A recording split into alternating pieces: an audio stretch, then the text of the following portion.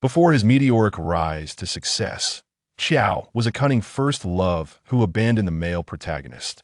Beneath her seemingly innocent exterior lies a heart filled with avarice and a penchant for vanity, her actions utterly reprehensible.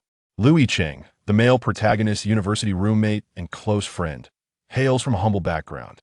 He is the epitome of both a campus heartthrob and an academic genius, characterized by his gentle, reserved nature and unwavering humility. One fateful day, while working a part-time job, Yicheng stumbled upon a 5-year-old boy who brightly exclaimed, "Daddy!" Flummoxed, Yicheng thought, "Who can enlighten me? I am merely 20 years old. How could I possibly have a 5-year-old son? I am certain I have never engaged in any intimate relations with anyone." To his astonishment, the little boy pointed at the girlfriend of his roommate and complained, "Daddy, why haven't you taken me to find mommy yet?" Years later, a legend still circulates at university about the beauty of that year's campus goddess. She was so enchanting that two of the college's most illustrious figures became bitter rivals over her affection. In response, Jiang Ruoqiao remarked, "To be honest, I never regarded either of these two men highly. Do you believe in the saying that a child's worth is determined by the wealth of their father?" Yicheng, puzzled, could only respond with a question mark. Chapter 1.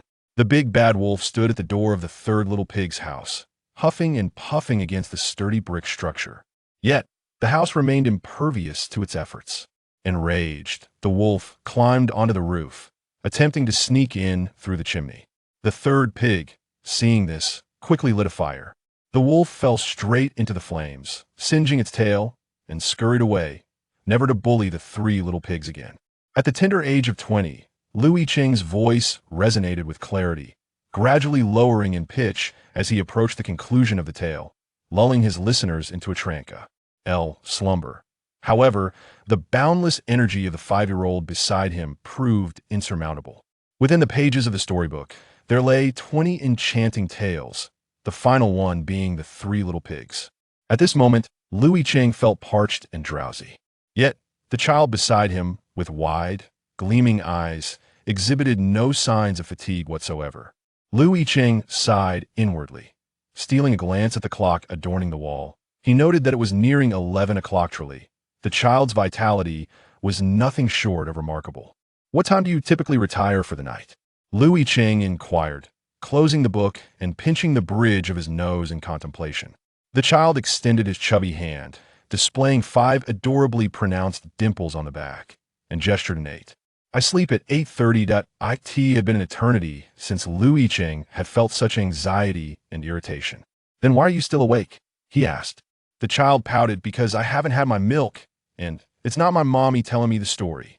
Yicheng felt a prickling tension at the back of his neck. How had circumstances unfolded to lead to this peculiar situation? His usually lucid mind now found itself shrouded in confusion. Every winter and summer vacation had been meticulously planned, leaving no room for idle time. This summer, following the conclusion of his sophomore year, proved no exception. Through the connections of a revered mentor, he has taken on the role of tutor for 2 students, one a middle schooler and the other a high schooler, devoting an hour each day to our guidance, thus accumulating a considerable savings over the course of the summer. A week ago, he encountered a young child outside the Binjiang garden community. The child, upon seeing him, cheerfully called him Daddy. Initially, Yicheng presumed it to be a prank, until the child produced a pocket watch. This pocket watch was undeniably a cherished heirloom from his grandmother. However, it bore an unfamiliar detail. Embedded within it was a photograph.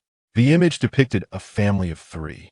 The man in the photograph possessed a strikingly handsome visage, adorned with thin-rimmed glasses, exuding maturity and steadiness. The woman, with her softly curled long hair, radiated beauty akin to a blooming red rose. Her eyes arched gracefully and her lips subtly curved, embodying an unparalleled allure. In the center was a child, approximately 3 years of age, with a cherubic face, clad in a custom-made miniature suit, complete with a bow tie, his bright eyes both charming and delightful. They appeared to be an exceedingly happy family of 3.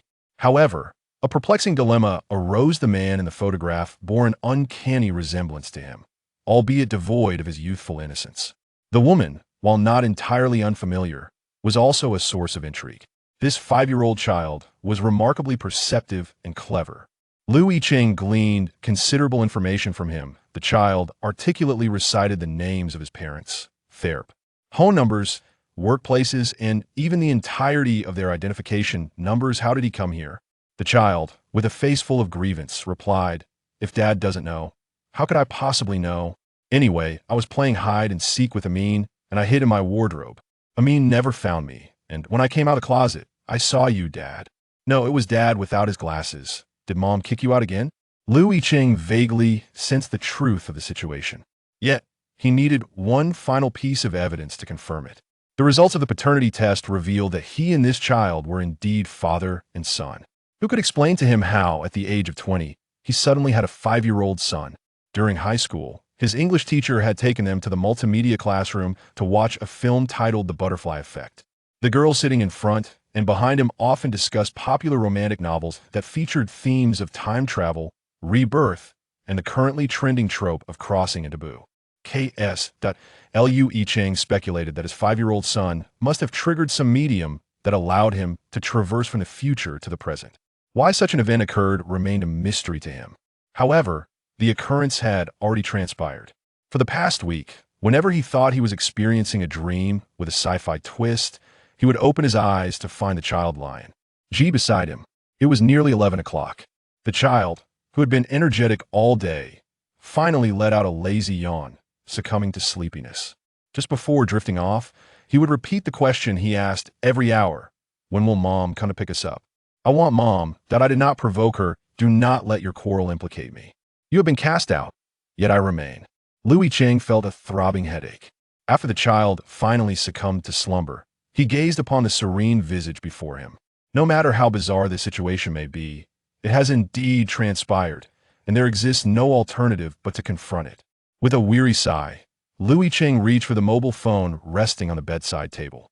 Even at this very moment, he still found it hard to fathom that he would one day wed Jiang Ruoqiao and even have a child. Who is Jiang Ruoqiao? During the second semester of their sophomore year, this name was uttered with remarkable frequency within their dormitory. The undergraduate dormitory at a university was a standard 4-person room. From the military training of their freshman year to the present, the atmosphere within their quarters had remained amiable and harmonious. The 4 of them shared a delightful rapport.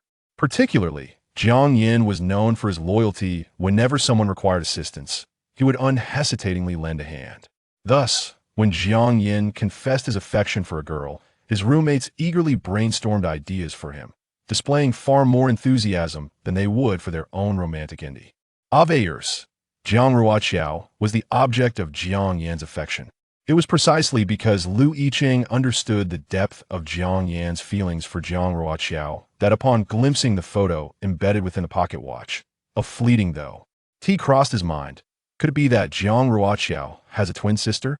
Had it not been for the child's remarkable memory, which enabled him to recite Jiang Ruoqiao's identification number verbatim, Lu Yicheng would never have believed that the future heir Zion of himself could possess such folly as to harbor feelings for Jiang Ruoqiao. Jiang Ruoqiao is indeed the girlfriend of Jiang Yin. From the moment he enrolled, Lu Yicheng stood out among the new students, illuminated by the halo of being the top science student in the college entrance examination. He possessed a youthful, lean, and pristine demeanor, clad in a faded light gray t-shirt, its neckline having lost its elasticity, revealing his slender collarbone as he leaned forward. Standing an impressive height of 1.83 meters, with broad shoulders and a narrow waist, he resembled a white poplar. Over the course of 2 years, the nickname Herbivorous Boy, bestowed upon him by a few senior girls, remained a lasting moniker. He was known for his reserved humility, treating others with a gentle kindness akin to that of herbivorous creatures, exhibiting nearly no aggression whatsoever. Hence, Lu Yicheng found himself in a state of perplexity. Could it be that a darker facet of his nature lay hidden deep within? In Lu Yicheng's phone contacts, there were merely 4 women. One was his mentor, 2 were parents of his classmates, and the other was his aunt who had married far away. Initially, he thought it would be somewhat troublesome to get in touch with Jiang Ruoqiao. However, the child could recite the phone number from memory, though he was uncertain if he still used that number. Meanwhile, a rain fell upon Shishir, dispelling the oppressive heat of summer. With nothing particular to occupy her, Jiang Ruoqiao idly flipped through a novel purchased by her younger cousin.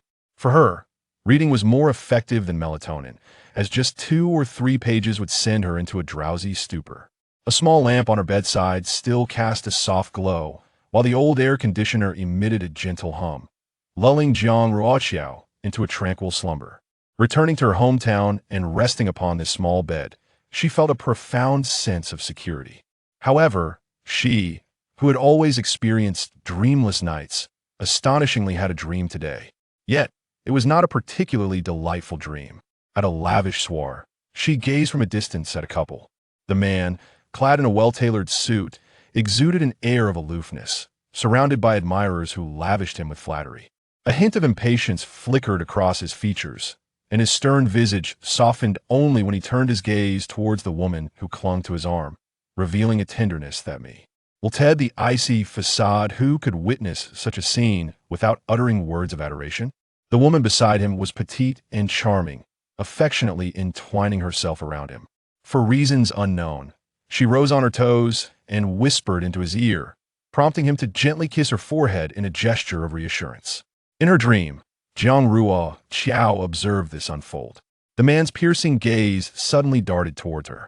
The scene shifted outside, a gentle rain fell, and Jiang Ruoqiao trudged along a narrow path, her arms wrapped around herself in a futile attempt to ward off the chill. Her dress was soiled, and her hair lay damp against her skin. Shivering from the cold, she moved with a hunched posture, as though navigating a treacherous path of sharp blades. Abruptly, a black Bentley glided to a halt beside her. The window slowly descended, revealing the man's frosty stare as he looked at her, mocking, "Beg me. If you beg, I might let you go." Jiang Ruoqiao awoke, startled. As her grandparents aged, their hearing diminished significantly.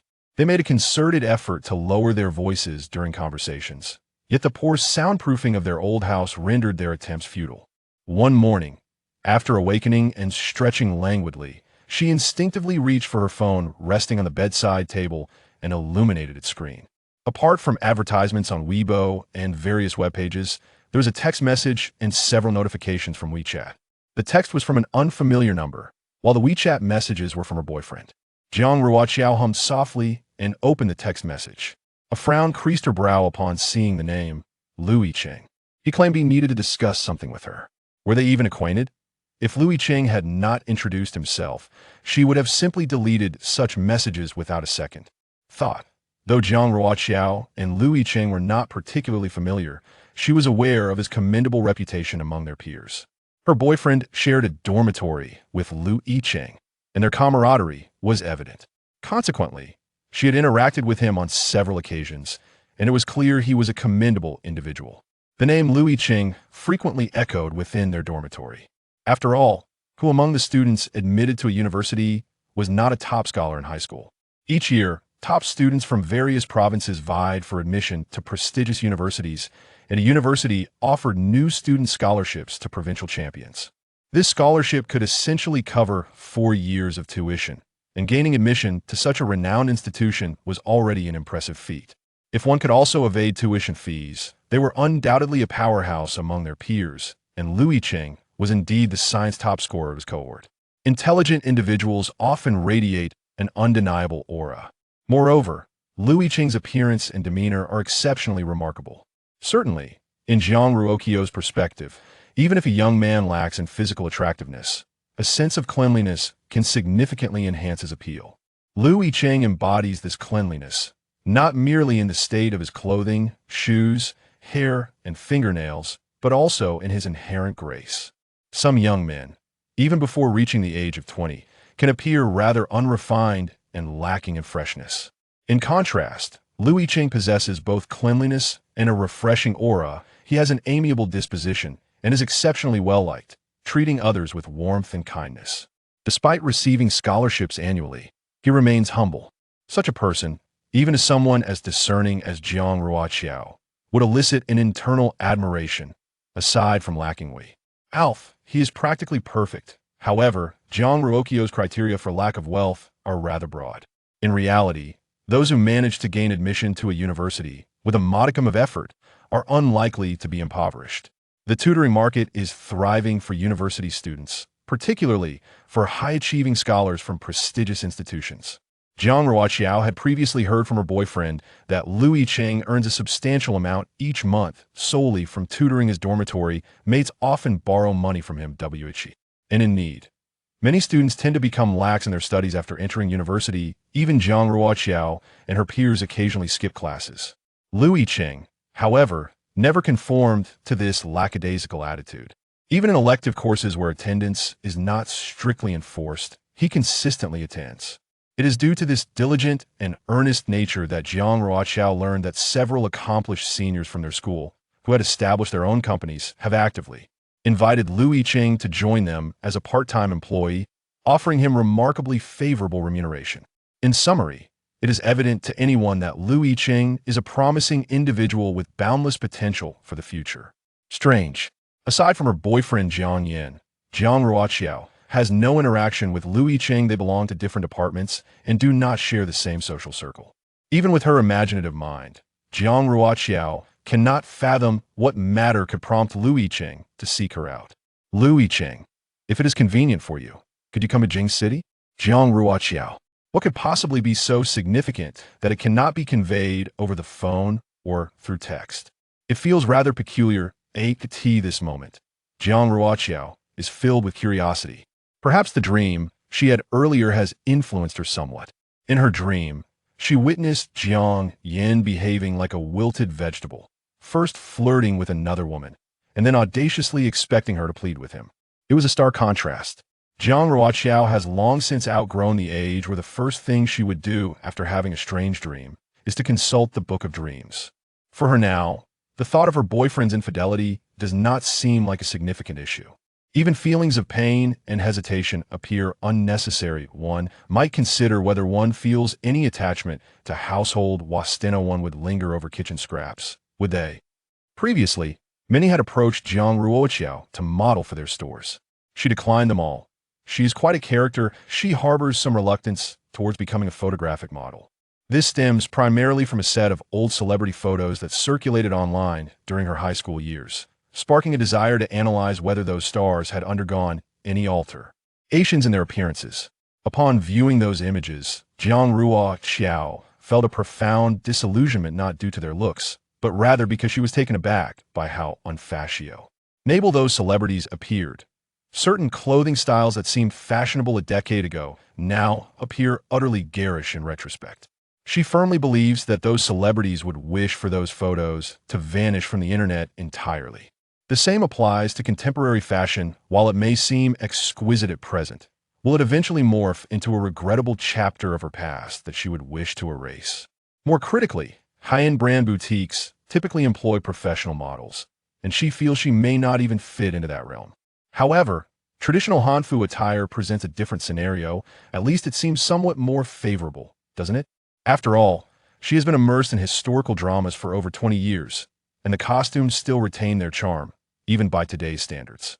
Ultimately, Jiang Ruoqiao's agreement to participate stems from the generous offers extended to her. She has known the shop owner for over a year and can discern that this individual is a wealthy woman whose venture into the Hanfu business is purely a matter of passion. The shop owner is not only generous with her payments, but also meticulous in the design and creation of the Hanfu garments, making Jiang Ruoqiao's acceptance a natural choice. It is evident that Yicheng prefers to keep matters off the text messages, so there is no need for her to pry further. Yicheng, all right, please provide me with your ID number. Will you be taking a flight or a high-speed train? In truth, Yicheng is already aware of Jiang Ruoqiao's ID number.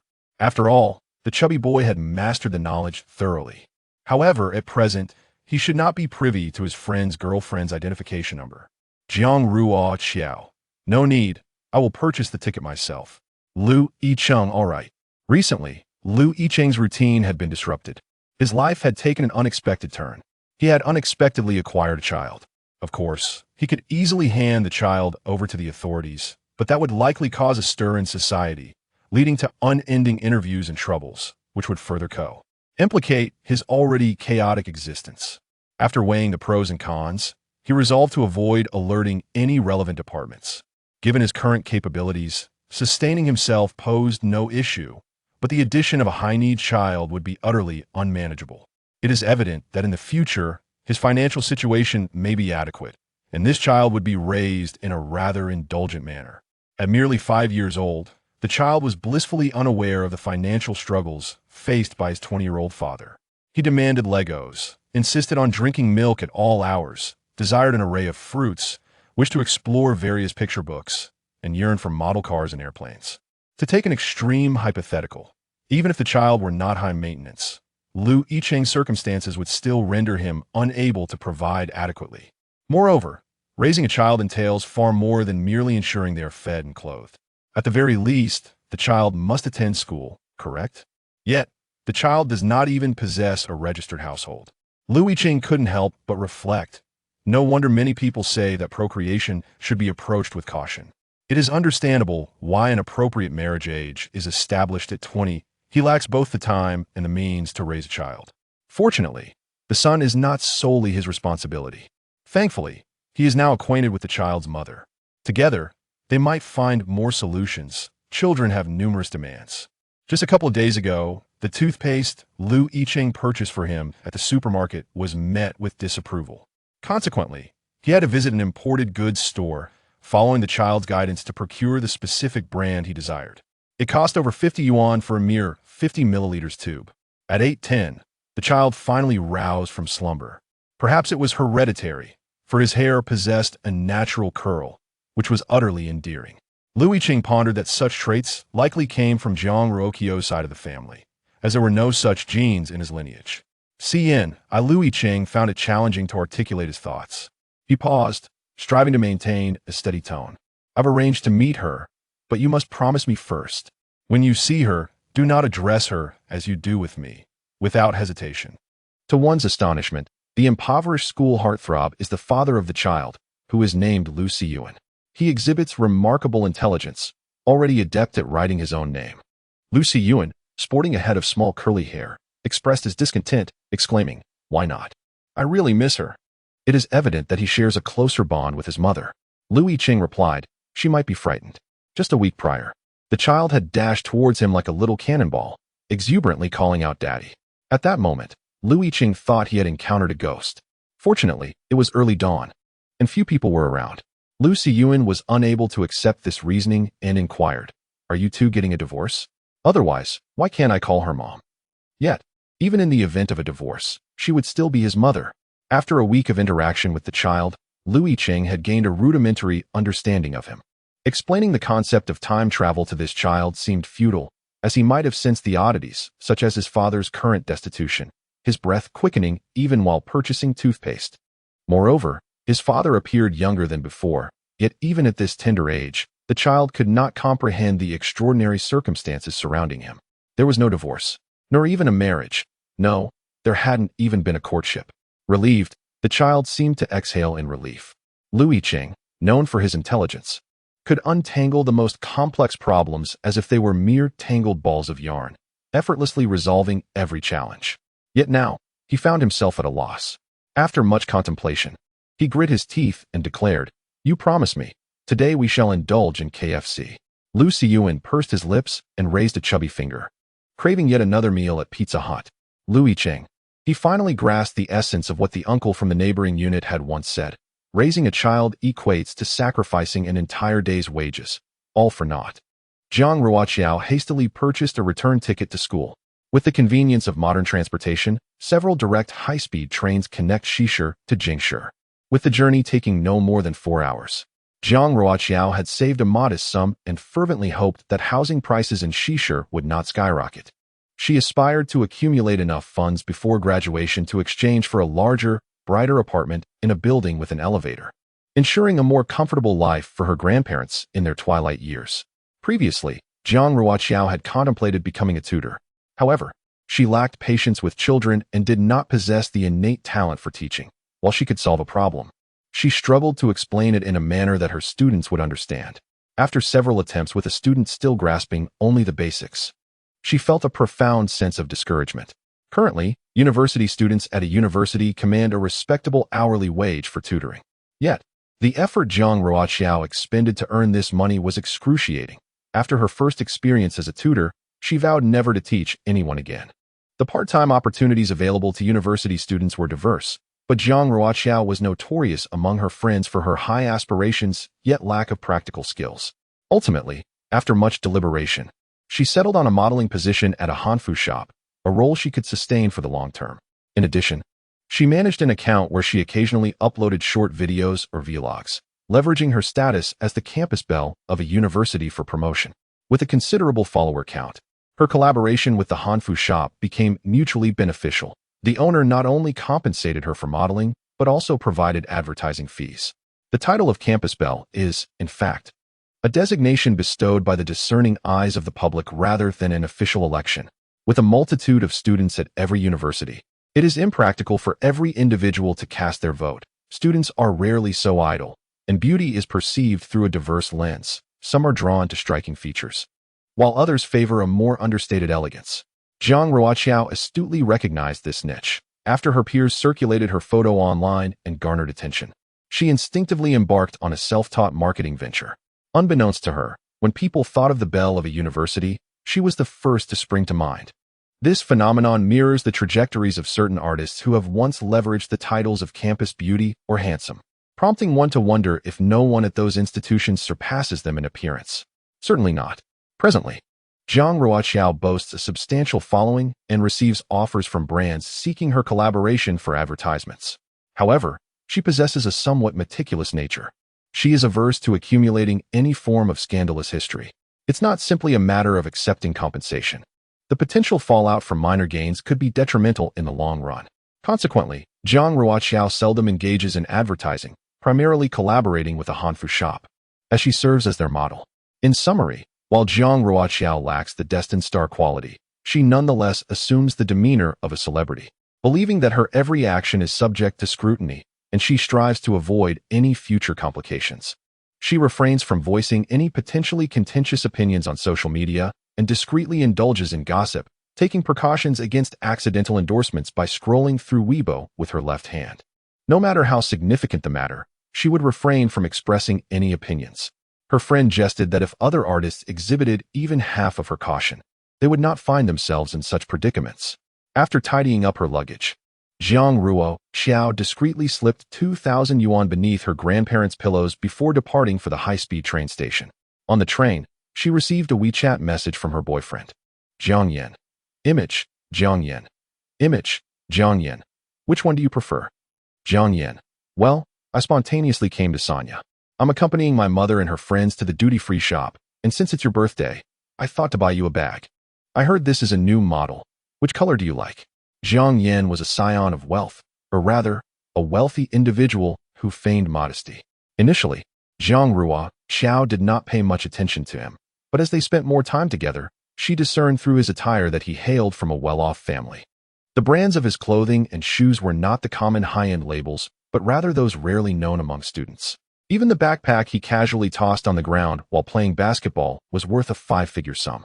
The reason few at a university were aware of his affluent background was due to his understated demeanor. He was frugal in his daily life and often took on various part-time jobs. Jiang Ruoqiao hesitated for 2 months. She was a pragmatic person, acutely aware that a romantic relationship did not guarantee marriage, and she understood the importance of being with someone she truly liked. Yet the crux of the matter was, she was drawn to wealth.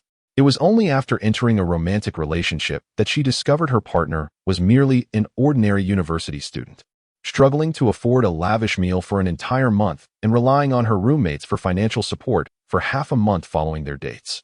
This led her to question the essence of their relationship, as it felt akin to leeching off others.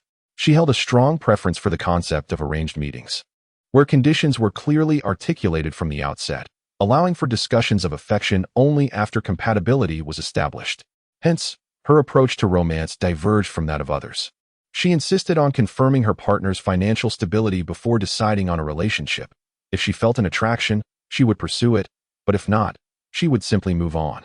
However, she was not one to engage solely for the sake of wealth, as that would be too indiscriminate. Thus, it can be asserted that she genuinely liked each of her boyfriends, yet they all shared a common trait: affluence. Why did she perceive Jiang Yan as impoverished? Had it not been for Jiang Yan's attire, he would never have made it onto Jiang Ruoqiao's consideration list. Jiang Ruoqiao feared misjudgment until one day she witnessed Jiang Yan's mother picking him up, and the two boarded a discreetly luxurious Porsche Cayenne. Subsequently, while shopping with friends, she unexpectedly spotted Jiang Yan accompanying his mother on a shopping excursion, where they visited a jewelry store to select exquisite gems and left with numerous shopping bags. During their ambiguous phase, she even video called him unexpectedly, and the background revealed a garden villa. Each time, she took screenshots, and after thorough comparisons and investigations, she confirmed that Jiang Yan resided in the prestigious Mingmen Huafu. Mingmen Huafu is a villa district that opened 5 years ago, renowned for its picturesque scenery and exceptional feng shui, making it a wealthy enclave in the capital city. Before establishing their relationship, she made a point to visit the prestigious Huafu district. Upon seeing Jiang Yan enter, she approached a young security guard under the pretense of asking for directions. After exchanging a few casual words, she nonchalantly inquired whether the young man in the gray hoodie was a resident, claiming she had found something of his and was unsure how to return it. The security guard confirmed that he indeed resided there. Following this encounter, Jiang Ruoqiao allowed herself to pursue a deeper connection with Jiang Yan. As for his pretense of being impoverished, it is perhaps a common sentiment among the affluent to wish for love that transcends their wealth, desiring affection for their true selves rather than their riches. In truth, Jiang Yan treated her quite well. If he wished to put on an act, she was willing to play along. Having come this far, Jiang Ruoqiao was not about to falter now. She continued to embody the role of a caring and kind girlfriend. Jiang Ruoqiao, no please. Jiang Ruoqiao, this bag is far too expensive. You work hard for your money. Let us just have a nice meal together on my birthday. Meanwhile, upon receiving this message, Jiang Yan felt a tumult of emotions. The bag was indeed costly. However, with a little extra effort, he could certainly afford it for her. Ruoqiao was so understanding. She, who deserved to be cherished and pampered, willingly endured hardships alongside him. Previously, Jiang Yan had drifted through life aimlessly, but now, being with Jiang Ruoqiao, he found himself resenting his own limitations, wishing to present her with the entire world. On another note, Lu Xian reluctantly acquiesced to this peculiar request. He possessed only one set of clothing, and just a few days prior, while out buying toothpaste, he swiftly slipped into a children's clothing store. Despite his slightly plump stature in the realm of children, he exhibits remarkable agility, darting about like an eel. Yicheng found himself in a predicament, for the child possessed but a single outfit, lacking even a change of clothes, which was rather unreasonable. However, rather than opting for branded children's apparel, Yicheng chose to take Lu Xian to the supermarket, where a clothing section awaited. Yicheng harbored no particular preferences regarding garments. In the days when his grandmother was alive, she would purchase him 4 t-shirts for a mere 100 yuan from the local market stalls. In his mind, such was the rightful price for clothing. Fortunately, Lu Xian had been well educated regarding attire, wearing whatever his parents provided. Yicheng selected 2 outfits for him. When Lu Xian emerged from the fitting room and gazed at his reflection, an unsettling feeling washed over him. The adage clothes make the man rang true. The ensemble he had worn upon his arrival, strikingly fashionable, resembled that of a trendy young boy model from Instagram, with its unique design and quality fabric. Each time he ventured out, enchanting young ladies would unabashedly whip out their phones to capture his image. Now, clad in a white cotton t-shirt emblazoned with an obscure cartoon character and paired with light gray knee-length shorts, the stark contrast was evident. One could easily discern the difference between parents taking their child out versus grandparents taking their child out on social media. Yicheng's thoughts, however, lacked such intricacy. Astonishingly, the impoverished yet handsome school idol was indeed the child's father. He believed that as long as one had something to wear and alternate options, it sufficed. He had traversed life in a similar manner. Moreover, thanks to his height, demeanor, and good looks, even a 25 yuan t-shirt allowed him to maintain his status as the heartthrob among the girls. The resemblance between father and son was striking. Yicheng donned a light gray t-shirt paired with cropped trousers that revealed his ankles, complemented by a pair of immaculately clean canvas shoes. Lu Xian was clad in his own attire. At merely 5 years of age, his legs were not particularly long, and his small curls were neatly styled. As the clock approached 11, under the blazing sun, Lu Xian expressed his aversion to the heat. Although the electric scooter could accommodate passengers at the back, Yicheng insisted that he stand at the front. Lu Xian, grimacing, exclaimed, "I'm melting." Yet, Lu Yicheng seemed unfazed, having grown accustomed to both sweltering summers and frigid winters. Children possess an innate ability to find joy amidst discomfort. As the electric scooter traversed the asphalt road, the warm breeze tousled Lu Siyuan's curly hair, prompting him to let out gleeful shrieks. Despite the heat and glare, he found the experience exhilarating, having never ridden such a vehicle before. It was utterly thrilling. And to his delight, there was no traffic congestion. Upon their arrival at KFC, the establishment was bustling with patrons. When the father and son reached the venue, Jiang Ruoqiao had yet to arrive. Lu Yicheng had rarely indulged in KFC, counting his visits on one hand, while Lu Siyuan, as if he had been deprived of food for a lifetime, eagerly rattled off a list of items. He requested chicken wings, hamburgers, fries, popcorn chicken, and even a sundae.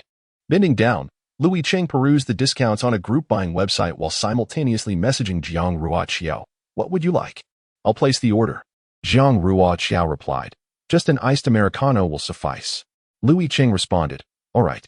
He deftly navigated through several apps, demonstrating his mathematical prowess and sensitivity to numbers, managing to select the most cost-effective meal package without the need for a calculator. The package included everything Lu Xin desired, and Lu Yicheng, having registered as a member, purchased a cup of iced coffee for Jiang Ruoqiao at a relatively modest price. Jiang Ruoqiao inherited the finest genes from her parents. From the moment she was born, her double eyelids elicited admiration from the nurses. In the newborn ward, a row of freshly arrived infants lay, devoid of identification bracelets, making it nearly impossible for even their own parents to recognize them. Even during the most ordinary and indistinguishable stage of infancy, Jiang Ruoqiao received numerous compliments, with many predicting her future beauty. She did not disappoint these prophecies. As she grew, her allure only intensified. With a classic oval face and almond-shaped eyes, she was destined for beauty. Her mother, a dancer, introduced her to the art of dance at the tender age of 4 or 5. While she did not achieve remarkable accolades in dance, she cultivated an exquisite physique and poise, with delicate shoulders and a graceful neck. At 20, she radiated sweetness, possessing a visage that was truly unforgettable. Before stepping out today, she styled her hair in a way that seemed effortlessly charming, with a natural elegance. She adorned her hair with a clip, infusing a touch of innocence into what might otherwise appear a more mature hairstyle. Dressed in this year's trendy loose-fitting t-shirt, which fell to her thighs, she inadvertently revealed a hint of her denim shorts beneath. Below, her legs were slender and straight. Her newly acquired athletic shoes completed her outfit, and at the age of 20, she understood that excessive makeup would be counterproductive. Even with a bare face, the youthful radiance of her skin was captivating. Seated by the window on the second floor, she spotted Lu Yicheng. The truth was, Jiang Ruoqiao was not at all familiar with Lu Yicheng, which only deepened her curiosity.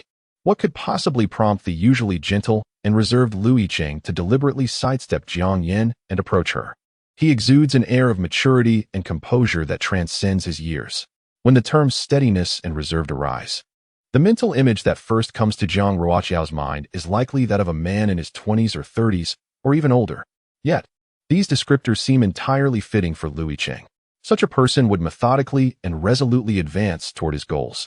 Jiang Ruoqiao has always believed that, years hence, at a class reunion, Lu Yicheng may not be the most successful individual, but he will undoubtedly be the one who has walked the most steadfast path. As Jiang Ruoqiao approached, she noticed a small boy seated across from Lu Yicheng. She thought little of it. In a bustling KFC, sharing tables is commonplace. However, she wondered where the boy's parents had wandered off to. Standing by the table, with a sunshade in hand, she drew closer, and a faint, sweet floral fragrance enveloped Lu Yicheng's senses. His aesthetic appreciation is quite standard, and from his perspective, Jiang Ruoqiao is extraordinarily beautiful.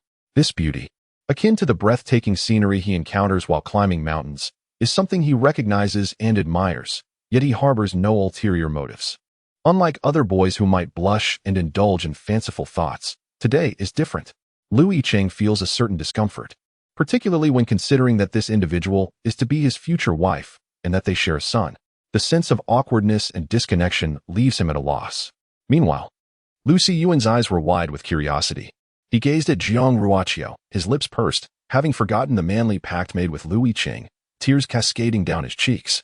Strictly speaking, in Lu Xin's recollection, his father seemed to have spent more time with him, while his mother was not fond of frolicking in amusement parks or assembling Lego sets. Nevertheless, in the heart of young Lu Xiying, his mother remained paramount. She was his most beloved person. He had not seen her for an entire week. Jiang Ruoqiao suddenly felt at a loss. Stepping back a few paces and nearly toppling a large cup of cola from the neighboring table, Lu Yicheng, feeling a headache coming on, hastily covered Lu Xiying's mouth with his hand. Observing Lu Yicheng's action, Jiang Ruoqiao hesitantly inquired, "Your brother?" If this were not a brother or an acquaintance, who would dare to cover someone's mouth in such a manner? Lu Yicheng felt somewhat awkward. He believed he had chosen the wrong venue, as it should not have been in the crowded KFC. It would have been better to find a quieter place without outsiders around. Now, surrounded by people, he found it difficult to speak. Lu Xiying, feeling aggrieved, bit Lu Yicheng's palm in frustration. Only then did Lu Yicheng release him, casting a warning glance his way. Lu Xiying longed to leap into Jiang Ruoqiao's embrace. Jiang Ruoqiao found the child rather peculiar. He looked at her as if she were a long-lost relative. Her curiosity about Lu Yicheng's purpose for summoning her deepened. Unskilled in engaging with unfamiliar children, she decided to greet him with a warm smile, her eyes sparkling playfully. "Hello, little one."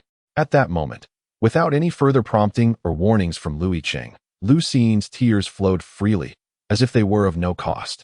Weeping sorrowfully, even the chicken wings in hand lost their appeal. Regrettably, Jiang Ruoqiao and Lu Yicheng are merely 20-year-old university students at this moment. Lu Xiying cried with such distress that both of them felt overwhelmed by the situation. Why must one cry? Lu Yicheng was aware that Lu Xiying was his son. However, knowledge alone did not enable him to embrace the role of a father. Observing Lu Xiying felt akin to watching a child of distant relatives. Jiang Ruoqiao shared similar sentiments. Witnessing the small child sobbing uncontrollably, she felt a pang of awkwardness and even harbored a slight resentment towards Lu Yicheng. Why bring a child along for a serious discussion without prior notice? Lu Yicheng, with a stern demeanor, instructed, "Lu Xiying, please stop crying." Had Lu Xiying not been preoccupied with thoughts of the impending pizza from Pizza Hut, he would have already dashed into Jiang Ruoqiao's embrace, exclaiming that he never wished to part again. The 5-year-old Lu Xiying was remarkably perceptive. He sensed that something was amiss. His mother appeared significantly younger, her appearance unchanged yet imbued with a different essence. It was precisely this realization that restrained him from rushing over, not merely for the allure of the pizza. Silence enveloped the three of them. The simplicity of a child's joy lies in such moments. After all, both his parents were present. Jiang Ruoqiao merely wished for Lu Yicheng to address the matter promptly, without wasting a moment, so she could depart swiftly once it was resolved. "What is it?" she inquired, taking a sip of her iced coffee, only to find the taste off-putting, prompting her to frown and set it aside. Lu Yicheng gestured towards Lu Xiying, indicating that the matter pertained to him and was of considerable gravity. "I miscalculated and chose an inappropriate venue. Shall we move to another place to discuss?" Jiang Ruoqiao. "It's related to children. What does that have to do with her? Where do you want to change the topic?" Jiang Ruoqiao asked patiently. Lu Yicheng pondered for a moment. There were hotels nearby, which could be suitable, but it seemed unnecessary. Firstly, it would be rather odd for the two of them to check into a hotel together. Secondly, the cost was not justified. There was no need to book a room costing 200 or 300 or even more just for a conversation. "How about coming to my house?" Lu Yicheng inquired earnestly. If it weren't for Lu Yicheng's usually impeccable image and her curiosity about the important matter he mentioned, Jiang Ruoqiao would have truly wanted to walk away. What kind of person was he, inviting her to his home? Shocked. The impoverished school prince is the father of a child. Section 5. Does he have no shame? Were they that familiar? Jiang Ruoqiao suppressed her smile. "Lu Yicheng, are you playing with me?" Everything felt so absurd. First, he invited her out, and now he wanted her to come to his house. Even if his home were filled with treasures, she would still want to spit at him. After contemplating, Lu Yicheng, feeling helpless, finally said, "Check your messages. I sent you a photo." He paused, kindly reminding Jiang Ruoqiao, "You should cover your mouth first." Jiang Ruoqiao. When did Lu Yicheng become so foolish? She looked down, disregarding his advice. Lu Yicheng hesitated and sent her the paternity test report. Jiang Ruoqiao opened it to take a look. At first, her expression was somewhat indifferent, but upon realizing the significance of the matter, she looked up at Lu Yicheng in astonishment. This report was confidential. Lu Yicheng had sought out an informal agency and aside from the hair follicles, he was not required to provide any personal identification. It merely indicated a paternal relationship. Yet, what relevance did this hold for her? Unless this child was Jiang Yan's. Lu Yicheng was also aware that his actions appeared rather inexplicable, were their positions reversed. He would undoubtedly think the other party unhinged. Therefore, before the other person could react, he felt compelled to clarify everything. With a surge of determination, he sent several messages. This is the paternity test report between him and me. What I wish to convey is that he is also your son. It may seem unbelievable, but it is indeed the truth. He has traversed from the future. If you doubt this, you are welcome to conduct a paternity test yourself. Lu Yicheng took a deep breath. I can share the expenses, but please believe me, I am not deceiving you. Jiang Ruoqiao gazed at the text messages on her phone, eager to inquire how long Lu Yicheng had been enduring this situation. After all, she had been dating Jiang Yan for several months and had never heard of any such affliction concerning his roommate. Lu Yicheng truly was a formidable scholar among scholars. After sending that text, and having pushed Jiang Ruoqiao to the brink of exasperation, the teacher, known for his unflinching demeanor akin to a mountain unyielding in the face of calamity, gritted his teeth and sent another message. I am not insane. Nor has my mind faltered. If I were to deceive you with even a single word, may I be struck by a car the moment I step outside. Jiang Ruoqiao. This issue must be resolved. The child is not solely mine. It can only be said that Lu Yicheng had chosen an opportune setting. For Jiang Ruoqiao was spared the urge to scream. What was happening? She had assumed she was merely coming to witness a spectacle. Indeed, with Lu Yicheng's enigmatic invitation, she was convinced that there must be a significant revelation, yet astonishingly, it turned out that he had fathered a child with her. Jiang Ruoqiao was utterly bewildered, truly at a loss. Not only was she incapable of screaming, but she felt as though her vocal apparatus had failed her, rendering her speechless. The air conditioning in KFC was quite frigid, causing goosebumps to rise on her delicate arms. Everything about this scenario was absurd. She should have risen and walked away. Yet inexplicably, a voice in her mind insisted, he is not lying. What reason could Lu Yicheng have to jest in such a manner? Was there any necessity for him to fabricate such a tale? No matter how tumultuous the situation, a sliver of clarity always persisted in Jiang Ruoqiao's mind, and thus, her current composure appeared relatively steady. Observing that Jiang Ruoqiao did not react as he had previously anticipated, like a cloud drifting unaware, Lu Yicheng quietly exhaled in relief. Even affirming deep within that Jiang Ruoqiao possessed remarkable psychological fortitude and resilience under pressure. Immediately, Lu Yicheng seized the moment and handed the pocket watch worn by Lu Xin to her. Jiang Ruoqiao took the watch in a daze and opened it, revealing a photograph of a family of 3. Had she read a few less novels, she would have risen to leave. Lu Yicheng had no reason to jest with her. Moreover, Jiang Ruoqiao glanced at the child, who was stealthily eavesdropping while munching on chicken wings. It was indeed possible to find familiar traits, such as the hair. If it weren't permed, it would closely resemble the natural curls from their family lineage. And those eyes, even the double eyelid folds appeared similar. Goodness, how could this be? She and Lu Yicheng? It seemed utterly implausible. Even after her breakup with Jiang Yan, she would never descend to the depths of marrying Lu Yicheng. Lu Yicheng was certainly not her type. Unless he had won a lottery worth hundreds of millions, then perhaps it could be conceivable. Lu Xin, noticing Jiang Ruoqiao's gaze, immediately beamed with a toothy grin, revealing a set of small white teeth, albeit smeared with oil from the chicken wings. Jiang Ruoqiao thought to herself, this is ridiculous. The dimples that appeared when he smiled were just like hers. How absurd. Fearing that Jiang Ruoqiao might not believe him, Lu Yicheng remained particularly composed and articulated clearly. Jiang Ruoqiao, you should understand that I have no reason to deceive you. What benefit would I gain from lying? First, could I possibly extort money from you using this child? You could easily retaliate. After all, you are not one to be easily fooled. Generally, deception is motivated by 2 desires, either for wealth or for lust. Lu Yicheng remarked. Secondly, I am good friends with Jiang Yan. At this juncture, both Lu Yicheng and Jiang Ruoqiao wore expressions that spoke of their inner turmoil. Lu Yicheng found it hard to fathom that he would marry and have children with his friend's girlfriend. Even if, in that possible future, Jiang Ruoqiao were to part ways with Jiang Yan, the bond would still exist. Could he truly be seen as a hypocritical beast in human guise? Jiang Ruoqiao, too, harbored doubts about her future self. How desperate must she be to find companionship with her boyfriend's close friend? Was Lu Yicheng destined to be the wealthiest man in the world? Was he the last man on earth? In that moment, both questioned their own integrity. Ultimately, if this were a deception, it would be a clumsy one, easily dismantled. Lu Yicheng stated, "If I were to deceive you, I would never resort to such means." Jiang Ruoqiao took another sip of her iced Americano. The cold bitterness momentarily steadied her. Indeed, she absorbed Lu Yicheng's reasoning. If he were to employ such tactics for ulterior motives, how many years would his intelligence have to regress? Lu Xian observed Jiang Ruoqiao with concern. It seemed that even a young child possesses the innate ability to discern whether adults harbor fondness or disdain for them. Despite currently being at the kindergarten level in terms of education, he could accurately interpret their feelings through their gazes and subtle gestures. His father no longer recognized him, nor did his mother. It was truly disheartening. The unfamiliarity in their eyes rendered him unable to display the same affection or playfulness as before. The parent-child relationship unfolds in such a manner.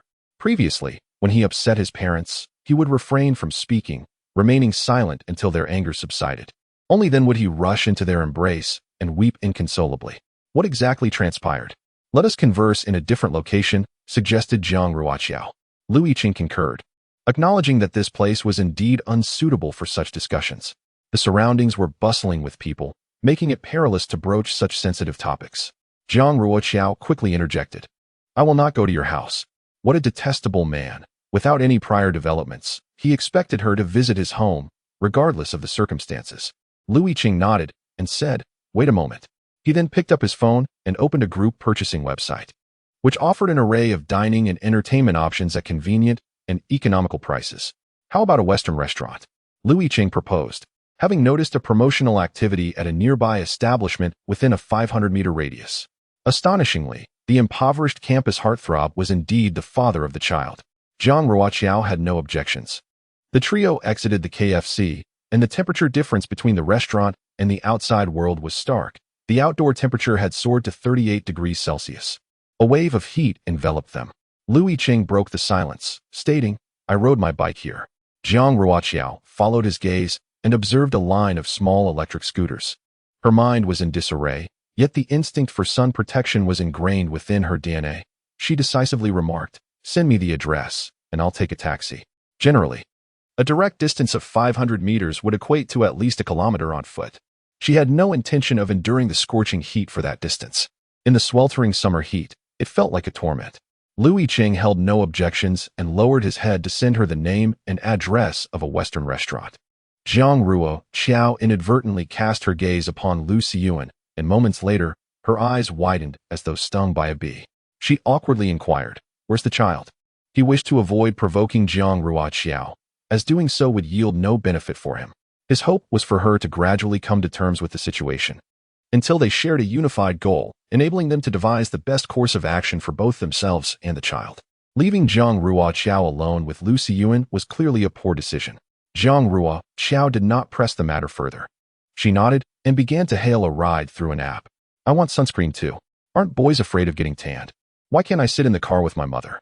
Noticing Lu Xian's evident displeasure, puffed up like a pufferfish, Lu Yicheng, while starting his electric scooter, remarked, "Give her a little more time. I mentioned that you might frighten her. According to your birth date, you came into this world when she and I were 27. You are aware of that, aren't you?" Lu Xian appeared deflated, resembling a frostbitten eggplant. "This implies that we would only meet you when we were 27. But do you know how old she and I are this year?" Lu Yicheng spoke in a calm tone, devoid of any fluctuations, as if discussing the weather. "We are merely 20 years old. It will be several years before we meet you. Thus, neither she nor I are acquainted with you at present. Can you comprehend and accept this?" Lu Xian began to stubbornly resist, asserting, "No, Lu Yicheng, you are capable. Otherwise, why do you persist in pursuing her? I hope you can comprehend that my relationship with her is unlike that of the parents you know. Rest assured, we are not irresponsible individuals who would neglect you. My current endeavor is to ensure she also assumes her responsibilities. Please do not hinder my efforts, if you would." His eyes brimmed with unshed tears. This place holds no enjoyment. Had he known, he would never have engaged in the game of hide and seek. Lu Xiang excelled at feigning tears, meticulously adopting the right demeanor, modulating his voice, and executing the appropriate gestures, yet the tears remained elusive. He seldom cried for real. Over the past few days, He felt as though he had exhausted the tears of the last 5 years. How could he not understand that a father is still a father, but not the one who would lift him high? How could he fail to recognize that his mother was no longer the same? Once, she would shower him with affectionate kisses each day.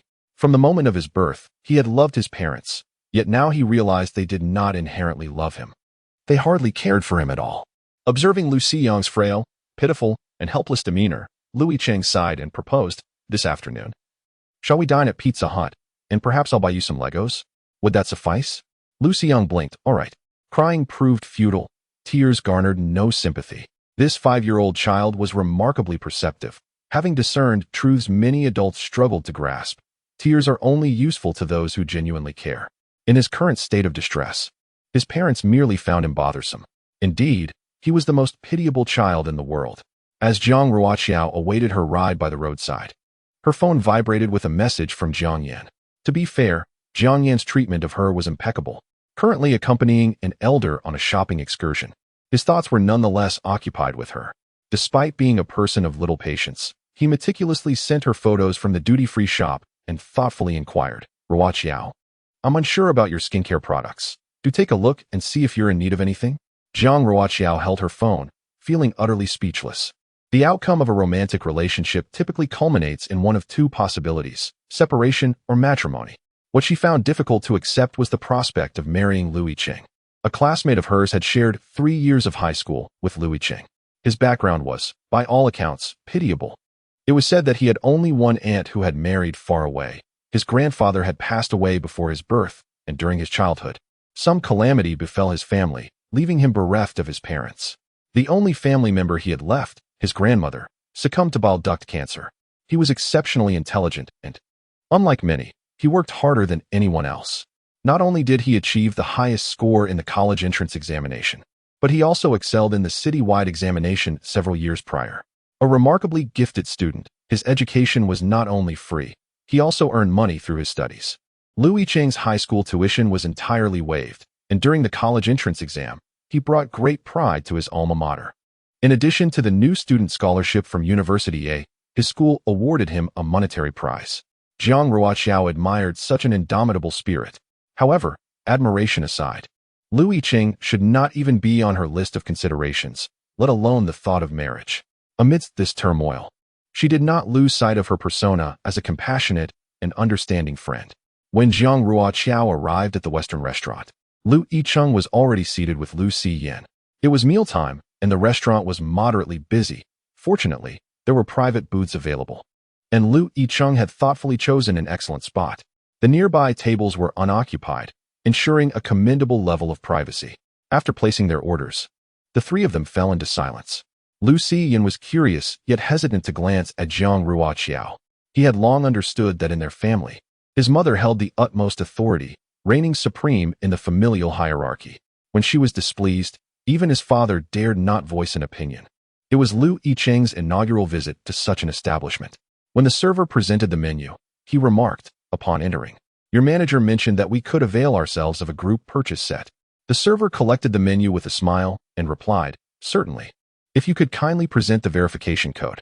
Additionally, you will need to make your selections." Lu Yicheng lowered his gaze, fiddling with his phone, and then, recalling something, pushed the device towards Jiang Ruoqiao, saying, "Take a look at this. For the main course, would you prefer the ribs or the sirloin steak? And do select a drink as well." Naturally, if she were dining with her close friends or roommates, she would certainly check the group deal first. This was rather awkward. Lu Yicheng's tone was so casual. They were hardly a married couple.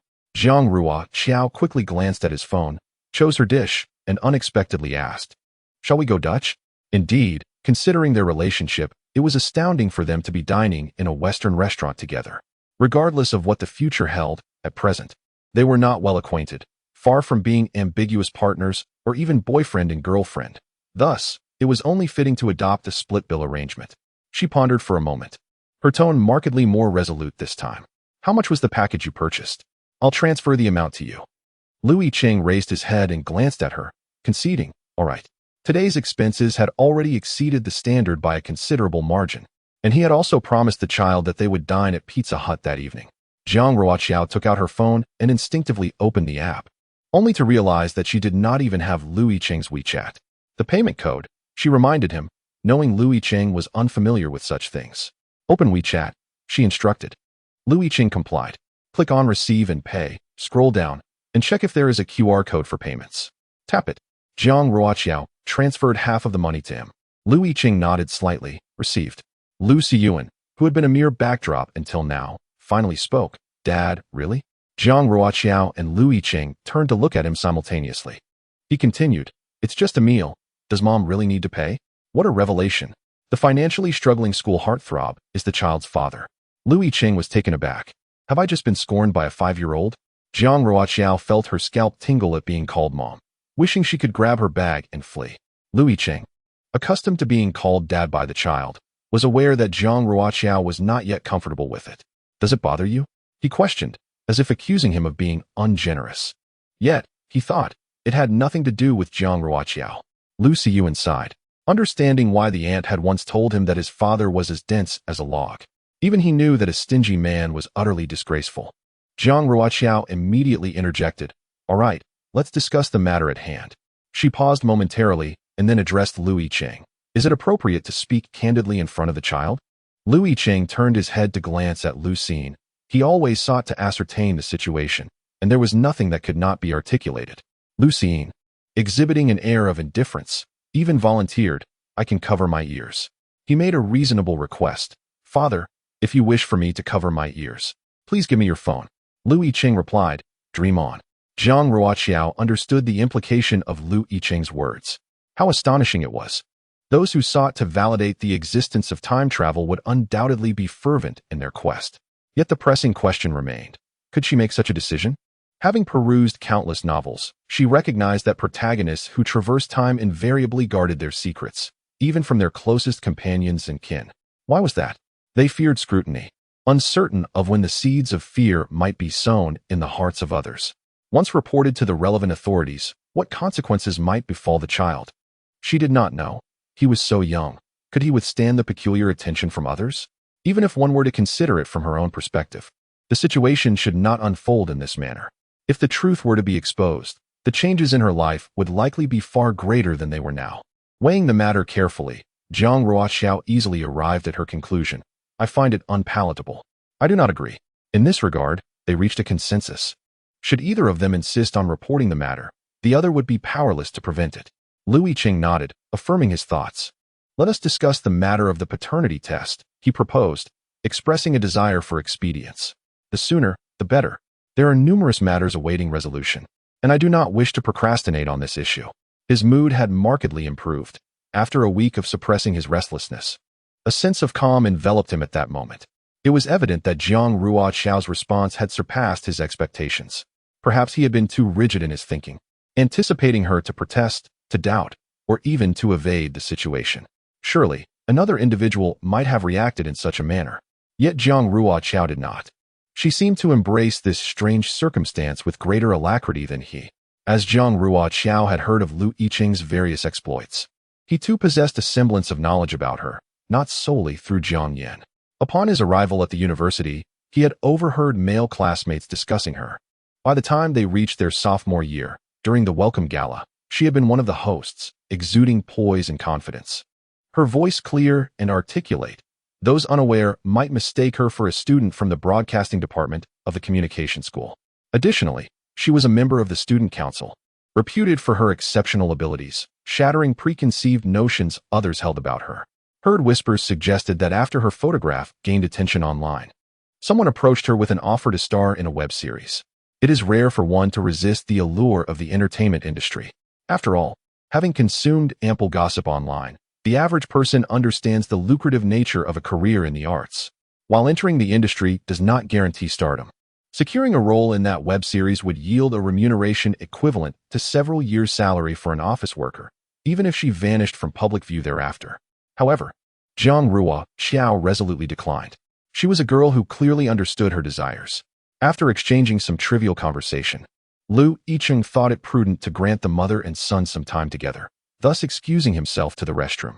In an instant, the cubicle was left with only Jiang Ruoqiao and Lu Siyuan, each gazing intently at the other. Upon noticing the striking resemblance between herself and Lu Siyuan, Jiang Ruoqiao could not contain her laughter, which prompted Lu Yin to join in. The pair, one large and one small, both displayed delicate dimples at the corners of their mouths when they smiled.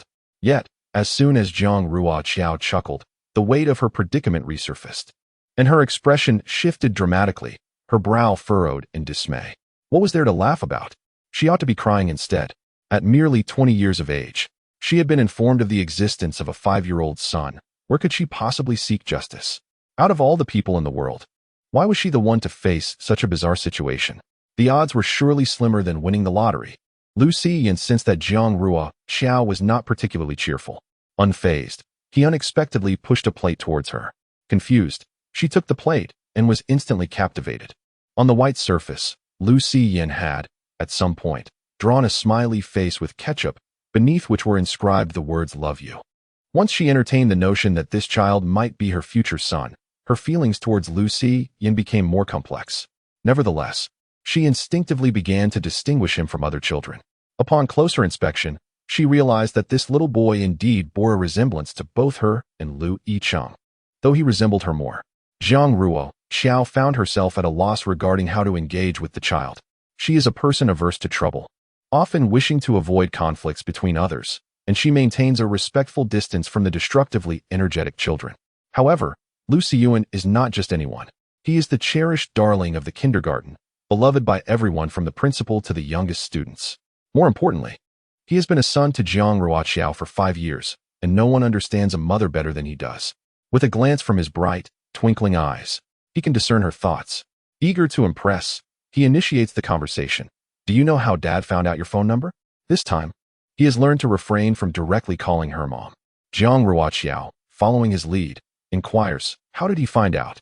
Lu Yin, beaming with pride, puffs out his chest and declares, I memorized it. I can recite both your phone numbers and your ID numbers. Mom and Dad said I should remember all the important information at home. Jiang Ruoqiao chuckles. What else do you know? Suddenly, she realizes this is a splendid opportunity to glimpse into the future. Do you know our home address? She asks. Jiang Ruoqiao is taken aback to discover it is not a villa. Thus, Lu Yicheng has not become a wealthy magnate in the future. She quickly searches for Shuxiang Garden on her phone, only to find that the development does not currently exist in that area. However, Jing Mountain Road is indeed present. Located a considerable distance from the city center, approximately 10 to 20 kilometers away. The likelihood of either scenario is evenly balanced, especially considering that, based on the child's age, these events would be a decade in the future. Jiang Ruoqiao was utterly disillusioned. She found herself in a state of conflict, possessing an inherently lofty self-regard, while simultaneously exhibiting a commendable level of self-awareness in critical moments. Thus, when that plump director initially approached her to star in an online series, she was able to flatly refuse, fully cognizant of her lack of connections, background, and resources. She understood that entering the entertainment industry would not only lead to obscurity, but could also result in being exploited, perhaps even having to count someone else's money. She was acutely aware of her own circumstances. Despite consuming countless Mary Sue narratives, she had never indulged in dreams of marrying into wealth. However, she did not consider herself inferior. Marrying a man with promising prospects did not seem particularly daunting to her.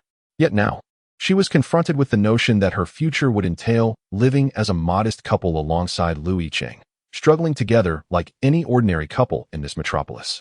The disparity was overwhelming. Jiang Ruoqiao, suppressing her emotions, inquired, Do you know how many rooms there are in the house? How large is it?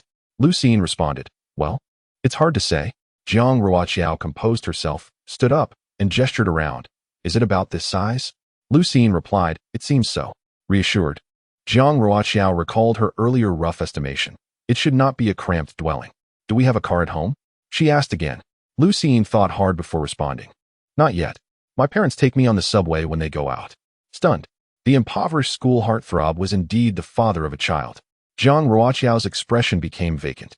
Oh, Lu Yicheng remarked. By the way, I've been tutoring 2 students throughout the summer. 1 hour in the morning and another in the afternoon. This afternoon, there was no class as the student had some matters to attend to. For the past week, I've left Sean home alone watching television. Honestly, I find it rather unsafe, yet I have no other options. I simply cannot afford to be distracted while assisting my students. Therefore, I wonder if you might be able to help share the burden? Jiang Ruoqiao felt a pang of difficulty. The reason she returned to school so early was indeed due to her work commitments. Noticing Lu Yicheng's silence, she had no intention of evading the conversation. If she truly wanted to escape, she would have feigned ignorance earlier. She was not unreasonable, and if the child were indeed her biological offspring, avoidance would be futile. It seemed she possessed an innate tendency to make decisions that were most beneficial for herself when confronted with a situation. For instance, at this moment, was it instinctive maternal behavior? Nonsense. She had never been a mother, so such instincts could not exist. Did she feel empathy for the child? She was far more concerned about her own situation. Her approach was to disregard the issue, opting for what appeared to be the most advantageous decision in the short term. However, would she not worry daily about Lu Yicheng potentially making this matter public? Her desperate attempts to shirk responsibility would only lead him to perceive her as a wretched individual. What would happen if issues arose in the future? Could they still negotiate? Would he be willing to cooperate with her when needed? Clearly, that was not a possibility. Lu Yicheng's intentions were evident to her. He wished for her to share the burden with him. Though he appeared gentle and amiable, she could not forget that he was a 20-year-old man, and provoking him would yield no benefit for her. Observing Jiang Ruoqiao's level-headedness, Lu Yicheng felt a sense of relief wash over him. The outcome was far better than he had anticipated. Look, Jiang Ruoqiao calmly accepted this seemingly absurd situation, and she even did so with a serene acceptance of his requests. Were she not Jiang Yan's girlfriend, he might have genuinely entertained the notion of developing feelings for her in the future. Lu Yicheng was thoroughly satisfied with the conversation they had today. Lu Siyuan also sensed his father's positive mood, yet he felt compelled to ask, "When can I call her mom?" Lu Yicheng replied, "Do not pressure her. Forcing her would yield no advantage for him." To him, Jiang Ruoqiao was merely a partner in risk-sharing, and he wished to maintain her composure. After watching the father and son depart on their electric scooter, Jiang Ruoqiao finally allowed a flicker of genuine emotion to surface. What had she done in her past life to deserve such a predicament? Jiang Ruoqiao was anxious about how her future had come to this. Life was monotonous. At 20, she had always been clear about her future aspirations. Whether married or single, she aspired to become someone like the shop owner, possessing beauty, wealth, and joy. For her, this was not an overly distant goal. After all, she possessed an impressive resume. Although it seemed that one could find a university student on any street corner, the value of a degree from a university remained exceptionally high. Even if she settled for a modest job, her innate capabilities would allow her to lead a fulfilling life. Moreover, she had already achieved a degree of success. Her efforts were well complemented by her Hanfu shop, and her fanbase had grown considerably. Compared to others, her starting point was already a cut above the rest. In a moment of contemplation, she decided to take out her phone and prepare to post anonymously. If the future, just as she typed those 4 words, she abruptly paused. Wait, she could not approach this matter with her habitual mindset. She needed to view it from a broader perspective. If the future, did she now possess a foreknowledge of what was to come? Thus, at the moment Lu Siyuan traversed into this realm, and at the instant she grasped the situation, would that future still remain a future? No, it would not. Jiang Ruoqiao suddenly found clarity. Everything had already undergone a transformation, and consequently, so too would the future. Perhaps others, upon gaining knowledge of what lay ahead, would choose to recline and foster a relationship with Lu Yicheng, especially considering that at this juncture, the thought of children was already on their minds, and indeed, the future seemed to indicate such a path. Yet Jiang Ruoqiao was different. The essence of the future lay in its unpredictability. No one could foresee what would transpire. Once she became aware of it, could it still be deemed a future? Therefore, Jiang Ruoqiao resolved that from this moment forth, she would refrain from contemplating the future and would not regard Lu Yicheng as her future husband. The future had already transformed. She now has only 2 tasks at hand. First, she must ascertain whether the relationship between her and Lu Siyuan is indeed that of mother and son.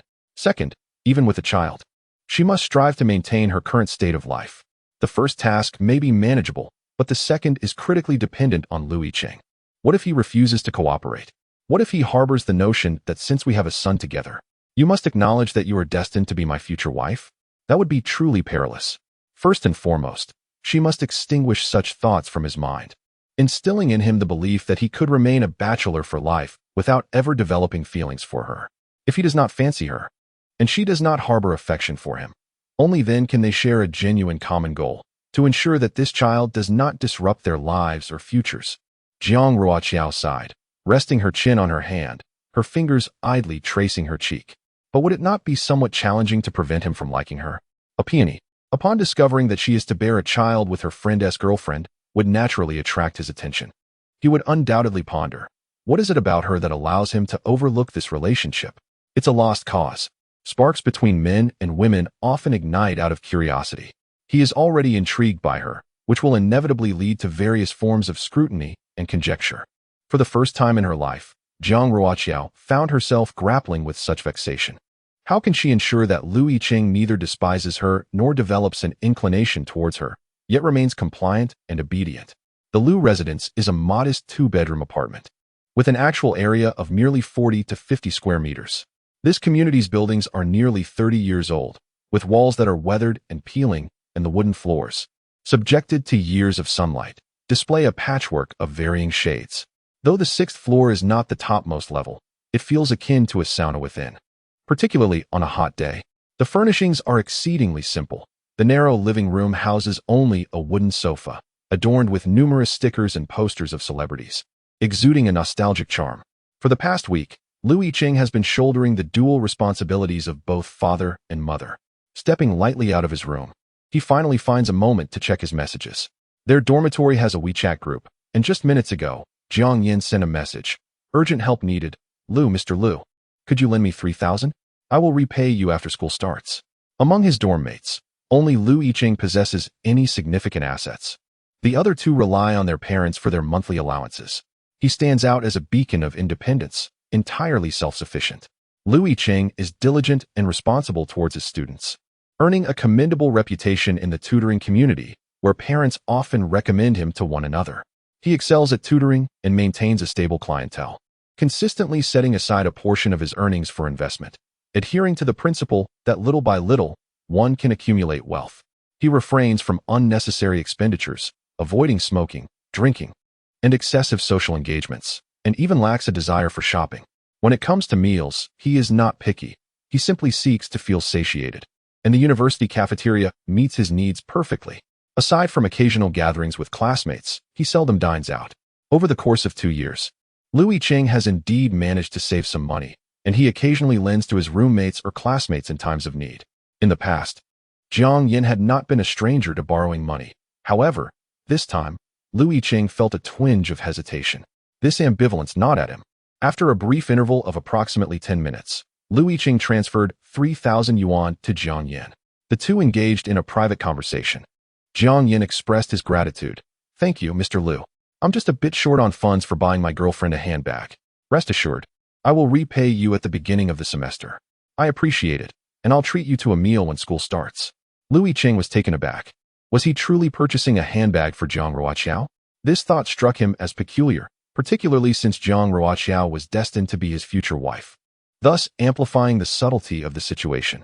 Indeed, Jiang Yin intended to buy a handbag for Jiang Ruoqiao.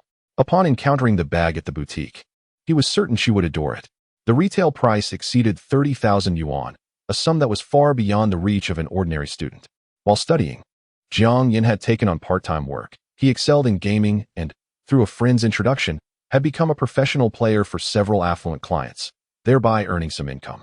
Additionally, he had joined a gaming company, albeit not in a decision-making capacity, as his experience was insufficient for a planning role. He was merely fulfilling a position in a standard department, acknowledging that his qualifications were still limited. Mastery in gaming did not necessarily translate into adeptness in planning. Fortunately, he was still young, and such an opportunity was commendable. To achieve success, continuous practice was essential, a process that demanded both time and financial investment. No one would guide him step by step. He had to navigate the learning curve independently, while also investing money in his education. Although the combined salary from 2 jobs allows a university student to live comfortably, he is burdened with numerous responsibilities and expenses, resulting in a mere savings of 20,000 thus far. Back then, accompanying his mother, he felt too embarrassed to purchase that handbag. For someone like Jiang Ruoqiao, it is only fitting to provide her with anything she desires. Currently, he has borrowed 3,000 from Yicheng, planning to settle it with a credit card later. In high spirits, Jiang Yin was preparing for a video call with Jiang Ruoqiao when a knock echoed through his door. Rising to answer, he opened it to find a charming young lady standing there. She stood about 1.60 meters, clad in a white knee-length nightgown, her long hair cascading smoothly. "Kuxing, do you need something from me?" Jiang Yin inquired. Lin Kuxing, having just turned 18, possessed a youthful innocence in her features. She was the eldest daughter of the esteemed Lin family in the capital. Many would recognize the Lin Group, a venerable name in the jewelry industry, which, despite recent competition, remains a formidable presence. Chairman Lin has 2 sons and 1 daughter, the youngest being the product of his second marriage, who enjoys great affection. However, Lin Kuxing has been raised with commendable discipline, exhibiting a gentle demeanor rather than arrogance. Her 18th birthday was celebrated with great grandeur by the Lin family. Initially, it was planned for her to pursue studies at a prestigious foreign university. However, due to recent international tensions, Mrs. Lin preferred that she remain in the country. Looking at Jiang Yan, Lin Kuxing instinctively lowered her gaze, extending her phone to him with a smile. "Brother Jiang Yan, I noticed you were eyeing the handbag at the counter today. Are you planning to buy it for your girlfriend?" "Just now, as I was browsing through my social media, I noticed a classmate had purchased an extra item.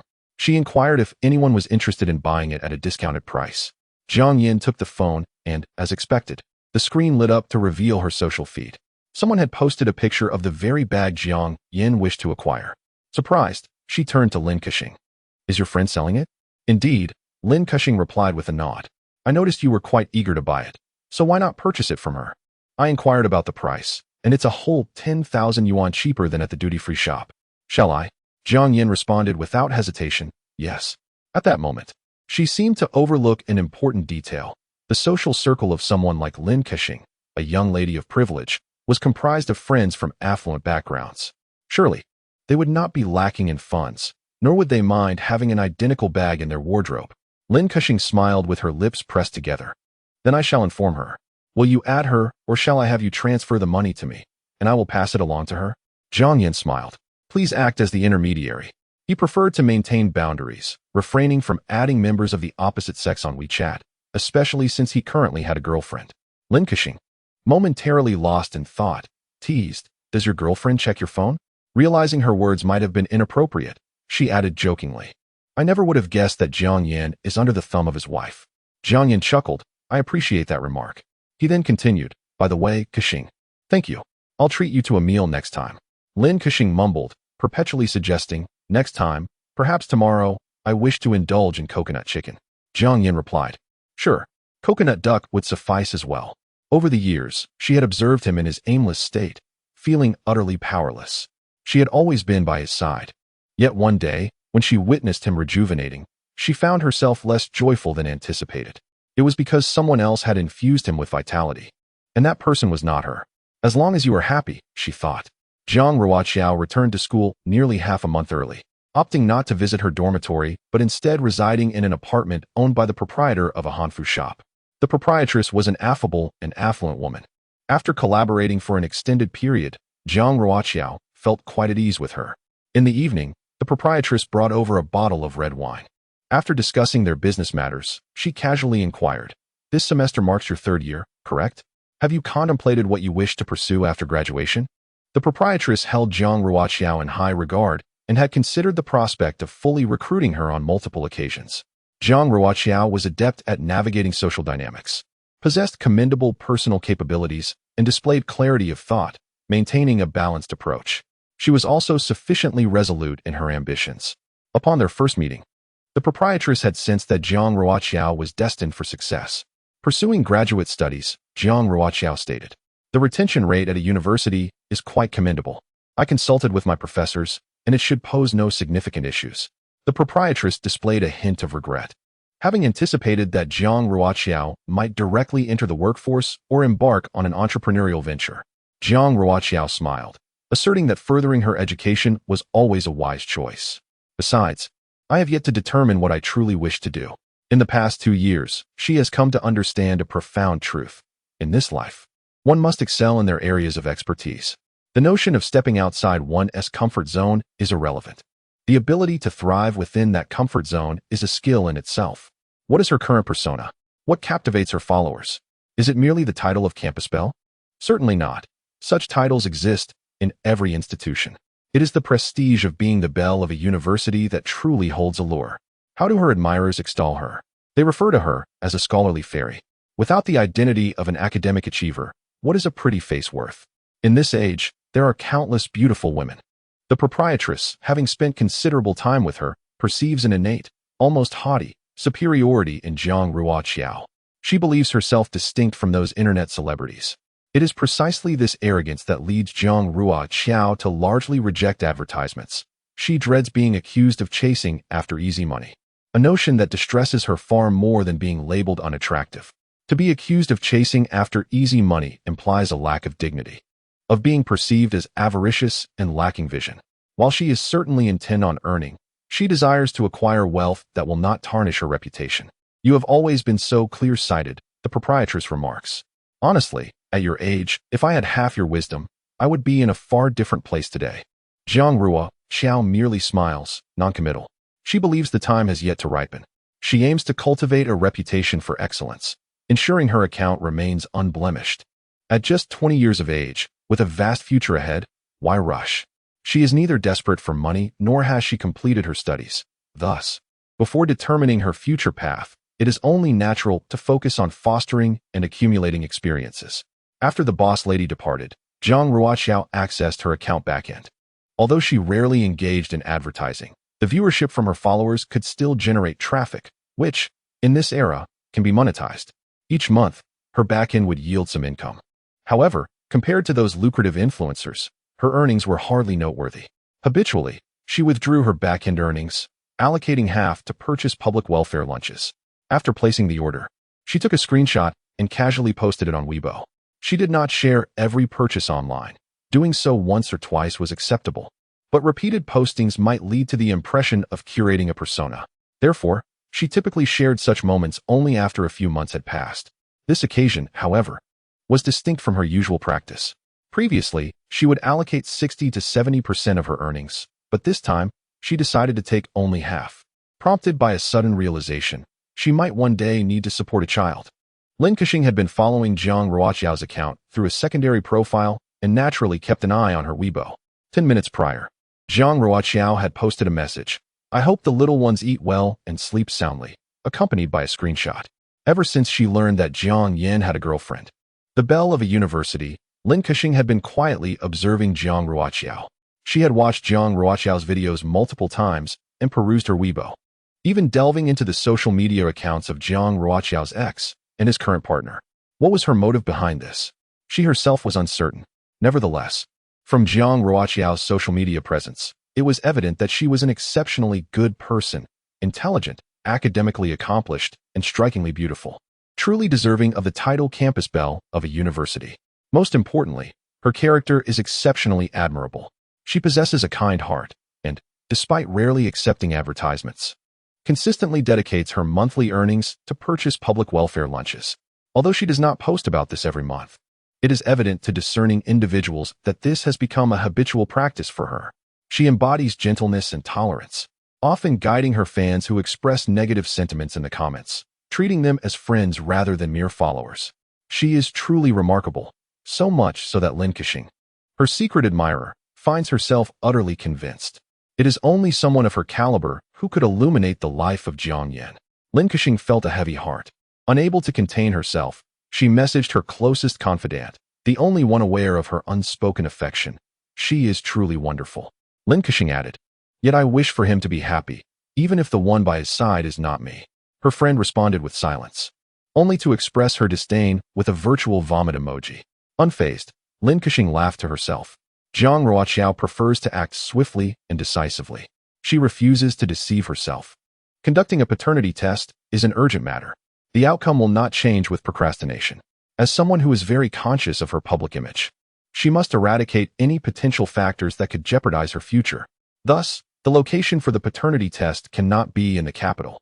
She resolved to take Lu Siyuan to the neighboring city. Moreover, she must ensure that no one sees her. Yesterday afternoon, she indulged in a shopping spree, acquiring an array of items including wigs, clothing, and shoes. Her intention was to completely reinvent herself, aspiring to reach a level of transformation so profound that even her mother would struggle to recognize her. With her adept makeup skills, adorned with a wig, a pair of non-prescription black-framed glasses, and an outfit that starkly contrasted her usual style, She stood before the mirror, utterly transformed into an entirely different individual. The prospect of failure was simply out of the question. Over the years, she had witnessed countless experiences unfold online, gleaning invaluable lessons from the misadventures of others. Naturally, one must also be prepared for unforeseen circumstances. If the incidents involving Lu Xian remained undisclosed, all would be well. However, she prudently contemplated the worst-case scenario. What if one day her secrets were unveiled? Considering her age, being falsely accused of giving birth at 15 would be a catastrophic downfall. Thus, after bidding farewell to the father and son duo yesterday, she promptly reached out to several old acquaintances to inquire whether they had any photographs from her childhood. Her friends expressed their bewilderment, yet her reasoning was sound. I fear that one day I might gain fame, and people may claim I underwent plastic surgery. I must organize all my childhood photos and videos now. They will serve as irrefutable evidence. Her friends responded with astonishment. I can't believe it. Bravo. Jiang Ruoqiao. You should pursue a career in stardom. With your charm, we need not worry about scandals. It was indeed due to Jiang Ruoqiao's exceedingly cautious nature throughout her life that she had yet to encounter a similar debacle. Having dated several boyfriends, she ultimately parted ways amicably with each, all of whom can be regarded as exemplary ex-partners. Despite accusations of defamation, those gentlemen have sworn their allegiance to her, promising to come to her aid whenever she calls upon them. Without hesitation, she ensures to leave no incriminating evidence against herself, and her rapport with women is equally commendable. Even those with whom she has had past misunderstandings would never escalate matters. She has grown accustomed to contemplating the worst possible outcomes and prepares herself accordingly. Jiang Ruoqiao mused. Since when did the entertainment industry become your family's domain? I might as well pursue a career as a star. Once the photos and videos are meticulously arranged, she plans to gradually share them on her social media, themed around nostalgia. Firstly, to affirm the authenticity of her beauty. Secondly, to prevent any misconceptions regarding her being an underage mother should Lu Xian ever be exposed. With that, Jiang Ruoqiao set off to Lu Yicheng's residence. Upon receiving the address via text from him, she sighed in relief, having resolved not to consider Lu Yicheng as a potential husband. Otherwise, she would truly question the clarity of her future self. As it turned out, nothing seemed to daunt Lu Yicheng. Initially, when Lu Xian first appeared, Lu Yicheng showed little inclination towards childcare, doubting his capabilities. However, after a week, he had grown increasingly adept at playing the role of a caretaker. Early one morning, he took the child to the bathroom, using that rather expensive toothpaste. After the child somewhat clumsily brushed his teeth, Lu Yicheng proceeded with a series of tasks, washing the child's face and taming the tousled curls until they were presentable enough for an advertisement shoot. During his morning routine, Lu Yicheng meticulously prepared breakfast, demonstrating remarkable organization. Recognizing that health is the foundation of all endeavors, he did not impose strict limitations on his dietary choices. With the arrival of Lu Xian, breakfast became even more sumptuous. During holidays, Lu Yicheng seldom purchased breakfast from outside. Their morning meal consisted of poached eggs, fresh milk, and glutinous corn, with each of them enjoying a cob. Today, she will take you for an examination, Lu Yicheng announced. Lu Xian remained composed. I know, it's time for another hair test.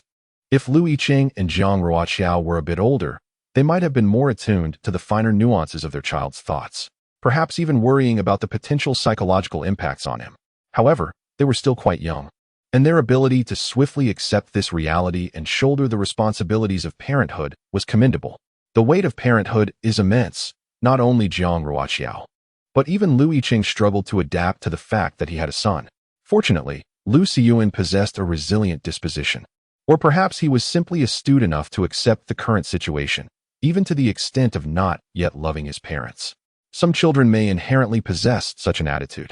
Regardless of their parents' affection, they often choose to love them wholeheartedly until they can no longer bear the pain of unreciprocated love. Lu Yicheng nodded. Be good and listen to her. No one listens to her more than I do, Lu Xian retorted. When it comes to listening to her, I am first. Dad is merely second. Lu Yicheng. He found that hard to believe. Indeed, Amin remarked that encountering his mother alongside his father felt akin to a mouse confronting a cat.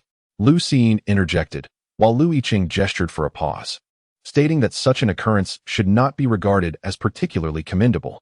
Furthermore, he felt compelled to remind them to refrain from addressing her as mother for the time being. Lu Yicheng reiterated that this should also apply when they were in public. He personally was indifferent, but given her youthful appearance, it was apparent she was a student. If a 5-year-old were to call her mother in public, it would draw attention and provoke speculation, which would be unfavorable for her. Lu Xiying responded, "Do you see me daring to call her that?" He then inquired what he should refer to her as when they were outside. Lu Yicheng suggested, "You may ask her." At that moment, Lu Yicheng's phone vibrated, revealing a message from Jiang Ruoqiao, indicating her arrival in 10 minutes and urging them to prepare. After filling Lu Xiying's cup with water, he escorted him downstairs. "Why the rush?" Lu Xiying queried. "Because mother detests waiting," he replied. "Father, do you not recall that one time when mother and I waited for you for 10 minutes? She said." Here, Lu Xiying paused, striving to mimic Jiang Ruoqiao's manner of speaking, achieving a remarkable likeness. "Lu Yicheng, did you come back from abroad?" Lu Yicheng was momentarily taken aback, perhaps amused by Lu Xiying's adept imitation, as a subtle smile graced his features. The duo descended the stairs, and upon entering the aged community, Jiang Ruoqiao spotted the striking father-son pair standing beneath a grand tree from a distance. It was a delightful sight, as the moment she had mentioned drew nearer. They arrived ahead of schedule, sparing her the embarrassment of waiting like a fool. The duo, one tall and one small, was strikingly eye-catching. He donned a loose-fitting white short-sleeve shirt, his perennial casual trousers, and a pair of canvas shoes. Tall and slender, he stood with impeccable posture. In this era, it is common for many tall young men to slouch. However, he stood erect like a poplar tree, embodying the essence of proper demeanor both while standing and sitting. Such is the character one would associate with him. Lu Xiying was undoubtedly a fine amalgamation of his parents' best traits. His naturally curly hair was a definite asset. His bright eyes sparkled with vitality, complemented by a cherubic roundness in his face, fair skin akin to those trendy youths showcased on social media platforms. Jiang Ruoqiao spotted them at once.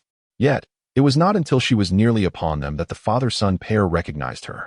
It was Jiang Ruoqiao who broke the silence first. Lu Yicheng.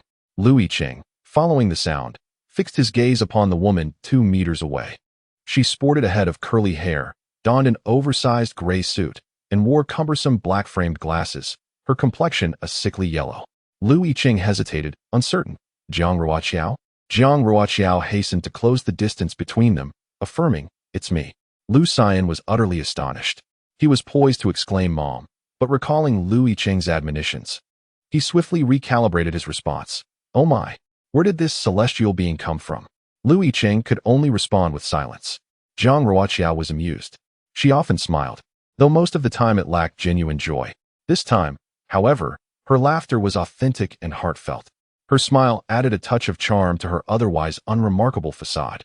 She approached and gently caressed Lu Xiying's hair, remarking, "Indeed, dear child, I am quite enamored with your delightful smile." Lu Xiying, seizing the moment, stood on tiptoe and nudged her palm with his head, declaring, "I speak nothing but the truth. Regardless of the circumstances, you are a celestial being." Lu Yicheng found this sentiment rather nauseating. How could such words be uttered? Alarmed, the impoverished school heartthrob is the child's father. He hastily shifted the conversation, asking, "What is with your appearance?" Jiang Ruoqiao, with a serious demeanor, replied nonsensically, "Is it not appealing? This is the trendy makeup and attire of this year." Lu Yicheng was taken aback. He realized he might indeed be devoid of any fashion sense. Perhaps his taste was rather unique, failing to align with the mainstream trends. "Very well," he conceded, glancing at his watch. "I have an hour this morning and another hour this afternoon. I suppose I will be free after 3:30. "Sounds good," Jiang Ruoqiao responded. She even had a fake ID prepared for the paternity test, as she could never use her real information. Such a notion was utterly impossible. Buoyed by Lu Xiying's sweet words that had amused her earlier, she cheerfully extended her hand, her eyes sparkling with delight, and said, "Come along, handsome. Your time today is entirely mine." Lu Xiying grinned widely, displaying a set of pearly whites, and without a hint of hesitation, he left Lu Yicheng behind. Taking Jiang Ruoqiao's hand and continuing his charming banter, "It is my honor." Lu Yicheng could only facepalm. What kind of parent will my future self be? Why does my son appear so glib and frivolous, lacking in gravitas? Jiang Ruoqiao took Lu Xiying to a neighboring city. The journey from Jing City to the neighboring city takes merely an hour by car. In this day and age, as long as one possesses wealth, no challenge is insurmountable. Jiang Ruoqiao engaged a local agency, concocting a narrative in which she suspected her child had been swapped at birth, prompting her to investigate further. The local agent regarded Jiang Ruoqiao with a subtle, discerning gaze, but soon regained composure. Perhaps the prevalence of melodramatic tales had dulled the sensitivity of the populace, rendering her rather mundane story unremarkable. Everything was orchestrated by the agency. Many agents nowadays uphold a strong sense of professional ethics. The process proved far simpler than Jiang Ruoqiao had envisioned, and she was taken aback by the sheer number of individuals seeking paternity testing. She paid extra for expedited service, and the results would be available in as little as 3 working days. At the moment Jiang Yin made the phone call, he was dining out on coconut chicken with Lin Kexing. Lin Kexing, with her head bowed, seemed engrossed in her phone.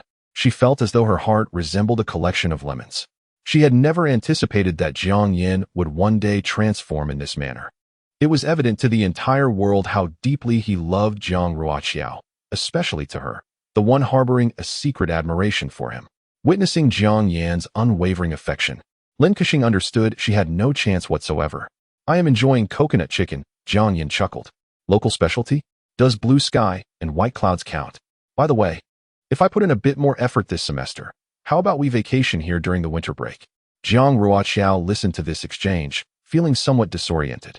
During the winter break, was she still with Jiang Yan? Perhaps that can be addressed later. However, it is quite warm here, and I find myself swimming in the sea daily. Jiang Yan inquired, by the way, when will you return to school? Jiang Ruoqiao hesitated to mention that she was already in the capital. Why? She pondered. What if you come earlier? Did we not agree last time? A few friends intended to venture into the mountains together, where it is pleasantly cool. Jiang Ruoqiao reflected on this arrangement. Indeed, they had previously made such plans. Jiang Yan's company had a senior who operated a farmhouse in the mountains. Before the commencement of the new semester, the 4 of them from Jiang Yan's dormitory, along with her 4 roommates, intended to team up for a 2-day retreat in the mountains. Her roommates had been eagerly anticipating this outing. Yes, sounds good, Jiang Ruoqiao replied. In truth, she had already resolved to break up with Jiang Yan. When it came to parting ways with her boyfriend, she exhibited a remarkable degree of tolerance and understanding. Although she did not envision a future with Yicheng, that did not imply her desire to continue her relationship with Jiang Yan. Considering that Yicheng and Jiang Yan were good friends sharing the same dormitory. If it were confirmed that Lu Siyuan was indeed her child with Yicheng, could she still remain with Jiang Yan?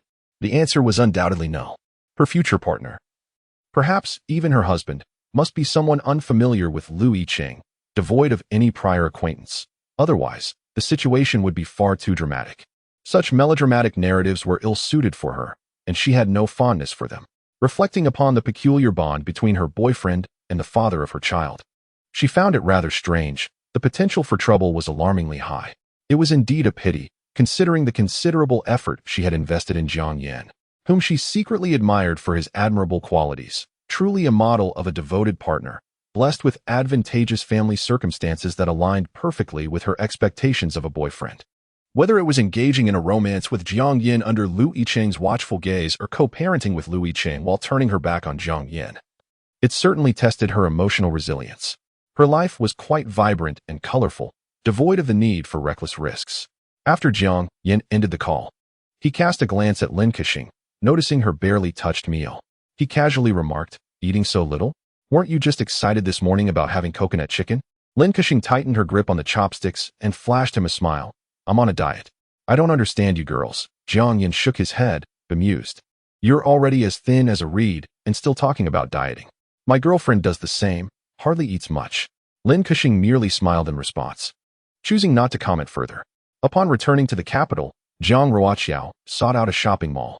Using the makeup remover wipes she carried, she meticulously cleansed her face, applying only a light layer of primer and lipstick, transforming herself into an invincible youthful student. Lu Siyuan was more well-behaved than she had anticipated. Having encountered 5 or 6-year-olds before, she knew they could be quite rowdy. However, throughout their journey, Lu Siyuan demonstrated remarkable compliance, and obedient children, of course, merited rewards. Jiang Ruoqiao delightedly took him out for a sumptuous hot pot meal, opting for a dual flavor pot. Lu Siyuan savored the tomato broth while she indulged in the spicy variant. Today has been a whirlwind, and neither of them has had a proper meal. At this moment, both mother and son are quite famished. Jiang Ruoqiao ordered an array of dishes, and Lu Xian's face flushed as he indulged in the feast. Their tastes remarkably align. Neither favors vegetables, and both lean towards savory delights. Observing the obediently ravenous Lu Xian, a thought crossed Jiang Ruoqiao's mind. Could this be what it feels like to be a mother without the pain? She has not endured 10 months of pregnancy or the tribulations of childbirth, yet here she is, effortlessly with a 5-year-old child. The age of 5 is truly enchanting. It requires minimal worry. Though she has never raised pork, she has witnessed pigs run.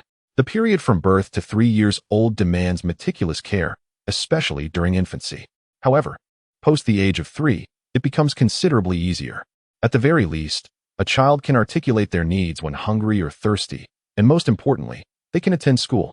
She cannot guarantee that if she had encountered a younger Lu Xian, she wouldn't have fled in the night. But a 5-year-old is entirely acceptable to her. How wonderful it is.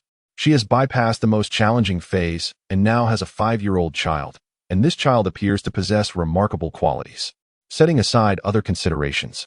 With Lu Yicheng's good looks and height, along with his status as an academic achiever, she finds it hard to criticize his genes. What is the matter? Lu Xian inquired. Feeling the weight of his mother's gaze for quite some time, he sensed that at any moment, she might furrow her brow and call out his full name, which was somewhat unnerving. Jiang Ruoqiao gently shook her head, her expression warm and reassuring. It's nothing. I simply think our Xian is exceptionally handsome. The paternity test is indeed essential, yet she is acutely aware that it is highly likely her son is not far off. After a day of contemplation, she has subconsciously come to terms with this reality. Her own son, one who has appeared without the need for pregnancy and childbirth. Lu Xiyuan is uncertain whether it is the heat or embarrassment that has caused his ears to blush slightly, as everyone seems to say the same thing. Jiang Ruoqiao chuckles, remarking that one cannot merely dwell on their own handsomeness every day. Mom, Lu Xiyuan corrected himself, exclaiming, "Oh my, you've said that before. How astonishing." Jiang Ruoqiao comprehends his implication, suggesting that in the future, she too would express similar sentiments to him. What else did I say? Lu Xiyuan mused, gripping his straw, asserting that a true handsome man remains oblivious to his own charm and is indifferent to it. He paused for a moment, adding, just like Dad. Jiang Ruoqiao felt a momentary rush of discomfort. Not wishing to delve into thoughts regarding her relationship with Lu Yicheng, she swiftly shifted the conversation. How about I get you a phone watch? Lu Xiyuan inquired. A phone watch? Yes, you can call me whenever you need. Great. Summoning his courage, Lu Xiyuan asked, so, what should I call you? After a moment's thought, Jiang Ruoqiao replied, once that report is out, privately, you may call me Mom. Privately? He probed. Yes. Only when it's just the 3 of us, myself, you, and your father. When others are around, it's best not to use that term. Jiang Ruoqiao patiently explained to him, wishing not to harm his tender heart. At the age of 20, I may give birth to you when I am 27 in the future, yet others may misconstrue and assume I had a child at the age of 15, which is still quite young. Only at 18 does one truly enter adulthood. Lu Xiyuan interjected, of course not. No one can harm my mother, not even my father. Indeed, Jiang Ruoqiao felt a touch of emotion. Regardless of how Lu Xiyuan might evolve into manhood in the future, he undeniably places his mother at the forefront of his priorities at this moment. Resting her chin on her hand, Jiang Ruoqiao suggested, you may call me by my name. Referring to me as sister or aunt feels rather awkward, and it is surely uncomfortable for a child as well. Wow, the impoverished school prince is the child's father. She thought, then let us simply use my name. I'm quite the open-minded parent. Lu Xiyuan's eyes widened, huh? Xiao Qiao? He shrank back, I dare not. Jiang Ruoqiao replied, this is a privilege granted to you. Do you not cherish it? Lu Xiyuan responded, then you must promise that if I call you this way in the future, you won't be angry.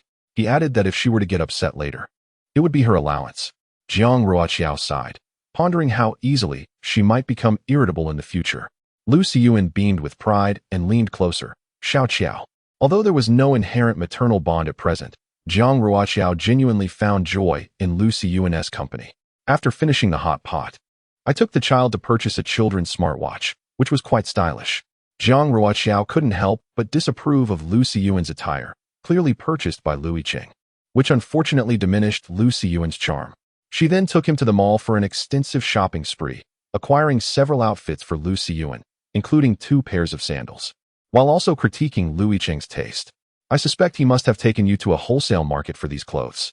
It's astonishing that he is an academic achiever, yet failed to notice the misspelled English words on the short sleeve. This was utterly bewildering. Yicheng, observing the numerous bags scattered across the coffee table in the living room, fell into deep contemplation. Had they conducted a parent-child paternity test and inadvertently purchased the entire mall? Lu Siyuan raised his chin defiantly, exclaiming, "All of this was bought by my mother." Lu Yicheng replied, "I am aware." He had no choice but to sift through the bags one by one. Fortunately, the receipts were present, allowing him to calculate the total, leading him to exhale a heartfelt sigh. Such extravagance. With less than a month left before the temperature drops, what was the need for so many summer garments? Lu Siyuan, observing his father's expression, inquired, "Did you spend a lot of money?" Lu Yicheng, not wishing to deceive him, responded, "Several thousand." Oh, Lu Siyuan reacted nonchalantly, "But you know, Dad, you always buy bags for Mom too." "What? Every time you receive a bonus, the first thing you do is buy Mom a bag." "I am well aware. The auntie told me that Mom's bags are." He extended a chubby finger, indicating 5. "They are all 5-digit sums. Several thousand is a 4-digit amount. 5 digits are indeed more than 4. Lu Yicheng's immediate reaction was one of disbelief. Lu Siyuan merely shrugged, unconvinced. Today, Jiang Ruoqiao had a filming assignment. The proprietress's Hanfu shop was well regarded within the community, renowned for its originality and impeccable craftsmanship. Consequently, the prices were inevitably elevated. And while the sales might not be exceptionally high, the customer base had remained remarkably stable over the years. Jiang Ruoqiao had initially been drawn to this aspect. Had the proprietress been one to seek immediate gains, she would not have agreed to the collaboration. Relationships are reciprocal, with the proprietress setting a high price. Jiang Ruoqiao inevitably approached her work with greater diligence. Each time she filmed, her performance was at its peak. In fact, compared to tutoring, the financial returns in this industry were relatively swift, particularly for her, as her situation had become quite stable. She had managed to accumulate some savings amidst her peers who were constantly seeking financial support. Yet, she was acutely aware that this profession was not one she could pursue indefinitely. She had already garnered the necessary exposure and now needed to contemplate her future. Her contract with the proprietress would expire at the end of the year, and she had no intention of renewing it. The proprietress seemed to sense her thoughts. As she approached her for a chat during a break in the shooting, the design team was already preparing for winter attire. The proprietress smiled, remarking that once the first snow fell in the capital, the gardens would likely be bustling with people. "I'll make a reservation in advance." "Your most outstanding set was shot during the snowfall, remember?"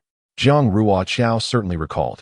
Last year, during the first snowfall, she had joined the main group for the shoot. The world was enveloped in a blanket of white, and she donned a crimson cloak, captured by the photographer in that fleeting moment. She gazed upward at the falling snowflakes, some of which landed delicately on her eyelashes, transforming into glistening droplets. It is worth noting that she did not possess a particular fondness for Hanfu. In fact, she had yet to immerse herself in that realm. Ah, the memories linger. Jiang Ruoqiao chuckled alongside her, recalling how they had nearly frozen in that chill. The proprietress, seemingly casual, remarked, "You must understand that I am not solely focused on this shop. I have several physical stores to manage. At times, I feel overwhelmed by my aspirations. Ruoqiao, I believe you possess considerable potential. Since you have decided to pursue further studies and will not be entering the workforce just yet, why not contemplate the prospect of investing? It would not impede your academic pursuits." Jiang Ruoqiao recognized that the proprietress genuinely wished to retain her, a sentiment that transcended mere financial interests. She considered that the proprietress's notion of affinity was indeed sincere, particularly as she was merely an undergraduate. After contemplating, Jiang Ruoqiao smiled and shook her head gently. Although the proprietress felt a pang of disappointment, it was not unexpected. The terms she offered were enticing. Yet Jiang Ruoqiao was reluctant to bind herself to the shop.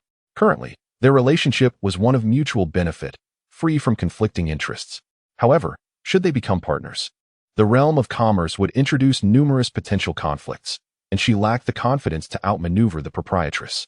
Seemingly, the opportunity was advantageous, promising her the position of a second owner should she agree. Yet, in reality, the scope for growth appeared rather limited. The secondary employer is not someone who can truly make decisions. It would be more prudent to work for a large company after graduation, where one could accumulate substantial work experience. What could be learned in such a role? If the proprietress loses interest and decides to close the establishment, Would she not be left in a state of despair, unheeded by the world? The crux of the matter is that she is acutely aware that this is not the life path she wishes to pursue. I aspire to engage in work related to my field of study. Jiang Ruoqiao's reasoning is quite sound. Otherwise, it would feel as though all those years of education were in vain. The proprietress has already attempted to dissuade her on several occasions. But Jiang Ruoqiao's stance is resolute. Given the circumstances, it would be better to part amicably. The proprietress is also forthright, expressing that they should not sever ties and must keep in touch. Since you have no relatives in the capital, consider me as your sister. Should you ever need assistance, do not hesitate to reach out, understood? Jiang Ruoqiao feels fortunate, and she takes pride in her discerning judgment. From the moment she first laid eyes on the proprietress, she sensed her magnanimity. After concluding her filming duties, it was already dusk. Upon answering the call, Lu Xiyan's melodious voice resonated. Xiao Qiao, Xiao Qiao. Jiang Ruoqiao's lips curled into a smile. Xiyan, Xiyan. Have you finished work? Lu Xiyan inquired. I just wrapped up. Jiang Ruoqiao glanced out the floor-to-ceiling window. In summer, the days are long, and even at 7 o'clock, the sky had not yet darkened. She casually asked, have you eaten? Jiang Ruoqiao felt a twinge of surprise. She always felt that students of their age typically resorted to takeout for their daily meals. However, upon reflection, it was Yicheng, so it seemed somewhat understandable. Why do you directly call him by his name? The 5-year-old Lu Xiyuan exhibited remarkable survival instincts, promptly adding, of course, no one is more beautiful than my mother. Jiang Ruoqiao chuckled, finding it unnecessary to be so formal. What does beautiful sister even mean? Earlier in the afternoon, when Dad took me to the supermarket to buy groceries, 2 young ladies asked for his WeChat ID. Lu Xiyuan unabashedly revealed his father's details. Well, they aren't exactly sisters. Mom appears younger than they do. Lu Xiyuan had previously referred to other women as aunties, but those women were not particularly pleased. Later, Mom explained that some girls prefer to be called sisters. So that is how it is, Jiang Ruoqiao remarked. Lu Xiyuan countered her. Aren't you curious? Curious about whether Dad has the audacity? Lu Xiyuan exclaimed. Wow, Lu Yicheng is quite the prominent figure at school. A search on the forum yields numerous threads about his various exploits. The reason he is even more popular than Jiang Yin primarily stems from his impeccable reputation. Although the term may be slightly inappropriate, Lu Yicheng has indeed been confirmed to be a true gem, uninterested in romance, and devoid of time for love. Regardless of how many department flowers take the initiative, he always politely declines. If he were to share his WeChat with a stranger in the supermarket, he would no longer be Lu Yicheng. Lu Yicheng had prepared a delightful meal, and Lu Xiyuan inquired, Xiao Qiao, what will you have for dinner? Since adopting this endearing title, Lu Xiyuan had grown increasingly comfortable using it. Jiang Ruoqiao also sensed that the young boy was somewhat precocious. It was evident that he had inherited his father's maturity, making their interactions remarkably smooth. After a hasty consumption of a few bites from her boxed meal, Jiang Ruoqiao found her appetite lacking. However, she resolved to set a good example for the child, declaring, I will eat more fruit later. At that moment, Lu Xiyuan leapt off the sofa and dashed to the dining table, discovering a delectable spread of scrambled eggs with tomatoes and chicken wings. That looks wonderful. There's both meat and vegetables. Make sure you eat well, Jiang Ruoqiao encouraged. May I call you tomorrow? Lu Xiyuan inquired eagerly. Of course, she replied. The simplicity of a child's joy was indeed heartwarming. Despite the sadness of not receiving affectionate kisses or bedtime stories from his mother, he understood that she would always be his mother, and that was sufficient. Kisses will come in time. Bedtime stories will also be part of our future, so there's no need to rush. After dinner, Lu Yicheng prepared for the next day's lessons. With the television at home receiving poor signals, he decided to hand his phone to Lu Xiyuan, but with a stipulation. Today, because you behaved so well, you may play on the phone for 20 minutes. And only for 20 minutes. This was precisely what Lu Xiyuan found endearing about his young father. Though his father occasionally allows him to play on the mobile phone, he is cautious not to let him indulge for too long. Lu Yicheng lacks experience in fatherhood. He is not the version of himself who has spent 5 years as a father. When it comes to educating children, he is navigating uncharted waters. Lu Xiyuan perused the phone. Despite his limited literacy, he adeptly maneuvered through the device. He stumbled upon a game icon and confidently tapped on it. The game logged him in automatically, and as he entered, a dialog box appeared, notifying him of an invitation to form a team. Without much thought, he randomly clicked and accepted the invitation. After a cacophony of sounds, a somewhat languid male voice resonated. How surprising! President Liu is actually online. Startled, Liu Yicheng abruptly lifted his head. He set down his pen and moved to sit beside Lu Siyuan, only to find that he was indeed engrossed in a game. Fortunately, the speaker was muted on his side. Liu Yicheng admonished, "How can you play games?"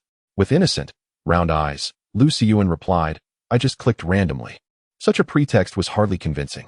Liu Yicheng seldom played games. It was his roommates who had urged him to download them, and occasionally, when they were insistent, he would play a couple of rounds. Just as he hoped for a swift conclusion to the game, a gentle female voice interjected. "Hello everyone. I'm Jiang Yen's brother who brought me in. I'm not very skilled, so please don't mind me." Liu Yicheng froze in his tracks. His other two roommates erupted in surprise. "What? A girl? Did I hear that correctly? Jiang Yen, you invited a girl in?" Jiang Yen continued lazily. "A younger sister." Lu Xiying, noticing that his father had not moved for a while, tugged at him in confusion. Lin Kexing, who had been drawn in by Jiang Yen, did not speak much. Essentially, she remained silent until the end, when she asked, "Brother Jiang Yen, are you going out to eat seafood with Annie now?" "Oh, do you need me to bring you anything?" "No need," he replied. Liu Yicheng and the other two roommates remained silent.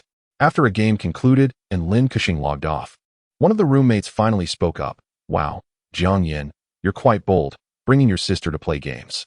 From what I gathered, you two must be on an island together?" Jiang Yen replied, "Yes, she is indeed my sister." "Come on, I've never heard you mention having a sister. Is she a cousin or something?" "No, she is just my sister." "You really have some nerve, Jiang Yen. Aren't you afraid that Jiang Ruoqiao will argue with you?" Jiang Yen chuckled and retorted, "Get lost, she is truly my sister. I'm just helping her level up. She's just a kid." In truth, aside from Jiang Yen, the other two roommates and Liu Yicheng felt a bit awkward. The four of them shared a good relationship, but being close did not imply a willingness to meddle in each other's private lives. A tacit understanding sufficed. After Liu Yicheng logged off, he opened the app Children's Songs and handed it to Lu Xiying. Lu Xiying glanced at it and said, "That works, I suppose." He was quite talented at singing and enjoyed listening to music, earning the title of singing prodigy in kindergarten. The following noon, Lu Xiying returned from a student's home, hastily enjoying a meal before heading to the apartment where Jiang Ruoqiao resided. Prior to their departure, Lu Xiying meticulously packed his backpack to the brim. Typically, in the afternoons, Liu Yicheng was rather occupied. The first student's home was relatively close, only a few bus stops away. However, this particular student lived far, necessitating over an hour of travel time via the subway. With the additional hour of class, the total time would approach 3 hours. In the morning, Lu Xiying could remain at home, but the afternoon posed challenges. Jiang Ruoqiao understood this predicament. Thus they agreed that as long as she was available, Lu Xiying could accompany her during those hours. The apartment, owned by the landlady, was a mixed-use establishment, housing nearly 20 businesses on the ground floor, bustling with a diverse array of visitors. Some were engaged in commerce, while others had converted their spaces into short-term rentals. The lively atmosphere, though chaotic, lent itself to discretion, allowing comings and goings to transpire unnoticed. Jiang Ruoqiao provided Liu Yicheng with the apartment number, a testament to his integrity. Without even having the opportunity to change her attire, she remained clad in her elegant hanfu. The garment was a delicate light purple RU skirt, its hem adorned with exquisite embroidery, crafted from soft fabric suitable for summer wear. Jiang Ruoqiao's complexion was exceptionally fair, a beauty that could only be likened to snow. Her appearance and demeanor harmonized perfectly with the hanfu, a factor that made the landlady reluctant to part with her. Presently, the landlady had identified someone more suitable than Jiang Ruoqiao in her real life. She is youthful, akin to a bud poised to bloom, her gaze crystal clear, exuding a scholarly aura. What is even more remarkable is her experience in dance. Every gesture she makes carries an indescribable lightness and grace. The father and son, who have never truly witnessed her in this form, were momentarily entranced.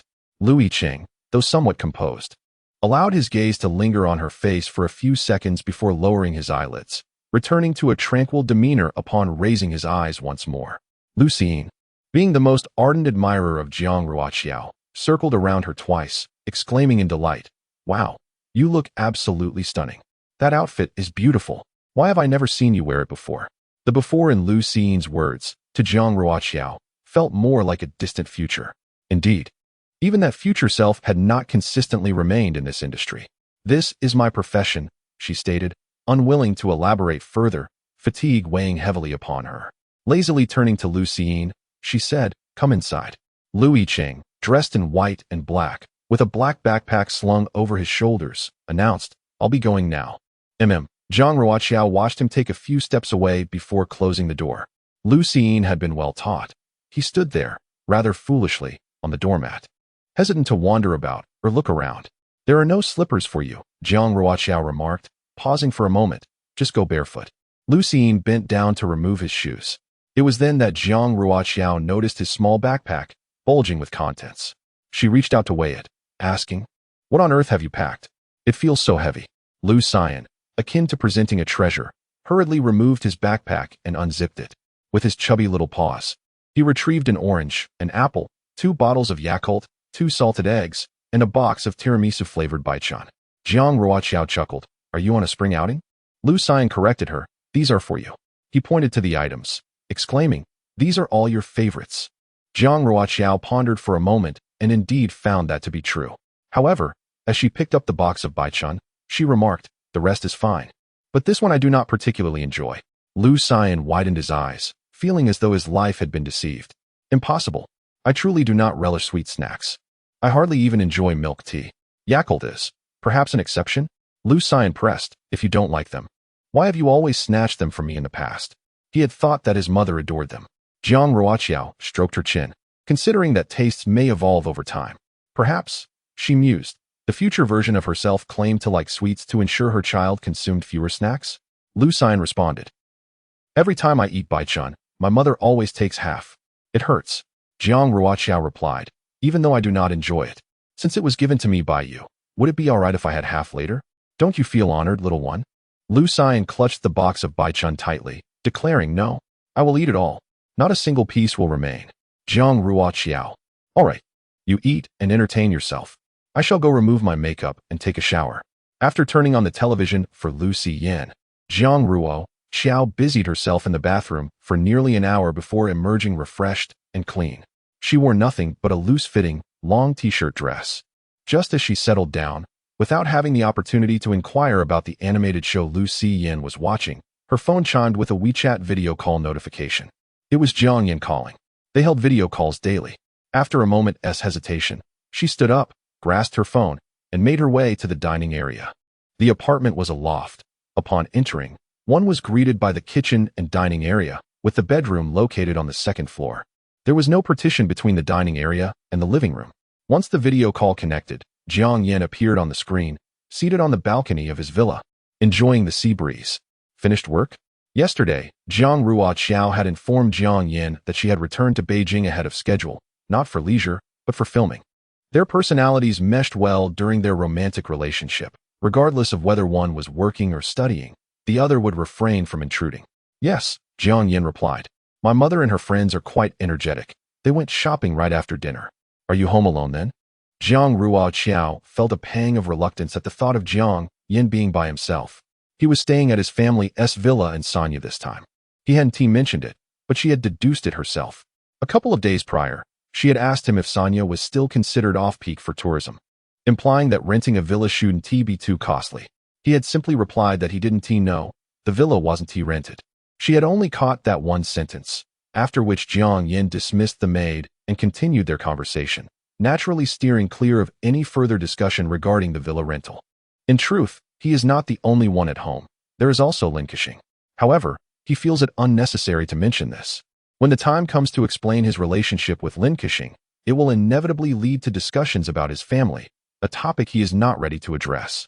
"Why does it seem like you've lost weight?" Jiang Ruoqiao remarked with apparent seriousness, scrutinizing him through the screen. Jiang Yin touched his face. "Have I? I hadn't noticed. But I really don't have much appetite for seafood. I truly don't know whether to say you are difficult to please or easy to accommodate. You relish a simple bowl of egg fried rice, especially when paired with peanuts, don't you?" Jiang Ruoqiao smiled faintly. "Yet when I invite you to enjoy barbecue with me, you act as if your life depends on it." Jiang Yin burst into hearty laughter, quickly pleading for mercy. "I genuinely don't fancy those extravagant dishes. Such is the nature of interactions between men and women. Even the most mundane topics can be discussed with great enthusiasm. Jiang Ruoqiao felt a profound reluctance to part ways with Jiang Yan. Nevertheless, separation was necessary, albeit she wished for it to be executed with grace, ideally allowing her to occupy the moral high ground. After all, an ex-boyfriend can serve as a hidden network. One may never need it. Yet it is wise to accumulate such connections.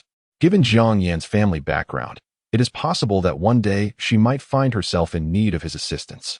A messy breakup would clearly not align with her character. After exchanging some trivialities, the two concluded their 20-minute video call. Jiang Ruoqiao approached and noticed that Lu Xian had quietly lowered the volume at some point. She had no qualms about taking Jiang Yan's call in front of Lu Xian. Children must always adapt and accept such realities. She will eventually have other boyfriends. Lu Xian seems to be quite accepting of this notion. Or perhaps he simply hasn't considered it at all, as the topics of conversation between Jiang Ruoqiao and Jiang Yan in the video were rather mundane. "What are you watching?" Jiang Ruoqiao inquired. Suddenly, Lu Xian clapped his thigh, exclaiming, "I remember now. I've heard that voice before." It is entirely normal to have heard it, given the strong camaraderie among the boys in the dormitory. That explanation feels a bit strange," he added. "Yes, that was the uncle I played games with yesterday, the one who mentioned bringing his sister along to rank up." Jiang Ruoqiao responded with a perplexed expression. "This issue is far too serious," she declared, promptly sitting down and earnestly asking Lu Xian, "What uncle?" "Xian, what transpired yesterday?" Seeing the gravity of Jiang Ruoqiao's expression, Lu Xian felt a twinge of fear. "Yesterday, I accidentally opened a game on my dad's phone, and then he ended up playing with them. There were several uncles talking, along with a sister." Jiang Ruoqiao asked, "Sister? Was she brought in by the uncle who just spoke with me?" "It seems so," Lu Xian replied, shaking his head. "But I'm not sure. He just said she was his sister." Jiang Ruoqiao appeared deep in thought. She had never heard Jiang Yan mention that he had a sister. In mid-August, the sun continued to blaze fiercely. Now, it was not only Jiang Ruoqiao who was reluctant to leave the confines of her home, but even the energetic Lu Xian was disinclined to depart from the comfort of the air-conditioned room. He exclaimed happily, "It is much cooler here than at my father's house." Jiang Ruoqiao had never been to Lu Yicheng's home, only lingering downstairs, which was an old house with considerable age. "Doesn't Lu Yicheng have air conditioning?" Jiang Ruoqiao inquired. "He does," Lu Xiang sighed like an adult, "but it's not as cool as here." Jiang Ruoqiao found herself at a loss for words. After all, Lu Yicheng was exceedingly responsible. She felt fortunate to have encountered him. Would anyone else, at the age of 20, be as dependable as Lu Yicheng? In the face of such chaotic circumstances, he managed to provide a stable environment for the child, ensuring that he neither froze nor went hungry. If the child were in her care, she certainly would not have fared as well. Lu Xiang had a habit of napping before 1 o'clock in the afternoon. He was already drowsy, his large eyes gradually losing their luster, bobbing his small head like a chick pecking at grains. Jiang Ruoqiao found the little fellow utterly adorable. After settling him on the sofa, she went upstairs to fetch a light blanket. By the time she returned, the child had curled up and fallen asleep. She gently covered him with the blanket and squatted beside him, studying him intently. At present, she did not harbor strong feelings for him. Yet her sentiments toward him were distinctly different from those she held for other children. There was a hint of affection, but predominantly, apprehension lingered. She feared the endless troubles he might bring her. Strangely, though, while her fondness for him gradually increased, her fear remained unchanged, neither diminishing nor intensifying. Perhaps one day, her affection would surpass her trepidation. Lu Xiang was remarkably handsome. She mused that he must have been incredibly charming in his infancy. Jiang Ruoqiao leaned in closer and observed that the child's eyelashes were long and elegantly curled, perfectly suited for a mascara advertisement. His features were remarkably delicate, almost devoid of any flaws. His hair, like hers, formed natural curls, his double eyelids mirrored hers, and the dimples at the corners of his mouth were identical as well. Where did he resemble Lu Yicheng? Perhaps it was in the shape of his nose and mouth. Lu Xiang would awaken and seek her out too. The mother and son, one on the upper floor and the other below, were both enjoying a peaceful slumber. Summer is a time to relish the coolness of air conditioning. Before drifting off to sleep, Jiang Ruoqiao habitually set her phone to silent mode. She wished to avoid any disturbances during her rest. No one was exempt. Lu Yicheng emerged from the studentess' home at 2:45. The studentess' parents insisted on gifting him a large watermelon. claiming it was the sweetest one chosen from those grown by the child's grandparents. Unable to refuse their generosity, Yicheng carried the hefty watermelon into the subway station. It weighed a considerable amount, likely over 10 pounds. Fortunately, there was a subway entrance near the apartment where Jiang Ruoqiao resided. By 3 o'clock, the sun blazed down upon the earth. The streets were sparsely populated, and Yicheng briskly made his way to the apartment building while lugging the watermelon. Upon entering the elevator, he suddenly realized that it might be somewhat inappropriate to arrive unannounced to pick up the child. What if they were still asleep? He had brought Yicheng over today because she had sent him a message instructing him to come directly up. However, she had not mentioned that he could simply come to collect the child. Given his cautious nature, Yicheng, upon exiting the elevator, refrained from approaching her apartment door and instead sent her a text. "Are you awake? Should I go directly to fetch Yen, or will you bring him down?" He guessed they were still asleep. Should he wake them? Perhaps it would be best not to. Yicheng contemplated for a moment before settling at the stairwell of the safe passage, holding a large watermelon. Although it was somewhat stifling, he found solace in the stillness, which brought him a sense of coolness. He took out his phone and began his vocabulary practice. Throughout his life, Yicheng had never squandered a single moment. He understood he was not a prodigy and recognized that his circumstances were not as favorable as those of others. Hence, he exerted himself with unparalleled diligence, striving to learn and to live. As the clock approached 4, Jiang Ruoqiao was the first to awaken. After a brief moment of clarity, she reached for her phone beneath her pillow, her eyes still heavy with sleep. Upon illuminating the screen, she noticed Yicheng's message. After processing its contents, she felt a twinge of concern that he might take offense. To date, he had yet to ascertain the delicate balance required in their interactions. Previously, when she was Jiang Yan's girlfriend, she had dined with them on several occasions without uttering a word. But now, with a child in the equation, communication was inevitable. They could not avoid each other. The dilemma lay in the fact that, apart from their shared child, they had no other connection. Moreover, this child was not conceived by them. She remained Jiang Yan's girlfriend, while he was Jiang Yan's classmate, roommate, and friend. This conundrum proved exceedingly complex. So much so that Yicheng found himself bereft of solutions. He could only proceed with utmost caution. If she did not permit him to come upstairs, he ought not to do so. Even if he did, he should refrain from entering her room. Sitting in the safe passage like this, if she were to discover him, would she perceive him as a creep? Regrettably, Yicheng found himself lost in contemplation, having navigated countless debates in his scholarly mind. While Jiang Ruoqiao possessed but a singular request. Perfect. There's a convenience store outside the apartment. Could you bring me a pack of mosquito-repellent tablets? Thank you. Yicheng. He was at an impasse. The watermelon was indeed quite heavy, and he wondered if leaving it there would invite an opportunistic hand. Yicheng messaged from downstairs. Shall I come up, or will you come down? Jiang Ruoqiao was at a loss for words. How could he be so indecisive? It was midday. Had he forgotten the apartment number? Jiang Ruoqiao responded. Come up. She had matters to discuss with him. Reluctantly, Yicheng entered the elevator, pressed the button for her floor, and arrived at her door. He knocked gently, and Jiang Ruoqiao opened it, revealing a somewhat irritable Yicheng, who had just awakened and was seated on the sofa, munching absent-mindedly. Jiang Ruoqiao's attention was drawn to the large watermelon. What's this? Yicheng explained. It's a gift from a student's parent. He added, it's very sweet. Would you like some? I can share half. Jiang Ruoqiao waved her hand in refusal, saying, Thank you, but I don't eat watermelon. Yicheng didn't press the matter further. He refrained from peering inside, adhering to the basic tenets of politeness. Jiang Ruoqiao leaned against the doorframe, arms crossed, and inquired, You're not in a hurry, are you? Not at all, he replied. Then come in. I have something I wish to ask you. Yicheng pondered for a moment. I'll just stand here at the door. Jiang Ruoqiao. All right. At this moment, as few people were entering or exiting, she cast a glance at him.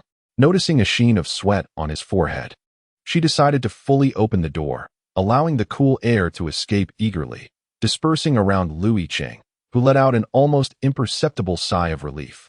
In the sweltering summer, one survives solely on air conditioning. What is it? He inquired.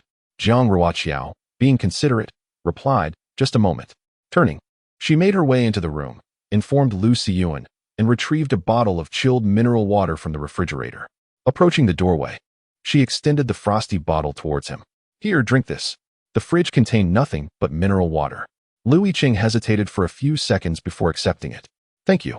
He appeared slender, yet was quite robust, effortlessly twisting off the bottle cap. Today, Siyuan mentioned that you played a game yesterday. Before he could swallow a mouthful of water, he nearly choked upon hearing this, coughing and flushing with embarrassment. Observing his reaction, Jiang Ruoqiao couldn't help but conclude that something was amiss. Once he managed to compose himself, he hastily capped the bottle, disregarding the water. Did you play games with Jiang Yan and the others yesterday? Jiang Ruoqiao asked. So, Jiang Yan really brought a girl along? Had he anticipated this line of questioning, Lu Yicheng would have refrained from coming. Now, he found himself caught in a predicament. Jiang Ruoqiao remained calm. He said she was his sister? Yes. Jiang Ruoqiao chuckled. I haven't heard of him having any sisters. Lu Yicheng, just tell me. If I didn't know, it would be one thing, but now that I do, there's really no need for you to cover for him. Lu Yicheng replied. This isn't something I should disclose to you. Are you suggesting he would come to tell me? Do you really think he would? Jiang Ruoqiao had no choice but to play her trump card.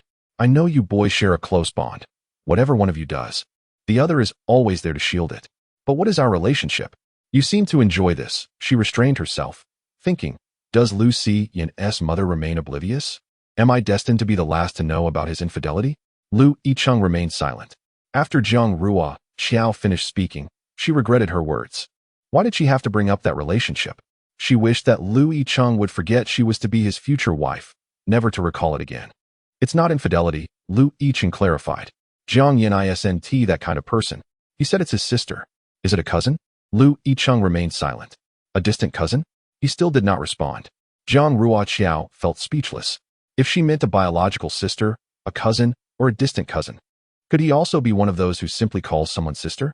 If Lu Yicheng were merely Jiang Yan's friend, Jiang Ruoqiao certainly wouldn't have uttered such words.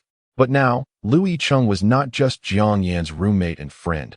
From a certain perspective, they were in the same boat. And there was no need to conceal her true feelings. Jiang Ruoqiao smiled. You boys really do seem to enjoy calling someone sister, don't you? Lu Yicheng gazed at her, contemplating that there was no need to cast a net of suspicion over everyone. Yet, he chose to remain silent, refraining from offering any justifications. Her current ire was directed towards Jiang Yan. His words, in truth, held little significance. Jiang Ruoqiao was aware that her statement lacked precision, considering Lu Yicheng was, after all, a male.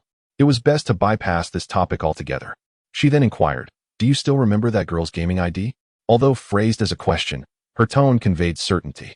Lu Yicheng possessed an exceptional memory. She had heard Jiang Yan commend him on numerous occasions, lauding him as the most diligent and hard-working individual in their department. And noting his remarkable recall, after a brief silence, Lu Yicheng nodded.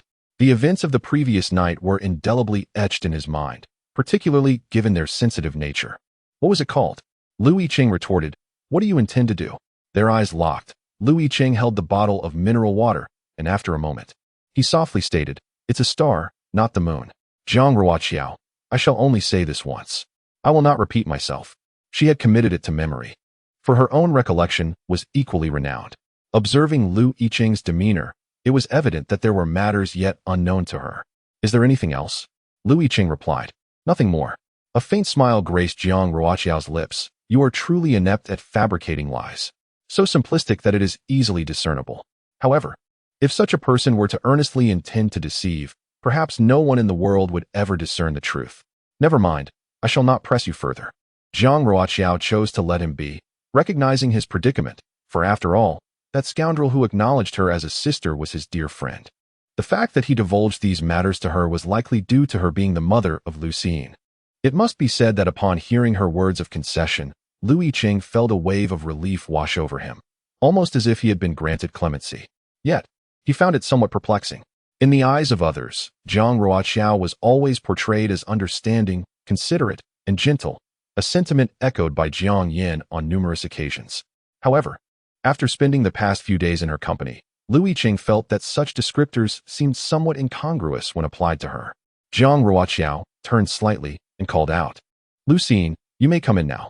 Little Lu Xiyan appeared at the doorway, his once bulging backpack now completely deflated, not wasting a single moment. He waved his hand in greeting. Jiang Ruoqiao glanced at the electric mosquito repellent tablet in her hand and inquired, Lu Yicheng, how much is this? I shall reimburse you.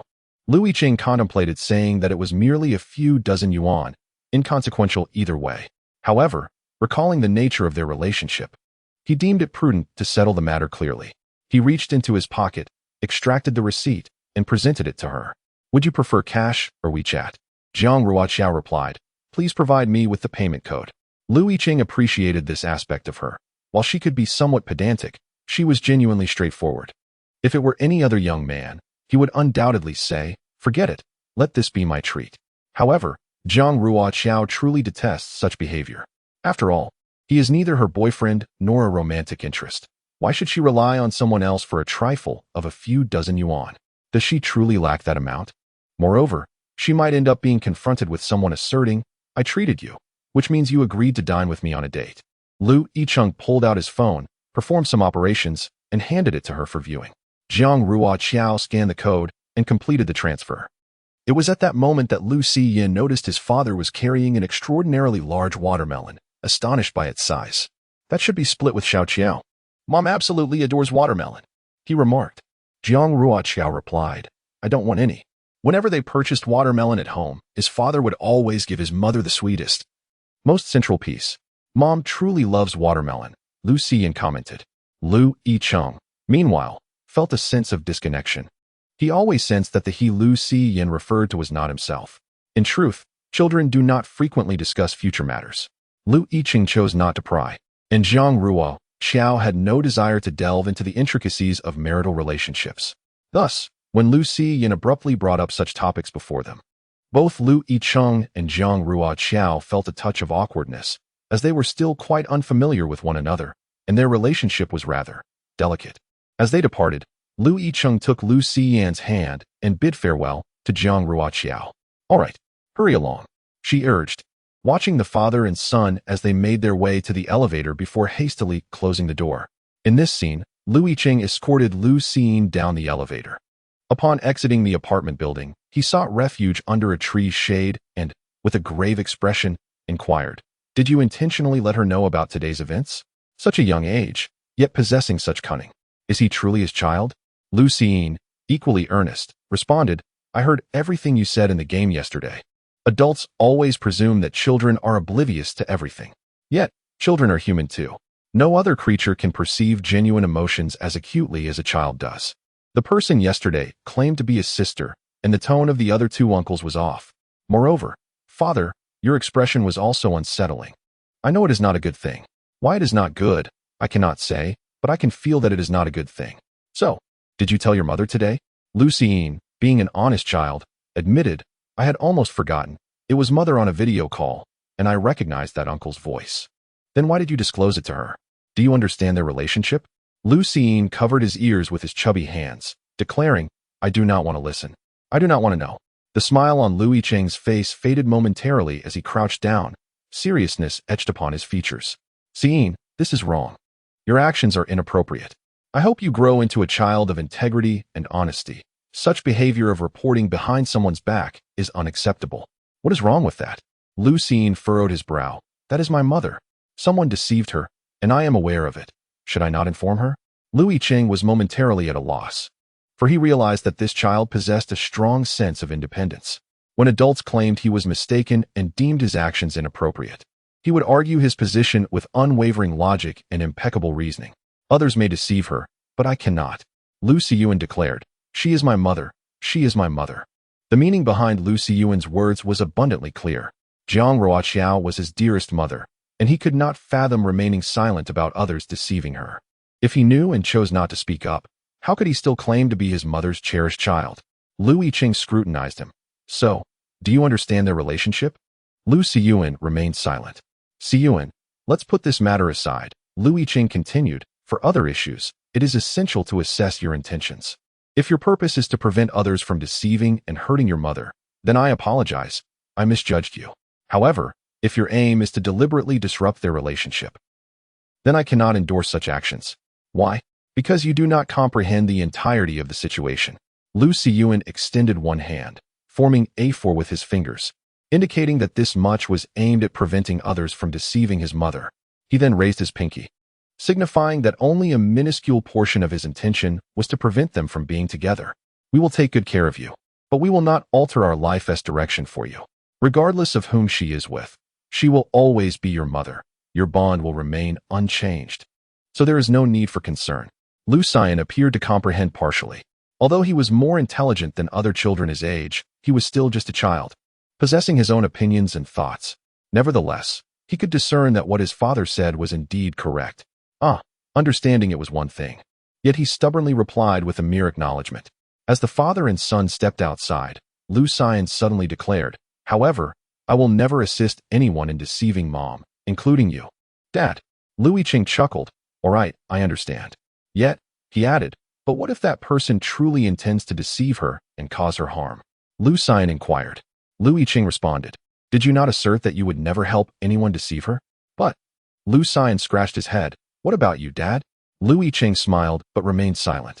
The young father was exceedingly busy, preoccupied with attending classes and preparing meals for his son. He had not played any video games in the past few days. Yet this morning and afternoon, he was playing games even while cooking in the kitchen. It was evident that he neither liked nor had time for games. Suddenly, Lu Xian realized his father indeed cared about this matter. He had always believed that his father's priorities were firmly rooted in his mother's affairs. After Lu Yicheng and Lu Xian departed, Jiang Ruoqiao began to immerse herself in her tasks. She possesses a certain level of understanding regarding Jiang Yan. She is neither a biological sister nor a cousin, which indicates that this individual must be someone quite familiar in his life. Otherwise, given his character, he would not have invited her to join his gaming group, nor would he have referred to her as a sister among his friends. Since they are acquainted, it stands to reason that in this age of information, this person would undoubtedly leave traces on Jiang Yan's social media platforms. There is a saying that rings true. If one were to delve deeply, every woman is a detective akin to Sherlock Holmes. Jiang Ruoqiao is rather indifferent to the notion of infidelity, for the outcome of such occurrences is invariably the same: separation. Likewise, a man who strays is not worthy of her meticulous efforts for a dignified breakup. The only matter she seeks to ascertain is the nature of Jiang Yan's relationship with this so-called sister, so she can strategize her next steps accordingly. It is the stars, not the moon. She does not engage in gaming, nor does she feel the necessity to download the game specifically to track down this individual. Jiang Yan's interactions on social media, which do not include her as a friend, remain inaccessible to her. Thus, she turns her attention to Weibo. Jiang Yan's Weibo resembles that of a dormant account. He has few followers and seldom posts, usually merely sharing her posts, exhibiting no signs of activity. Nevertheless, she patiently scrolled through every comment and repost, ultimately uncovering a suspicious trace beneath a post from 2 years ago, marked by a like from it as the stars. Astonishment ensued. In the 17th chapter of the Frugal Campus, Heartthrob is the father of the child. Although Weibo does not yet display visitor records, Jiang Ruoqiao, ever the cautious one, decisively switched to her alternate account to peruse this individual's Weibo. The user, named Xing, is a youthful female student. While her follower count is modest, she possesses a penchant for sharing her daily life. Jiang Ruoqiao meticulously scoured through all her posts, gleaning 3 pieces of invaluable information. Firstly, this young woman is quite affluent, likely a scion of a wealthy family. Secondly, several of her posts feature geotags indicating she resides in the prestigious Huafu community, precisely the same villa district as the Jiang family. What a serendipitous coincidence. Thirdly, this young lady is currently on an island. Her recent posts reveal a high frequency of updates, with multiple geotags from various locales on the island. Could such coincidences truly exist? More importantly, just a couple of days ago, while enjoying coconut chicken, she captured a photo of the dining table, inadvertently showcasing a hand that Jiang Ruoqiao instantly recognized as that of Jiang Yan. Furthermore, towards the end of last year, she shared a series of photos featuring fireworks, one of which captured the silhouette of an individual. Once again, it was Jiang Yan. It appears that this young lady is indeed the sister Jiang Yan brought into the game. If Lu Yicheng had any outstanding matters to discuss today, it would likely pertain to this sister's presence on the island as well. Jiang Ruoqiao did not overlook even the comments and shares on Weibo. After nearly 2 hours of investigation, she discovered that the girl is named Xing, recently turned 18, originally intended to study abroad, but due to familial concerns, she opted to remain in the country for her studies, achieving commendable results in her college entrance examination and receiving an acceptance letter from a university in Beijing. The emotions of young girls are often profoundly delicate. On several occasions, late at night, she posted on Weibo, her words imbued with a bittersweet essence. Jiang Ruoqiao could instantly perceive that the young girl harbored feelings for someone special. Her secret crush was quietly concealed, perhaps influenced by preconceived notions. Jiang Ruoqiao's intuition suggested that this crush, named Cushing, was likely Jiang Yan. The sentiments of youth are invariably poetic, especially when it comes to unrequited love. Even Jiang Ruoqiao couldn't help but exclaim, "What a poignant entanglement." They seemed remarkably compatible. Their family backgrounds were presumably similar, as they both resided in the same villa community. This time, they were on a trip together, undoubtedly orchestrated by their elders. The fact that they could spend time together indicated that both families were of equal standing. Cushing had also shared a selfie, alongside one taken with him. Though not conventionally stunning, her appearance was agreeable, exuding a pure yet graceful demeanor. Jiang Yan was equally striking, and one could imagine them together, with him tall and handsome, and her petite and endearing. It would be disingenuous for Jiang Ruoqiao to claim she was untroubled. The sorrow she felt was merely insignificant. What purpose does sadness serve? Can it be materialized? Beyond rendering oneself vulnerable and pitiable, what utility does it hold? Her best friend had once remarked that if one truly cherished someone deeply, a breakup could never be so amicable. Yet, for Jiang Ruoqiao, this was not the case. Couples who have genuinely loved and then parted ways often resolve to sever all ties for eternity. Her friend insisted that Jiang Ruoqiao had never truly loved anyone. Jiang Ruoqiao was skeptical. She believed her stance was one of maturity. Was it necessary to engage in a tumultuous romance, only to suffer grievously upon parting? Sleepless through the night? Why subject oneself to such torment? After all, she believes this state to be quite satisfactory. Meanwhile, Jiang Ruoqiao is contemplating how to broach the subject of their impending separation. On the island, as the sun descends behind the mountains, Jiang Yan accompanies his mother on a leisurely stroll. It is a rare moment of tranquility for the mother and son. The island's scenery is breathtaking. At this moment, the orange glow envelopes the land, and as they walk along the cobblestone path, the faint sound of waves crashing against the rocks can still be heard. The shadows of coconut palms dance in the gentle breeze. The water is crystal clear, and the sands are pristine, creating an atmosphere of unparalleled serenity. Jiang's mother, in her 40s, has her long, flowing hair elegantly pinned up and is dressed in a turquoise gown. Though time has left its mark upon her face, she remains poised and exudes a remarkable grace. At a certain point, she halts, gesturing towards a nearby resort, her eyes reflecting a deep nostalgia. Many years ago, your father accompanied me here to unwind. He once expressed a desire to establish a resort on that very land. Jiang Yan's smile fades, and he does not even glance in that direction. Over the years, he has experienced the vicissitudes of human relationships. For Jiang Yan, the age of 10 marked a pivotal turning point in his life. Before this age, he was the sole heir of the entrepreneur Jiang Ruoqiao, who had built a prosperous empire from the ground up, enjoying a successful career, a loving marriage, and a remarkably intelligent son. Alas, the tides of business are ever-changing, and Jiang Ruoqiao's foundation was not particularly robust. His family's background was not as formidable as others. When calamity struck, he found himself utterly helpless, merely watching as his empire crumbled. Jiang Ruoqiao met his end in a tragic accident, and following his departure, the Jiang family became fragmented, ultimately leading to bankruptcy. After the age of 10, Jiang Yan lost his home, and the father he once idolized was no longer present. They both had to come to terms with their circumstances. Jiang's mother sighed, reflecting on the years that had passed. I rarely dream of him anymore. Now that you have entered university and come of age, there is little I can oversee regarding your affairs. However, Ian, do not forget your father. He cherished you above all else. Do not blame him. He was a victim of fate. If he could, he would have wished to witness your growth into adulthood more than anyone. Enough, Jiang Yan interrupted her. Mother, I know you are not very happy. Why not resign? After the downfall of the Jiang family, Jiang's mother did not succumb to despair. She still had her son. At that time, an old friend from her past needed an assistant and reached out to her with a proposition. During their school days, Jiang's mother had always been the most exceptional among them. Now, she found herself in the position of assisting a friend who was less accomplished. Although she hesitated for quite some time, she ultimately accepted the offer, mainly because she did not wish to sever ties with this circle.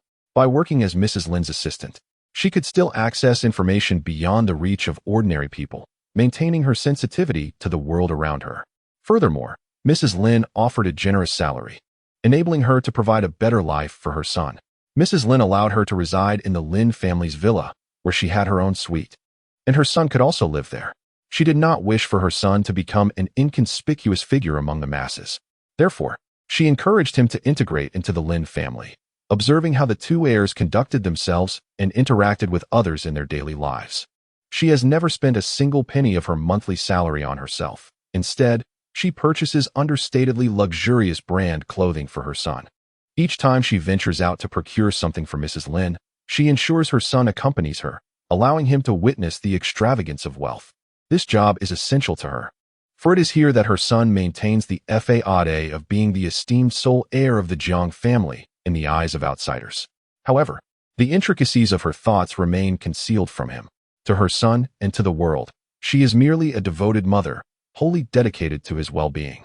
Resignation? Mrs. Jiang smiles and shakes her head, stating, "I have been with the Lin family for 10 years. I am accustomed to it. Besides, if I were to resign, where would we live?"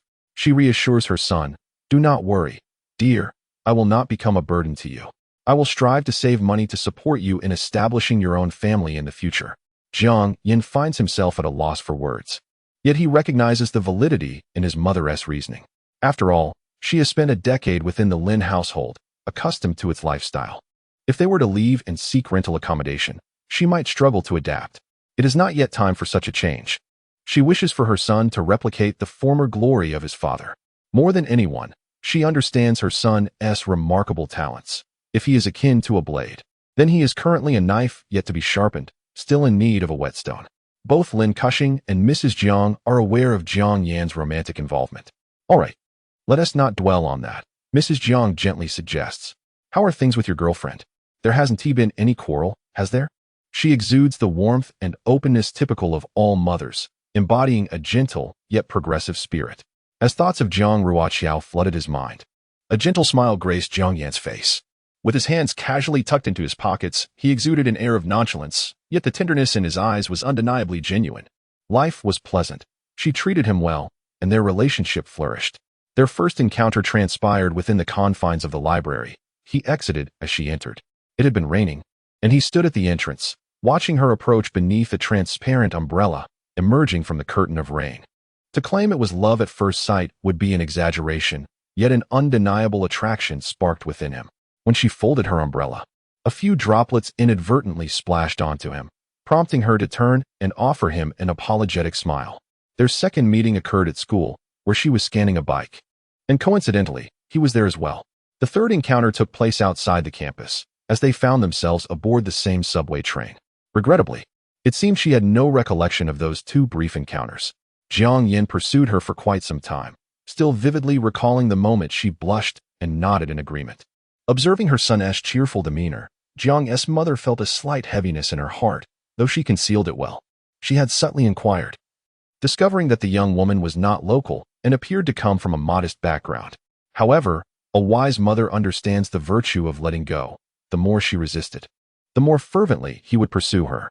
Throughout history, how many so-called deep affections have been fueled by external influences? When parents oppose, the individuals involved often perceive it as a tragic struggle against the world, leading them to cling to one another even more tightly. With that in mind, she felt reassured. Zhang's mother gently advised him, reminding him that as a man, he should often yield to her, even in disagreements. Taking a step back would not result in loss. He should treat her with kindness. Jiang Yin smiled, assuring her, "Rest assured, the heart is still filled with joy, for my mother is so generous. In the future, if Qiao gets along with her, they will surely share a bond akin to that of mother and daughter. By the way, Kexing is about to start school soon." Mrs. Jiang, seemingly casually, mentioned this. Her nature is simple and devoid of guile. Not only am I concerned for her, but even I worry about her ability to navigate the complexities of roommate relationships, especially since she insists on staying in the dormitory. She struggles with intricate social dynamics. I have watched Kexing grow up. To put it bluntly, she is much like my own daughter. Her two elder brothers, after all, do not share the same mother. And with their significant age difference, they rarely converse. Mrs. Jiang is often busy as well. If you have the time, please visit Yicheng at school more often. If she encounters any difficulties, she will surely confide in you. Jiang Yin pondered for a moment before agreeing. After all, they owe a debt of gratitude to the Lin family, and the bond between his mother and Yicheng is indeed quite strong. He mentioned he had matters to attend to. Mrs. Jiang replied that he had been quite busy these past couple of years, even taking on several part-time jobs. Mrs. Lin smiled, remarking that it is wonderful to be busy. Indeed. Mrs. Jiang then turned her gaze towards the quietly seated Lin Yicheng, her expression filled with affection. Yicheng, I've noticed you haven't been eating much vegetables lately. Are they not to your liking? I can prepare some juice for you. Would you drink it all afterward? Lin Yicheng glanced at the fruits and vegetables on the table and then at the industrious Mrs. Jiang, feeling deeply touched. The aunt is truly so kind to her, even more so than her own mother. Many subtle details, which others might overlook, are always noted by her aunt, who consistently attends to her every need. Indeed, you are so thoughtful. Mrs. Lin expressed her appreciation, attributing much of her fortune over the years to the presence of her companion. Mrs. Jiang chuckled softly, dismissing the compliment as mere obligation. By the way, madam, which jewelry brands are currently favored by young girls? I have not been attentive to that area lately. In astonishment, she noted that the Jiang family was a beacon in the jewelry industry, and Mrs. Lin, having been closely associated with Mr. Lin, had certainly absorbed some insights. After mentioning a few brands, Mrs. Lin inquired with curiosity, what prompted this question? Are you considering a purchase for someone special? Mrs. Jiang beamed with delight, indeed. Ayun has entered a romantic relationship, and I thought it prudent to prepare a gift for when he introduces his girlfriend to me. Mrs. Lin reflected. How swiftly the children have matured. Ayun is in love now. I must say, there is no need for excessive anxiety. People often say that it is the bride who feels nervous when meeting her in-laws. But Ayun's girlfriend is truly fortunate. Who wouldn't be delighted to have a mother-in-law like you? In mentioning Ayun's girlfriend, Mrs. Jiang's intentions were somewhat self-serving.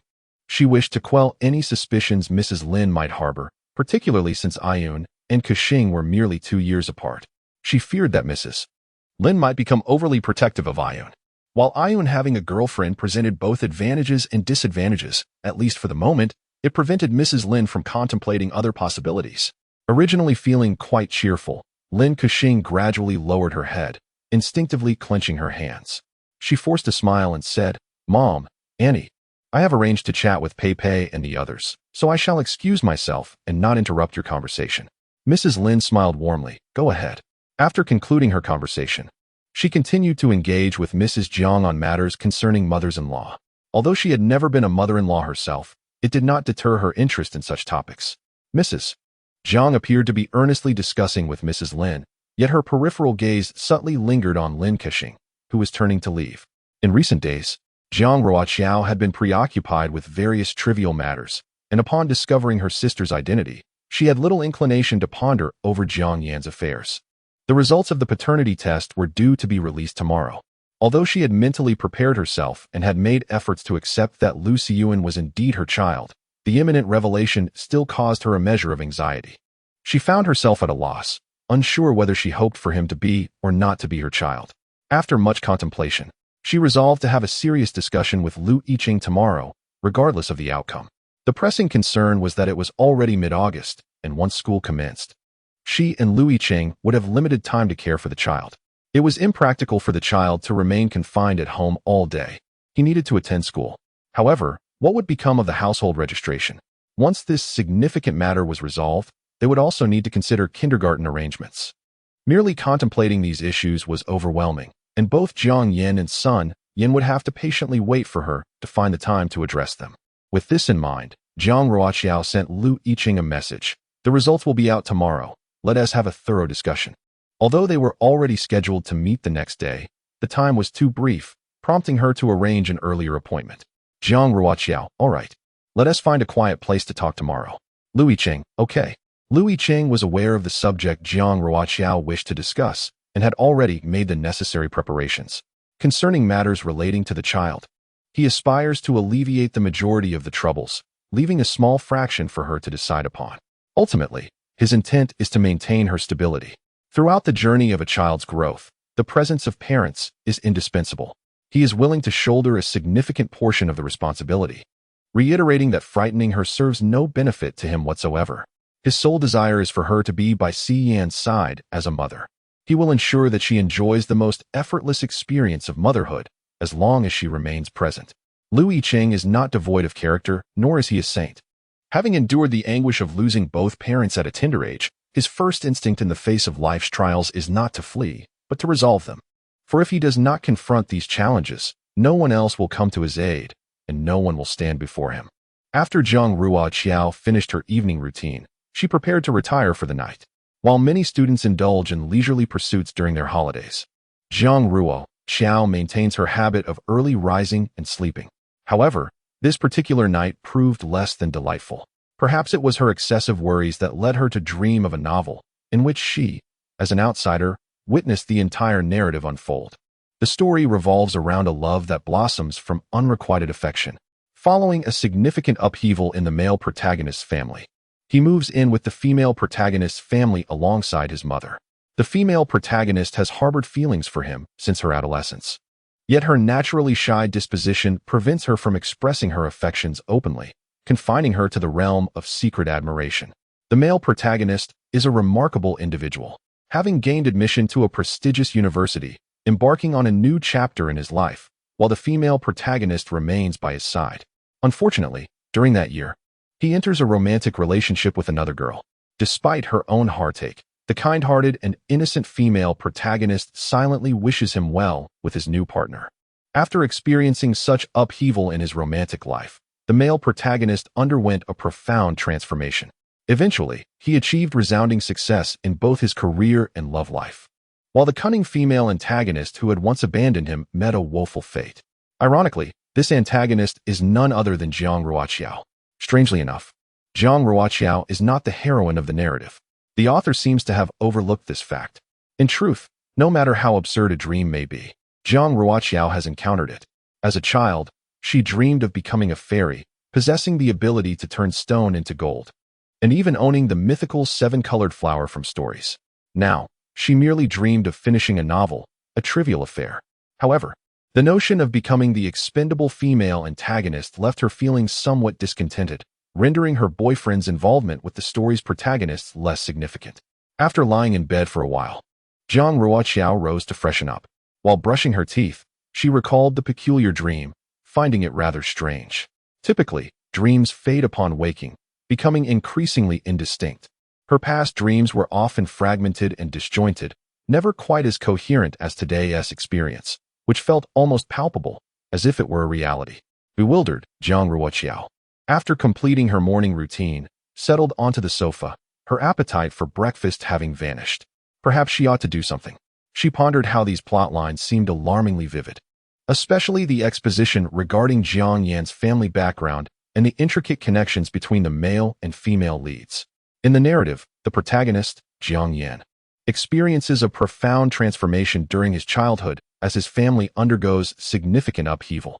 His mother brings him to work for the Lin family, as she shares a long-standing friendship with Madame Lin, a woman of benevolence who graciously extends her support to the struggling mother and son.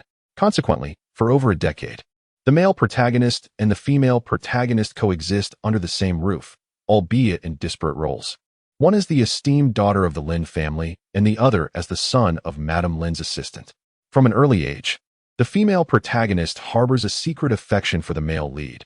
However, he remains oblivious to her feelings. Instead, under the nurturing guidance of his kind-hearted mother, he regards her merely as a sister. He cares for her deeply, yet his sentiments do not extend beyond familial affection. It is evident that the two protagonists are destined to unite, and thus the author introduces the male lead's first love, a hypocritical woman who is enamored with wealth and status. Numerous tales attest to a universal truth: secondary characters seldom meet with a favorable fate, particularly when they have been genuinely loved by the male lead. Should the male lead harbor no feelings for them, the secondary character might still find a chance to redeem herself, perhaps culminating in a satisfying conclusion after her transformation. However, in the novel Pampering You into Marriage, Jiang Yan has truly loved the secondary female character in a profound sense. This tale is concise, and Jiang Ruoqiao diligently records all the plot points she can recall in a manner comprehensible solely to her. Regardless of the veracity of these events, documenting them presents no detriment to her. In her reading experience, It is remarkable if she retains the names of the protagonists after a week, having initially been captivated by the story for a day or two. To Jiang Ruoqiao's astonishment, within the pages of this novel lay a narrative that mirrored a dream she had previously experienced. In her dream, she observed as a bystander while Jiang Yan was surrounded by another woman. After the soiree, she found herself awkwardly traversing the street, while Jiang Yan, seated in a car, coldly commanded, "Beg me, and I shall spare you." How outrageous. It was at this very banquet that the female antagonist once again encountered the male protagonist, only to be humiliated. Was the author deliberately omitting the interactions between the male protagonist and the female antagonist? If the male protagonist remains haunted by his past with her, he is certainly not a worthy hero. Jiang Ruoqiao did not dwell on this matter for too long. The truth of the dream remained undetermined. In fact, whether Jiang Yan's family was affluent or if he belonged to the wealthy elite had become less significant to her. After all, a breakup was inevitable. Who would still care about a potential ex-boyfriend's financial status? Would his wealth entitle her to claim compensation for emotional distress? Nevertheless, she was resolute in confirming the authenticity of the book from her dream. At noon, Yicheng brought Lu Siyuan over, and he noticed that Jiang Ruoqiao's complexion was rather poor. After a moment's hesitation, he inquired, "Are you feeling unwell?" If she was indeed unwell, he would take the child away. Although Siyuan was well-behaved and considerate, a sick person would naturally desire rest. Jiang Ruoqiao shook her head. "No, not really. It's merely a matter of inner discomfort." However, this was not something she could confide in Yicheng. This was a secret she could not share with anyone, as likely no one would believe her dream. After all, in the eyes of all who were aware, Jiang Yan was the epitome of a devoted boyfriend. Yicheng gently stroked Lu Xian's head. The silent exchange between father and son conveyed everything unspoken. "Don't disturb your mother," he said. With that, Yicheng departed, and Jiang Ruoqiao led Lu Xian inside. Following her, Lu Xian removed his shoes and retrieved a pair of plastic slippers from his backpack. When Jiang Ruoqiao turned around, she was met with the sight of the child obediently seated on the mat, donning his slippers. A smile finally graced her face as she approached him, bending down to inspect his footwear. "Your father must have bought these," she remarked with a sigh. "His taste certainly leaves much to be desired. I wouldn't have worn such slippers in my childhood." In imitation of her tone, Lu Xian sighed. "These are the cheapest pair." Indeed, while they were inexpensive, Yicheng prioritized value for money. Although Lu Xian's slippers were not particularly attractive, they offered a measure of comfort. Without needing to articulate it, Jiang Ruoqiao was aware that Yicheng had taken on the bulk of the responsibilities. It was true that he had entrusted her with Lu Xian's care over the past couple of days, but typically, Lu Xian would take a nap around noon, alleviating her concerns. It was Yicheng who attended to the child's meals and bath time routines. However, uncertainty loomed over what would unfold after today. She had inquired with the agency, which had informed her that the assessment results would be available once the institution commenced operations in the afternoon. An electronic version would be sent to her, followed by a hard copy via post. Since Lu Xian's arrival these past 2 days, Jiang Ruoqiao had taken to turning on the television, allowing him to watch animated shows for a brief period. He suddenly called out to Lu Xian. Every time Jiang Ruoqiao gazed upon his face, she experienced an inexplicable sensation. It resembled her own childhood so closely. She had never been pregnant nor given birth, and thus, she could not establish an innate maternal bond with Lu Xian. Even at this very moment, she felt herself detached from the situation. Curiously, whenever she sensed a desire to evade reality, gazing at his face would considerably alleviate that feeling. She pondered whether Yicheng felt the same way. After all, they were still students. Jiang Ruoqiao paused briefly and said, "It's nothing serious. I merely wanted to ask if you'd like some ice cream after you wake up." Lu Xian's eyes brightened instantly. "Of course, I would." How delightful it was. His mother allowed him to watch cartoons and even inquired if he wanted ice cream. He remembered the times he had sneaked into the fridge to indulge while his mother was unaware. Jiang Ruoqiao chuckled softly, while Lu Xian slumbered. She refrained from heading upstairs for a nap. Instead, she settled on the living room carpet, admiring his serene sleeping face. Meanwhile, her phone vibrated. Without needing to check, she already knew it was a message from the real estate agent. Indeed, upon illuminating her phone, she saw the eager and professional agent had sent her several messages. "Miss Wang, the appraisal report is ready. I will send it to you for your review. Should you have any further inquiries, please feel free to contact me directly. Please send me the address, and I will forward the report to you. Rest assured, This is all confidential. I am monitoring the institution to ensure your files and documents are deleted, and no one will be able to trace them. Jiang Ruoqiao glanced at the sleeping Lucien, took a deep breath, and opened the report. She was uncertain whether to feel joy or disappointment. Indeed, the bond between her and Lucien was undeniably that of mother and son. Yicheng arrived a bit earlier today than yesterday. Jiang Ruoqiao did not conceal anything from him. Prior to his arrival, she had already sent him the results of the report via text message. This outcome was not particularly surprising. If Jiang Ruoqiao and Lucien were not related as mother and son, that would have been astonishing. In that moment, their gazes met, and the atmosphere was laden with subtle emotions. Knowing the truth was one thing, but when the result was laid out in clear black and white, their relationship was irrevocably altered from this day forth. This connection was even more solid than that between Jiang Ruoqiao and Jiang Yan. Yes, they had a child together. They had not dated, had never held hands, and nothing had transpired between them, yet they had a child. Yicheng sensed that Jiang Ruoqiao's mood was far from delightful. Fearing that she might be daunted by the challenges before them, he proactively broke the silence, saying, "Let us discuss this matter and first address Xian's household registration issue." Upon hearing this, Jiang Ruoqiao felt overwhelmed. Household registration, what a vexing predicament. Yicheng unzipped his bag and handed her 2 sheets of paper, stating that the household registration must be established. We must abandon any thoughts of a false registration. The law is not to be trifled with. If something were to occur, it would be no laughing matter. Furthermore, Xian has a long educational journey ahead: elementary school, middle school, high school, and university, all of which require proper household registration. To be candid, I had considered having him registered under someone else's name, as I have suitable candidates back home. However, upon reflection, I realized that this path would only bring complications. Xian would undoubtedly feel discontented. He would not wish to be regarded as someone else's legal child. Thus, this burden must be borne by us alone. Jiang Ruoqiao lowered her head, saying, "I understand, but how do we go about the household registration?" Yicheng fixed his gaze on the crown of her head, a fleeting smile gracing his lips. He cleared his throat and replied, "My plan is to register him under my name as a non-marital child. I have consulted the relevant authorities, and it is feasible for Xian to be registered under my household, provided I take him to a legitimate institution for a paternity test to confirm our biological relationship. Once that is established, he can be registered." Jiang Ruoqiao looked at him in astonishment, asking, "Are you suggesting he be registered under your name?" While it may seem simple in theory, the societal scrutiny that accompanies such a decision is considerable. For instance, he would have to explain how, at the age of 20, he has a 5-year-old child. The truth must remain undisclosed, leaving him with no choice but to accept the circumstances.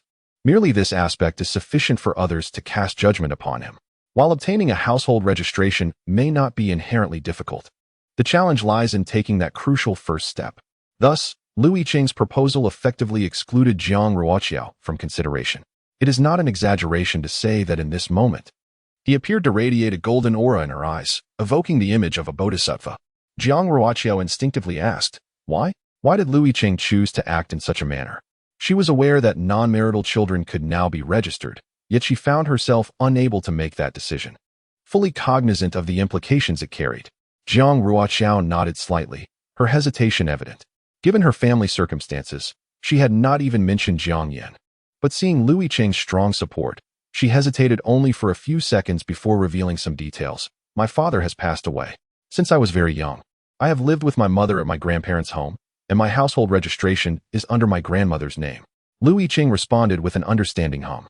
"If Xian were to be registered under your name, it would undoubtedly draw the attention of your elders. I believe you would prefer to keep this from them for the time being." "Yes, my grandparents are not in good health," Jiang Ruoqiao replied. "I will mention it in a couple of years, but not now. I do not wish to trouble them." "That is entirely reasonable. I can comprehend your stance," Yicheng said. "If my grandmother were still alive, I might not be able to make this decision either. Additionally, my ID reflects an age that is 1 year older than my actual age." Jiang Ruoqiao turned her gaze towards him. "In the eyes of those handling household registrations, I am 21 years old. If one were to consider Xian's age." At this point, Yicheng fell silent, feeling somewhat embarrassed despite his earlier composure. By age calculation, to outsiders, he seemed only about 15 or 16, yet he had caused a pregnancy. Your identification number, CN, is memorized. You have just turned 20, and I believe it is rather unfortunate that you are mistaken for being a teenager. Lu Yicheng remarked that either you are misjudged by others, or I am. However, it appears that the latter would likely be more readily accepted. His words were simple, yet Jiang Ruoqiao grasped his implication. There is a well-known saying, a shift in gender leads to a multitude of comments. Indeed, if Lu Yicheng were to register his household, initial reactions might be subtly charged but fleeting, merely serving as gossip about his youthful indiscretion. However, if it were Jiang Ruoqiao's name on the registration, the situation would become significantly more complicated. After a moment of contemplation, Jiang Ruoqiao lifted her gaze to him, inquiring if he had any demands or conditions. Undeniably, having Lu Yicheng's household registration would be most advantageous for her. Firstly, she would not need to appear in person. She imagined that Lu Yicheng would not mention her to the relevant authorities, and in legal documents, there would be no trace of her connection to Lu Xiyin. Secondly, with Lu Xiyin's registration, concerns about schooling would be alleviated. Yet, what conditions did Lu Yicheng have? None at all. Lu Yicheng paused for a moment, then rephrased his statement, asserting that any conditions or requirements were merely a hope that she would share in the responsibilities of raising their child. Is that all? Jiang Ruoqiao questioned, somewhat uncertain. Indeed, he replied. It must be said that Lu Yicheng generally exuded an aura of reliability. Thank you. Jiang Ruoqiao expressed her gratitude sincerely.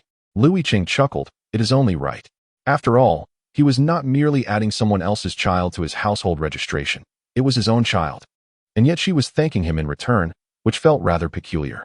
Now that the household registration issue is resolved, we have several important matters to discuss, Lu Yicheng stated. He then retrieved several sheets of paper from his backpack and handed them to her. Take a look at these when you have a moment. These are some private kindergartens near a university that I researched. I will handle the household registration first thing tomorrow morning, and once that is completed, we will need to enroll him in school. At that time, we should visit the schools in person. Jiang Ruoqiao thought to herself, truly remarkable. Lu Yicheng was so meticulous that he had already considered kindergartens and even filtered a list for them, awaiting their visit for enrollment. His efficiency was nothing short of extraordinary. We will equally share the kindergarten tuition fees. What do you think? Jiang Ruoqiao gestured in agreement while perusing the kindergarten introductions, indicating that she had no objections. Starting tomorrow, there will also be someone coming to my house to view the property. If I am not home, would you mind showing the apartment to the prospective tenants? It is not a bother, though my schedule must align. Astonishingly, the impoverished campus heartthrob is the father of the child. In the 20th segment, Lu Yicheng smiled and nodded, assuring her that it would not impede her work. Certainly, no problem. He neatly tucked away the documents, indicating that these were the only matters at hand for the time being. After such a conversation, Jiang Ruoqiao's impression of Lu Yicheng soared significantly. She felt compelled to add that the young man's cleanliness and attention to hygiene were commendable traits, and his clear reasoning and reliability further enhanced his appeal. With Lu Yicheng present, the weighty issues that had plagued her for several days seemed trivial in comparison. Jiang Ruoqiao found comfort in Lu Yicheng's presence, which lifted her spirits, a sentiment she expressed as she escorted him to the elevator. Lu Yicheng truly deserved such treatment. He was worthy.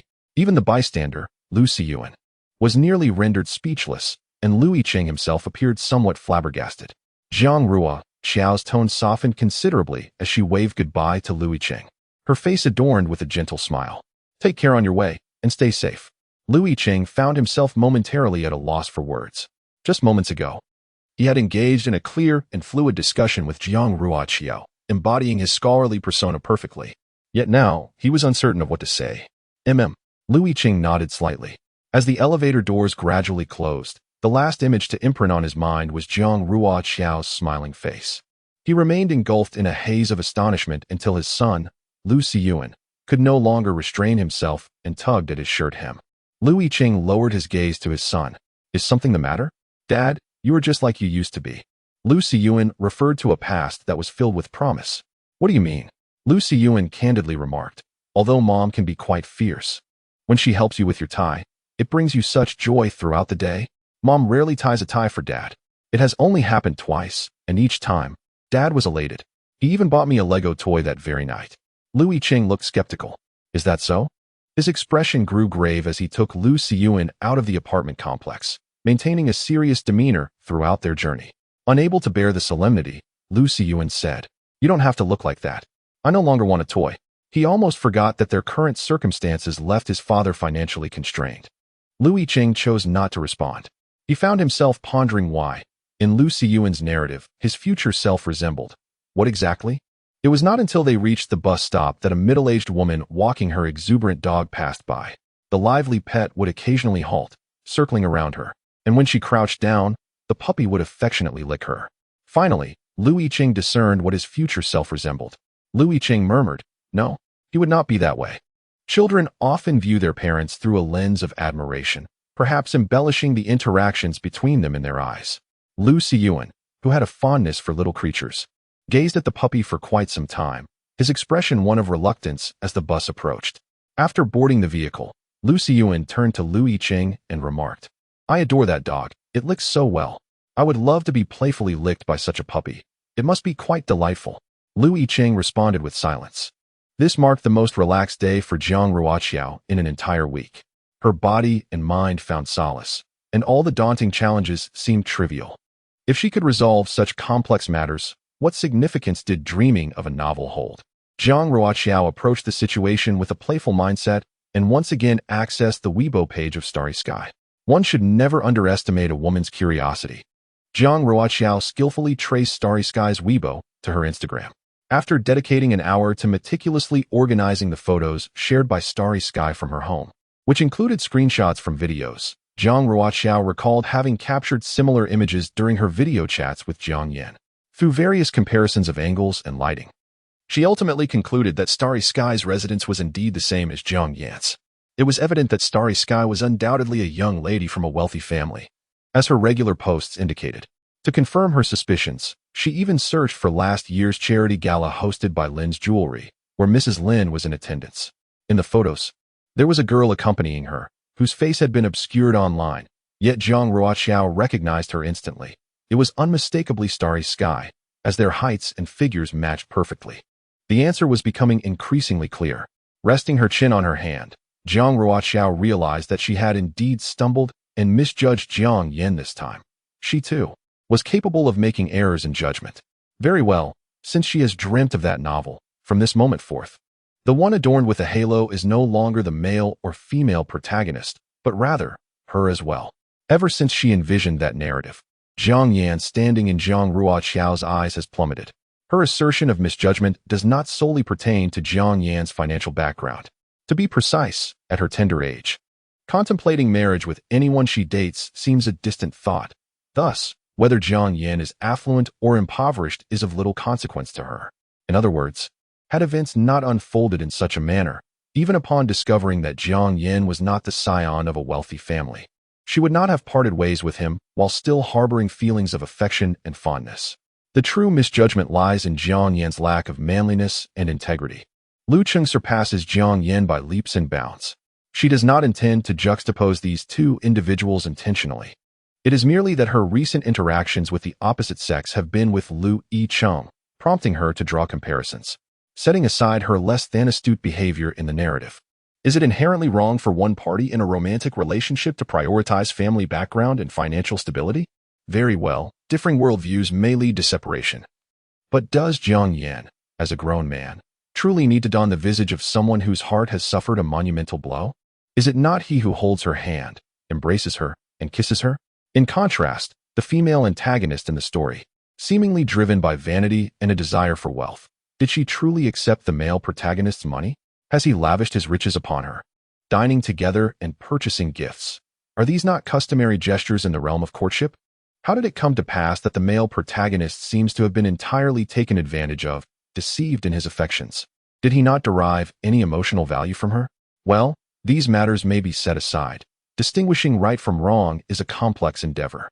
The two individuals could not reach an understanding and thus parted ways, a necessary conclusion. Yet, the male protagonist remains consumed by his thoughts, even harboring a desire for retribution against the female lead. The author seeks to embellish his actions, suggesting that his revenge is merely a figment of imagination. Yet those around him take it seriously and indeed pursue vengeance against the supporting female character. Can this truly be divorced from the male protagonist's influence? The thought incenses Jiang Ruoqiao. She wishes to dedicate a song titled What Kind of Man to Jiang Yan. Jiang Ruoqiao. What a stroke of ill fortune. How terribly unfortunate. With this sentiment, she connected to Jiang Yan's video call. The screen revealed his face. Jiang Ruoqiao endeavored to calm her emotions and offered him a smile. Jiang Yan remarked, "It has been raining on the island these past few days. There's no need to accompany them for shopping." Jiang Ruoqiao genuinely lacked the enthusiasm for conversation. However, she had already devised a plan for their breakup, which was beginning to take shape. To be frank, she had been in relationships with 3 individuals. And it was not out of a penchant for comparison. Jiang Yan simply could not hold a candle to the other 2 exes. Were it not for the male protagonist's illustrious aura, Jiang Ruoqiao would have long since bid Jiang Yan farewell, urging him to leave without any hope for an amicable separation. Could she confront the male protagonist directly? It was not beyond her capability, yet she had to consider those who stood behind him. And who stood behind Jiang Yan? It was Lin Kexing. After reading the entire novel featuring Jiang Ruoqiao, I find myself devoid of admiration for Jiang Yan. Rather, I perceive him as somewhat peculiar. Regardless of how the author embellishes or glosses over Jiang Yan's rise to success, those who scrutinize closely can discern that his accomplishments are largely attributed to his association with the Lin family, particularly Lin Kexing. He is undeniably fortunate to have the affection of Lin Kexing, which evokes a tinge of jealousy in Jiang Ruoqiao. Why, she wonders. Is there not a wealthy heir like Lin Kexing who harbors an unwavering secret affection for her? It is fair to assert that with Lin Kexing in the picture, Jiang Yan's success was inevitable. Jiang Ruoqiao perceives herself as adaptable. Now that she is aware of the narrative's trajectory, she intends to circumvent its conclusion. In her competition with Lin's jewelry, she concedes, acknowledging that she is not even the proverbial egg in the face of a stone. Acceptance of her limitations is her course of action. With the Qixi festival approaching, she resolves to create a compilation. Suddenly, Jiang Ruoqiao exclaimed, "Isn't it common knowledge among fans that I am in a relationship? Young admirers occasionally message me with questions." And I thought, why not seize the occasion and compile a collection? It would document everything between us. Would you mind? To his delight, Jiang Yan could not have wished for anything more. He understood just how popular his girlfriend was and yearned for the world to acknowledge their relationship. "I am more than pleased," he responded. Jiang Ruoqiao blinked playfully. "I will record all the monetary gifts and tokens you have bestowed upon me to share with the fans. Let them see just how much you have spent on this romance." Separation is indeed inevitable. Yet no one is entitled to label her with the mantle of avarice and vanity. If she had ever accepted lavish gifts from Jiang Yan, she might concede to that accusation. However, having received nothing, what grounds does she have to accept such a charge? It is rather amusing how the male protagonist appears to be ensnared in a web of calculation, piquing one's curiosity. "Everything is fine," Jiang Yan chuckled. Jiang Ruoqiao remarked, "The intention is merely to spread some positive energy. Nowadays, some students go to great lengths to surprise their partners with extreme gestures. I wish to convey to them that we too rely on our parents' allowances. When it comes to love, we ought to prioritize substance over extravagance. If one truly desires to present a valuable gift, it is far better to earn it oneself." Jiang Yan nodded thoughtfully. "It seems you are hinting at something." Jiang Ruoqiao, unable to contain her delight, replied, "You noticed, did you? I recall our previous conversations where you expressed a desire to buy a bag for me. However, I am not fond of such gestures. If I were to like something, I would rather work diligently to acquire it myself. Or perhaps wait until I have a job in the future. I have always felt that purchasing luxury items for a partner with one's parents' hard-earned money is rather inappropriate." Jiang Yan countered, "You are mistaken. I earned that money myself." He fell silent, reflecting on his perceived inadequacy. Indeed, the thought of having to scrape together funds to buy a bag for his girlfriend weighed heavily on him. Jiang Ruoqiao shot him a knowing glance. "Do you take me for a child? Such a bag, even from a reseller, is not inexpensive. Please return it. I truly do not want it. Even if gifted, I would not carry it, and that would simply be wasteful." Her voice had softened considerably. "Jiang Yan, I believe that exchanging gifts between partners is meant to bring joy to one another, rather than to impose a burden. Don't you agree? You understand my perspective, right?" After a lengthy discussion, Jiang Yan ultimately dismissed that notion. Naturally, he also felt an increasing closeness to Jiang Ruoqiao. As they were able to broach the subject of finances, Jiang Yan felt a swell of emotion within him. Jiang Ruoqiao had contemplated that, regardless of how their relationship might end, it could never be due to monetary issues. This was not to say she rejected her own character. but rather that she refused to bear the blame for matters yet untried. Otherwise, how stifling it would be. She had engaged in this relationship ostensibly for financial gain. Yet after all this time, had asked for nothing in return? If she were to receive a house, a car, or a check, she would have no objections to such an arrangement. Little did Jiang Ruoqiao realize that her stance profoundly moved Jiang Yan, inspiring him greatly. Particularly after descending the stairs and witnessing the brand representatives sending seasonal new arrivals for Mrs. Lin to choose from, while Mrs. Lin encouraged Lin Kexing to select a few favorites to gift to her college roommates to strengthen their bonds. Jiang Yan's feelings of guilt towards Jiang Ruoqiao peaked. Ultimately, it was a reflection of the disparities in the world. He had argued with Ruoqiao for an extended period over a mere bag. Yet Mrs. Lin and Lin Kexing could nonchalantly select new items simply to present to friends. They spoke of presenting the entire world to Ruoqiao. Yet she felt apprehensive even at the thought of receiving a single bag, fearing that it would deplete his living expenses. Jiang Yan's face bore little expression, and Lin Kexing, who had been joyfully selecting items, felt a sudden wave of unease upon seeing him. Without uttering a word, Jiang Yan turned and ascended the stairs. Unnoticed by anyone but Lin Kexing, a surge of discontent and guilt compelled him to impulsively post a moment on social media. I used to be oblivious, but now I understand. For our future, I will strive diligently. I dream of building a warm little home with you and envisioning a lovely child. Just the thought fills me with motivation. In this world, my heart belongs solely to you. He accompanied the message with a photograph of two hands intertwined. Upon viewing it, Jiang Ruoqiao responded with a dismissive megif. As the leading lady in this post, she felt no stirring of emotion. Rather, her heart remained unmoved, pondering that had she not read the entire novel, she might have been deceived by his charm. Indeed, a man's words can be beguiling. She chose to ignore it entirely. Meanwhile, the reactions of the other two who had seen the post were quite complex at that moment. Unrequited love is a solitary revelry. One person is enamored while another suffers heartbreak, with no one the wiser. In this vast world, Lin Kexing harbored the deepest admiration, even envy, for Jiang Ruoqiao. Yicheng, after 10 o'clock that night, finally found a moment to check his phone once the household's lively pet had dozed off. He scrolled through his social media feed, and his long, clean fingers abruptly halted as his thumb hovered over the image of the two clasped hands. A realization dawned upon him that his emotions were amiss. This was not how it should be.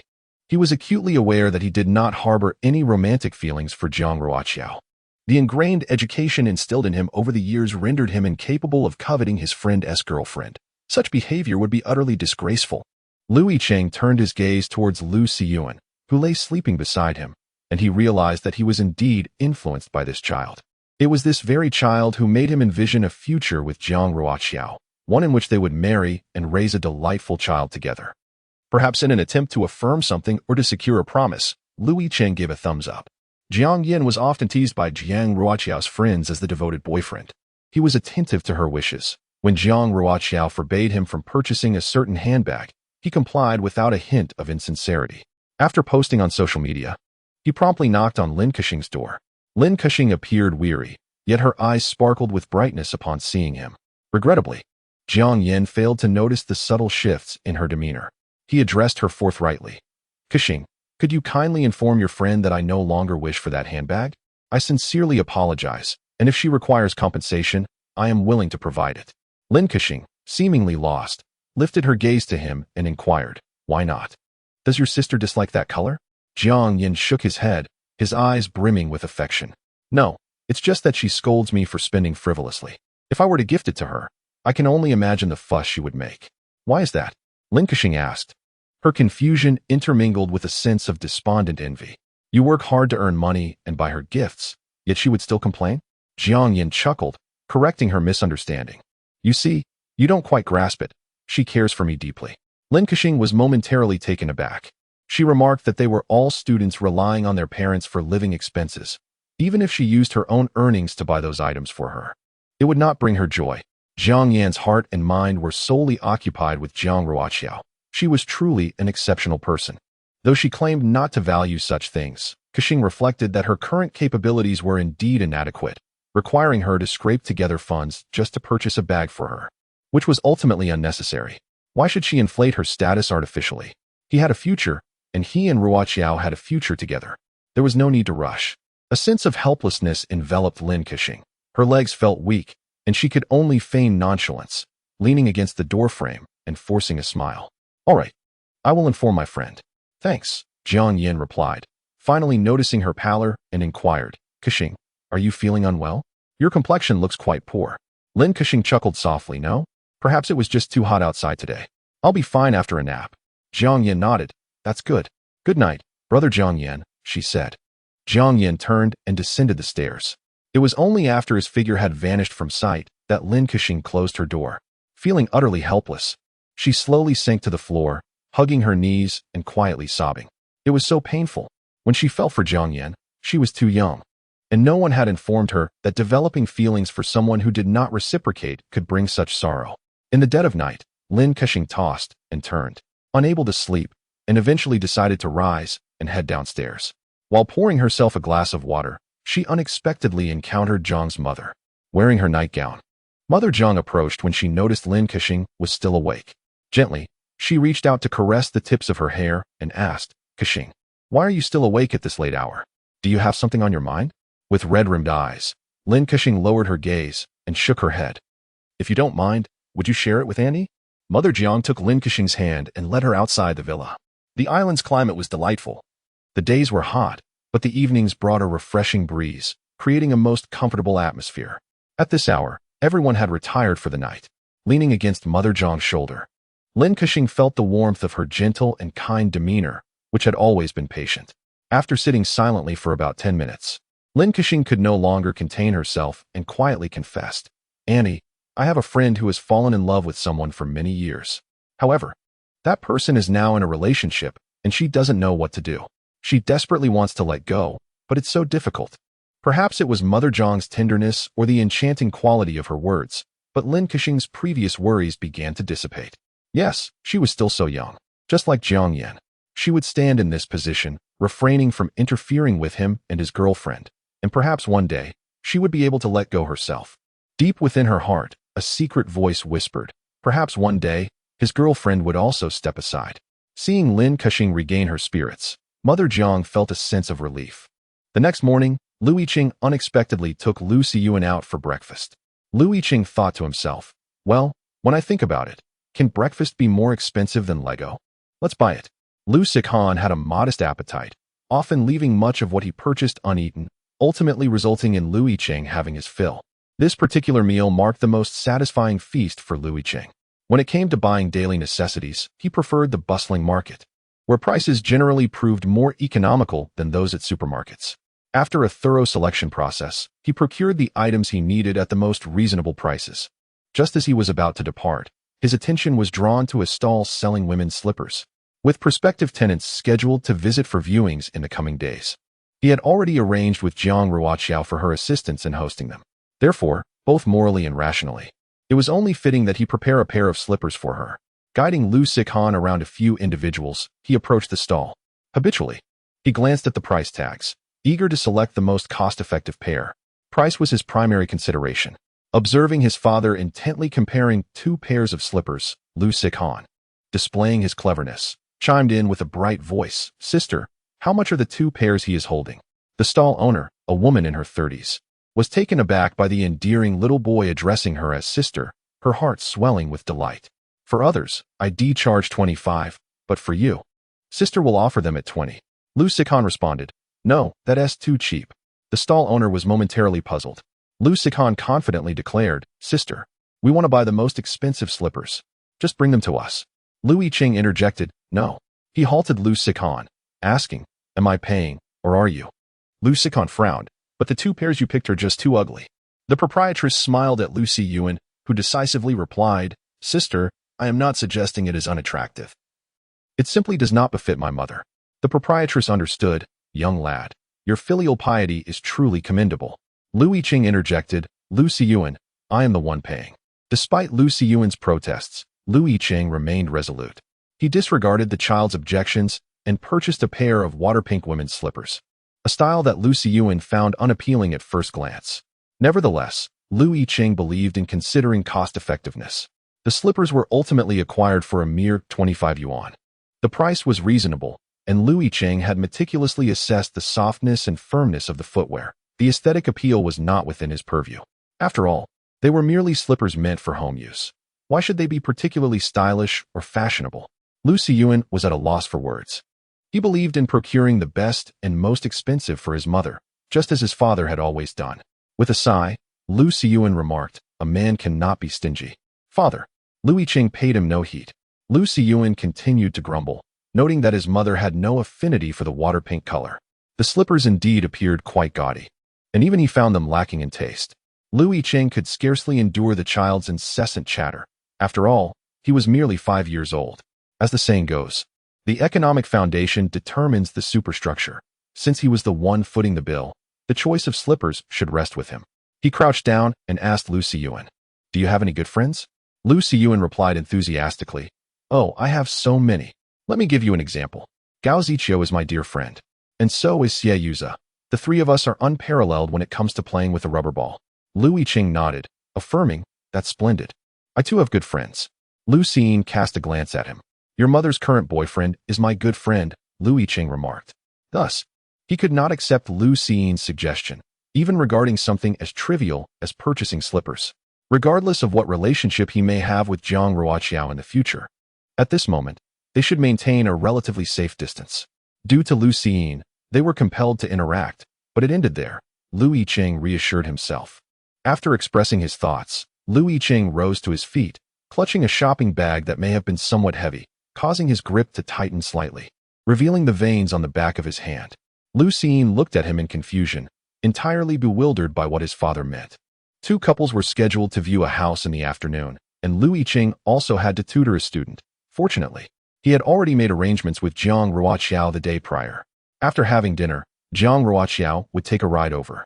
In August, when the heat reaches its peak. As she stepped outside, she couldn't help but exclaim, "Jiang Ruoqiao, you have truly become a devoted mother." In the past, no matter who invited her, she would never venture out in the sweltering midday sun. No one could persuade her to make an exception. A saying on the internet aptly captures this sentiment. Only true love can compel one to step outside in such weather. It appears that her boyfriends may not be her true love, yet her son has certainly fulfilled that role. Jiang Ruoqiao was indeed fully prepared. Not only had she applied sunscreen, but she also meticulously attended to areas like the nape of her ears and her ankles. Clad in protective clothing and donning a sun hat, she took up an umbrella, resembling a valiant warrior as she stepped out of her apartment building, basking in the sunlight. She strode purposefully to the entrance of the residential complex, where her ride awaited her. The road was blissfully clear at this hour, and upon arriving at Lu Xiyuan's residence, the clock struck 1. Lu Yicheng, ever the gentleman, had arrived a good 10 minutes early, awaiting her downstairs, while Lu Xiyuan insisted on accompanying him to greet their mother. Lu Yicheng retrieved the access card from his pocket, and Lu Xiyuan sighed dramatically, lamenting, "It's going to tire me out." The smile that graced Lu Yicheng's lips flickered away as he turned to Jiang Ruoqiao, explaining, "We live on the 6th floor." Jiang Ruoqiao remained silent. Lu Yicheng was accustomed to this routine, his youthful vigor unfaltering at the age of 20.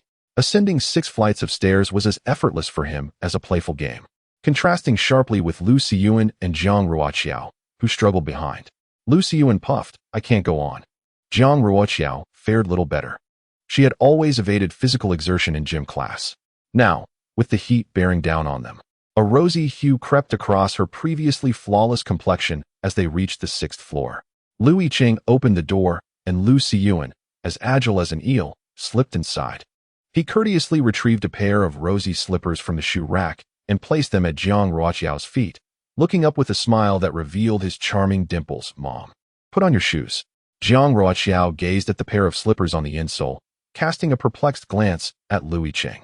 For reasons unbeknownst to her, despite their limited acquaintance, she was convinced that these slippers had never been worn by another woman.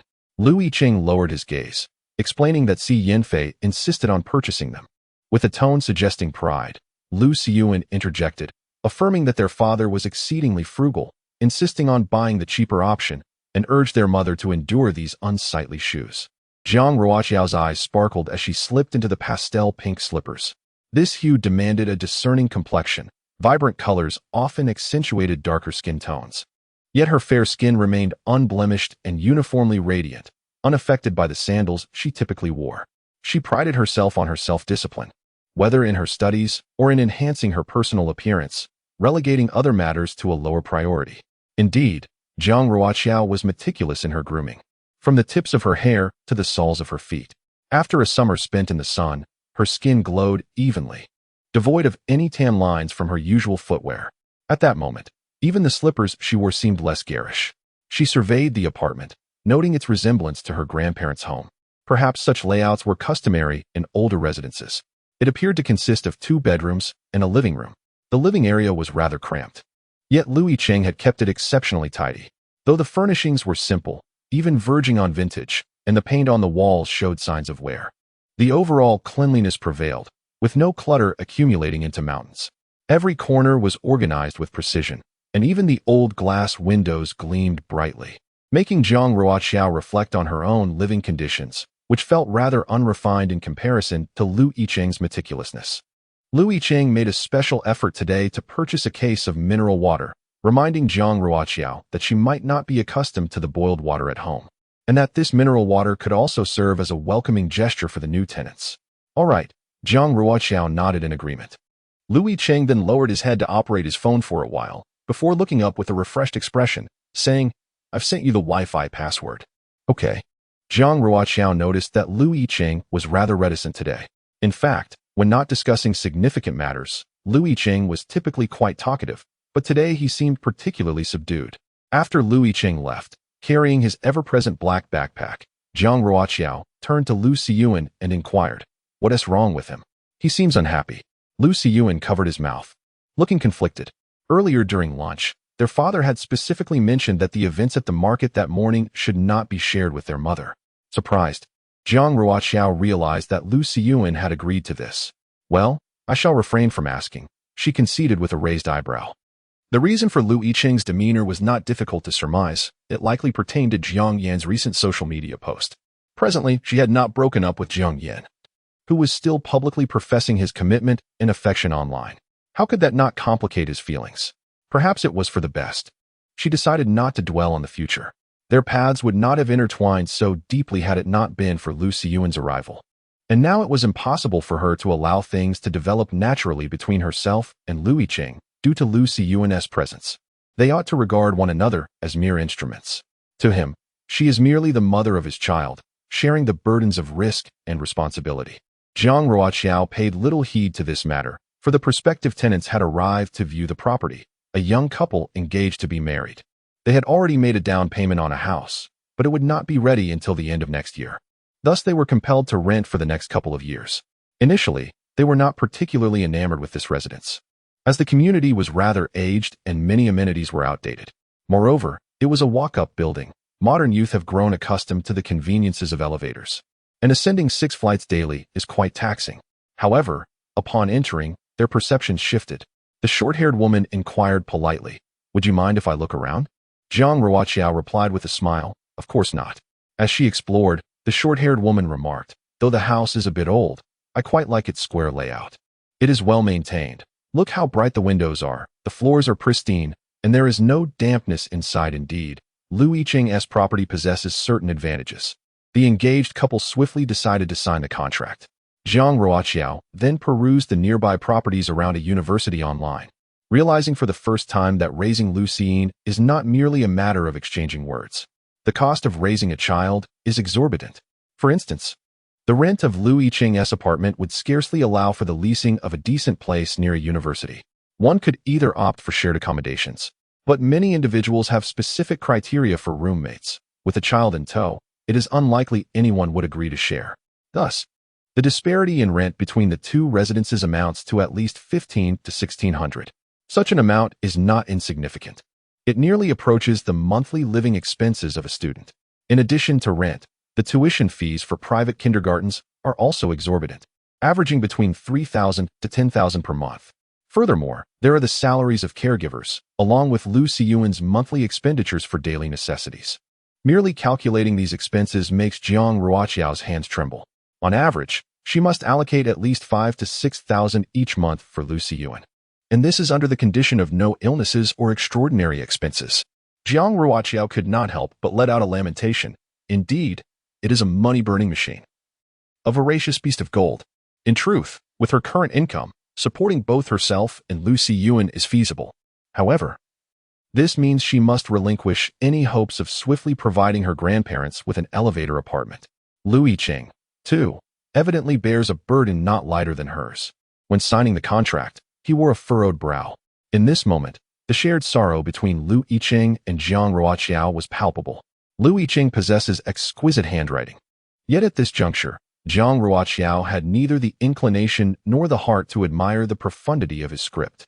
After finalizing the contract, Lu Yicheng exhaled in relief. At least for now, this matter had proceeded smoothly. As they wrapped up their tasks, mealtime approached.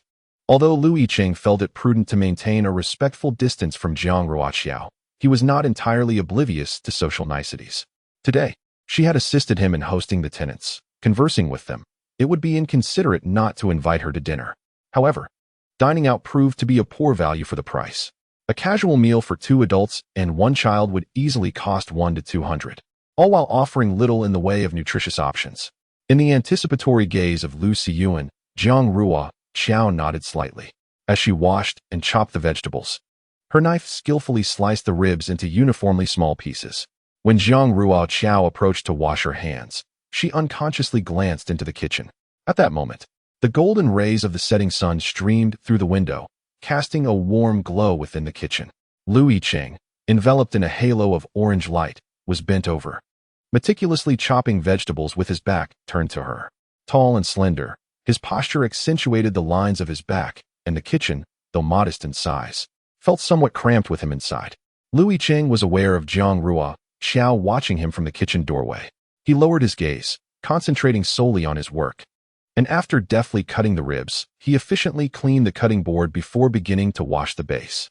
As a student from the foreign languages department, her proficiency was commendable. Lu Xiyuan, with an air of playful affection, requested her to read an English picture book with him.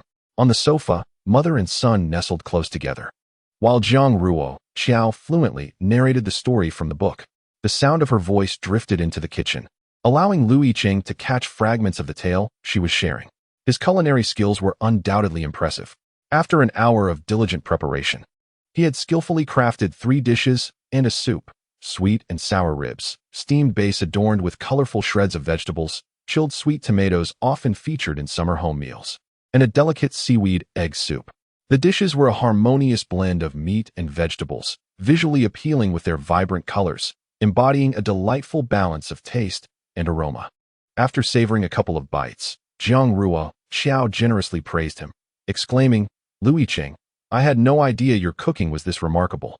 Meanwhile, Lu Xiyuan, engrossed in devouring the ribs, had no time for conversation, his face smeared with grease. Although father excels at cooking, he does not prepare sweet and sour pork ribs every day. The 3 of them, 2 adults and 1 child, gathered around the small dining table. Lu Yicheng, tall and lanky, occupied a significant portion of the space by himself. He ate with decorum and modestly remarked, "It's just average." "Average," Jiang Ruoqiao responded. "I think it's quite good. I certainly cannot replicate it." Lu Xiyuan raised his hand high, asserting, "I can attest to that. Mom's cooking is rather unpalatable." Consequently, at home, mother seldom took to the kitchen. Typically, father would handle meal preparations. When father was pressed for time, mother would take him out to dine. On rare occasions, when she felt inspired, she would cook. Jiang Ruoqiao exclaimed, "Does she not care about her pride?" Lu Xiyuan quickly lowered his head to focus on his food, stating, "I am merely speaking the truth." A faint smile graced Lu Yicheng's face. He could not recall precisely when he began to cook, but it must have been during elementary school. His grandmother, often preoccupied with work late into the night to support him, left him accustomed to preparing his own meals. Initially, he knew nothing, but over the years, he gradually honed his skills. He was grateful for this ability, as it ensured he would never go hungry. Jiang Ruoqiao sincerely remarked, "Xiyuan is far better off with you than with me." Upon reflection, if Xiyuan were with her, they would likely be dining on takeout daily, perhaps even with irregular meal times. Xiyuan had just confirmed that she had not acquired any culinary skills for the future. In terms of child rearing, Lu Yicheng undoubtedly surpassed her. Lu Yicheng gazed at her, their eyes locking in a moment of silence. Jiang Ruoqiao paused before adding, "I do not wish to shirk responsibility. I merely wanted to compliment you. I shall continue to fulfill my duties." This statement carried little weight. Upon reflection, it seemed that for quite some time, it had been Lu Yicheng who took care of Lu Siyuan, while she had only managed to oversee a few afternoon naps, without truly involving herself in other matters. Lu Yicheng had handled the household registration, and he had also gathered all the necessary information for the kindergarten. Lu Yicheng then turned his attention back to Lu Siyuan, who was diligently gnawing on a rib. "I understand," he said, addressing Jiang Ruoqiao with a calm demeanor. However, for a child, a mother who scores 70 points is often preferable to a father who scores 90, at least in Siyuan's case. Thus, there is no need for undue self-deprecation. His words rang true. Compared to his father, Siyuan displayed a clear preference for his mother, an undeniable fact. Jiang Ruoqiao, taken aback, tilted her head and teased him with genuine interest. "So, Lu Yicheng, you rate yourself 90, while you only give me 70. She was completely unpredictable. Now, it was Lu Yicheng who found himself at a loss for words, unsure of how to respond. Such an expression was rare on his face, as if her question had struck a chord. Observing his reaction, Jiang Ruoqiao's smile became more genuine. She picked a piece of sweet, chilled tomato from the plate. This sugary tomato was a staple that her grandmother prepared almost daily during summer vacations. Slicing the tomatoes into thin pieces, she sprinkled a generous amount of white sugar over them and placed them in the refrigerator. The sweet and sour flavor traversed her childhood, adolescence, and youth, representing the warmth of cherished memories. Lu Yicheng tightened his grip on the chopsticks and softly murmured, "I am sorry, that was not my intention." Could it be that, in his subconscious, he genuinely believed she was inferior to him? How could he harbor such a notion? How could he even entertain such thoughts? She had undoubtedly performed admirably. Perhaps, in terms of psychological resilience, he fell short in comparison. Thus, an apology was indeed warranted. Jiang Ruoqiao, barely containing her amusement, thought to herself, "What a fool. How could I perceive your intention otherwise?" Lu Yicheng found himself at a loss. Jiang Ruoqiao shook her head, lengthening her tone to tease him. "To give yourself a score of 90 is rather prideful." Lu Yicheng remained silent, focusing intently on the plate of perch before him. Lu Siyuan, oblivious to the conversation between his parents, gazed with wide, innocent eyes, first at Lu Yicheng and then at Jiang Ruoqiao, noticing the absence of displeasure on his mother's face. Accompanied by a smile, Lu Siyuan breathed a sigh of relief. From a young age, he had understood one truth. His mother's mood was the barometer of their home. After dinner, Lu Yicheng swiftly cleared the table. Jiang Ruoqiao had intended to offer a polite refusal, but he did not afford her that opportunity, as he promptly gathered the dishes and retreated to the kitchen. The old house lacked a dishwasher, and Lu Yicheng adeptly washed the dishes and scrubbed the pots. As Jiang Ruoqiao observed him, she suddenly thought that the internet often describes a home-oriented man as someone like Lu Yicheng. Yet, he is Lu Yicheng, the father of Lu Xiyin, which made her realize the need for caution. Their romantic relationship was not a fleeting affair. It entailed numerous complications, and she had an aversion to trouble. Once Lu Yicheng finished his tasks, Lu Xiyin insisted on escorting Jiang Ruoqiao to the subway station. Most of the time, this child was quite sensible, yet occasionally, he would indulge in childish antics before his parents, which was not an unreasonable request, so she acquiesced. By 7:30, the sun had set, and the clouds of a summer evening appeared majestic, with the distant sight of fiery sunset clouds. Throughout the journey, Lu Yicheng remained mostly silent. This reminded Jiang Ruoqiao of the previous semester when, as Jiang Yan's girlfriend, she had encountered him several times, sometimes sharing a table in the cafeteria and other times during group meals organized by their dormitory. As an outsider, Jiang Ruoqiao had a clear perspective on the dynamics within the boys' dormitory. Lu Yicheng could be considered the core figure. If the other three roommates were to choose, he would undoubtedly be their most trusted friend. He certainly lived up to the moniker of a gentle, herbivorous male, non-aggressive and kind-hearted in his interactions. Observing him, Jiang Ruoqiao even felt a fleeting sense of guilt, as if she were bullying him.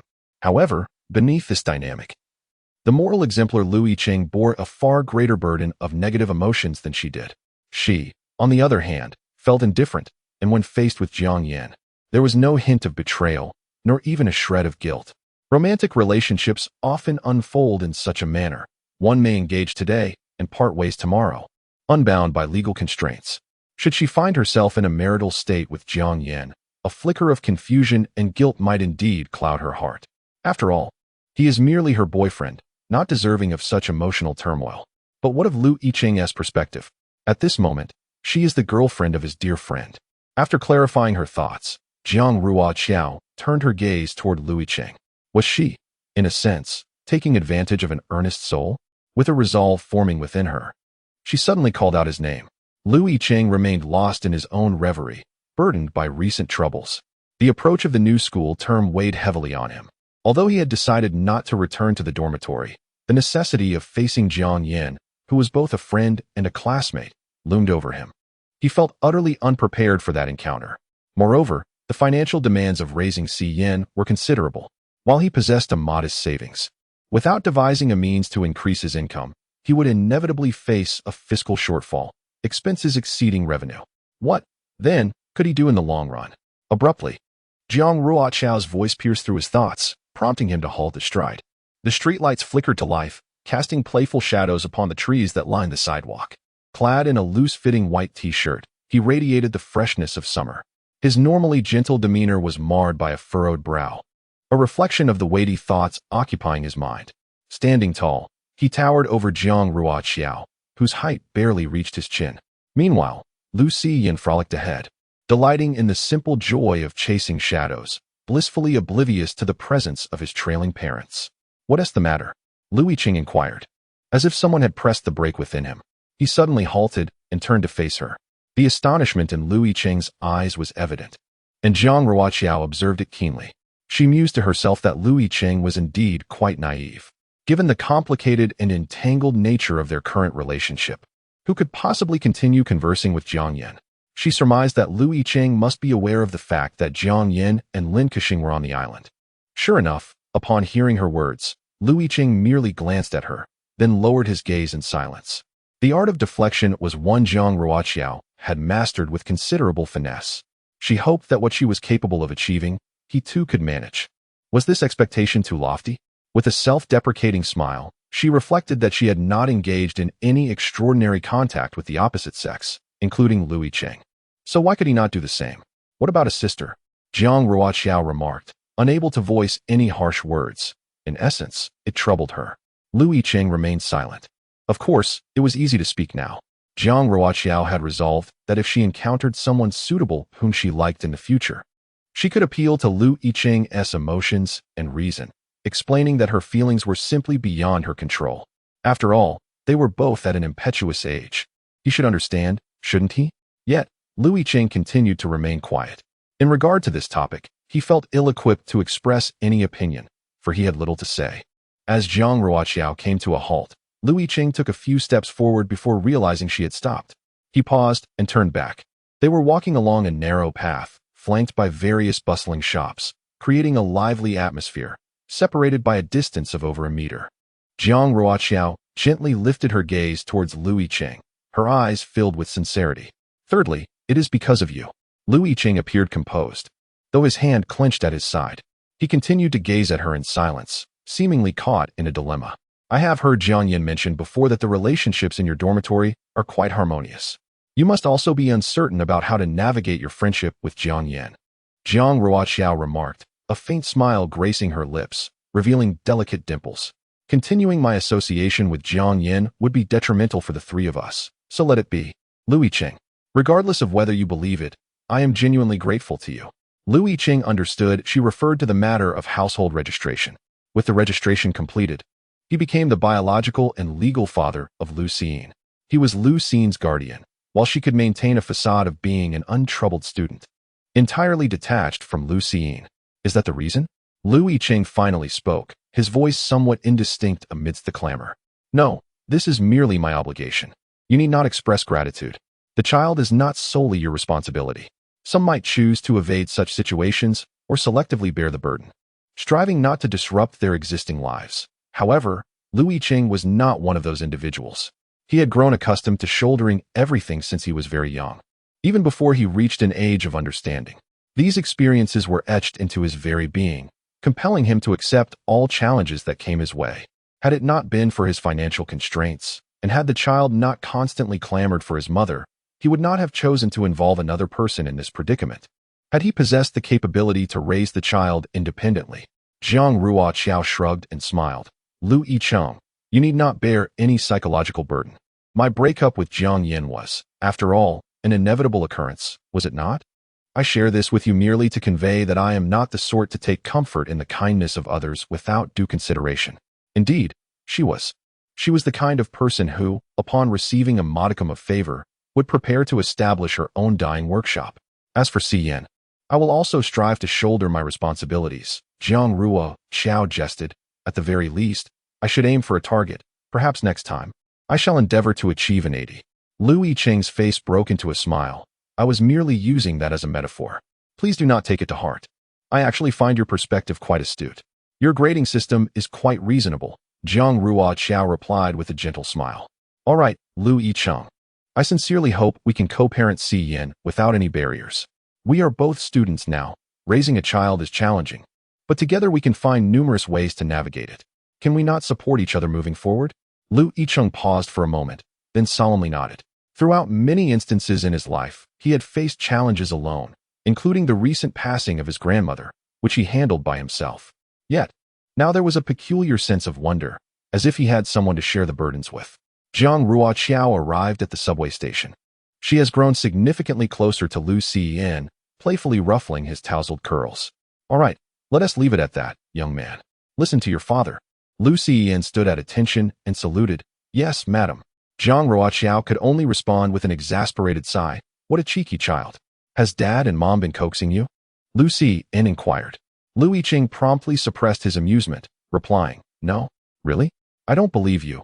Lu Yin shook his head earnestly, stating, Whenever dad is unhappy, mom can easily cheer him up, but when mom is upset, dad has no idea what to do. So, mom is undoubtedly the stronger one. Lu Yicheng was momentarily speechless. As Lu Yin spoke of the various prospects of the future, he no longer felt the complex emotions he once did.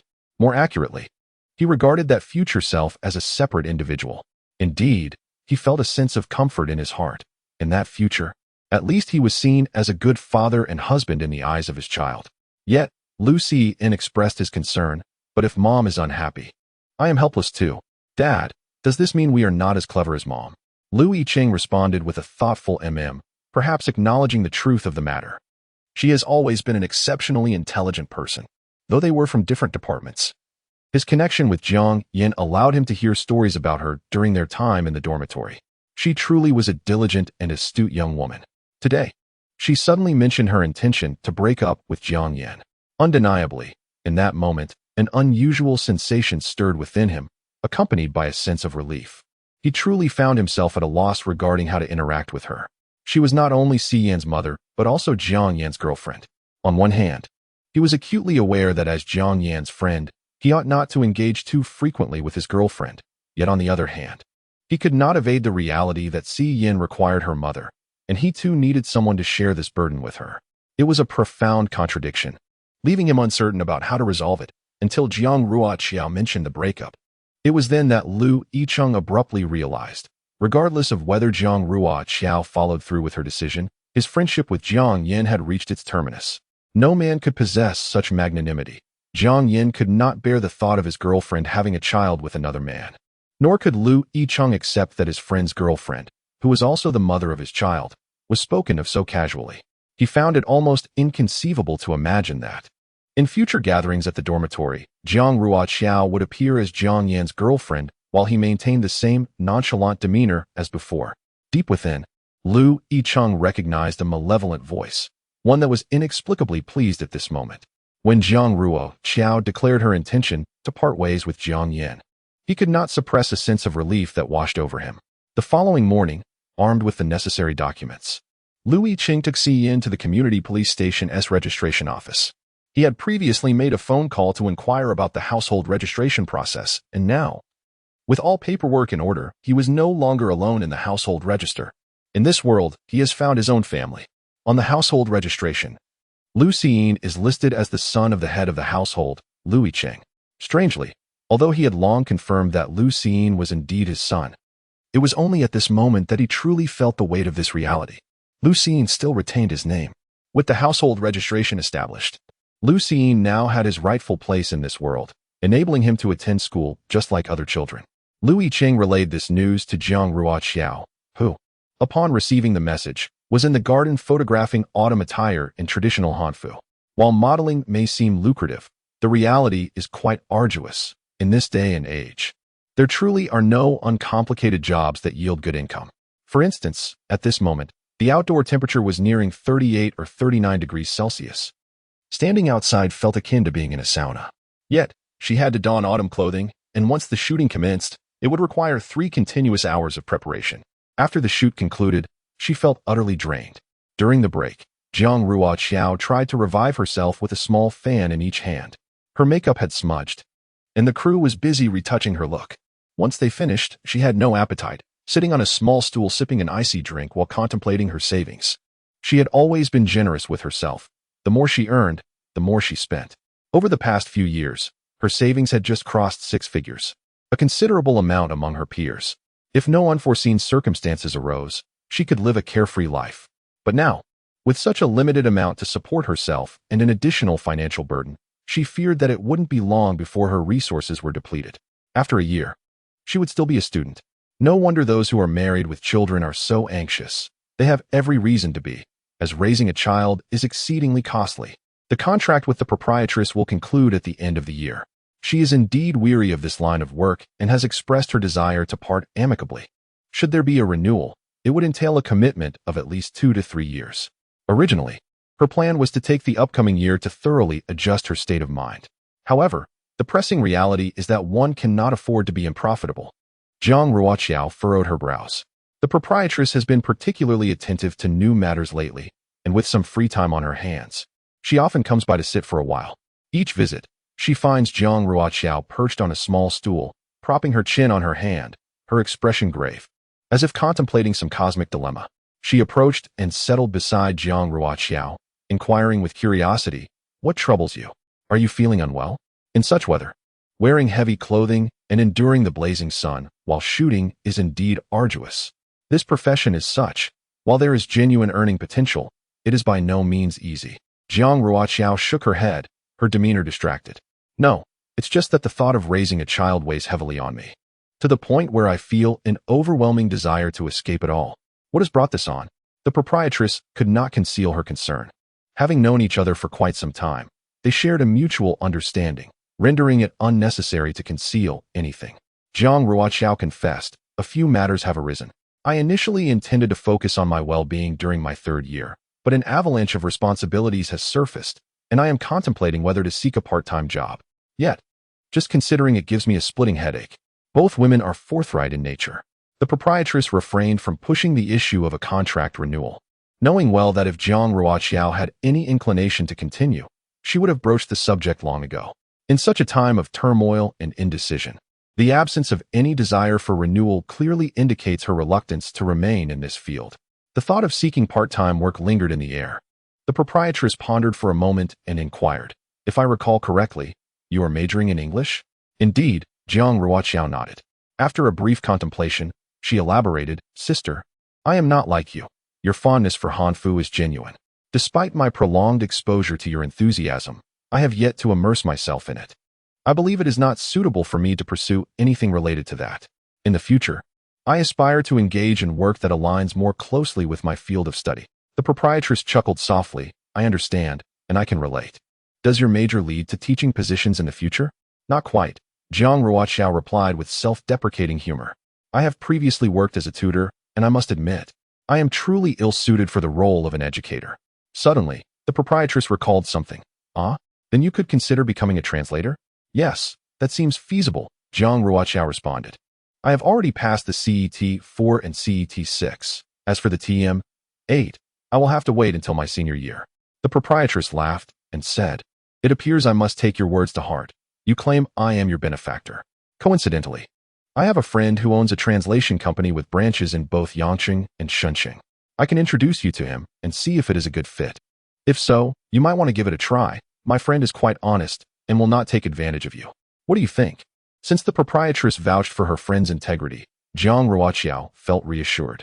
As a university student seeking part-time work, her options were rather limited. Without a discerning eye, one could easily fall prey to scams. Jiang Ruoqiao nodded appreciatively. "Thank you." The proprietress waved her hand dismissively, indicating that it was of little consequence. After all, Students from a university are highly sought after. It is merely that you have yet to graduate. Once you do, it is conceivable that you might not even regard my friend's company with interest. Jiang Ruoqiao could easily foresee a future akin to that of a weary ox, burdened with the responsibility of raising a child at the tender age of 20. The lamentations are plentiful. Yicheng shared a similar plight. Goodness, Lu Xiyuan could hardly move. These matters had previously belonged to Yicheng's realm of ignorance. He had not possessed such toys in his youth, and even if they had been available, they were well beyond his family's means. He had only heard mention of Lego in passing, aware that it was a term, yet completely oblivious to what it entailed. However, upon Lu Xiyuan's arrival, he gained a rudimentary understanding of it, particularly concerning the prices. To him, it was exorbitantly expensive, far beyond his purchasing power. Yet, Lu Xiyuan was particularly enamored with it. The last time, in an attempt to placate him, Yicheng had ordered a set online, costing less than 200 yuan, a rather diminutive box. When the package arrived, Lu Xiyuan was filled with excitement, but upon opening it, he resembled a frostbitten eggplant, utterly deflated. Yicheng thought to himself, the toy that Lu Xiyuan dismissed was the most extravagant gift he had ever purchased. To his surprise, the child showed little interest. After assembling a small dinosaur, his enthusiasm waned. Fortunately, Lu Xiyuan was a sensible child. Despite his disappointment, he refrained from causing a scene. Had it been in the past, seeing Lu Xiyuan's eager gaze, Yicheng might have gritted his teeth and taken him inside to make a purchase. However, now it was a different story. Just the thought of future expenses made Yicheng contemplate even foregoing meals. Such a multitude of toys was certainly not on his list of acquisitions at present. Lu Xiyuan, oh. Yet, regardless of how pitiable he appeared, he paled in comparison to Yicheng's own plight. Upon returning home, Yicheng noted that it was still early. After steaming some rice, he rummaged through the house and discovered an old delivery box. Under the awestruck gaze of Lu Xiyuan, he crafted a tiger head with his own hands, a creation that emanated a formidable presence. This act reminded Yicheng of his grandmother, who had once fashioned toys for him in a similar manner. In that envisioned future, Lu Xiyuan was well cared for, to an observant eye. It was evident that he had never been deprived of material comforts. He possessed an abundance of toys. Nevertheless, this was the first time he received a toy crafted by his father's own hands, and it was remarkably cool. Lu Xiyuan was utterly thrilled, donning the tiger head and charging about the living room, perspiration soaking his hair, yet he remained insatiable in his delight. His joy was palpable. Witnessing this, Yicheng felt the weight of his own feelings of inadequacy begin to dissipate. He could only strive to provide his child with whatever he was capable of giving. Beyond that, he was at a loss. He taught 2 students, and his monthly income was relatively stable. However, in the future, his monthly expenditures would inevitably surpass his income. The burden on Yicheng's heart grew heavier as he occasionally glanced at the carefree Lu Xiyuan, amplifying his emotional turmoil. After much contemplation, he felt a need for change.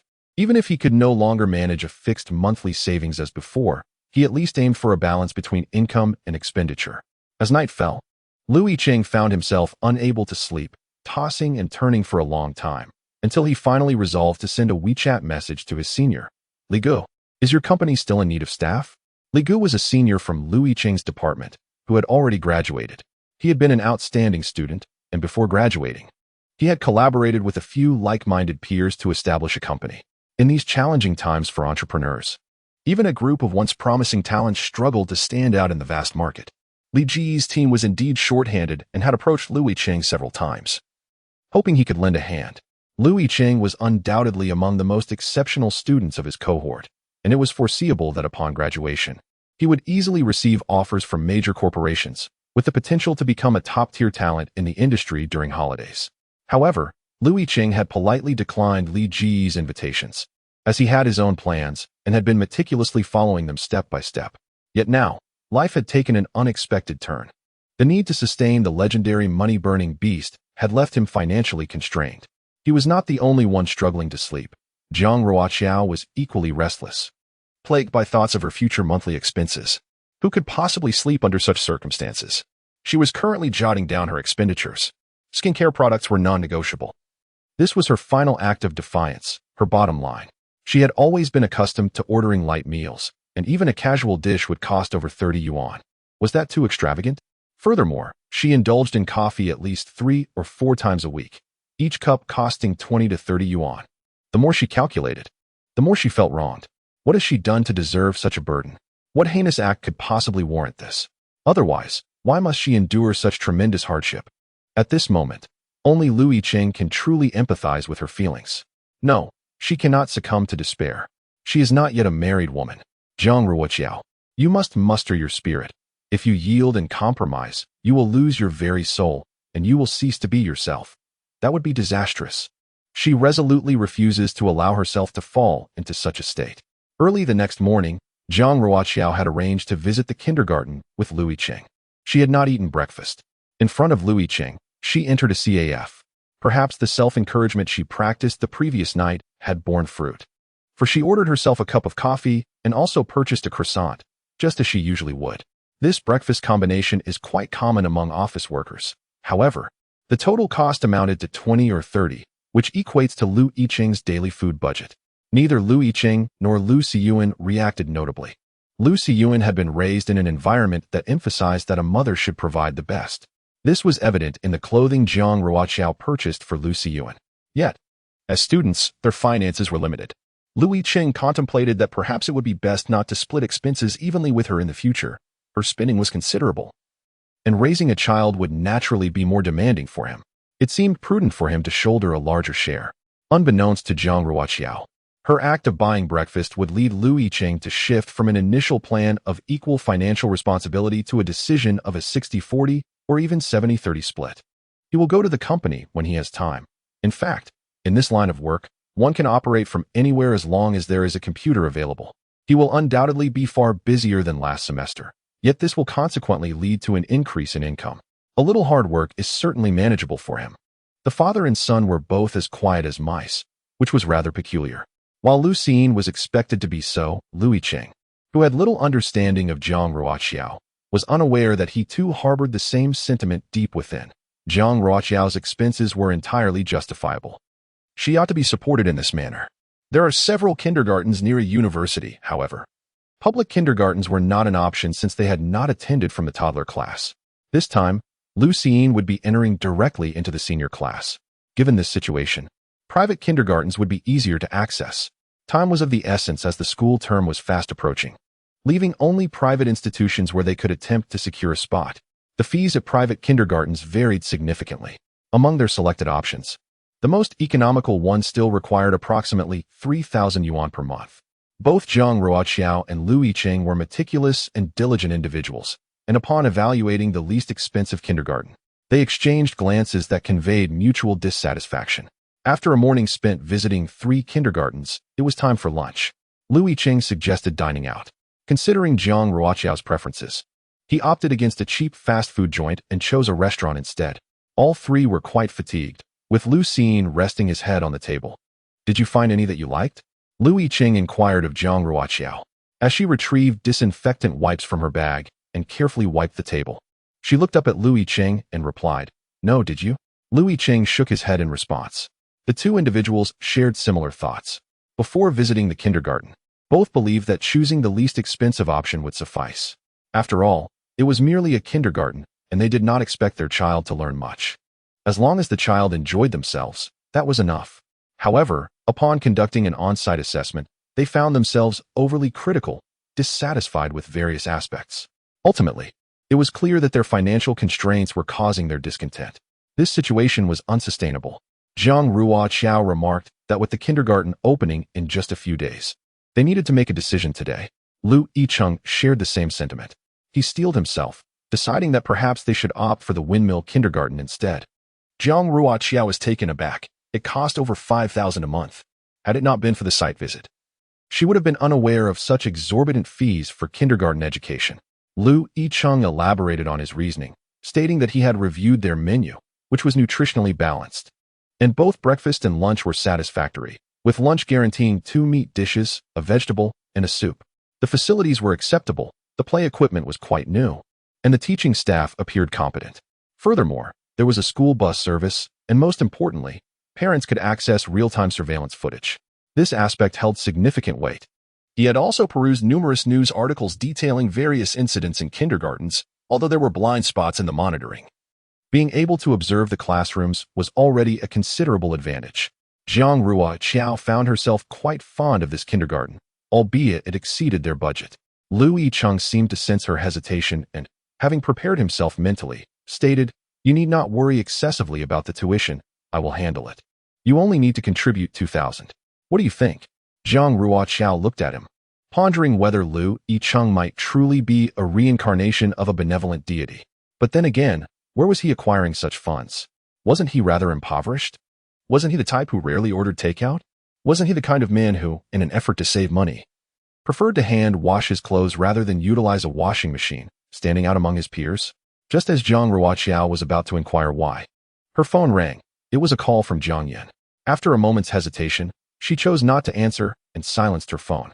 She cast a glance at Yicheng, who seemed to sense something amiss, averted his gaze, and tore open the plastic wrapping of a bone dish. To her surprise, his phone began to ring as well. He glanced down, and it was also Jiang Yan calling. Consequently, he too opted not to answer, silencing his device. Jiang Yan was well aware of his girlfriend and her friend. It was evident they were both preoccupied. So he refrained from calling again and decided to send a WeChat message instead. Jiang Ruoqiao exchanged a fleeting glance with Yicheng before hurriedly diverting her gaze. Unfortunately, they truly lacked the time to meet for a meal. Had Jiang Yan perused their previous chat history, he would have noticed that Jiang Ruoqiao's tone had grown increasingly stiff over the past few days. She was gradually delineating boundaries with him. She was not accustomed to breaking up via WeChat, especially not with someone like Jiang Yan, the radiant male lead who naturally required a more delicate approach to parting ways. Ideally, a peaceful separation would be preferable, even if it could not end amicably. She hoped the situation would ultimately favor her. Jiang Yan. All right then, both of you are busy. The restaurant staff was serving the dishes, and Lu Siyuan's eyes sparkled as he fixated on the array of food, completely oblivious to the undercurrents between his parents. What a surprise. The impoverished campus heartthrob is the father of the child. Chapter 27. Both individuals felt somewhat uncomfortable. Jiang Ruoqiao found the unfolding plot to be exceedingly dramatic. However, there was little she could do. Had Jiang Yan not been a close friend of Yicheng, and had she not dreamt of the narrative from the novel, she would certainly have confided in her boyfriend regarding Lu Siyan. The choice of acceptance or rejection, whether to continue their relationship or part ways, would ultimately rest with him. She aspired to be as candid as possible about her feelings. Yicheng, too, harbored the same reluctance to speak. Their thoughts were aligned on this matter. It was impossible to keep the secret from everyone around them indefinitely. But was it prudent to disclose it now? Moreover, a multitude of issues awaited their resolution, which was already burdensome enough without adding further complications. Furthermore, if they were to disclose anything, it should only be to someone they completely trusted. Given the current tangled state of affairs, could Jiang Yan be deemed trustworthy? What advantages would informing him bring to their situation? Would he assist in raising the child, contribute ideas, or lend them financial support in their time of need? Clearly, the answer was no. He would only bring about more trouble. Thus, there was no necessity to inform him, at least not at this moment. In this regard, both Yicheng and Jiang Ruoqiao were pragmatic. Unless it could yield some benefit, what was there to discuss? In just a few short days, they had developed a tacit understanding regarding the child, their steps and goals aligning seamlessly. Hence, neither had broached the subject of disclosure. Yicheng busied himself washing the dishes for both himself and the child. Once again, it was a meal from the group purchase he had organized, 2 meat dishes, 1 vegetable, and a cold dish. All 3 were fatigued, and during their meal, silence prevailed as they consumed the entirety of the spread before them. The package provided by Yicheng's group is remarkable. There were no leftovers, nor was there an insufficiency. It was just perfect. After the meal, the two continued to deliberate over matters concerning the kindergarten. Although they had already set their sights on the windmill kindergarten, they decided to explore 2 more options that afternoon. Adopting a mindset of having come this far, Jiang Ruoqiao equipped herself thoroughly. Unfazed by the ultraviolet rays, Yicheng walked ahead alone, while Jiang Ruoqiao followed closely behind, holding an umbrella over the gradually drowsy Lu Siyuan.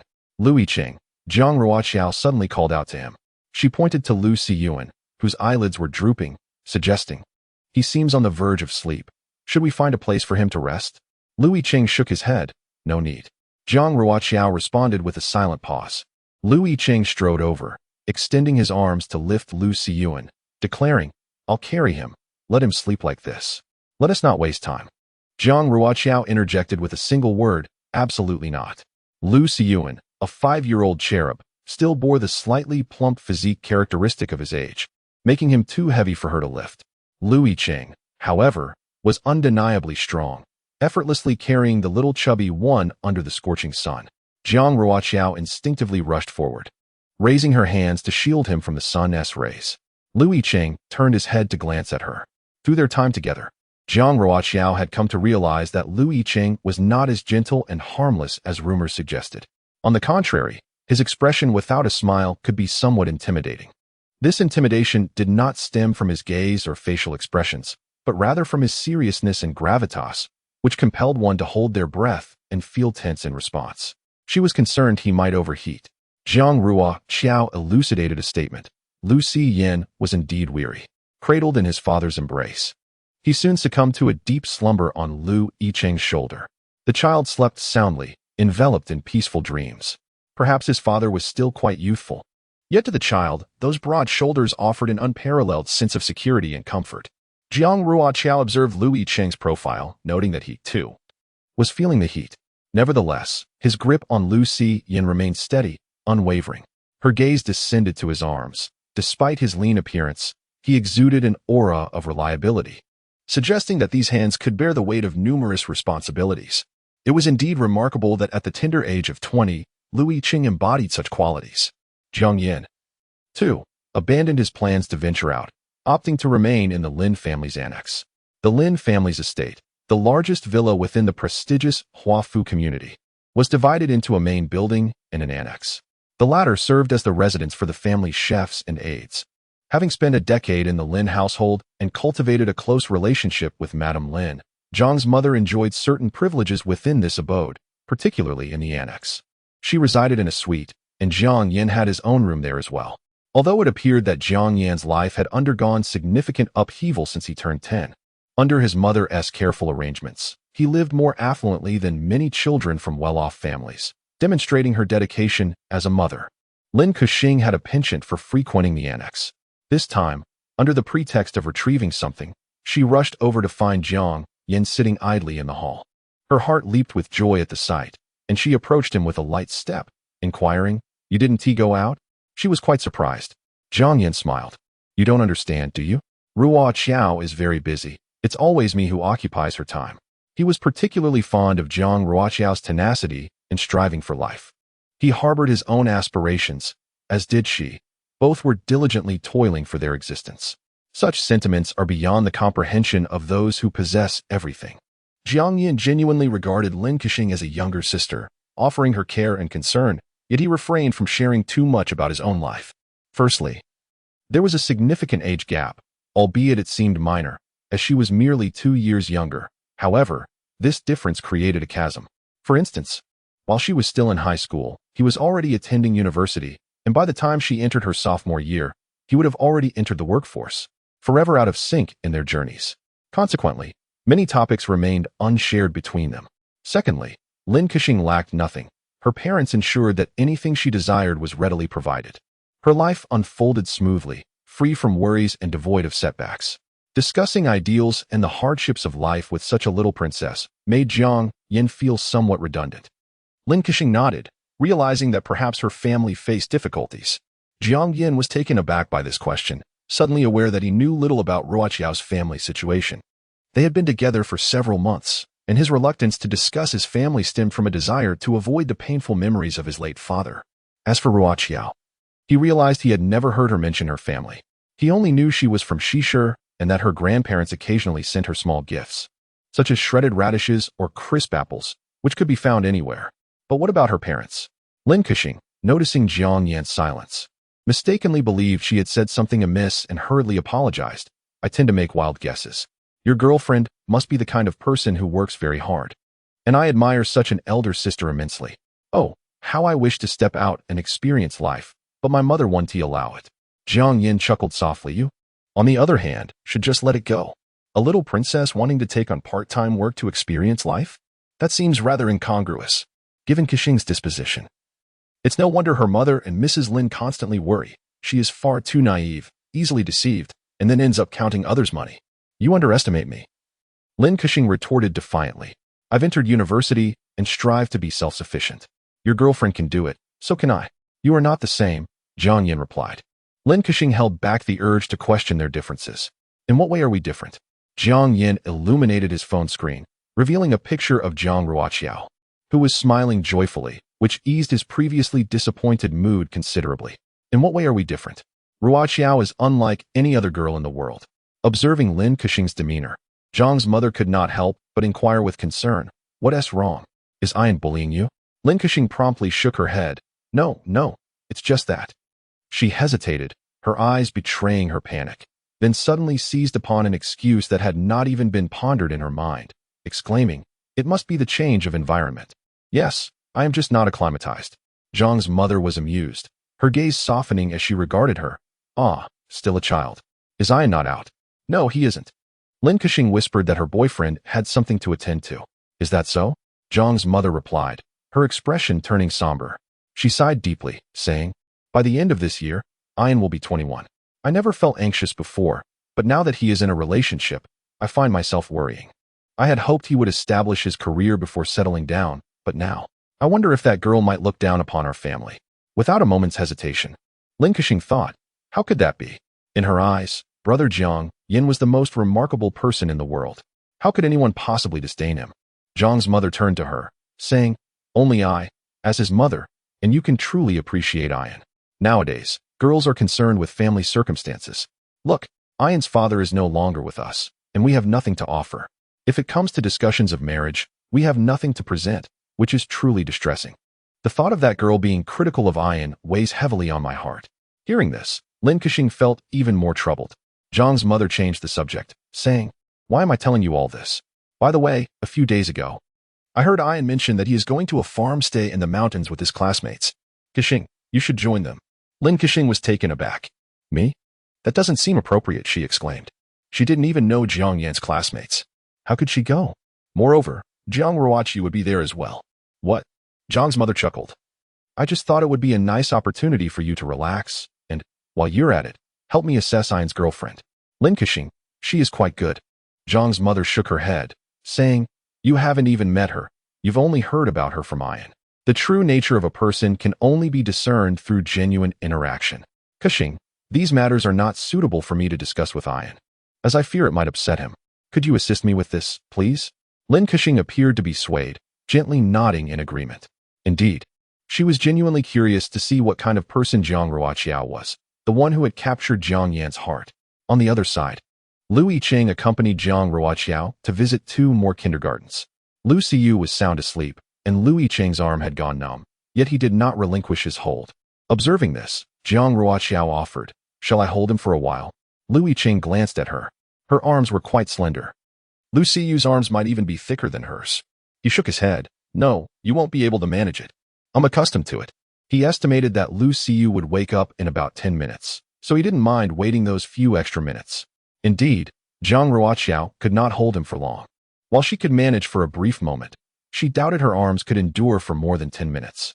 Unbeknownst to her, Lu Yicheng's strength was remarkably impressive. After deliberation, both of them, being uncomplicated individuals, decided on the big windmill kindergarten. This was also Jiang Ruoqiao's first genuine experience of what high-cost performance truly meant. However, when Lu Yicheng mentioned he would cover a larger share of the expenses, she declined. In the matter of raising a child, he took on more responsibility, so she was unwilling to take advantage regarding financial matters. Raising a child is expensive, and attending kindergarten is no less so. However, the kindergarten experience only lasts for the final year. She is quite resolute, and Lu Yicheng does not attempt to dissuade her. After enrolling, both of them share the same ambition to earn money. Every matter has its priorities. Once the household registration and kindergarten issues are resolved, they both breathe a sigh of relief. There are numerous rental options near Area A. As Lu Yicheng and Jiang Ruoqiao lack rental experience, they navigate the process slowly. After much deliberation, it was already 8 or 9 o'clock in the evening, yet they had not settled on a rental property. This matter cannot be rushed.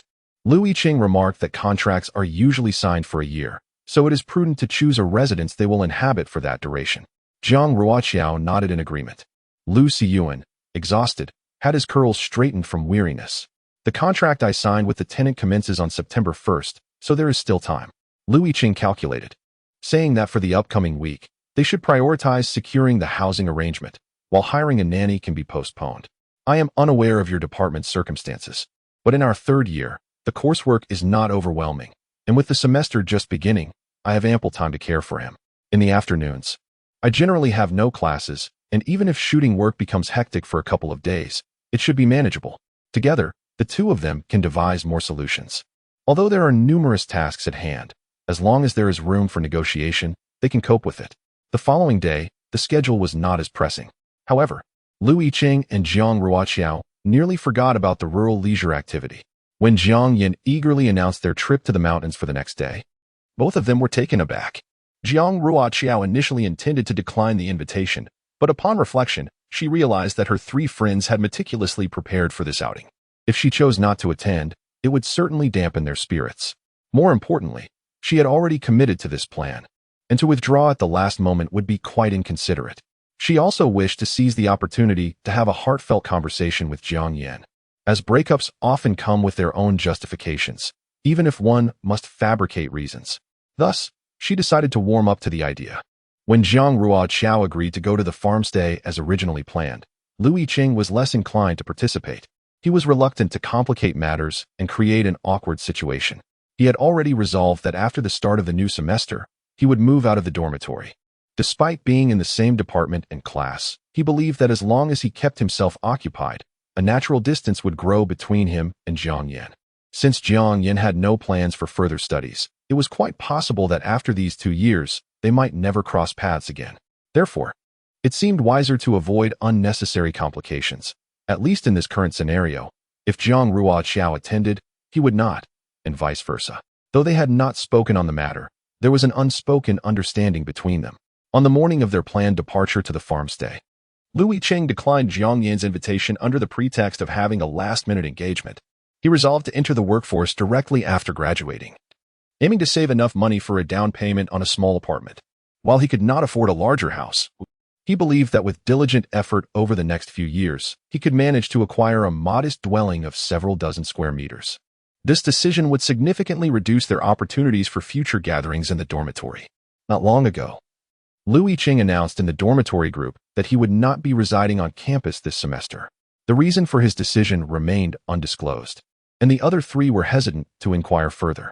However, during their recent outing to the farm, Jiang Yin insisted on persuading Yicheng to join them. Pondering the uncertainty of future opportunities and whether all four of them would ever convene again for such activities. When Yicheng opened the door and found Jiang Yin waiting at the threshold, he felt a wave of resignation wash over him. Their relationship had always been amicable, akin to that of close friends, and now Jiang Yin, perceiving no boundaries, stepped inside without hesitation. I have already spoken to the youngest. You need not visit the studentess home these days. Lu, I understand you prefer solitude, but this occasion is truly exceptional. Jiang Yin urged fervently. The temperature there is significantly cooler than in the city. Haven't we discussed this already? I have secured accommodations. It would be a pity if you chose not to attend. Yicheng responded with an exasperated silence, feeling the weight of the situation. Just then, Lu Siyuan emerged from the bathroom, eyeing the unexpected guest with curiosity, his large, expressive eyes observing Jiang Yin without trepidation. Jiang Yin was taken aback to discover that Yicheng had a child. He glanced at Yicheng, who felt compelled to clarify. As you can see, I genuinely have matters to attend to, including taking care of the child. Jiang Yin scrutinized Lu Siyuan, a sense of familiarity washing over him. Is he perhaps a relative's child? He mused, despite the question framing itself with a tone of certainty. Yicheng's family situation is well known. Apart from a distant aunt who married far away, there is no one else in his household. The children around him are either relatives or neighbors. Jiang Yin remarked. That's not a big deal. He squatted down and, in a coaxing tone, said to Lu Siyuan, little friend, we are going to play in the mountains. There. We can catch fish and climb trees to find bird nests. Would you like to join us? It will be so much fun. Indeed, Lu Siyuan was tempted. Catching fish in the river and climbing trees to explore nests sounded delightful. His young mind, limited in memory, had completely forgotten Jiang Yin's voice. Upon hearing Jiang Yin describe the exciting adventures in the mountains, Lu Siyuan's worries vanished, and his bright eyes sparkled with anticipation as he looked at Lu Yicheng. He had been taught well. Although he was eager to nod in agreement, he still sought the approval of the adults. Lu Yicheng observed, "Look, the child wants to go." Jiang Yin continued, "Moreover, with more people, it will be easier to manage. It won't be tiring for you to bring the child alone. We'll all be there. Plus, having more children around adds to the fun. Mr. Lu, you cannot refuse this. See, I even came personally to invite you. If you don't come, I'll have the younger ones carry you down." What could Lu Yicheng say? Having known Jiang Yin for 2 years, he understood his character well. Jiang Yin was genuinely loyal, yet deep down, he possessed an unyielding stubbornness that would not relent until he achieved his goal. Thus, Lu Yicheng had no choice but to retreat into the room to gather his belongings, while Jiang Yin and Lu Xin remained in the living room. The day was unbearably hot, and Jiang Yin, feeling parched, sought a disposable cup to pour himself some water. However, upon glancing at the nearby table, he noticed a small bottle of spray. He hesitated, reaching out to examine it, as it struck him as oddly familiar.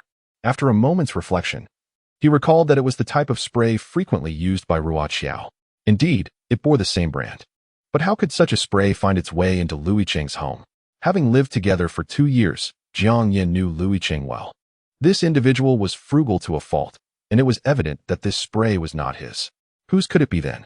Jiang Yin's curiosity was piqued, and just then, Lu Yicheng emerged, their eyes locking. Lu Yicheng immediately noticed the spray in Jiang Yin's hand, and a wave of realization washed over him. This spray had been inadvertently left behind by Jiang Ruoqiao a couple of days prior. Lu Yicheng's gaze stiffened as he stared at Jiang Yin. Jiang Yin, with a teasing grin, waved the spray, exclaiming, "Lu Zong, you seem to have a situation on your hands." Lu Yicheng, upon reflection, realized that there might indeed be a side of him that was unknown to others. In this moment, rather than displaying any panic, he remained remarkably composed, explaining, "No, there is nothing between me and Jiang Ruoqiao that exceeds the bounds of propriety." Incredibly, they had merely visited the kindergarten together to enroll a child. Aside from that, their interactions were minimal. Most of the time, he simply dropped the child off at her place. Because of this, he felt justified in his demeanor towards Jiang Yin. Furthermore, the child was one who had traversed from the future. What transpired in the future remains a mystery, as does the manner in which he came to be with Jiang Ruoqiao.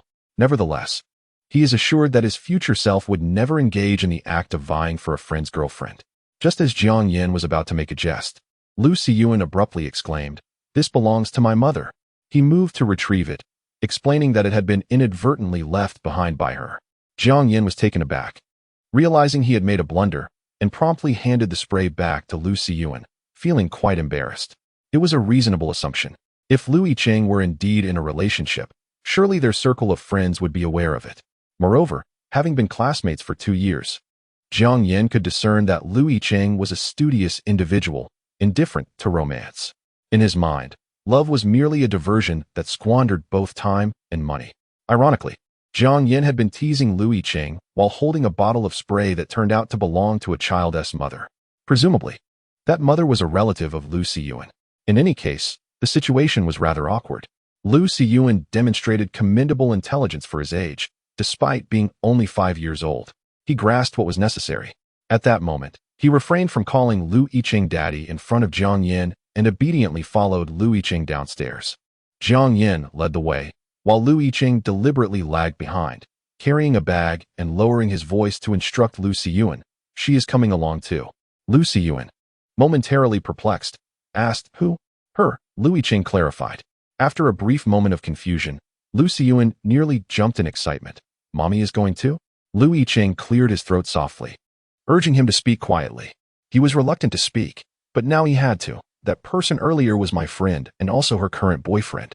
Lu Xiyuan, rarely at a loss for words, found himself speechless. "I was uncertain of what to say." Lu Xiyuan murmured, "Aren't you jealous?" Lu Xiyuan exclaimed, "How dare you say such a thing? Are you courting death? Don't you value your life?" Their mother had become exceedingly gentle and accommodating, had it been in the past. If their father had uttered such words, it might have inadvertently affected him, a mere bystander. Lu Yicheng, "There is no need to emphasize how cowardly I was in that future. Let's not discuss it further."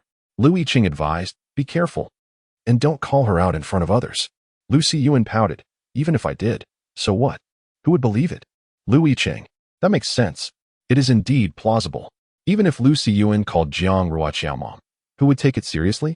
Had he not experienced it firsthand or possessed a paternity test report, he wouldn't have believed it either. Jiang Yin had arrived today in a car. Lu Yicheng hurriedly led Lu Siyuan over, but when he opened the door, he was taken aback, for a young girl occupied the front passenger seat. The girl appeared shy, fiddling with her seatbelt, and softly greeted them hello. This outing to the farm was a gathering of their dormitory's 4 members, along with 4 from Jiang Ruoqiao's dorm. Although he wasn't well acquainted with Jiang Ruoqiao's 3 roommates, he recognized their appearance, and this girl was clearly not one of them. Lu Yicheng was aware that staring at a girl was rather impolite, so after a fleeting glance, he diverted his gaze. He assisted Lu Xiyin into the car, and Jiang Yin followed suit, casually introducing, Mr. Lu, this is my sister, Kuxing. She'll be joining us for some fun this time. The mention of sister sparked a memory in Lu Xiyin. Ah, it's him, the one who claims her as a sister. Lu Xiyin scoffed slightly, but refrained from voicing his thoughts.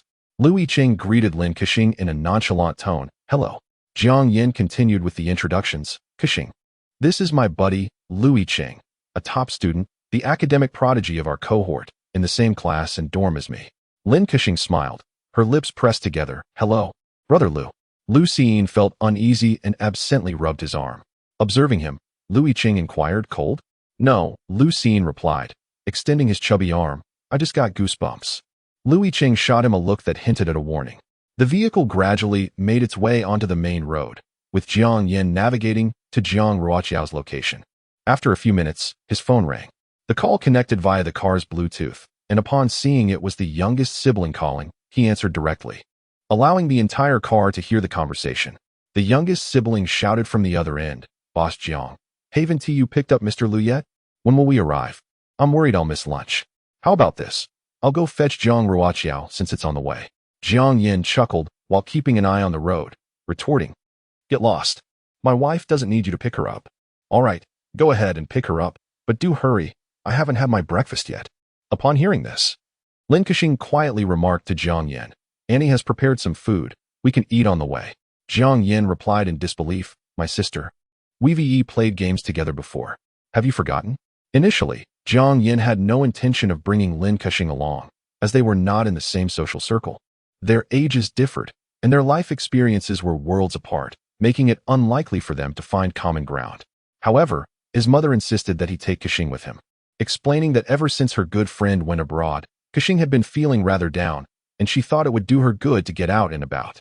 Yao, who had been chattering away, fell silent upon hearing Jiang Yan's words, as if the signal had been interrupted. Lin Kuxing then took the initiative to greet Yao on the other end, saying, hello, I'm the one from the game. It's a star. Not the moon. I truly apologize for intruding. Yao, usually boisterous, suddenly became polite, responding, not at all, Mr. Jiang, I won't keep you any longer. We can talk later. After hanging up, the car fell into silence once more. Lin Kuxing hesitantly inquired, brother Jiang Yin, will it be inappropriate for me to join you? Will I be disturbing you? Jiang Yin chuckled, not at all. It will be lively with more people. Lu Yicheng, who had been disengaged from their conversation, lowered his head to send a text to Jiang Ruoqiao. Jiang Yin is coming to my place, and I'm getting in the car with Si Yin. With just a couple of sentences, the situation was succinctly clarified. As Jiang Ruoqiao was applying her makeup, she received a message. It was something she had anticipated. There was nothing to worry about. If she were to think of the worst-case scenario, even if those few individuals discovered the truth, there was little she could do. Of course, she was not blindly optimistic. She merely felt that, even if she confided in Lu Yicheng, would any of her brothers or sisters truly believe her? Only after Jiang Yin arrived downstairs did she leisurely make her way down. It was true that she and Jiang Yin were in the throes of romance since the summer vacation. They had only communicated through video calls and had yet to meet in person. Once Jiang Yin parked the car, he eagerly exited, waiting for Jiang Ruoqiao. The moment he spotted her emerging from the apartment building, he strode forward with open arms, yearning to embrace her. His longing was palpable. Despite their daily conversations and video chats, the sensation was undeniably different. However, Jiang Ruoqiao instinctively recoiled. This avoidance was not due to the presence of Lu Xiyin, but rather her recollection of the original storyline, which made her feel uneasy. Jiang Yin was momentarily taken aback. Jiang Ruoqiao pushed her suitcase towards him, exclaiming about the sweltering heat. She gestured with her chin, indicating that there were others in the car. Jiang Yin assumed she was simply shy and chose not to press the matter further. He took hold of her suitcase and led her toward the car. Jiang Ruoqiao found herself unable to break free. Upon reaching the vehicle, Jiang Yin finally released her, opening the trunk to place the suitcase inside. At that moment, the car door swung open from the inside, revealing Lin Kuxing seated in the passenger seat, her expression one of nervous hesitation. "Brother Jiang Yin, should I perhaps sit in the back?" she suggested, recalling that some individuals held a particular regard for the front passenger seat. Upon boarding the car, she had not given it much thought, for she was alone within the vehicle. However, upon seeing Jiang Ruoqiao approach, she suddenly realized that perhaps she ought not to occupy this particular seat. Jiang Yin was equally taken aback the moment Jiang Ruoqiao laid eyes on Lin Kuxing. Even before Jiang Yin could introduce her, she instinctively knew that this young woman was the protagonist, the future girlfriend, fiancée, and wife of Jiang Yin. In the dream she had experienced, Jiang Yin had been holding the hand of this very girl at the soiree. When she finally encountered Lin Kuxing, Jiang Ruoqiao's emotions were a tumultuous blend of astonishment and complexity. In the original narrative, her own fate had been tragically intertwined with Lin Kuxing's. Jiang Ruoqiao had already opened the rear door of the car and seated herself, calmly stating, "No need to change seats, you may occupy the front passenger seat." Lin Kuxing could sense the coldness emanating from Jiang Ruoqiao, yet she remained uncertain whether this demeanor stemmed from Jiang Ruoqiao's inherent nature or perhaps jealousy. However, her choice to occupy the front passenger seat was entirely unintentional. Lin Kuxing instinctively apologized. "I'm sorry, it wasn't my intention." Jiang Ruoqiao replied, "Why apologize? As if you were being overly aggressive." Just as she was about to voice her thoughts, a child's voice interjected, "Shouldn't you be saying thank you?" Lu Siyuan glanced at Lu Yicheng, asserting, "There's no need to change seats. Shouldn't we express gratitude instead of apologies?" Lu Yicheng responded with silence. Jiang Ruoqiao pressed her lips together, a smile flickering in her eyes. "Ah, so this is the feeling of being protected by one's own child?" Lin Kuxing found herself at a loss. Due to Lu Xian's interruption, Lin Kuxing found herself at a loss for words. Jiang Yin turned his head to glance at Jiang Ruoqiao. His demeanor towards her was markedly distinct from that which he exhibited with others. It was not merely a matter of ownership. His car was hers, and the passenger seat was exclusively reserved for her. Jiang Ruoqiao remained silent. Lu Yicheng feigned interest in the view outside the window, distancing himself from the unfolding tension. Lin Kuxing lowered her head, concealing the melancholy that clouded her expression. Within the confines of the vehicle, as Jiang Yin drove, Lin Kuxing sat anxiously in the passenger seat. Jiang Ruoqiao could only observe the backs of their heads, but was acutely aware of Lin Kuxing's emotional turmoil. Unrequited love indeed exerts a profound influence. Despite Lin Kuxing being the heiress of Lin's jewelry, born into privilege, one would expect her to embody pride and confidence. Yet, when faced with Jiang Yin, she seemed to embody the sentiment of being relegated to the dust. What was so remarkable about Jiang Yin? From Jiang Ruoqiao's perspective, he could hardly be regarded as a rich heir. In fact, he was far from it. A fleeting glance at Lu Yicheng revealed that, were it not for the protagonist's aura, Lu Yicheng could easily overshadow Jiang Yin. This left Jiang Ruoqiao perplexed regarding Lin Kuxing's subservience towards Jiang Yin. Perhaps, as her close friend suggested, Lin Kuxing had yet to grasp the essence of love, having never truly cherished someone. It was precisely this naivety that afforded her a more objective view of reality. Indeed, Jiang Yin possessed little of significance, while he had gained admission to a university. Who among them at the farmhouse was not also a student of a university? Lu Yicheng, seated beside her in the back, had once been the top scorer in the sciences and now stood as the academic prodigy of their department. Jiang Yin's familial background is rather unremarkable. His family currently lacks a residence and still resides in the Lin household. In terms of appearance and demeanor, Jiang Yin is indeed somewhat distinguished, yet not to the extent of being captivating. Overall, Jiang Yin has lost his luster in the eyes of Jiang Ruoqiao. If one were unaware of the original plot, he would merely appear as an ordinary university student to her. In the original narrative, regardless of how the author embellishes Jiang Yin, one undeniable truth remains. His success is inextricably linked to the assistance of Lin Kuxing and the Lin family. Reflecting on the numerous sacrifices made by Lin Kuxing in the original story, Jiang Ruoqiao cannot help but sigh in despair. Why must the heavens be so unjust, denying her such fortuitous opportunities? The female supporting character lacks agency. In the back seat, Jiang Ruoqiao and Lu Yicheng occupy the sides, while Lu Yin sits between them. Lu Yin is in high spirits, enjoying an outing with his parents.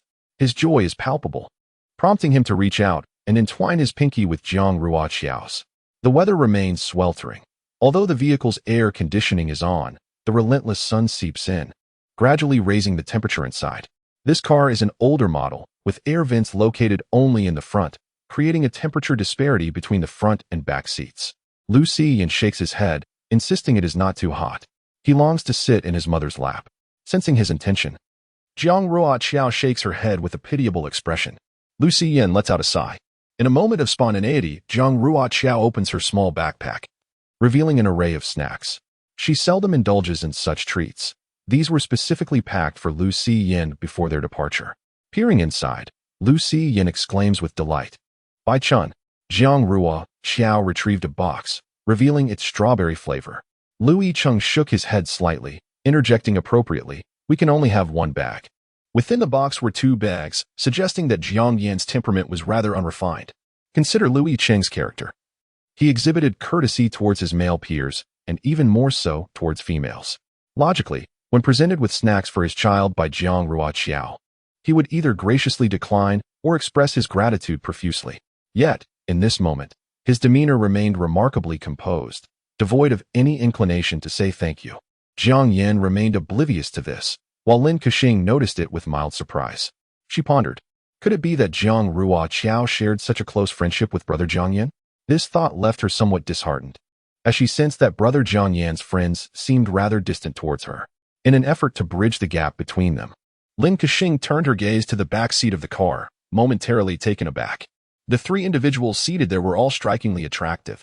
Jiang Ruoqiao needed no introduction, having been crowned the campus beauty by popular vote. Lu Yicheng was equally notable, albeit more understated, when discussing the campus heartthrob. At least half of the students would instinctively think of him. The child in the middle was also charmingly cute.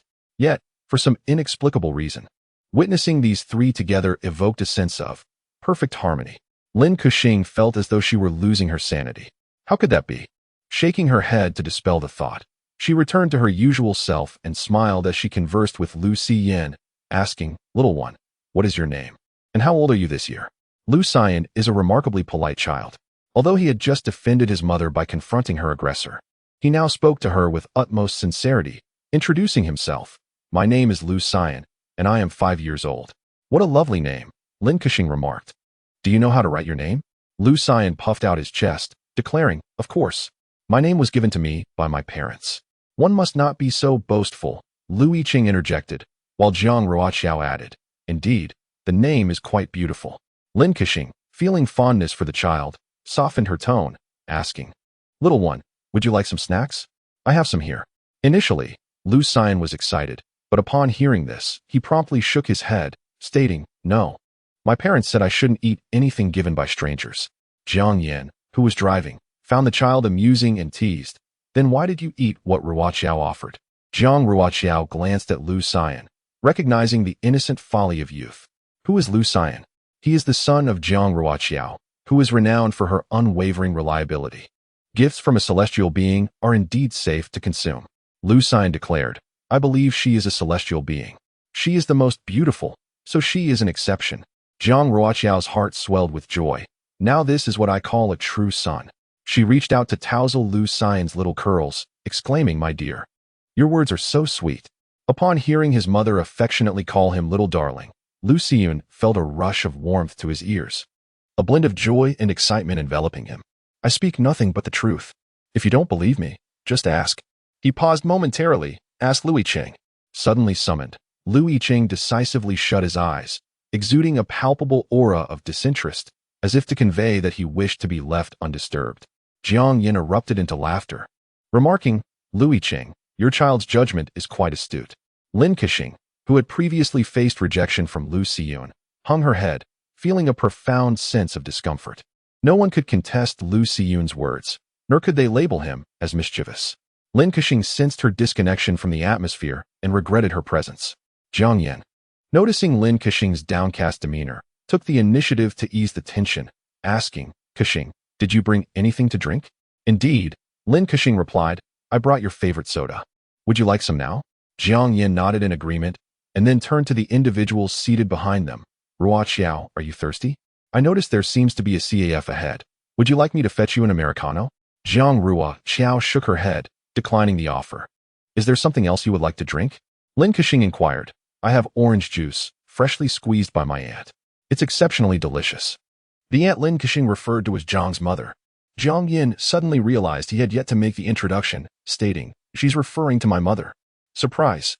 The humble school heartthrob is indeed the child's father. Jiang Ruoqiao nodded nonchalantly. I'm Ruoqiao. This is Kexing. Jiang Yin found himself at a loss for how to introduce Lin Kexing, opting not to mention that she was his sister this time. The reason behind his choice eluded him, and he did not dwell on it, as his mother was at work.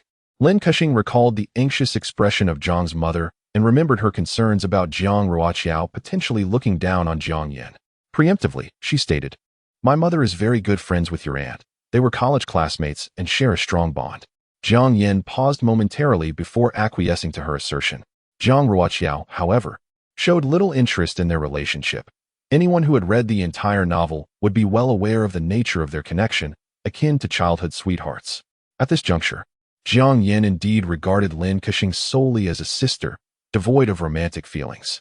Nevertheless, she held a significant place in his heart. They had practically grown up together.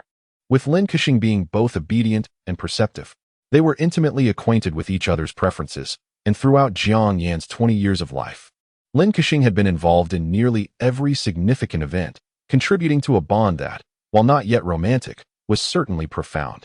Were it not for her knowledge of the plot, Jiang Ruoqiao might have found herself troubled by the existence of such a selfless, quietly caring childhood companion in her boyfriend's life. After all, who wouldn't be concerned? Yet, at this moment, Jiang Ruoqiao felt indifferent. Perhaps rather than being perturbed by the dynamics between the two, her real concern lay in whether they would influence her as they did in the original narrative. She was a living, breathing individual who had committed no heinous acts. Why should she be relegated to the role of collateral damage in another's exquisite romance? Lin Kexing seemed apprehensive of Jiang Ruoqiao misunderstanding her, so she added, I am more than 2 years younger than brother Jiang Yin. When we were children, he always took great care of me, even better than my own brother. To me, he is like a brother. The aunt, noticing my recent lack of spirit, suggested that brother Jiang Yin take me out to lighten my mood. Jiang Ruoqiao replied with a calm seemingly indifferent to the matter. Jiang Yin felt a wave of comfort wash over him. He knew that Ruoqiao was a kind and considerate person. He grasped the steering wheel, casting a glance at Lin Kexing, as if to affirm, I wasn't mistaken, she is truly wonderful. Lin Kexing managed a forced smile. Jiang Ruoqiao was too disinterested to observe the interaction between the two. Conversely, Yicheng regretted agreeing to accompany Jiang Yin on this outing. He was aware of the situation with the younger sister in the game, while Jiang Yin remained oblivious. Thus, Jiang Yin believed Ruoqiao's silence indicated indifference. Yicheng recalled the day she leaned against the door, her expression a mix of amusement and mockery, saying, you boys truly enjoy claiming younger sisters, don't you? Is it that appealing to be someone's brother? Hearing Lin Kexing refer to brother repeatedly now felt quite. Jiang Ruoqiao shot a glance at Yicheng, who wore a serious expression, his demeanor excessively grave. They were heading to a recreational farm, not to battle. Why was he so restless? He was neither the one claiming a sister nor the one being called brother. Truly, Jiang Ruoqiao shook her head in disdain. Chapter 29. Jiang Yin had resolved to share the matters of his family with Jiang Ruoqiao. However, it is not the present moment. There are not just the two of them in the car. Lin Kexing's words were tacitly acknowledged by Jiang Yin. Jiang Ruoqiao's response was rather indifferent, falling outside of Lin Kexing's expectations. She had presumed that Jiang Ruoqiao would at least inquire about something, perhaps show some concern for auntie. Yet, Jiang Ruoqiao did none of that. She merely nodded in a lukewarm manner, asking nothing at all. This left Lin Kexing in a state of confusion, sensing that something was amiss. The interior of the car fell silent once more, save for the sound of Lucy Yuan unwrapping and consuming food. Jiang Ruoqiao glanced at him, and, after letting out a silent sigh, retrieved a tissue from her small bag to wipe the sweat from his forehead and then his palms. Jiang Yin, could you please lower the temperature a bit? The back seat feels a tad warm. The child is sensitive to heat. Lucy Yuan is particularly prone to discomfort from warmth. Jiang Yin promptly responded, adjusting the temperature to a cooler setting as they awaited the green light, ensuring that one of the vents directed airflow towards Lin Keqing. Instinctively, Lin Keqing touched her arm, prompting Jiang Yin to observe, "Are you feeling cold?" Although Lin Keqing indeed felt the chill, she shook her head, denying it. Jiang Ruoqiao was aware that for the backseat to feel cooler, the front would inevitably become chilly. And she remarked, "Jiang Yin, please find a spot to stop. I have a light blanket in my trunk that can be used to cover her." After a brief pause, she turned to Lin Keqing and added, "I apologize, but it seems a bit warm back here." Lin Keqing hurriedly replied, "I don't feel cold." Jiang Ruoqiao shot her a glance, suggesting that while it may not be cold now, it might become so later. Retrieving the blanket in advance would be prudent. Lin Keqing responded softly in agreement. Jiang Yin had found a temporary parking space and came to a halt. Jiang Ruoqiao followed suit, stepping out of the vehicle and approaching the trunk. Inside, there were 2 suitcases, one belonging to her and the other presumably to Lin Keqing. The luggage tag on Lin Keqing's suitcase had not been torn off, revealing its destination as the island. Lin Keqing also exited the car and, upon noticing Jiang Ruoqiao's gaze fixed on her suitcase, felt a sudden wave of panic and hastily removed the tag, having forgotten to discard it earlier. "I don't need that blanket. I've brought clothes," she stated. Nevertheless, Jiang Ruoqiao retrieved a blanket from the suitcase. Lin Keqing was uncertain whether Jiang Ruoqiao had noticed the information on the tag and boarded the car with a heavy heart. Once inside, Lin Keqing remained silent, her expression clouded with worry. Sitting in the passenger seat, she caught Jiang Yan's attention, who inquired, "Are you feeling carsick?" Lin Keqing suffered from mild motion sickness. However, today she did not feel dizzy, her mind preoccupied with thoughts of the luggage tag. She nodded slightly, perhaps a little. Jiang Yin chuckled softly. "Fortunately, I prepared in advance." As he spoke, he retrieved a small bottle of motion sickness medication from his pocket and handed it to her.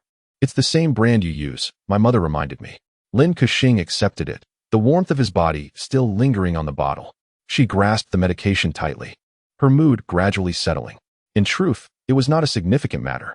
It was not only she and Jiang Yin who were heading to the island. Several others were joining them as well.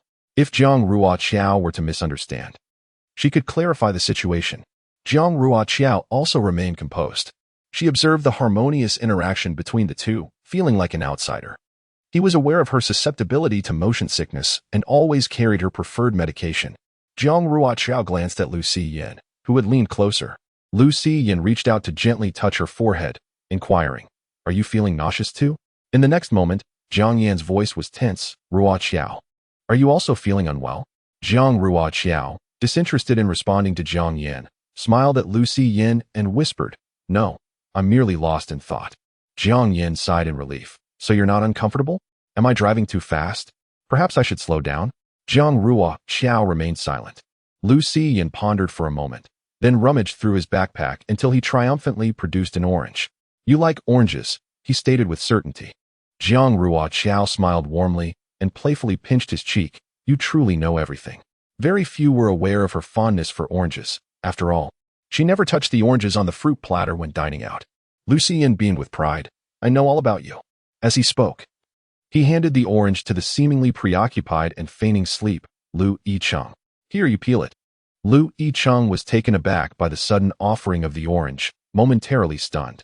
"This is an orange," he remarked, realizing he had no knife at hand.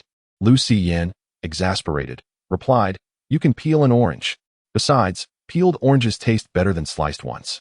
My mother adores oranges but only likes them peeled, not sliced. It's quite an unusual preference." However, he was aware, as was his father, that it had always been his father who peeled oranges for his mother. Yicheng. Is this even possible? Though he felt a sense of helplessness, under Lu Yin's urging, he began to peel the orange. The skin of the orange was significantly tougher than that of a tangerine, making the task less straightforward. As Lu Yicheng peeled the orange, Jiang Yin interjected, "Tomorrow, I shall bring you 2 boxes of oranges to your dorm." After dating for a few months, he was still unaware of Jiang Ruoqiao's fondness for oranges.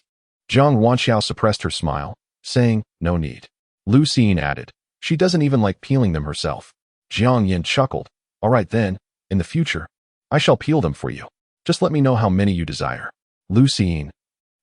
Lu Yicheng remained unfazed, completely engrossed in his task, seemingly impervious to the distractions of those around him. Before long, he had peeled an entire orange. The fragrant aroma quickly wafted through the compartment, refreshing and uplifting, sweeping away any prior irritations. Lu Yicheng's hands were slightly sticky with orange juice, prompting Jiang Ruoqiao to retrieve a wet wipe from her backpack, offering, "Here, wipe your hands.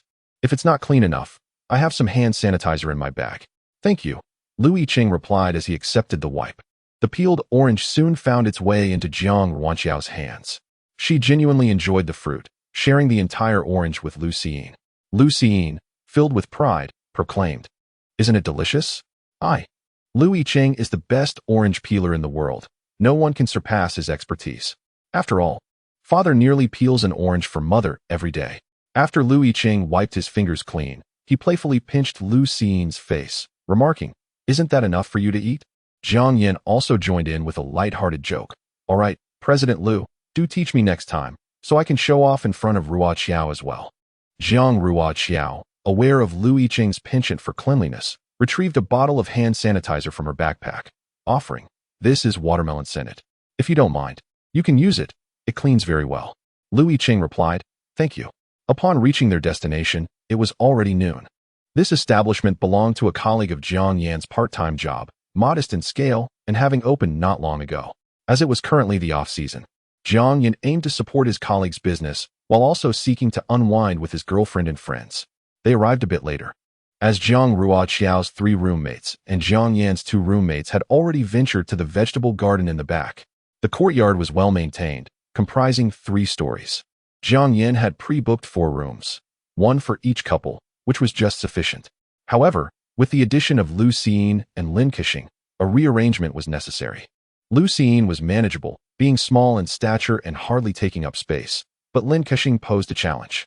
There was another guest room available. The owner mentioned it was located next to room 203. After a moment of thought, Jiang Yan agreed. "All right then." He turned to Lin Kexing and added, "I'll be in room 203 with President Lu, just beside you. Don't worry, if you need anything, just call out. We'll be right next door." Lin Kexing let out a sigh of relief. She had initially thought she would be assigned to share a room with Jiang Ruoqiao, which would have been quite pleasant. Jiang Yan approached Jiang Ruoqiao, embodying the essence of a devoted boyfriend as he picked up a fan to cool her down. "You will be sharing a room with Yun Jia on the 3rd floor. It is the finest room in this vicinity." Jiang Ruoqiao responded with a dignified and aloof hum. Lu Yicheng and Jiang Yan had minimal luggage, each carrying only a backpack. In contrast, Lin Kexing and Jiang Ruoqiao each had a suitcase. Lu Yicheng mused. Considering it was merely a 2-day, 1-night trip, how was it possible to bring so many belongings? Jiang Ruoqiao had ample justification for her accumulation. As she packed her personal hygiene items, a hairdryer, pajamas, skincare products, cosmetics, a change of clothes and shoes, a tablet, and an assortment of smaller items, which collectively filled an entire suitcase. Jiang Yan, surveying the 2 suitcases, decisively stated, "I will assist you in transporting your luggage." In truth, with his strength, he could manage to carry both suitcases simultaneously. However, since Jiang Ruoqiao and Lin Kexing's belongings did not fully occupy their suitcases and were not excessively heavy, the narrow staircase posed a challenge, allowing him to carry only 1 suitcase at a time. Naturally, Jiang Yan would prioritize assisting his girlfriend, so he glanced at Lu Yicheng. Yet, before he could speak, the astute Lu Xiying suddenly clutched his stomach, exclaiming, "Oh, my stomach hurts. I need to use the restroom." Lu Yicheng. Lin Kexing, "All right." Reluctantly, Lu Yicheng accompanied Lu Xiying to the restroom on the 1st floor, guided by the proprietor. Upon entering the restroom, Lu Xiying ceased his remarks about the unpleasantness of the situation. How could Lu Yicheng remain oblivious? He disapproved, questioning, "Who did you learn this from?" It was merely a matter of assisting a girl with her suitcase. Lu Yicheng was well regarded among his peers for his willingness to lend a hand, whenever he could, and whenever he was available, he would not refuse assistance. He would not exchange WeChat information with unfamiliar girls he encountered at the supermarket, yet if someone required help, such as lifting an object, he would undoubtedly extend his support. This behavior, however, was misguided.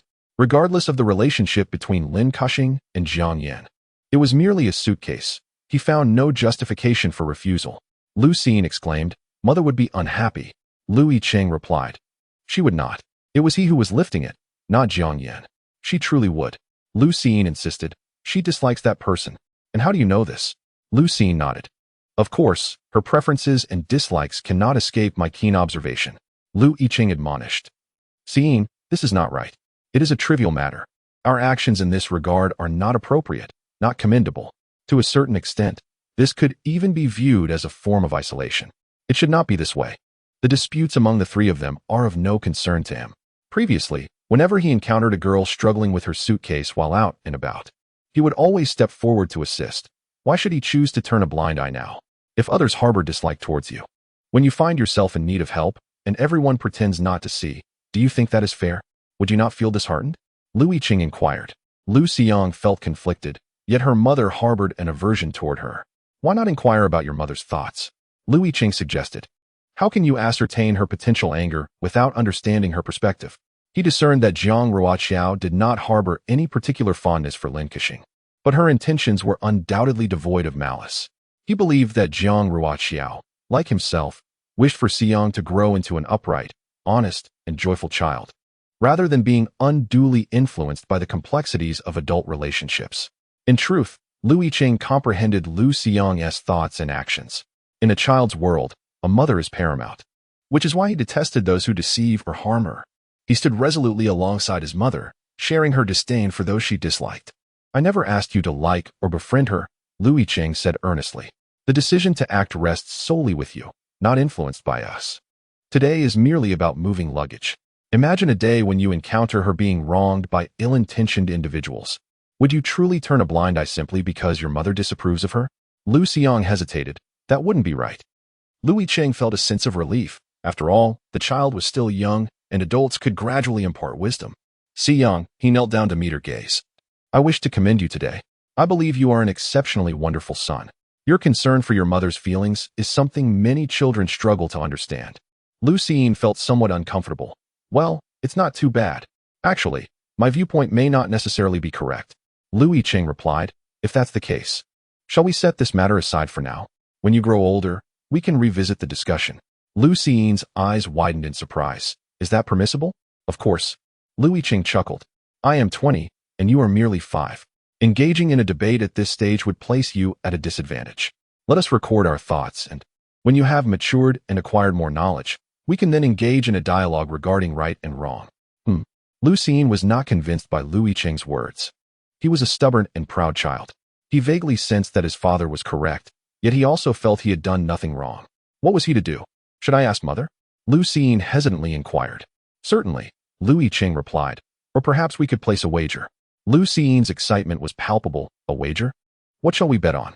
Lu Yicheng, deep in thought, said, let us wager whether your mother will be annoyed at me for helping with the luggage. I wager she will not. What shall we bet on? Lu Xiang sparkled with enthusiasm, intrigued by this new game. We could wager on the Lego Sun Wukong toy. If you win, I shall buy it for you, Lu Yicheng proposed. And if you lose? Lu Yicheng paused, his voice clear and melodious. You must eat carrots for an entire week. The child was notoriously picky, refusing to eat any vegetables. Lu Xiang furrowed his brow, as if burdened by a profound discomfort. Yet, his desire for that block associated with the Monkey King was overwhelming.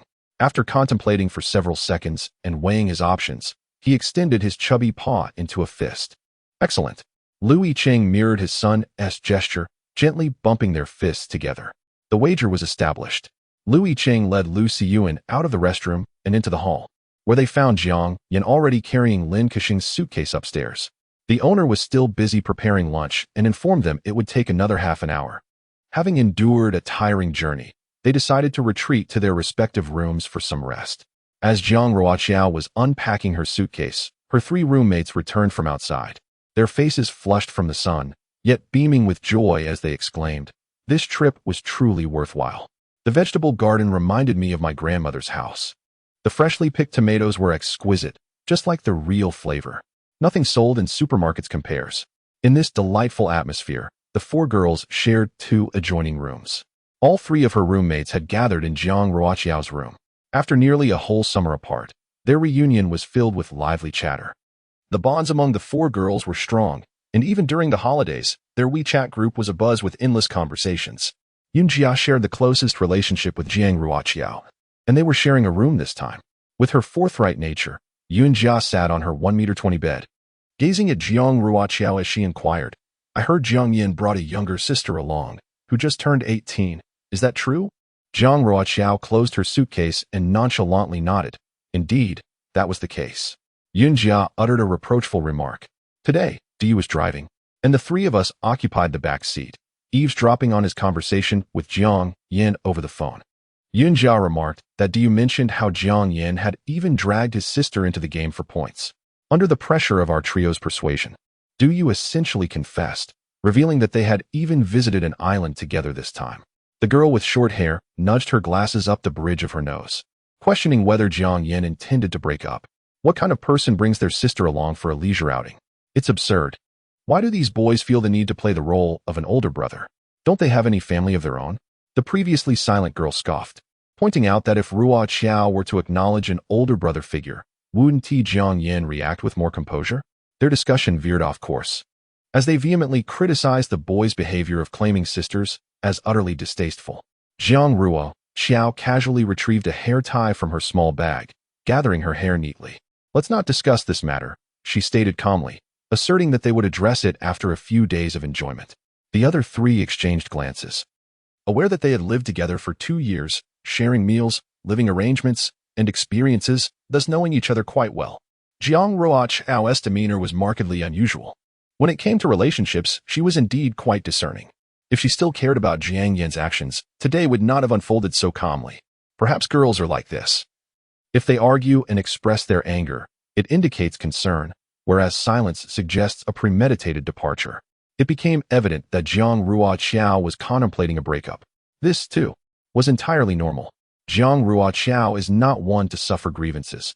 She would never allow herself to be wronged, nor would she permit others to impose such indignities upon her. Jiang Yin's actions have undeniably struck a nerve. It is not only Jiang Ruoqiao who finds this unacceptable. Any girl would struggle to accept a boyfriend with a sister like that. Given that Jiang Ruoqiao has already made her intentions clear, there is no need for the three of them to further discuss Jiang Yin's behavior. They had initially hoped to leverage this opportunity to press Jiang Yin for answers. The boys' dormitory consists of 4 individuals, divided into 2 rooms. Jiang Yin shares a room with Lu Yicheng, while Du and Wang Jianfeng occupy the other. Everyone had anticipated a delightful time at the farm, yet the arrival of Lin Kexing altered the mood for both the girls and the boys alike. Du's affection for Yunjia is an open secret, and since Yunjia shares a close bond with Jiang Ruoqiao, it is only natural for Du to harbor some discontent towards Jiang Yin's actions. He believes Jiang Yin is being inconsiderate and begins to voice his frustrations. Is Jiang Yin truly oblivious? Why on earth would he bring his sister along? If she were a cousin, that might be one thing. Wang Jianfeng sits silently on his bed, smiling. Du, feeling dejected, laments. I was planning to confess my feelings to Yunjia during this trip, but with Jiang Yin's disruptive antics, it seems he is intent on turning this place into a battlefield. How am I supposed to confess now? Jiang Yin, despite having a girlfriend, insists on introducing his sister. Even a novice like me knows that such behavior is disastrous. Yet he, with his stubbornness, brazenly parades his sister in front of his girlfriend. It seems he is courting trouble. Wang Jianfeng paid him no mind, lost in his own thoughts, seemingly preoccupied with some calculations. Since the previous semester, this individual had suddenly veered off course, becoming hopelessly engrossed in mysticism. Say something, Du urged. Wang Jianfeng, with an air of the arcane, replied, as for the confession, let it be for now. I just divined an omen, and it is not favorable. Du retorted, come on, spare us your ominous predictions. Do you realize your words sound like the opening scene of a horror film? Wang Jianfeng maintained a serious demeanor, insisting, it truly is an unfavorable omen. It foretells significant events ahead. Du exclaimed, what bad luck. Truly cursed. Stop spreading superstitions. At that moment, their boss arrived to inform them that lunch was ready. Jiang Yin diligently knocked on each door to notify everyone. Lin Kexing, having changed into a different outfit, answered the door to find Jiang Yin waiting outside. Let's head downstairs for lunch, he said. Lin Kexing acknowledged with a soft but as Jiang Yin turned to ascend to the 3rd floor, she called out to him, hesitating slightly. Brother Jiang Yin, there's something I wish to discuss.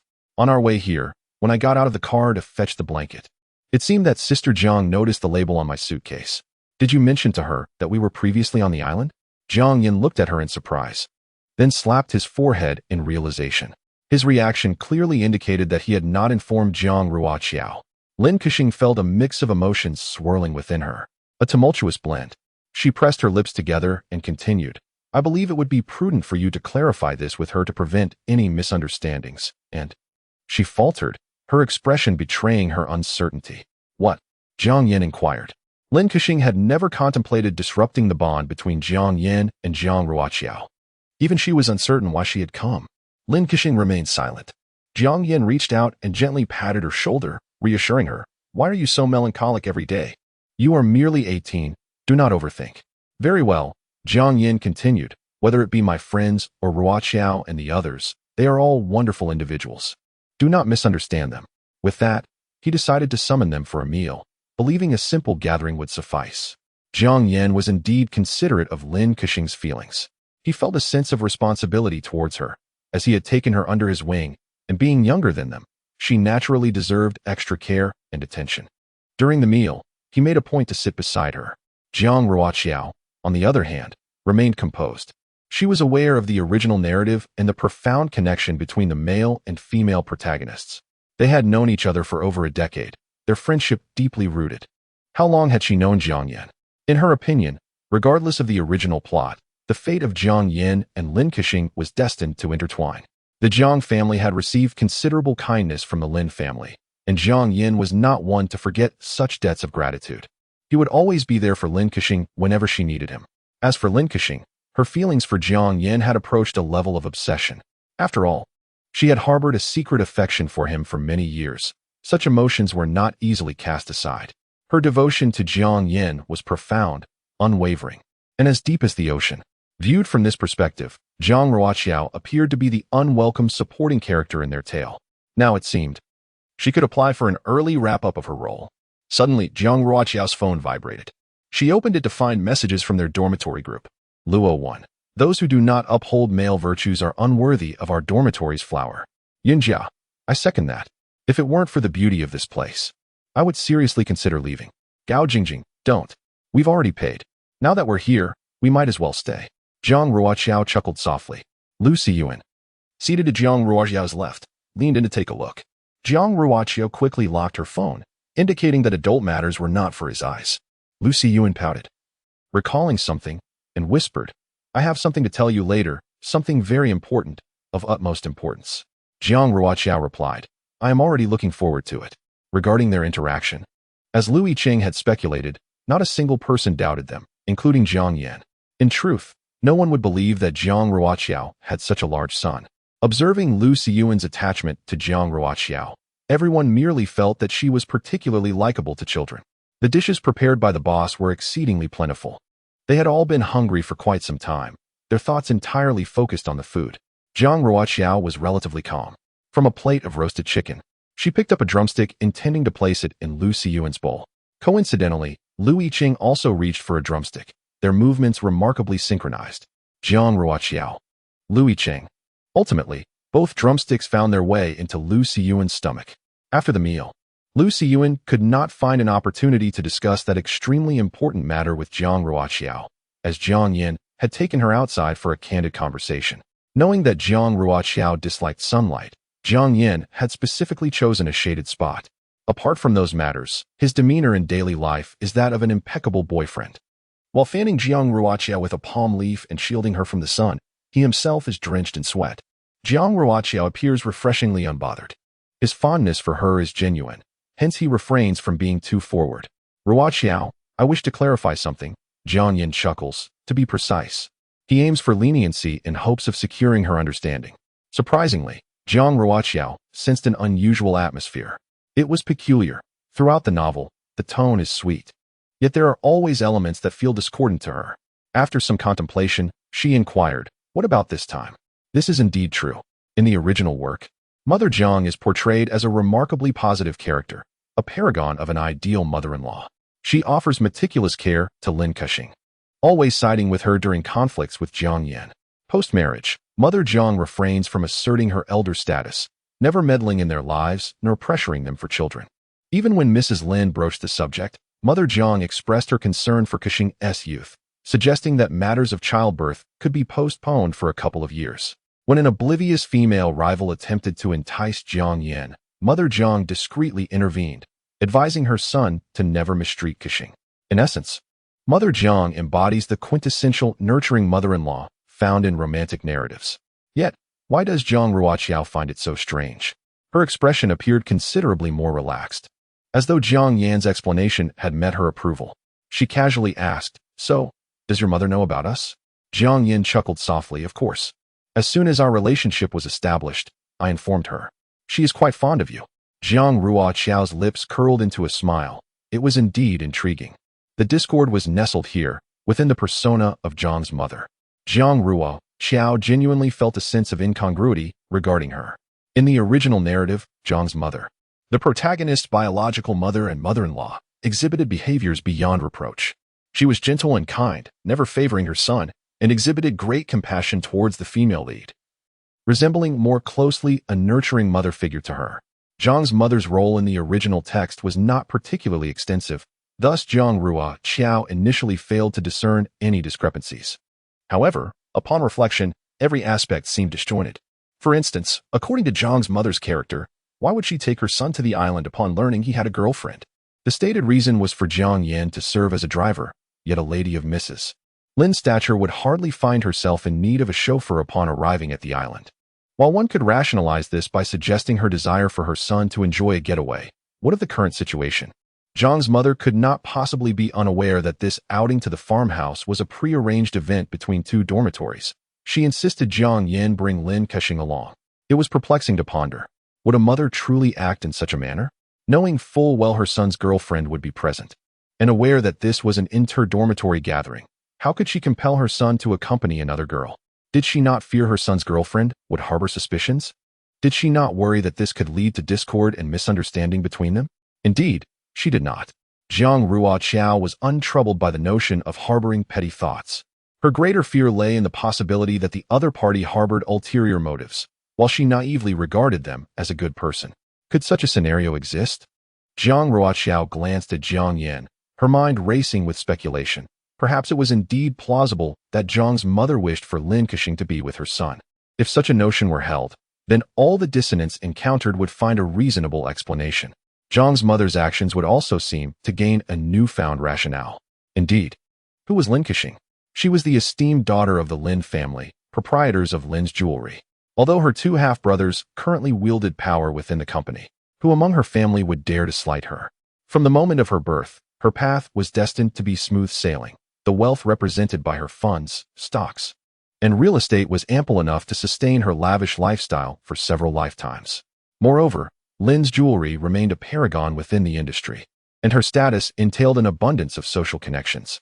As the saying goes, whether one marries well or chooses a worthy partner, it can spare an individual 2 decades of toil. Was it not abundantly clear from the original narrative what Jiang Yan stood to gain from his association with Lin Kexing? No one understood better than Jiang's mother the bright future that awaited her son alongside Lin Kexing. Observing Jiang Ruoqiao's peculiar demeanor, Jiang Yan grew concerned. She would glance at him one moment, and then cast her gaze downward at the bluestone pavement the next. Fearing she might be upset, he decisively pulled her closer and solemnly assured her, "It shall not happen again. Next time I go out with someone, I will certainly inform you." Noticing her interest in the matter, Jiang Yan felt a wave of relief wash over him, and his expression lightened. Indeed, they were university classmates and even shared a dormitory. Their bond was undeniably strong.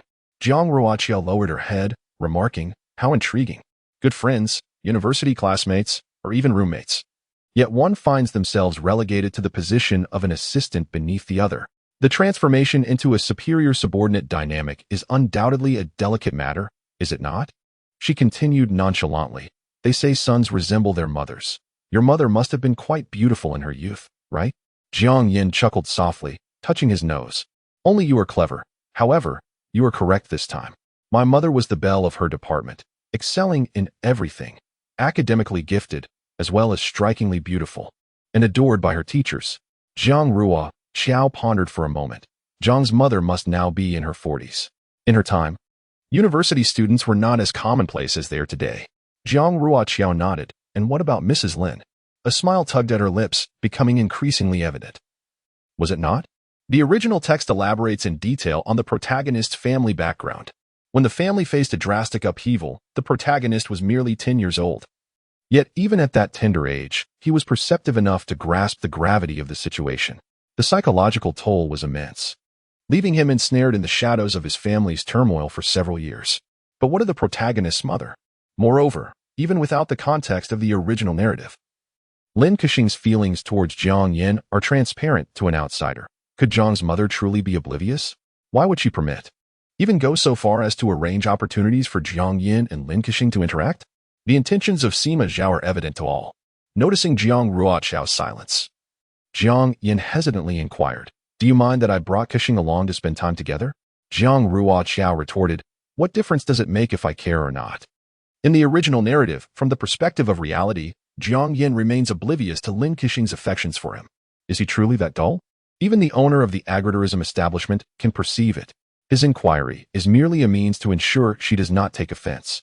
Who, in such a situation, would remain unperturbed? Jiang Yin was indeed taken aback by the question. He fell silent for several seconds, not even noticing a figure standing at the corner not far away. Jiang Ruoqiao, however, observed that it was a delicate pink dress, the very one Lin Kexing wore today. At last, Jiang Yin spoke, his voice low. "If you mind, I won't bring her next time." Jiang Ruoqiao realized she truly possessed the potential to be a spiteful supporting character as she queried him. "Did you not mention that you and your mother benefit from her family's hospitality? What will you do next time your mother asks you to bring her?" In truth, Jiang Yin could not comprehend why Jiang Ruoqiao felt perturbed by Lin Kexing. They had practically grown up together, their bond akin to that of siblings. He harbored feelings for Ruoqiao and wished to avoid conflict over this matter. After all, they had not seen each other for over a month, and it was unnecessary to argue over such trivialities. He figured he could gradually explain his perspective to her later, trusting that she would eventually understand. Many young men often entertain such thoughts, harboring one sentiment internally while articulating another in an attempt to appease their girlfriends. Though he fundamentally disagreed, he contemplated persuading her in due course. Currently, Jiang Yin entertained the notion of soothing her feelings, smiling as he said, "I simply won't listen, rest assured. I won't cause you distress. Your happiness is of utmost importance." Jiang Ruoqiao. The words of men are like the water in a toilet. Jiang Ruoqiao did not take his words to heart. However, Lin Kexing, lurking at the corner, absorbed every word. She leaned against the wall, struggling to hold back tears that threatened to spill from her reddened eyes. Lin Kexing had come out to find Jiang Yin for a matter, but she had not anticipated eavesdropping on the conversation between him and Jiang Ruoqiao. This was her first glimpse of Jiang Yin in a private moment with Jiang Ruoqiao, and she was taken aback by how he seemed to coax her in a subdued manner. Her heart felt as though it were being tightly squeezed, leaving her with little room to breathe. She fled as if in panic, seeking solace in a quiet corner, staring vacantly at the lake's surface. Suddenly, her phone rang. It was a call from Mother Jiang. Having known Lin Kexing for a decade, Mother Jiang had watched her grow up and had invested considerable effort in her. It could be said that Mother Jiang understood Lin Kexing even better than her biological mother, Mrs. Lin. Just by sensing her demeanor, Mother Jiang could tell that something was amiss. She speculated that it might be Jiang Yin and his girlfriend causing Lin Kexing discomfort. While she was aware of this, she chose not to confront it directly, instead asking with genuine concern, "Is it hot over there? How's the food? Are you getting used to it?" Lin Kexing responded with a non-committal as Mother Jiang tentatively inquired, "So, have you met Jiang Yan's girlfriend? How is she?" "Really?" Mother Jiang sighed, feeling a sense of unease. "I can't shake the feeling that they might not last, so I'm uncertain how to approach Jiang Yan's girlfriend. Should I meet her or avoid her altogether?" Lin Kexing was taken aback. They had always shared a close bond. The emotions are quite profound. She perceives that Jiang Yin genuinely harbors affection for Jiang Ruoqiao. Perhaps today, she can finally let go. She has witnessed a side of him that Lin Kexing will never encounter in her lifetime. It is indeed time for her to move on. Previously, when her mother forbade her from studying abroad, she secretly felt a sense of joy, albeit one that is inexplicable. What exactly she was rejoicing over remains unclear. In the future, they will all lead their own lives. Jiang's mother chuckled softly, remarking that they are still young. She recalled a former classmate who once had a boyfriend with whom she shared a remarkable bond, yet they parted ways before graduation. This classmate eventually found companionship with someone else, which is quite amusing. Her husband turned out to be her neighbor. They grew up together, and he had cherished feelings for her for many years, yet there was never a spark between them. It wasn't that there was no chemistry. Rather, their relationship was confined by their circumstances. My classmate once confided in me that she always regarded her husband as her neighbor brother, almost like a family member, never considering anything beyond that. Who would have thought that after all the twists and turns, they ended up together? Their bond, having been nurtured since childhood, is far stronger than that of ordinary couples. Jiang's mother paused for a moment, and later, upon meeting again, I inquired if she still remembered the boyfriend she once adored. After a considerable pause, she finally recalled who I was referring to, but then added that she could no longer remember what he looked like. Lin Kexing was lost in thought, astonished. The impoverished campus heartthrob is the father of the child. Section 35. Kexing, Ian is still young, and his girlfriend is young too. Merely 20 years of age. Jiang's mother remarked that being too young signifies an abundance of uncertainties regarding the future, be it related to family or other aspects. After some contemplation, she decided that there was no need for assistance in observing her daughter. Rather, she would let things unfold naturally. Subsequently, Jiang's mother engaged her in various other discussions. Once the call concluded, Lin Kexing found her previously sour emotions significantly soothed, and a smile began to grace her visage. However, upon turning around, she discovered Jiang Ruoqiao observing her from a distance. Startled, she watched as Jiang Ruoqiao approached with a composed demeanor, inquiring with genuine concern. "Are you all right?" She added, "I noticed you standing here. Is something troubling you?" Lin Kexing quickly shook her head, insisting that all was well. The atmosphere between them felt somewhat peculiar, prompting Lin Kexing to initiate a conversation, mentioning that it was her aunt who had called. Jiang Ruoqiao nodded in acknowledgement, but refrained from further questioning, turning to head back toward the house. This exchange was deceptively simple, while Lin Kexing found it somewhat odd. She chose not to dwell on it. However, Jiang Ruoqiao had come to a realization. Jiang Yan's mother was indeed quite unusual. Lin Kexing had overheard their conversation, noting Jiang Yan's apparent discomposure as evidenced by her reddened eyes. Yet, after that phone call, Lin Kexing brushed aside the sorrow that should have lingered, feeling a newfound lightness of spirit. Both being young women, Jiang Ruoqiao understood that when one is heartbroken over someone they cherish, it is challenging for outsiders to offer solace, unless the comfort offered is precisely what is needed. It was evident that this particular outsider possessed a remarkable proficiency in the art of consolation. Jiang Ruoqiao glanced up at the azure sky and couldn't help but let out a mocking smile, thinking how a mother truly devotes herself with great care. He wished to spend a bit more time alone with her, but she appeared quite weary. The bed, measuring merely 1 meter and 35 centimeters, felt cramped even for Yicheng alone, let alone with a child added to the mix. The proprietor was aware of this predicament and provided them with a mat to serve as a makeshift bed. Now embracing the role of a nurturing father, Yicheng had become adept at caring for Lu Xian.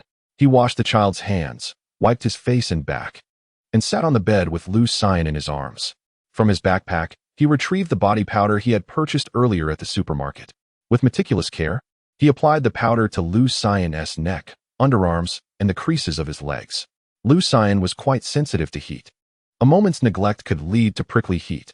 Seated on the bed, Lu Xian obediently accepted his father's tender ministrations while clad in a small vest and shorts. Feeling remarkably cool, his eyes were half closed, wearing an expression of sheer delight as his father dusted him with powder. Jiang Yin stood at the doorway for a moment, chuckling softly. What do children eat these days to grow up so well? From Jiang Yan's perspective, Lu Xian was indeed a fine child, with fair skin, a height that was neither tall nor short, a slightly plump physique, and charming dimples when he smiled. His naturally curly hair added to his adorability. Furthermore, the child was remarkably well behaved, with eyes resembling glossy black grapes, exuding a certain cleverness. In truth, there were few students of their age who possessed the patience to engage with young children. He completely fulfilled their highest expectations and desires for a child, adorable, plump-faced. The kind of child that brings no trouble, lively and understanding. After applying powder to the child, Yicheng patted his hand and said, "Just lie down." Lu Xian was quick to respond, crawling to the side, leaning against the pillow, and pulling up the blanket to feign sleep. The air conditioning in the room was quite effective. Yicheng took the clothes that Lu Xian had changed out of and went to the bathroom. The child, fond of mischief yet sensitive to heat and prone to sweating, would always change into a fresh set of clothes for his afternoon nap. In this weather, he would wash the soiled clothes by hand and hang them outside to dry for an hour or two. Lu Yicheng proceeded to wash the clothes in the bathroom. Jiang Yin sat at the edge of the bed, watching Lu Siyuan with great interest. At that moment, Lu Siyuan was not sleepy, noticing Jiang Yan's gaze. He let out a soft hum, but said nothing further. Most of the time, as long as he was not provoked, Lu Siyuan was a very polite child. The more Jiang Yin observed, the more he felt that this child looked remarkably familiar. Where had he seen him before? He could not recall. Could it be that all good-looking children resemble one another? Lu Yicheng swiftly washed the clothes and searched the room for a clothes hanger, hanging the garments on the retractable drying rack outside the window before closing it. Turning around, he noticed Jiang Yan's unwavering gaze fixed on Lu Siyuan. He lowered his eyes, approached, and blocked Jiang Yan's view, asking, "What are you looking at?" Jiang Yan stroked his chin and, imitating Lu Siyuan, reclined on the bed against the pillow, casually remarking, "It's nothing. I just feel like your little one looks quite familiar, as if I've seen him somewhere before." Lu Yicheng responded with silence. Turning his back to cover Lu Siyuan with the blanket and adjusting the air conditioning vent so that it did not blow directly onto the head of the bed, Jiang Yan was merely engaging in idle conversation. Lu Yicheng shook his head. "No, I need to find a place near the school." Jiang Yan, intrigued, queried, "What prompted this sudden desire to move out and rent a place? I initially thought you were living at home. If you were to move out and then stay at home, that would be understandable, but moving out to rent near the school, it seems rather unnecessary." Lu Yicheng felt a headache coming on. The matter was quite simple, yet the issue was that he could not disclose it just yet. A lie must inevitably be followed by another to maintain its facade, a notion he despised. After much contemplation, he decided to speak the truth, gesturing toward Lu Siyuan, who was gazing at him with wide eyes from the bed. "I need to take care of him. Living at school is not very convenient, and home is too far." Jiang Yin was taken aback. "You're taking care of this child?" He nearly blurted out his confusion. "Why? What if something has happened to his parents, preventing them from fulfilling their responsibilities? Or perhaps they are no longer present. Suddenly bringing it up, if it were to upset the child, that would be unfortunate." Jiang Yin surmised that this child was a relative of Lu Yicheng. Both bore the surname Lu, and it was evident that Lu Yicheng had decided to take on the responsibility of caring for the child, indicating a significant bond. There was really no need to inquire too deeply. It was likely that the child's parents or other relatives were unable to provide care. Hence the responsibility fell to Lu Yicheng. After 2 years of camaraderie, Jiang Yin had come to understand Lu Yicheng well. He was a person of great responsibility. Jiang Yin sighed, surprised that so much had transpired over the course of a summer. Reflecting on this, he said, "I will transfer back the 3,000 yuan I borrowed from you last time. I got caught up in too many matters and forgot. Caring for a child must indeed be quite an expense." Lu Yicheng cast him a sidelong glance, responding with a non-committal hum. Jiang Yin continued unabated. "I originally intended to buy Ruoqiao a bag as a birthday gift, but she refused. Upon reflection, it truly is unnecessary to put on a fade of affluence. Perhaps I should wait until I can afford something better and more expensive for her." Lu Yicheng remained silent. Lu Siyuan made a face of exasperation. As they conversed, Jiang Yin rested his hands behind his head and mentioned, "Speaking of your rental situation, it reminds me of something. This semester, a senior in my company has finally gathered enough for a down payment. I saw on his social media that he has signed the contract. And upon viewing the floor plan he posted, I must say, although the house is not large, it does indeed have 3 rooms, a master bedroom, a study, and a children's room. Old Lu, to be frank, I envy him. When will I be able to buy a house and marry Ruoqiao?" Lu Siyuan, frustrated, covered his ears and exclaimed, "I am not listening, not listening. It's like a turtle reciting scriptures." As Jiang Yin spoke passionately, there was no reason to cease his discourse. He continued, "I hope to hold my graduation certificate in one hand and my marriage certificate in the other. However, in this day and age, the thought of renting a house for our marriage rather than purchasing one weighs heavily on my heart." In truth, Lu Yicheng was not an attentive listener.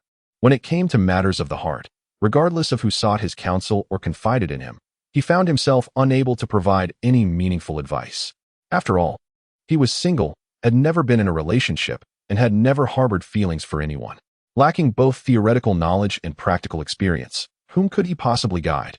Yet, this time, if Jiang Yin had been more observant, he would have noticed a difference in Lu Yicheng. Previously, he would listen silently, his expression serene. However, at this moment, a flicker of impatience and restraint crossed his features. These emotions were fleeting, almost imperceptible, even to Lu Yicheng himself. While Jiang Yin continued to fantasize about marrying Jiang Ruoqiao, Lu Xiyuan's patience was far less than Lu Yicheng's. He could no longer endure it. Why does he keep talking about marrying his mother? It's infuriating. Lu Xiyuan's face flushed with indignation as he finally blurted out, "She would never marry you. She would never marry you." Jiang Yin remained engulfed in a bittersweet reverie. The sweetness derived from envisioning Ruoqiao as his wife filled him with motivation, while the pain stemmed from the speechless reality of housing prices in the capital. Suddenly, upon hearing those words, he sat up and looked towards Lu Xiyuan on the bed. Lu Yicheng swiftly covered Lu Xiyuan's mouth, signaling him with his eyes. Jiang Yin was not angry. Instead, she found Lu Xiyuan quite adorable. Feeling bored, she took an interest in teasing a child. "How do you know? She is my girlfriend. And our relationship is exceptionally good. We hardly ever quarrel, and she has promised to stay in the capital after graduation. Surely, we will get married." Lu Xiyuan was infuriated, wishing to retort that if things were as wonderful as he claimed, then in the future, he would not marry his mother. Nor would his mother wed him. However, with Lu Yicheng's hand over his mouth, he had no outlet for his frustration. Jiang Yin continued, "Child, honestly, I think you are quite cute. How about this? When I marry Ruoqiao, I will invite you to be the flower boy. At that time, I will give you a generous red envelope." Lu Xiyuan felt a mix of urgency, anger, and injustice. "My mother would never marry you." Hearing the mention of being a flower boy only made Lu Xiyuan seethe with rage, and unable to voice his feelings due to his mouth being covered. Tears began to fall. His tears landed on Lu Yicheng's hand, causing him to release his grip as if scalded. Lu Yicheng looked at Lu Xiyuan, whose eyes were red. Jiang Yan's words echoed in his mind. He clenched his fists, his jaw tense, his gaze indifferent. "Stop talking," he said, his tone laced with icy undertones. "I command you. Cease." Jiang Yan was taken aback. Having lived together as classmates for 2 years, this was the first time Jiang Yan witnessed Lu Yicheng lose his temper. His voice was steady but carried a hint of detached coldness. The atmosphere in the room felt somewhat stagnant. Xiyan may have come to terms with the fact that his mother now has another boyfriend. Yet that does not imply he can accept the notion of that man marrying her. Though still a child, he understands the profound significance of marriage. It is precisely this awareness that fuels his anger. Can the entire situation be attributed to him and Jiang Ruoqiao? Not entirely. Both he and she have maintained a safe distance, neither wishing for circumstances to unfold in such a manner. Lu Yicheng sighed inwardly.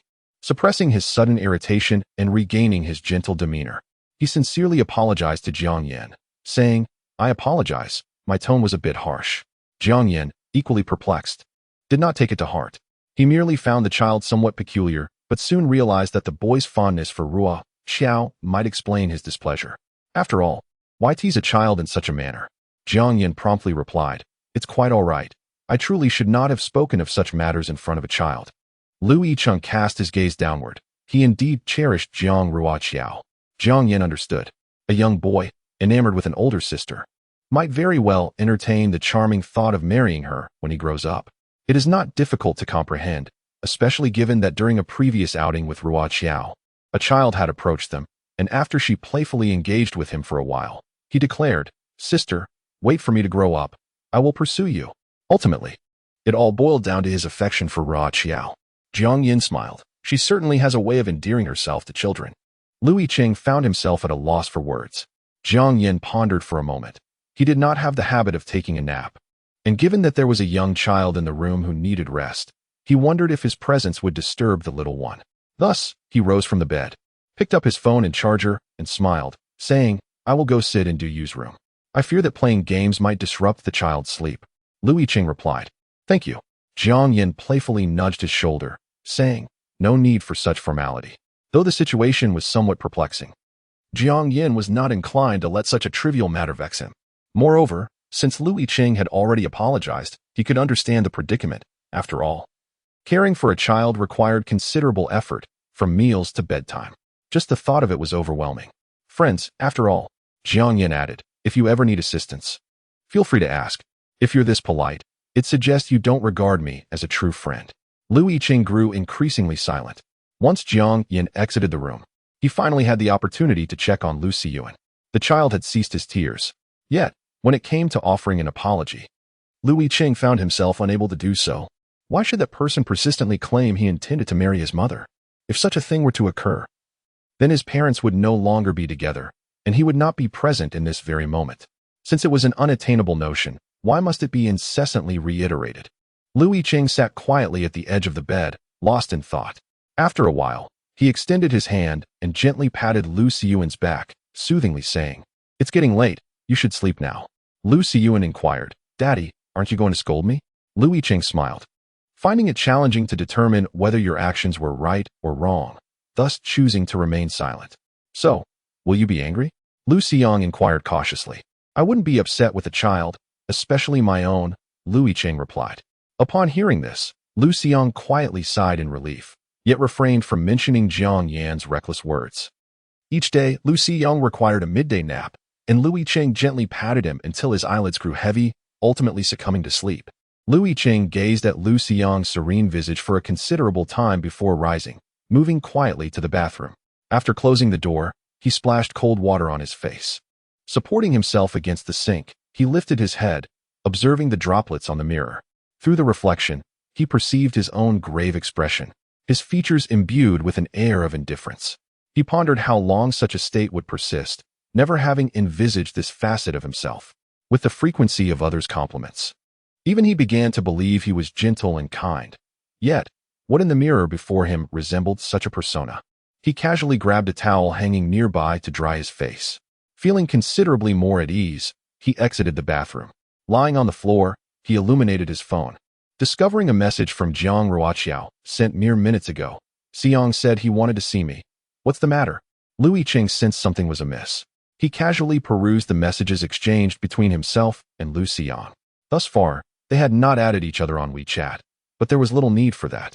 Any matters at hand could easily be addressed via text or phone call. Their text conversations were sparse, primarily revolving around Lu Xiang. One's habits can be observed through various nuances. For instance, every message from Yicheng concluded with a period, a steadfast adherence to punctuation that marked his communication style. However, a conundrum arose today when he sent a message devoid of such punctuation. It is no exaggeration to assert that Jiang Ruoqiao was quite attentive to Yicheng, for he was indeed her partner in risk-sharing. Meanwhile, upon receiving this message, Yicheng found himself awash in mixed emotions.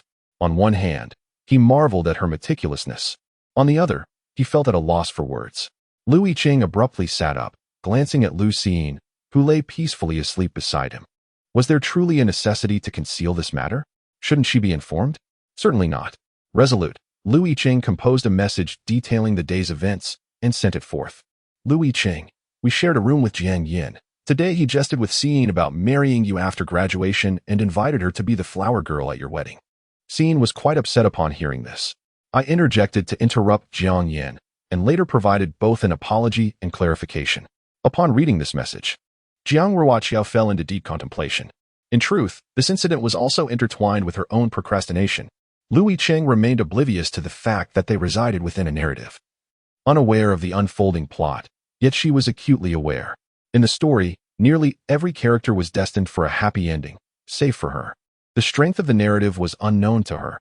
She was uncertain whether the storyline would shift with her awakening. She could not discern if the changes would lead to favorable outcomes or adverse ones. Thus, she waited, anticipating the validation of a question. She remained uncertain about the occurrence of events and whether the plot of the novel had deviated. After successfully sending the message, she felt that her words might be somewhat inappropriate. Despite her genuine intention to seek a little more time from Yicheng, she fell into contemplation. Meanwhile, Yicheng, upon receiving the text, found it rather perplexing. After some reflection, he edited his response. "I did not mean to urge you to break up with him, no. That felt completely wrong." He deleted the words and rephrased. "That is a matter between you and him. It does not concern me yet again." That did not quite capture the essence. It still held a slight connection to him. Yicheng sighed, concluding that it was best to let it be. At the same time, Jiang Yin arrived at the room shared by Du Yu and Wang Jianfeng. Boys of their age typically did not indulge in afternoon naps.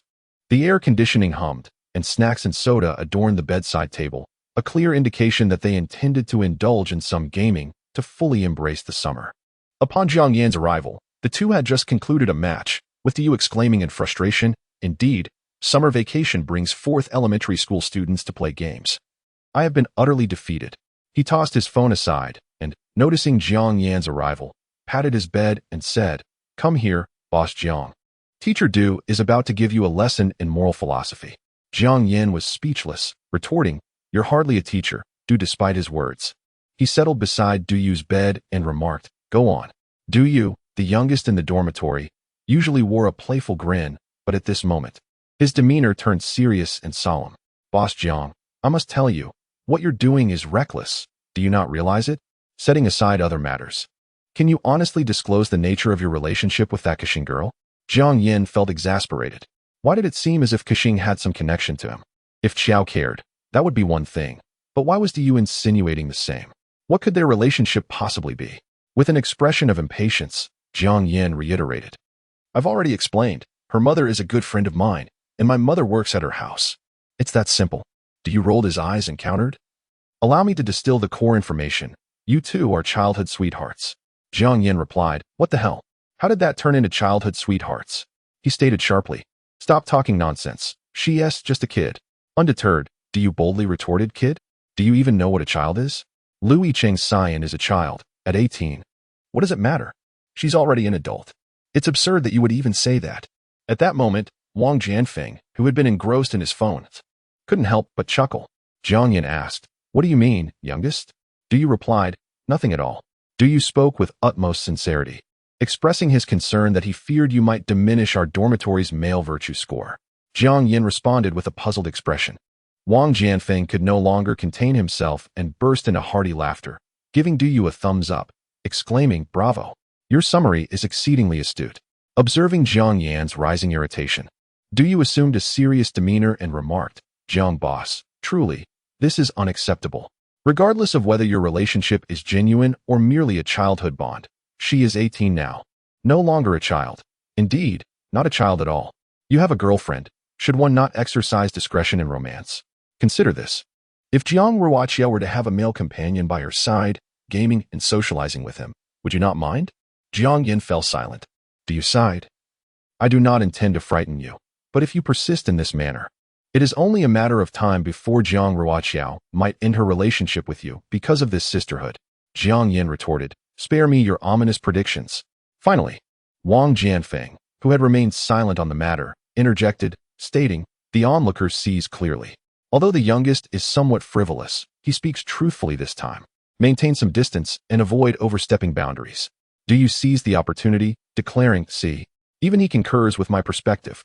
Jiang Yin, feeling agitated, raked his fingers through his hair and insisted, "It's not as you presume. My connection with Lin Kashing is not what you think." He expressed his gratitude toward the Lin family, acknowledging that due to Mrs. Lin and their support, he and his mother had managed to avoid a life of hardship over the past decade. Since the age of 10, he had experienced the vicissitudes of human sentiment, and the Lin family had unknowingly become his sanctuary. Mrs. Lin is not the type of person who would lack an assistant. The aides surrounding such women are invariably capable young individuals. However, Mrs. Lin has retained him for a decade within the Lin household, with a salary that perpetually surpasses that of others. To him, Ruoqiao holds immense significance. He is willing to undertake numerous endeavors and make considerable sacrifices for her. Yet, he finds himself torn between his girlfriend and Lin Kashing. No matter which side he leans towards, it feels inappropriate. If he were to completely distance himself from Kashing for Ruoqiao's sake, would he still be considered human? Would he still be the person Ruoqiao admires? Du Yu exchanged glances with Wang Jianfeng, and seeing Jiang Yan's demeanor, they deemed further conversation unnecessary. Jiang Yan had lost all inclination to engage in gaming. As afternoon approached, everyone had taken their rest and began to emerge from their rooms. Given that they were at a countryside resort, it was only fitting to partake in the local experiences. Their roles were clearly defined. The boys ventured to the river to catch fish, while the girls headed to the vegetable garden to gather and wash produce. Lu Xiyuan clung to Jiang Ruoqiao, allowing the others to request that she tend to the children while they busied themselves. Consequently, Lu Xiyuan and Jiang Ruoqiao became the most leisurely companions. Hand in hand, they strolled around the vicinity. The place was indeed enchanting, at first glance. It exuded a sense of seclusion from the world. There were no asphalt roads of the city, nor the incessant flow of traffic. Instead, trees and meadows adorned the landscape. In the distance, one could catch sight of faint wisps of smoke rising from chimneys. It is no wonder that modern individuals are drawn to such countryside retreats. as they provide a respite from anxiety and stress, allowing one to reconnect with the essence of life. Lu Xiang was still pondering over matters when, after a short while, he divulged everything that had transpired at noon. Upon arriving here, Jiang Yin had requested his father to help his sister move a box. I claimed to have a stomach ache and needed to relieve myself, though that was far from the truth. He felt a twinge of guilt. I deceived my father because I did not wish for him to assist her. At that moment, Jiang Ruoqiao was also present. She looked at Lu Xiang in astonishment, believing that the young lad genuinely needed to use the restroom, unaware that he was merely pretending. Goodness, have even 5-year-olds honed their acting skills to such a degree? Lu Xiang, Jiang Ruoqiao observed, you are quite adept at this. You managed to deceive her. With his head bowed, Lu Xiang confessed, I was only afraid of making you angry, Mama. If you were to become angry, the consequences would be grave. Who said I would be angry? Jiang Ruoqiao inquired. Lu Xiang lifted his gaze, his eyes wide with disbelief. You wouldn't be angry? I wagered with Father. He claimed you would not be angry, while I insisted that you would. If I won, Father promised to buy me a set of Lego. If I lost, I would have to eat carrots for an entire week. Jiang Ruoqiao, intrigued, asked, what else did you discuss?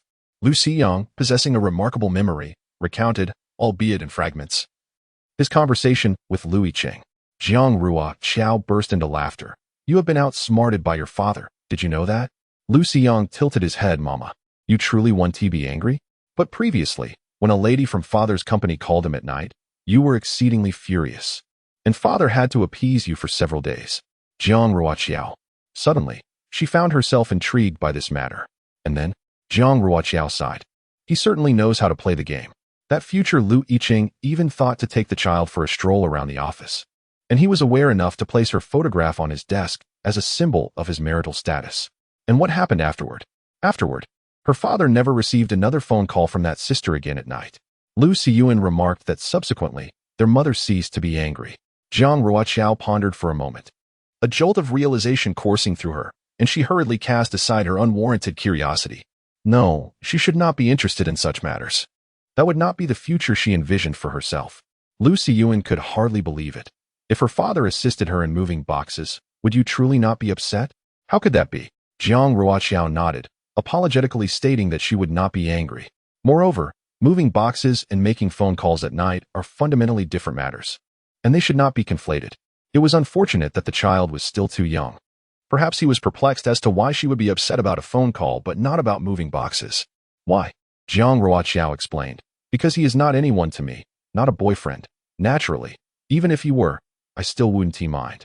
This matter is insignificant. Lin Kexing holds no particular feelings for your father. She is merely an ordinary girl, much like a fellow traveler on a high-speed train. If she cannot move her boxes, it is hardly a big deal for someone else to lend a hand, is it? Moreover, it was not her request to your father. Rather, it was a plea from a friend of his. She paused. Xian, this is truly not a matter of great significance. It is entirely different from the nature of a phone call in the evening. If your father's colleague were to call at night for work-related reasons, I believe I would not be upset. My anger signifies that her call was not work-related, and I became aware of it. Xian, you often assumed that I would become irate over trivial matters, that I might feel a tinge of discontent. It seems as though the future version of me would be unreasonable, but I trust that I am not so now, nor will I be in the future. Jiang Ruoqiao remarked that my anger must stem from a legitimate cause, something that holds water. Otherwise, who could endure it? Lu Xiyan appeared contemplative. Jiang Ruoqiao playfully reached out and pinched his nose. Do you understand? Lu Xiyan shook his head, indicating he did not quite grasp it. Jiang Ruoqiao mimicked Lu Yicheng's manner. Very well, let's revisit this matter when you are a bit older, shall we? For now, let it reside in the pending matters category. Lu Xiyan nodded vigorously. All right. However, I could discern that you harbor a dislike for her. He murmured again.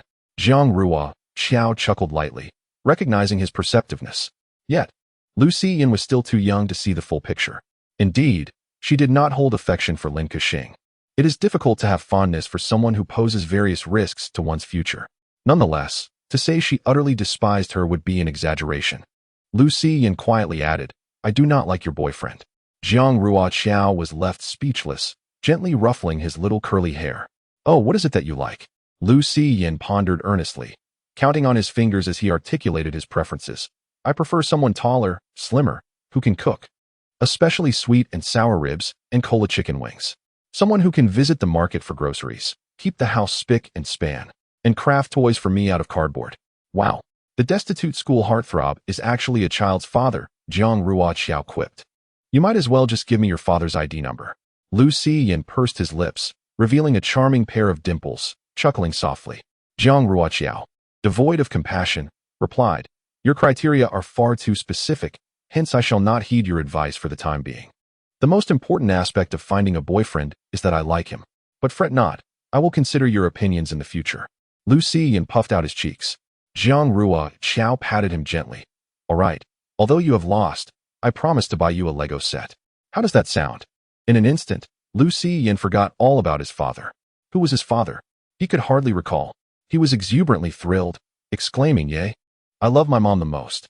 Satisfied, Lu Ziyin felt content. Before dinner, Lu Yicheng took Lu Ziyin to wash his hands. In the restroom, it was just the two of them. Lu Ziyin leaned on Lu Yicheng's shoulder, whispering, I asked Mom. And she said if you help that sister move the boxes, she really won't be angry. Lu Yicheng smiled. You seem quite happy despite your loss. Don't forget your promise. For the next week, you must eat carrots. No picky eating allowed. I am indeed elated. Lu Ziyin's enigmatic smile prompts me to share that my mother promised to purchase a set of Lego for me. It appears he is lost, yet not entirely. Whether it is my father or my mother making the purchase, the ultimate victor remains him, for he will acquire new Lego, which is indeed a delightful occurrence. Congratulations to you, Lu Yicheng remarks. Lu Ziyin beams with pride, declaring that his mother is the greatest.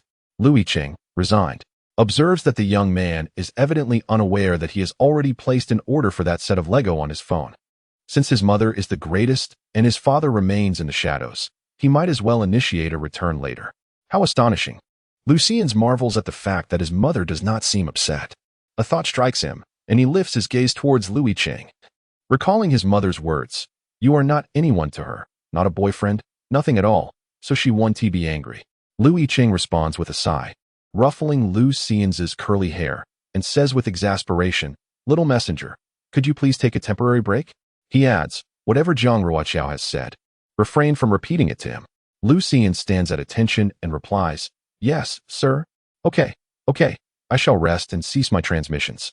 Although they are experiencing rural life, none of them desires to assume the role of a chef and take on the entire dinner. Several girls, including Yunjia, prepare a dish of century egg and tofu. While among the boys, only Lu Yicheng exhibits culinary prowess, showcasing his skills by preparing his signature dish, cola chicken wings, along with Jiang Ruoqiao's favorite, sweet glazed tomatoes. Yunjia nestled beside Jiang Ruoqiao, quietly expressing her thoughts. I used to think Jiang Yin was quite decent, but now, seeing his disregard for gentlemanly conduct, the other three in their dormitory surpass him by leagues, especially Lu Yi, who is on an entirely different level. Jiang Ruoqiao merely smiled. Even if she harbored subtle feelings about Jiang Yin, she would not voice them to others. Furthermore, criticizing an ex-partner only serves as a peculiar testament to one's poor judgment. Otherwise, how could one have ever been involved with such a person? She preferred to listen to others' critiques of Jiang Yin rather than joining in a collective denouncement. Luo 1, overhearing Yunjia's words, stroked her chin in agreement, asserting, That's true. If we're talking about charm, Lu Yicheng is undoubtedly more appealing. But what does it matter? She then shifted her tone, infused with melancholy. He seems like the type who is utterly indifferent to love, and I know I won't be able to win his affection or have him as my boyfriend. Thus, he is of no use to me. Jiang Ruoqiao couldn't help but chuckle. Yunjia also sighed, unable to fathom the situation. Gao Jingjing leaned in, commenting, It certainly won't be you, nor will it be me. Jiang Ruoqiao. A sumptuous dinner, laden with dishes, was devoured in its entirety, leaving the proprietor astonished by their appetites. After the meal, Lu Yicheng quietly retrieved a watermelon from the well, meticulously slicing it. He always undertook such tasks with silent diligence. As night fell, the temperature in the mountains dipped lower than in the city, making the courtyard exceedingly comfortable. The owner had planted mosquito-repelling vegetation around the house, with several herbal sachets hanging in the courtyard and incense burning to ward off pests, resulting in a surprisingly mosquito-free environment. Du Yuxing enthusiastically retrieved a box of beer from the trunk of the car. Let us engage in some games. Ladies, fret not. I am aware that beer may not be to your liking. This morning, I extravagantly procured cocktails and milk stout from the supermarket, specifically for you, you proclaimed. Playing games without imbibing is akin to a fruitless endeavor. Fortunately, aside from the children present, we are all adults here, ready to indulge in some libations. Lucy Yuan curled his lip in disdain. You promptly handed him a bottle of cola, and Lucy Yuan's face instantly brightened, revealing his youthful disposition. Yicheng. Jiang Ruoqiao. Why on earth are you giving a child such sugary carbonated drinks? Both were reluctant, but, fearing their admonishments might come off as overly parental, chose silence, watching helplessly as Lucy Yuan became utterly engrossed in his cola, reveling in his bliss. With a larger group, the game of truth or dare was particularly suitable. Lucy Yuan was exempt from this game, content to sit beside Yicheng and observe. The bottle spun and pointed toward Jiang Ruoqiao.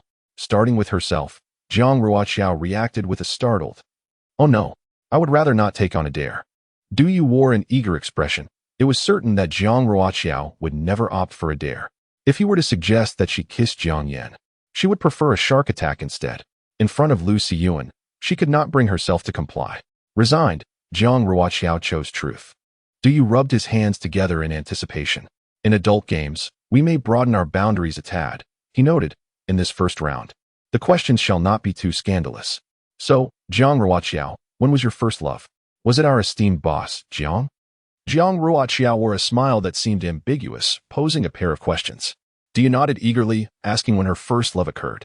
At that moment, Jiang Ruoqiao was unconcerned with Jiang Yan's thoughts. Truth be told was simply that, she replied, after the college entrance examination. There was no cause for astonishment. Jiang Ruoqiao mused that at 20, with a wealth of romantic prospects, it was inconceivable that Jiang Yan could be her first love. He simply did not deserve that distinction. You raised his eyebrows in jest, remarking, however, as far as I know, our esteemed boss Jiang has only you as his girlfriend. Yunjia retorted, what is this? Are you defending him? You hastily apologized, insisting, that is not the case at all. I wouldn't dare. You've misunderstood my courage, truly misunderstood. Upon hearing this, Jiang Yan felt a twinge of displeasure. Jiang Ruoqiao had never deliberately concealed her romantic history. He was aware she had been in 2 relationships. Yet, hearing it now still left him somewhat irked. Yicheng remained indifferent, perhaps having grown accustomed to such matters. He did not quite grasp Jiang Yan's feelings. After all, one cannot expect the person they admire to have had no romantic possibilities prior to their encounter. Jiang Yan took a few sips from the beer he had set aside, and upon noticing the others looking at him, he offered a superfluous explanation, just thirsty. Lin Kuxing looked at Jiang Yan with concern. Yet she too had not anticipated that Jiang Ruoqiao's first love would not be Jiang Yan. She had always assumed that they were each other as first loves. After this question was posed, you spun the bottle once more, this time pointing it towards Lin Kuxing. Lin Kuxing appeared slightly taken aback. You chuckled, suggesting either a truth or a dare. After a moment's contemplation, Lin Kuxing opted for the dare. You nodded in understanding? Declaring it quite simple, she was to call the first contact in her phone and confess her feelings for him or her. Jiang Yan was left speechless, questioning if you had forgotten his medication today, wondering about his odd behavior. You retorted, brother, what are you pretending for? Have you never played truth or dare? This is already the easiest dare possible. If you can't even manage this, then what is there left to play?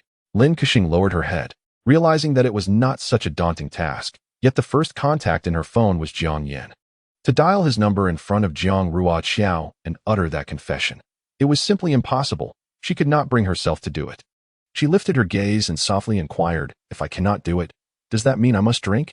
Her family was strict, and she had never consumed alcohol before.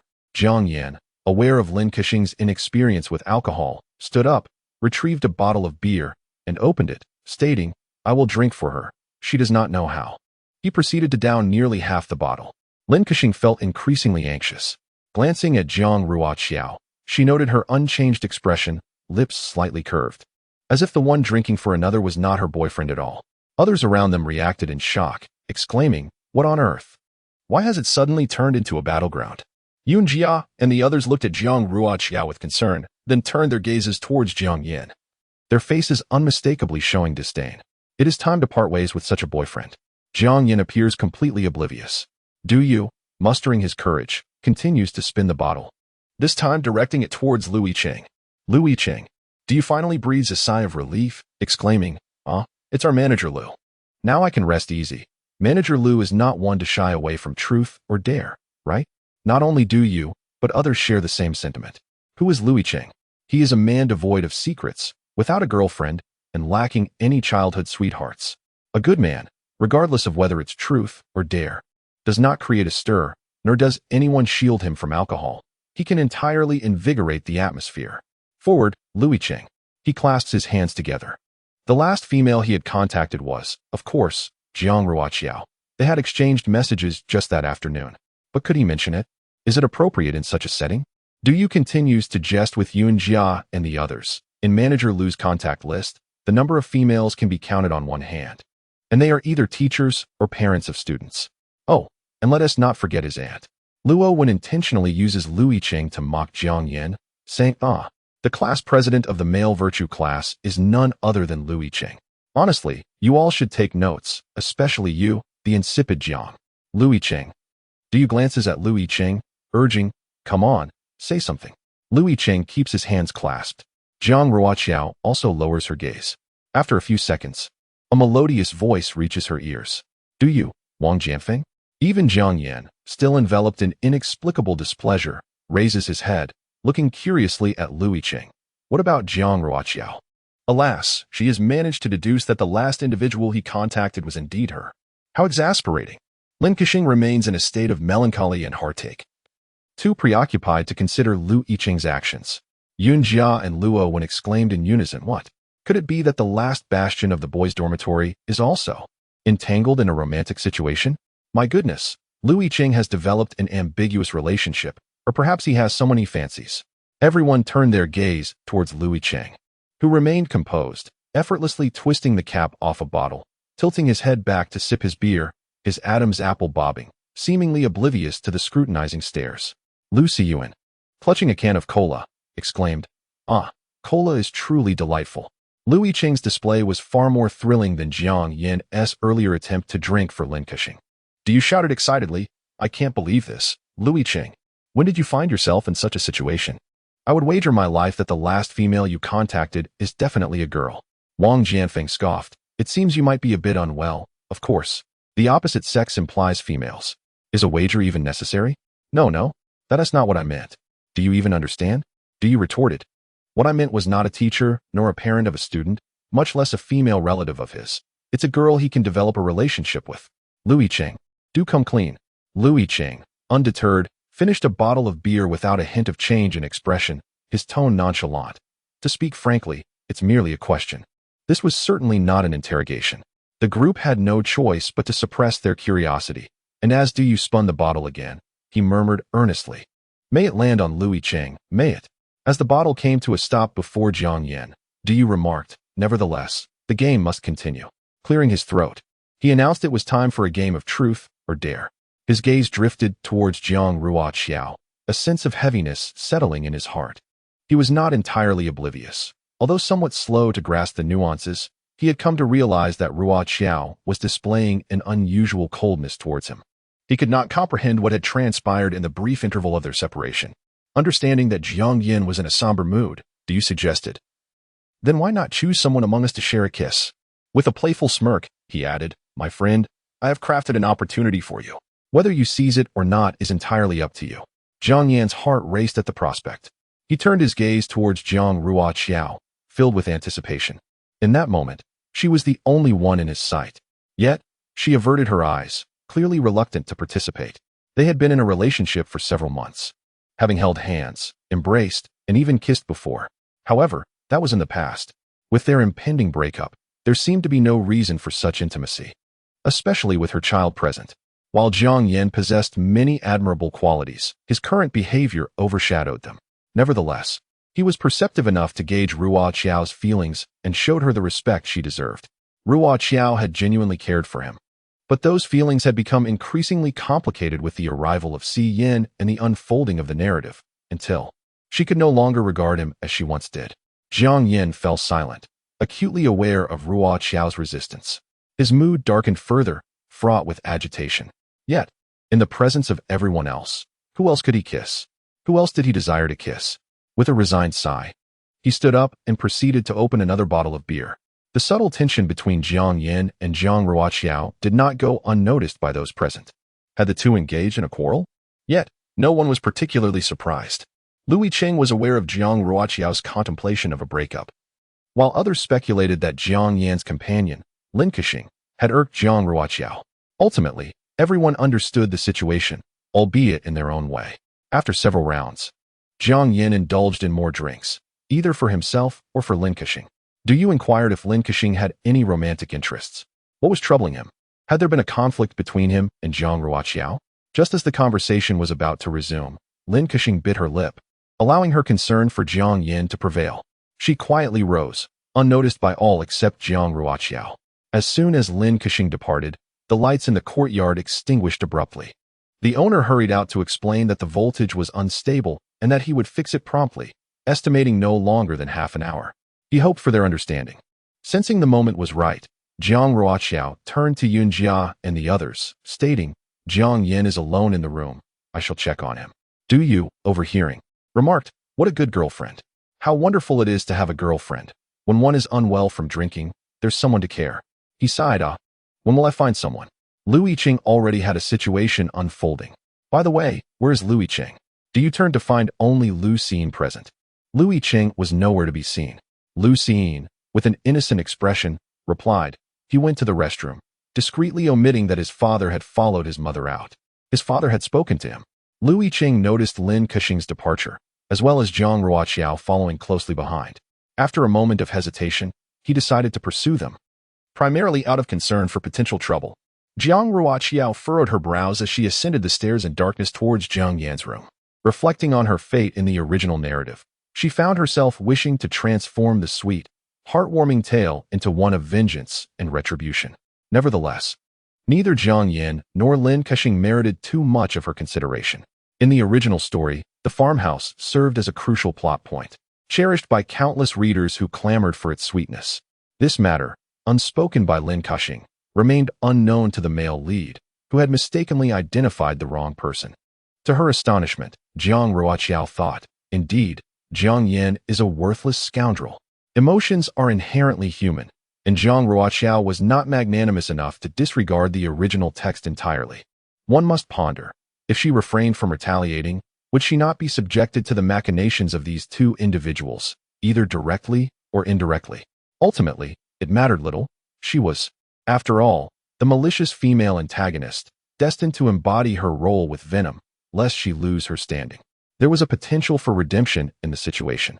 After all, she had no control over Jiang Yan's eyes or lips, compelling him to misidentify and miskiss, nor did she dictate Lin Kexing's legs, leading her to intrude upon the abode of a taken man during a power outage. Had either of them exhibited a modicum of awareness, circumstances could have unfolded quite differently. She simply could not comprehend what she had done wrong in the narrative that led to such a fate. Among her three boyfriends, Jiang Yin was the one who most irked Jiang Ruoqiao. Jiang Ruoqiao ascended the staircase to the second floor, her hand trailing along the banister. With each step, her emotions became increasingly tranquil. Inside the room, Lin Kexing pushed the door open. The power had gone out, and darkness enveloped her. Through the night, she discerned a figure curled up on the bed, exuding an air of desolation.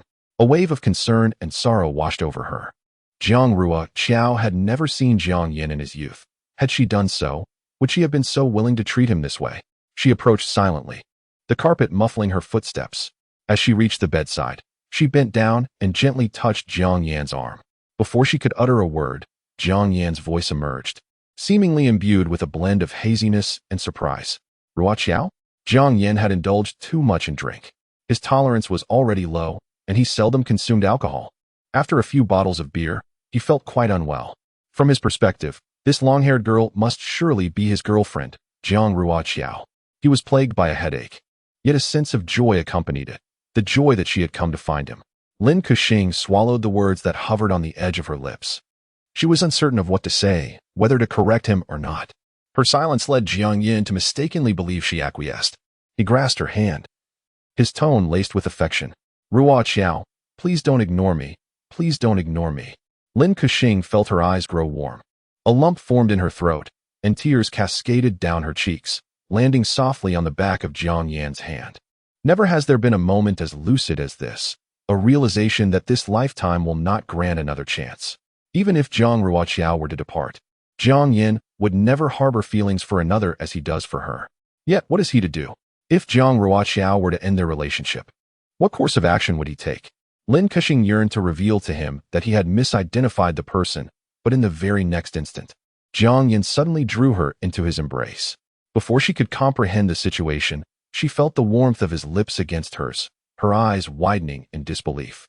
Jiang Yan, under the impression that Jiang Ruoqiao was weeping, felt an ache in his heart. Half inebriated, he dared not provoke her anger, and seeing her in tears was unbearable. She was the one he cherished deeply. How could he let her go? Both seemed lost in their own worlds until a beam of light illuminated them. Jiang Ruoqiao had activated her phone's flashlight, her expression devoid of emotion as she regarded them. Lin Kexing found herself at a loss. Jiang Yan, still disoriented, squinted to discern the newcomer, and through the halo of light, he finally recognized that it was Ruoqiao at the door. Who then had he just kissed? His gaze froze.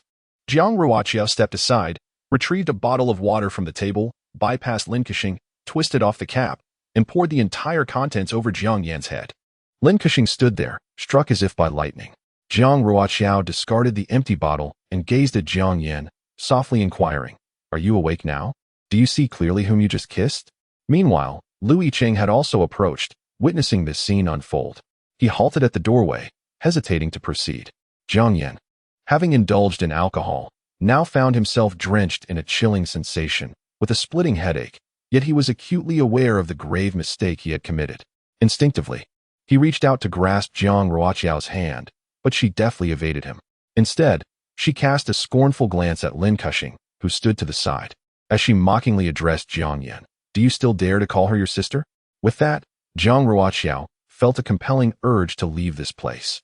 She turned her back, no longer glancing at Lin Kexing or Jiang Yan. The conclusion of their separation had been sealed. As Jiang Ruoqiao approached the door, she unexpectedly discovered Yicheng was present as well.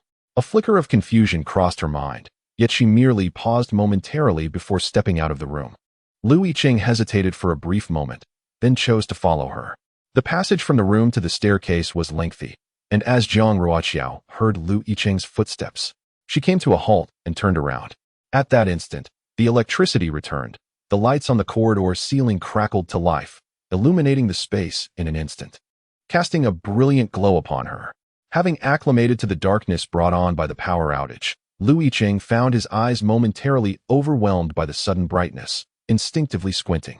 She offered him a smile, one that was distinctly different from her usual demeanor.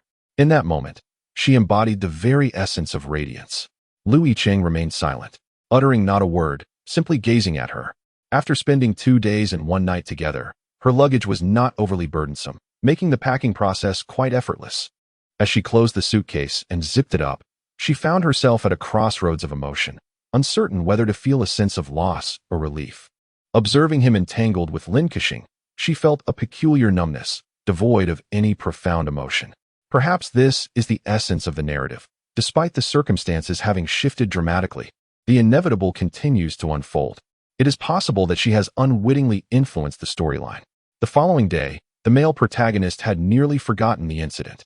He inquired with the female supporting character if she had sought him out the previous night, to which she replied in the negative, leading him to conclude it was merely a figment of his imagination. In reality, their employer refrained from treating them to drinks, as there was a child present at the dining table. The enticing aroma of sweet osmanthus wine lingered, yet the boss's wife, also a parent, worried that the child might mistake it for a beverage and demand to partake. Considering that their group consisted solely of students, she opted not to serve them alcohol. Throughout the entire affair, she remained a detached observer, uninterested in reenacting the plot of the novel, merely experiencing it as a participant. However, how disconcerting that is. Jiang Ruoqiao had initially been apprehensive, but as she witnessed the entanglement between the two, her trepidation considerably waned. The narrative had transformed. Her breakup with Jiang Yan was no longer rooted in the original's disdain for poverty, but rather due to his intimate interactions with another girl. Displaying a distinct lack of boundaries, she was resolute in her departure today. If she delayed, Lin Kexing would be the one to leave first, feeling utterly aggrieved. Wouldn't that inadvertently cede the power of discourse back to them? if they were to assert that it was merely a misunderstanding, and if he were to claim that now Yicheng had departed, her feelings for him were non-existent, merely a lapse in judgment, it would be utterly repugnant. She would grant them no opportunity to trivialize significant matters or to diminish the importance of minor ones. The one who departs first claims the upper hand. Jiang Ruoqiao hurriedly dragged her suitcase out of the building, a structure owned by her employer, which unfortunately lacked an elevator. Though her belongings were few, the suitcase was rather heavy, especially when descending the stairs. Just as she gritted her teeth and exerted herself, a strong hand seized her suitcase. She looked up to find Yicheng. Had he been waiting at the staircase all along? Did he think she would indulge in some foolish act? She certainly wouldn't. Even if she were to lose her composure, she would first make things difficult for Jiang Yan and Yicheng. Yicheng's strength was remarkable to Jiang Ruoqiao. Lifting the suitcase seemed as effortless as hoisting a bundle of cotton. Reluctantly, she followed him downstairs. Upon reaching the first floor, perhaps out of a desire to avoid any awkwardness, he handed the suitcase back to her. Jiang Ruoqiao was not ungrateful. She recognized that he had accompanied her to Jiang Yan's room and had followed her closely, his silence betraying his concern. She pressed her lips together and murmured, "Thank you." Yicheng merely regarded her with an expressionless gaze. In the courtyard, several others were engaged in a game of poker. Upon seeing Jiang Ruoqiao approach with her suitcase, Yunjia and the others discarded their cards and rushed over, their faces filled with astonishment. "Ruoqiao, what are you doing?" Yunjia furrowed her brow. "This is so sudden." She instinctively scanned the area, her eyes widening in realization. Where is Jiang Yan? And his sister? Just moments ago, Jiang Ruoqiao mentioned her intention to visit Jiang Yan. In less than 20 minutes, she abruptly decided to leave with her suitcase, leaving no room for disbelief regarding the circumstances. A sardonic smile spread across Jiang Ruoqiao's face. Goodness! Yunjia and her two companions were incensed, ready to ascend the stairs with the intent to confront Jiang Yan. As adults, they could easily speculate on the unfolding events. In such a brief span, Jiang Ruoqiao's demeanor had shifted dramatically, to the point of being unable to endure remaining in the vicinity. She had just sought out Jiang Yan, who, along with Yicheng, had vanished without a trace. Even the most oblivious of individuals could sense the abnormality of the situation. How shocking! Jiang Yan, you scoundrel! Yunjia, known for her fiery temperament, was on the verge of seizing a bottle to pursue vengeance upstairs. Yet, she managed to restrain herself, though her face still bore the marks of suppressed fury. What are we even doing? This is utterly cursed. All this turmoil could be attributed to Jiang Yan. What began as a simple gathering between two dormitories had devolved into chaos, thanks to him bringing his younger sister into the mix right under his girlfriend's nose. You rascal! Do you? Wang Jianfeng and Yicheng remained silent, acutely aware of their lack of principles or stance. After all, they shared a dormitory with Jiang Yan. And to the girls, they were simply a collective, a band of miscreants. The boss's cousin, a young woman in her 30s, drove a Hummer. Yicheng moved to assist Jiang Ruoqiao with her suitcase. Yunjia shot him a glance, dismissing his offer. "No need for your help," Yicheng replied. Very well. The gentlemen present comprehended that they were the targets of misplaced wrath, yet what could they do?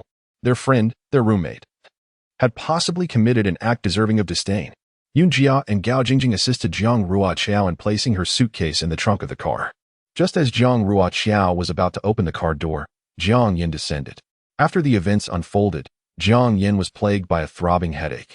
He yearned to chase after Jiang Ruoqiao, but found himself dizzy and unable to move, ultimately gritting his teeth and heading to the restroom for a cold shower, which revived him somewhat. Upon emerging, he noticed Jiang Ruoqiao preparing to leave, his eyes blazing with intensity. Despite the pain in his head, he dashed forward, nearly colliding with Duyu. He gazed at Jiang Ruoqiao in disbelief, instinctively reaching for her hand, his voice hoarse. "Ruoqiao, please listen to my explanation." This explanation proved to be a considerable challenge.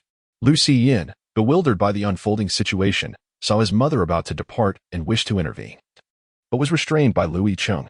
Lu Xiyin protested with a look of accusation, yet his father shook his head, his expression grave and earnest. This caused Lu Xiyin to hesitate, for his father rarely exhibited such demeanor. A hint of fear crept in. What was troubling his mother? Who had wronged her? Jiang Ruoqiao simply regarded Jiang Yan with a calm gaze. "What do you wish to explain? Are you saying I misinterpreted, or that I misunderstood? That this was merely an accident?" "Jiang Yan, today I will make this clear. whether it was intentional or accidental, whether a misunderstanding or not. This is where we part ways. Jiang Yan's eyes widened in shock. Part ways?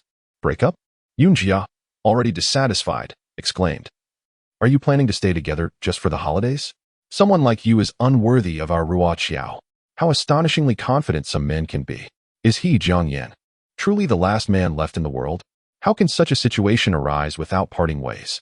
Is it merely to endure the festive season or to invite the growth of distressing conditions? This sentiment was directed towards Yunjia and her companions. Yet, Jiang Yan found himself unable to accept this outcome. A throbbing pain enveloped his head, but only one thought persisted. He could not bear to lose her. They had arrived in such high spirits. What had transpired? Why had this calamity struck, leading to their separation? He refused to believe it. His mind was a void, fixated solely on preventing her from leaving. If she departed, he would irrevocably lose her. He extended his hand, pressing against the car door, a clear indication of his unwillingness to let her go. Jiang Ruoqiao met his gaze, momentarily taken aback. His eyes seemed to be converging with the icy ones from her dreams. She did not wish to squander time. Her gaze averted from Jiang Yan, colliding instead with Lu Yicheng's eyes in the air. Lu Yicheng, momentarily stunned, could not overlook her present silence and resistance. Although this matter was not his concern, and he had no right to intervene, witnessing her calm eyes directed towards him made it impossible for him to remain detached. Even he could not decipher the reason behind his involvement. In that moment, he was no longer an outsider. At least in her eyes, he could not afford to be. After soothing Lu Xiang, Lu Yicheng finally stepped forward, blocking Jiang Yan just as Du Yu and the others were oblivious to his approach. Lu Yicheng and Jiang Yan stood at a similar height. The scene was chaotic. Even Jiang Ruoqiao's friends refrained from intervening. Instead, it was the previously gentle and reserved Lu Yicheng who stepped forward to confront Jiang Yan. Although they were nearly of equal height, Lu Yicheng still towered over Jiang Yan slightly. Once friends, they now stood in opposition, as if locked in a standoff. Lu Yicheng's gaze remained tranquil, yet he positioned himself firmly between Jiang Ruoqiao and Jiang Yan, shielding her. Even Jiang Yan, at that moment, looked at Lu Yicheng with confusion. He uttered not a word. By obstructing Jiang Yan, Lu Yicheng afforded Jiang Ruoqiao the opportunity to open the car door and slip inside, closing it behind her as if creating a barrier to a different realm. Jiang Yan could only watch helplessly as the vehicle roared to life and departed, akin to witnessing her slowly vanish from his world. The abruptness of it all left no room for reprieve. She felt a mix of frustration and embarrassment, the fleeting sweetness of her kiss with Jiang Yan evaporating into thin air. She secluded herself within her room, instinctively seeking escape, uncertain how to confront Jiang Yan. Dreading his inquiries about her actions, and equally apprehensive about facing Jiang Ruoqiao, whose clear, piercing gaze filled her with trepidation. As she listened to the commotion from downstairs, she moved her numbed body to the window.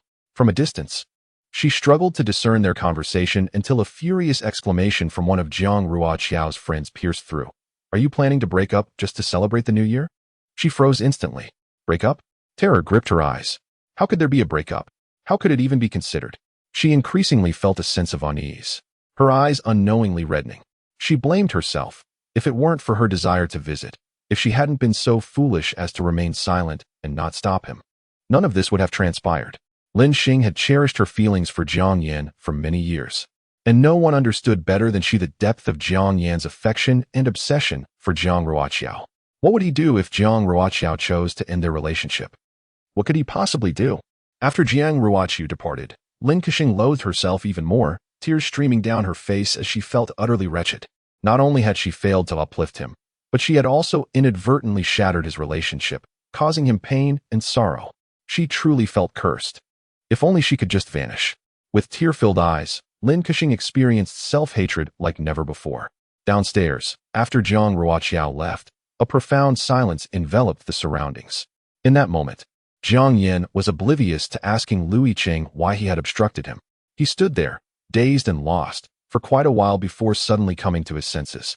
He pulled out his phone to call her, only to find the line perpetually busy.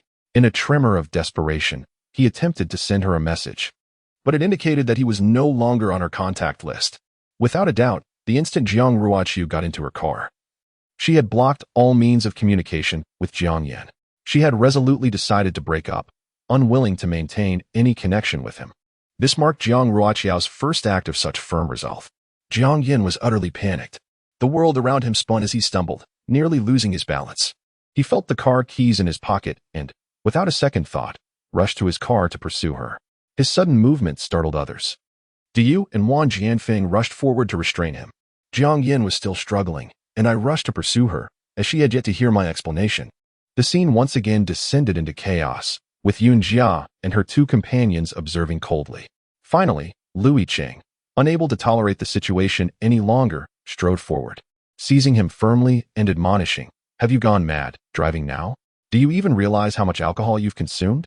If you wish to endanger yourself, no one will stop you, but what if you collide with someone else while driving like this? Can you not take some responsibility for yourself and others?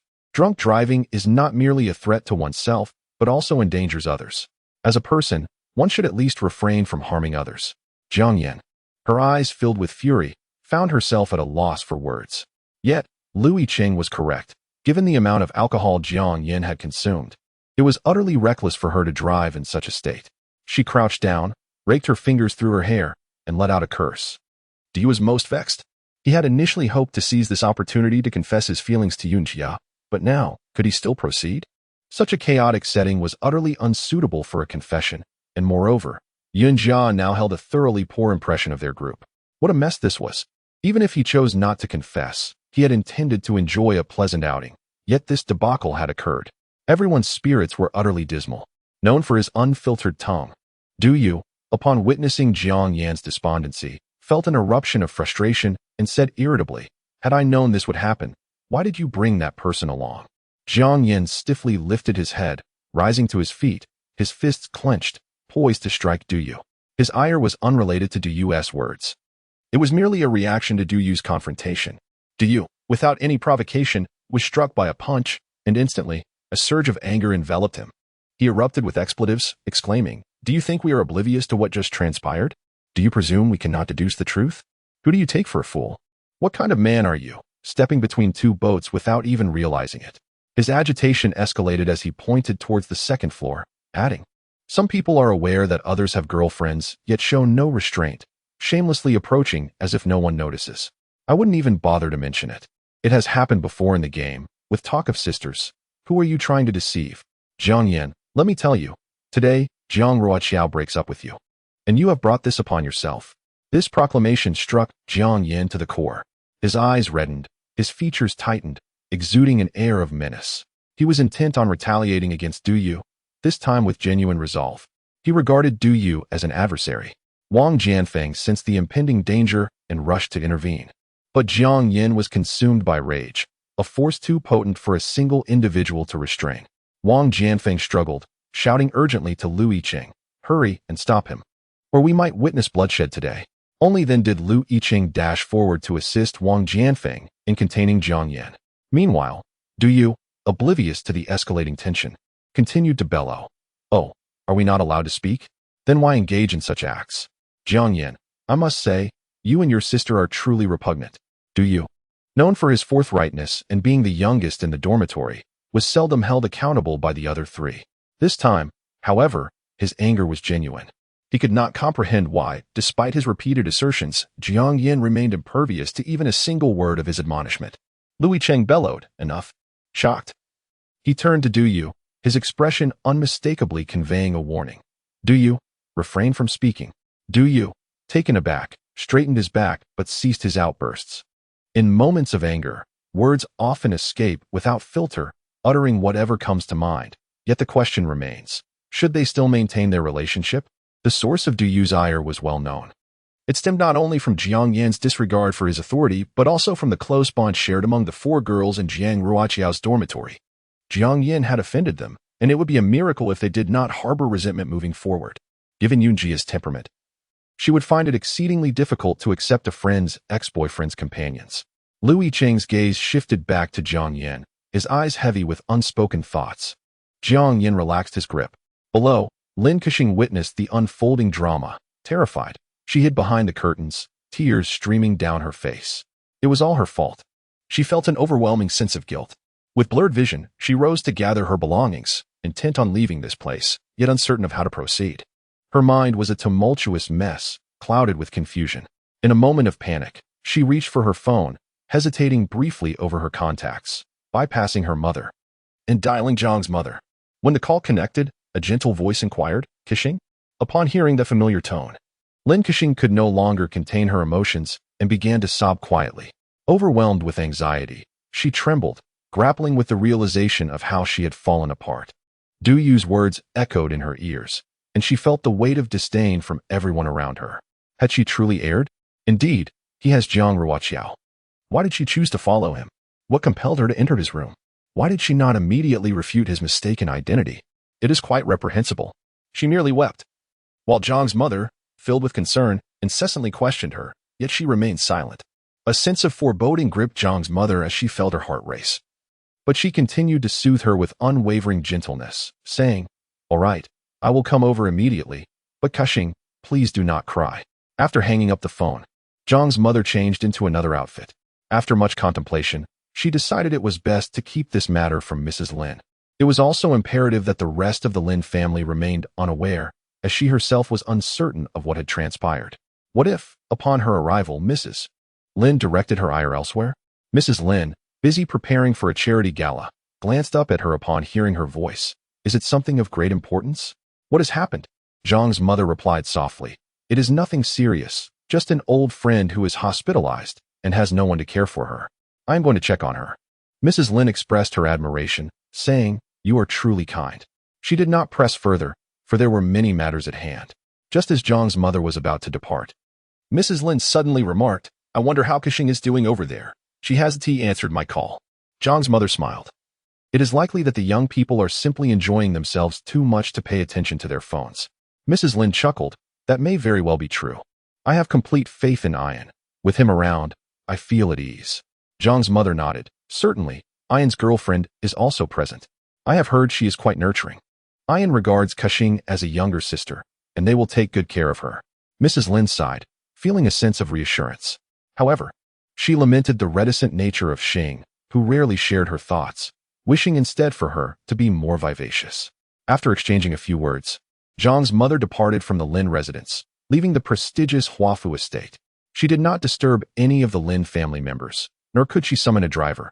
Instead, she hailed a taxi by the roadside, offering double the fare for the driver to oblige. On the expansive road, the Hummer carrying Jiang Ruoqiao brushed past a taxi. In the courtyard, Du bore a bruised expression while Wang Jianfeng borrowed a medical kit from the boss to tend to his wounds, Du grimacing in pain. Jiang Yin squatted nearby, mechanically repeating the action of dialing Jiang Ruoqiao's number, yet he found himself blocked. His eyes were devoid of life. Lu Yicheng approached to offer him water, prompting him to lift his gaze vacantly and utter, "Mr. Lu, she refuses to answer my calls. She has blocked me and won't even listen to my explanation." Lu Yicheng remained silent. Jiang Yin murmured, "Mr. Lu, may I borrow your phone?" He wished to call Jiang Ruoqiao using Lu Yicheng's device, but as soon as he spoke, he slapped his forehead in a moment of bitterness, realizing, "Look at me. I almost forgot. You don't have her number." Lu Yicheng felt a pang of discomfort as well. Yet, given the dire and chaotic nature of the situation, he could only respond softly, "My phone is out of battery. I cannot lend it to you." At that moment, Jiang Yin was already too preoccupied to think of Lin Yicheng. After a prolonged silence, the taxi driver switched on his high beams, casting a blinding light into the courtyard. Jiang Yin instinctively raised his hand to shield his eyes. The driver switched off the high beams and replaced them with low beams. Jiang Yin squinted slightly. In the next moment, his mother emerged from the car. She surveyed the yard, and, upon spotting her son, a fleeting look of surprise crossed her face. After exchanging a few words with the driver, she hurriedly approached him, scrutinizing Jiang Yin from head to toe, and asked, "What happened? You look so disheveled." Jiang Yin remained silent, merely gazing at his mother. At that moment, he recalled why he had brought Lin Yicheng along. It had not been part of his plans or intentions. It was his mother's repeated persuasion that had led him to acquiesce. He knew he could blame no one but himself for having consumed alcohol and misidentified someone. Yet, he couldn't help but wonder if, had he not brought Lin Yicheng with him, perhaps nothing would have transpired. Instead, he and Ruoqiao might be seated in the yard, stargazing and conversing. Jiang Yin continued to fix his gaze on his mother, who grew increasingly anxious. "Yin, what's wrong?" Yin. The immediate priority was to ascertain what had occurred. Nodding, she turned to ascend the stairs, but before she could reach the hallway, Jiang Yan's voice echoed from behind. Under the moonlight, Jiang Yan, tall and slightly hunched, stated, "I should not have listened to you," and brought her along. His eyes and face were filled with regret as he repeated to himself, "I should not have agreed, should not have agreed." After uttering those words, he turned and walked out of the yard. Mrs. Jiang, filled with anxiety, hurried over and sat at the bedside, tentatively reaching out to touch Lin Keqing. "Keqing, what has happened?" Tears streamed down Lin Keqing's face as she fervently shook her head. How could she dare to speak? How could she bear to voice it? She found herself unable to articulate her feelings, overwhelmed by shame. After a moment of struggle, she finally managed to utter, "I'm sorry. I'm so sorry." She felt remorseful towards her brother Jiang Yan. Now that Jiang Ruoqiao had broken up with him, he must be heartbroken. She felt guilty towards Mrs. Jiang, who had harbored such hopes for Jiang Yan's future marriage and family. Although Mrs. Jiang had never explicitly stated it, Keqing could sense her affection for Jiang Ruoqiao. Yet, she had ruined everything. Her greed had led her astray. She had long wished to let go, yet look where it had led her. Mrs. Jiang was taken aback. This was too strange. Something must have transpired. Quite frankly, she was dissatisfied with the current state of affairs. What did Jiang Yan mean by that earlier statement? What was he regretting? Did he somehow discern Keqing's feelings? No, that could not be. She knew her son well. Jiang Yan was stubborn and deeply affectionate. If he were truly enamored with Jiang Ruoqiao, if she occupied his heart and mind, then upon discovering Keqing's feelings were not fraternal but romantic, he would distance himself immediately. He would never be with Keqing in this lifetime. Unless he had broken up with Jiang Ruoqiao first or had been hurt by her. In any case, they must part ways, but it could not be because of Keqing. With a heavy heart, Mrs. Jiang embraced Lin Keqing, gently smoothing her hair. "What is the matter? Keqing, has someone bullied you?" She paused for a moment and inquired. "Is it Ian? Is it really him?" "Rest assured, dear, I stand by your side. Even if Ian were to bully you, I would never let him off the hook." Lin Keqing shook her head vehemently, insisting, "No, it's not him." Mrs. Jiang cautiously probed further. "Then is she Ian's girlfriend?" Lin Keqing's sobs grew louder. "No, I have wronged her." Upon hearing this, Mrs. Jiang felt a chill run through her, a sinking sensation enveloping her heart. Yun Jia and the others were already aware of Mrs. Jiang's visit and were even more incensed. Yun Jia furiously typed, "Ruoqiao, true friends speak to you honestly. Do not be deceived by Jiang Jia's charms. If a breakup is necessary, it must be done." I want to even mention his sister. Their clingy behavior is utterly nauseating. And let's not forget Jiang Jia's mother, who clearly favors Lin Keqing. She may very well be considering Lin Keqing as a daughter-in-law, harboring strong disapproval of you. If you two remain together post-breakup, she will make your life miserable. The mother-in-law and daughter-in-law dynamic is not to be underestimated. Given her attitude, you should definitely avoid reconciling with him. It was hardly surprising, really. Look, with Mrs. Jiang's entrance, Yun Jia and her friends, ever perceptive, could sense Mrs. Jiang's concern for Lin Keqing. Affection? One cannot ascertain the authenticity of Mrs. Jiang's feelings towards Lin Keqing, but there was certainly an underlying concern. Now that Mrs. Jiang had hurried over, it merely confirmed their suspicions. Indeed, one could only wonder how desperate she must be, how vast her heart, to consider reconciling with Jiang Yan. Astonishing. The impoverished campus heartthrob is the father of the child. Chapter 43. Jiang Ruoqiao stretched lazily. She was, by nature, timid.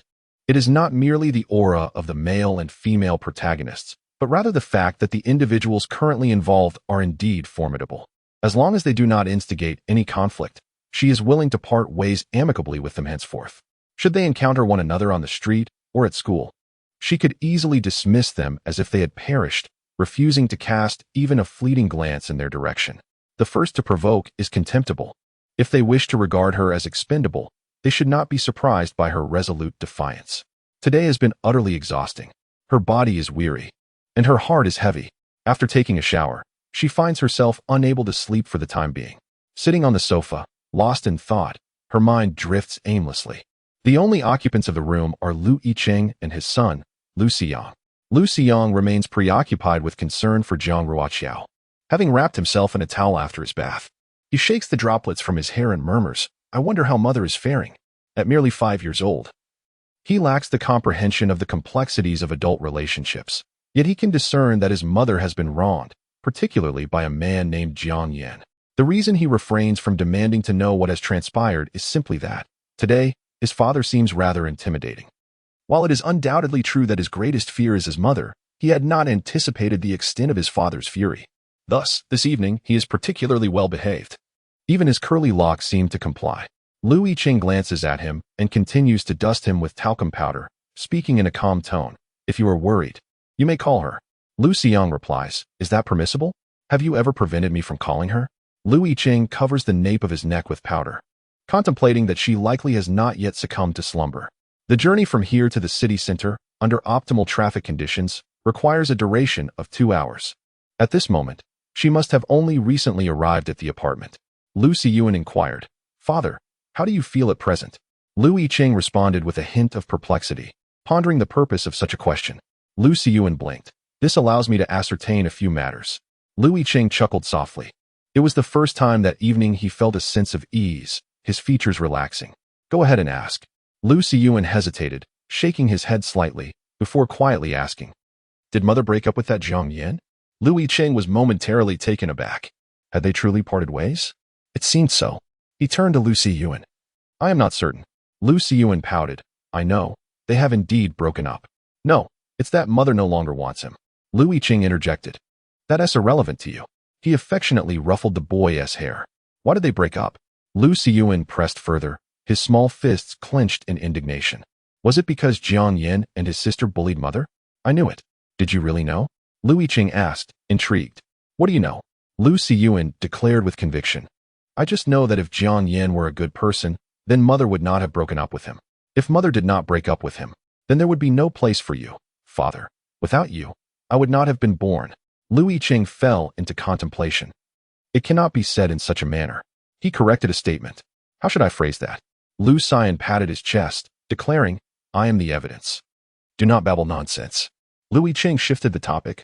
Aren't you supposed to call her? If you don't, she'll be going to sleep soon. Yicheng acknowledged with a sound. And noticing Yicheng still present, he added, Father, when I comfort mother, I prefer to have no one else around. Was he implying he wanted him to leave? Although Yicheng felt helpless, he respected his son's wishes and took his phone, stepping out of the room to afford the mother and son some privacy.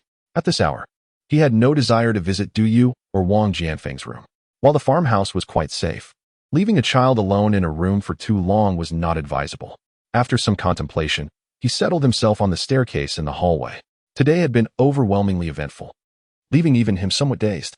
However, merely sitting idle felt like a waste of time, so he turned on his phone and continued to review vocabulary. He had always maintained such a habit. Unlike many boys who harbor indifference towards English, he neither loved nor hated the subject. He merely wished to enrich his vocabulary, facilitating a smoother search for relevant information abroad. Yet today felt different. Regardless of past events, they had never distracted him from his studies. But today, he found himself distracted several times. In frustration, Yicheng pinched the bridge of his nose. Meanwhile, in the room, Yicheng was operating his smartwatch, dialing Jiang Ruoqiao's number. At that moment, Jiang Ruoqiao was seated at a small desk, refining her resume, gazing at the caller ID. A subtle smile graced her lips, and a gentle mirth sparkled in her eyes. She promptly pressed the answer button and activated the speakerphone. The phone rested beside her tablet, while a cup of warm milk lay within reach. The night commenced in chaos, yet concluded in tranquility. At this moment, a call from her son infused the atmosphere with warmth. Yicheng's melodious voice resonated from the other end. It's not even bedtime yet, Mom. There was a hint of hesitation in his tone, but he steeled himself to inquire, Mom, are they bullying you? Just tell me the truth. Yicheng spoke earnestly. Recalling her words, you said that even if you lied to the whole world, you would never deceive me. Jiang Ruoqiao paused, reflecting before she articulated the truth. I don't know if it qualifies as bullying. To others, it may seem like I'm being bullied, but I feel all right. Because Jiang Yan is no longer the person I cherish. She possessed a strong sense of self-preservation. Whenever someone inflicted harm upon her or posed a threat, her emotions faded away, rendering their actions insignificant. Thus, her best friend's words held some truth. She had never genuinely loved anyone without reservation. It seemed she was inherently this way. Even towards her dearest grandparents, she found it impossible to express such affection. She had grown accustomed to her nature and her approach to life, and she had no intention of changing in the future. However, deep down, she did not wish for Yicheng to share her experiences. Perhaps this encapsulates the essence of parenthood. She too has savored the myriad flavors of life. Yet her experiences are but a mere taste compared to others. For her child, she yearns for him to indulge fully, to explore every nuance without restraint. Lu Xian, grasping only a fraction of this sentiment, inquired, "So, mother, you are not upset?" She replied, "Perhaps I will be." For confronting that scene and realizing the narrative continues to unfold is hardly a pleasant acknowledgement. Yet, it is not as profound as you might imagine. "Perhaps in a few days, I shall be well. See, I can still converse with you." Oh, Lu Xian felt reassured. Yet he remained indignant on behalf of Jiang Ruoqiao. How could they be so despicable, bullying his mother? Jiang Ruoqiao smiled, pressing her lips together. "Let us not dwell on them. It is rather disheartening. What about your father?" Lu Xian's eyes sparkled with excitement. "So to you, father is not a source of disappointment, is he?" Jiang Ruoqiao paused, unable to refute this notion. Yet, the absence of contradiction felt peculiar. After some contemplation, she mused. "There are several reasons. Allow me to share one that they are unaware of, if you please." "Well, I want to hear," he exclaimed. "I have a crucial interview tomorrow." Jiang Ruoqiao explained that she had received an email during the power outage, and the HR from that company had rescheduled the meeting. The boss, introduced by the proprietress, indeed owns several enterprises. She also contacted the secretary of that boss, who made an exception and allowed her to come for an interview. Lu Xian was puzzled. "But aren't you still in school?" Jiang Ruoqiao chuckled. "What can I do? I need to support you, my little money-consuming beast." Lu Xian pondered. "Is it really that expensive to raise me?" Suddenly, Jiang Ruoqiao realized she had made a common mistake. How could she speak to her child in such a manner?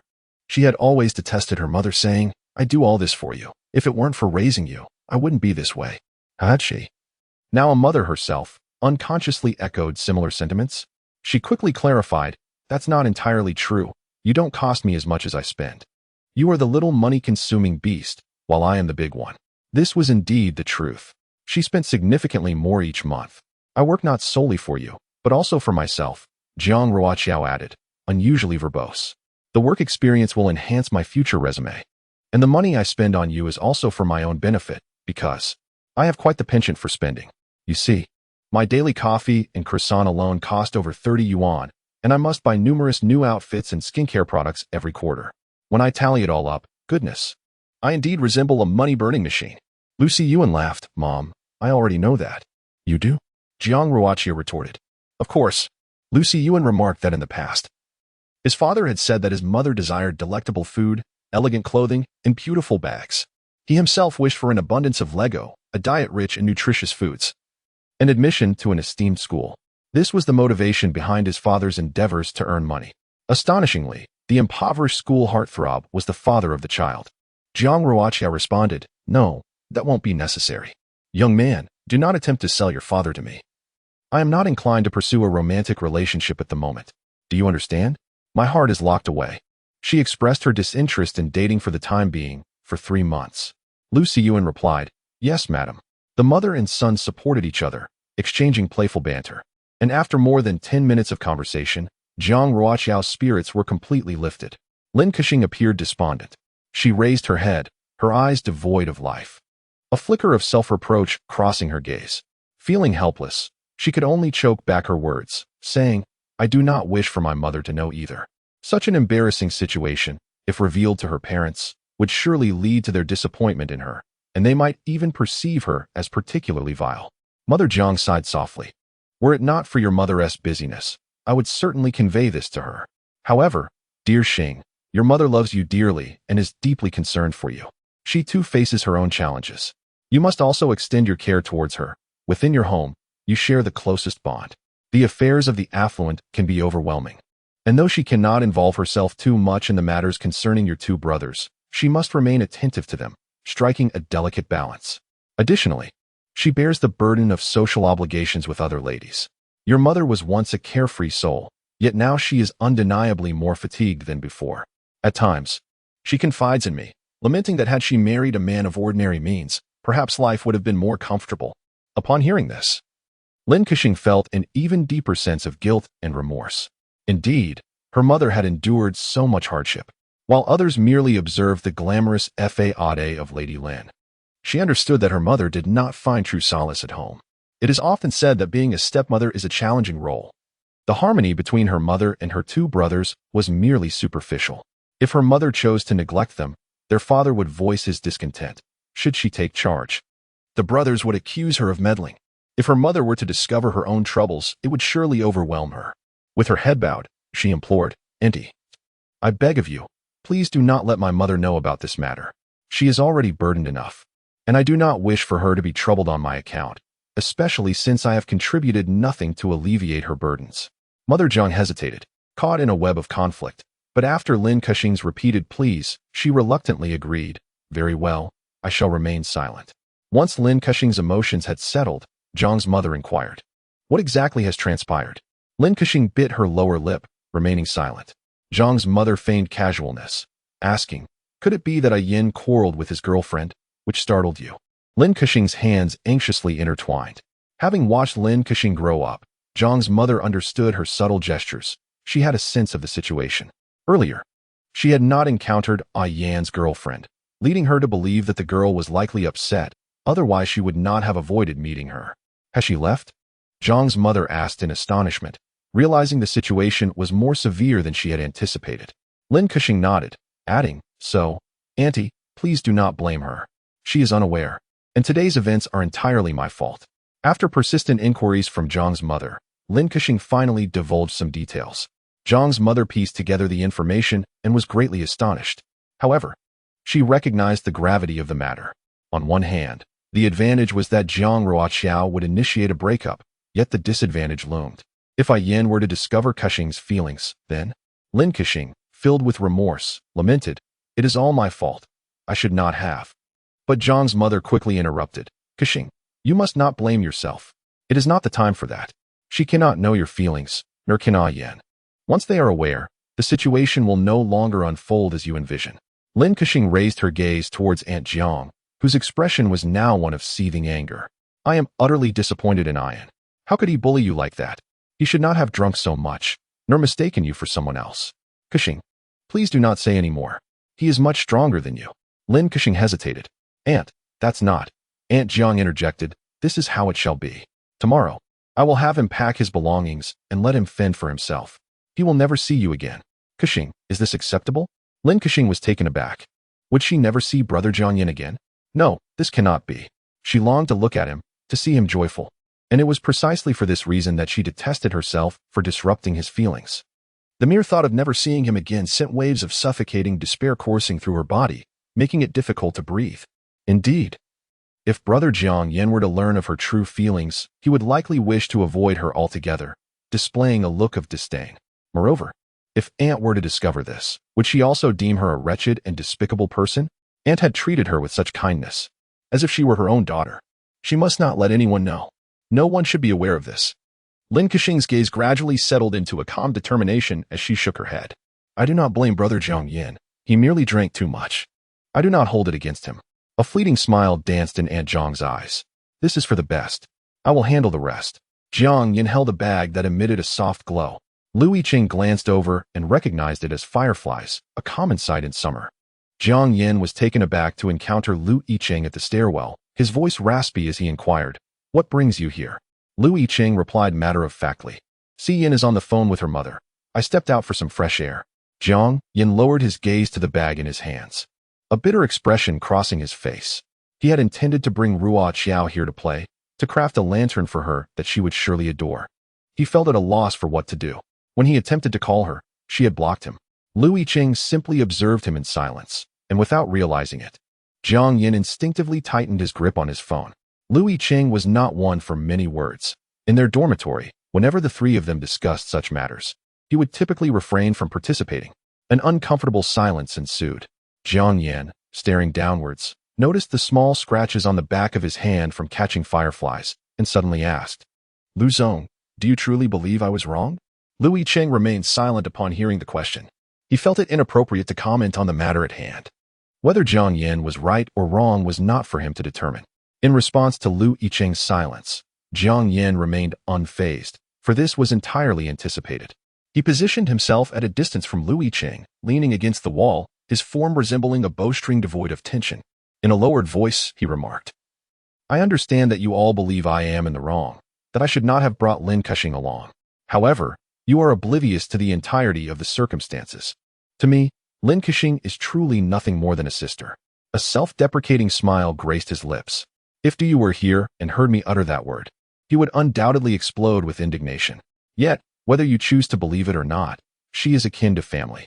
Her mother has shown immense kindness to both my mother and me, providing us with a debt of gratitude. Over the years, I have resided in her household. Mrs. Lin has treated me exceptionally well, as has Mr. Lin. Were it not for them, my mother and I would not have experienced such ease throughout these years. After my father's unfortunate incident, if the Lin family had not taken us in, those individuals would have tormented both my mother and me.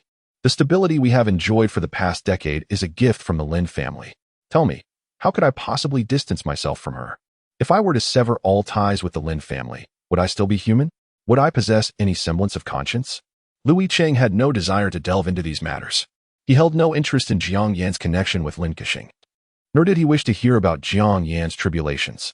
These matters were inherently extraneous to him. Yet, unexpectedly, a sudden remark from Jiang Yan halted his progress. Beneath the moonlight, Jiang Yan seemed to speak to himself. If you were in my shoes, you would feel the same. Yicheng halted his steps and turned his head, casting a shadow that seemed to straddle the realms of light and darkness. Jiang Yan forced a self-deprecating smile, standing tall and preparing to turn away. Yicheng called out to him, his tone as unremarkable as ever. I cannot. Jiang Yan paused, glancing back at him. What? I said I cannot. Clad in a white t-shirt and loose, light gray sleep pants that fell below his knees, Yicheng's countenance remained serene. He believed in the principle of treating others as one would wish to be treated. Matters that would concern him deeply would not be imposed upon others. Although romantic relationships lack the legal constraints and protections afforded to marriages, he felt that any relationship, from the moment it is established, ought to be imbued with a sense of morality. If he found himself unable to reject a non-blood-related sisterly role in his life, then he would refrain from pursuing romantic connections with other women, as it would be inherently unfair to them. Jiang Yan was somewhat taken aback by Yicheng's words. Yicheng seldom offered his opinions on matters, often asserting that he was not directly involved, and that without a complete understanding of the situation, his judgments would be one-sided and inappropriate. Having said this, he regretted it. Why speak on matters that did not concern him? Yet, if he were compelled to voice something, this was his sentiment. The Lin family's kindness was directed towards Jiang Yan and his mother, not Jiang Ruoqiao, who bore no connection to the Lin family or Lin Kexing. She had every right to reject or even terminate any association with this matter. Yicheng remarked, if it were me, I would not allow my girlfriend to harbor any sense of gratitude towards the Lin family. It has nothing to do with her or with our relationship. Likewise, I would not permit today's events to transpire. Jiang Yan, if you were to inquire, this is my perspective. Jiang Yan, bowing his head in silence for a considerable time, finally responded, you are right. I have overstepped. He should not have allowed his relationship with Ruoqiao to be influenced by a so-called sense of indebtedness. He is himself. The one who has benefited from the Lin family's kindness is he and his mother, not Ruoqiao. Why should he expect Ruoqiao to feel gratitude towards the Lin family? It is only natural that Ruoqiao does not comprehend or accept this. Astonishingly, it is he who is in the wrong. Furthermore, he owes an apology to Kexing ultimately. This matter rests solely on his shoulders. It concerns neither Ruoqiao nor Kexing. However, he realizes he can no longer interact with Kexing as he once did. Yicheng remained silent, enveloped in shadow as the light shifted around him. The following morning, Jiang Ruoqiao donned a formal-style dress and meticulously applied her makeup before taking the prepared materials and hailing a taxi to the translation company. The company is situated in a skyscraper at the heart of the CBD, easily accessible with a subway and bus station within 500 meters. Located on the 15th floor of the building, she observed the polished professionals entering and exiting, and could not help but feel a sense of aspiration. As she reached this juncture, it became evident that matters of love and heartbreak occupied a mere fraction of her life's narrative, overshadowed by the significance of the impending interview. Upon arriving on the 15th floor, the receptionist, recognizing her purpose, provided her with a form and guided her to the conference room, requesting her certificates and identification for photocopying. It was at this moment that Jiang Ruoqiao realized today was not a full-fledged interview, but merely a preliminary written examination. In the bustling metropolis of Jing City, the competition for positions was fierce, with countless candidates vying for the same roles. As an undergraduate yet to graduate, She typically would not have advanced to even the initial screening, for the company's requirements were explicitly stated, demanding a full-time bachelor's degree even for part-time positions.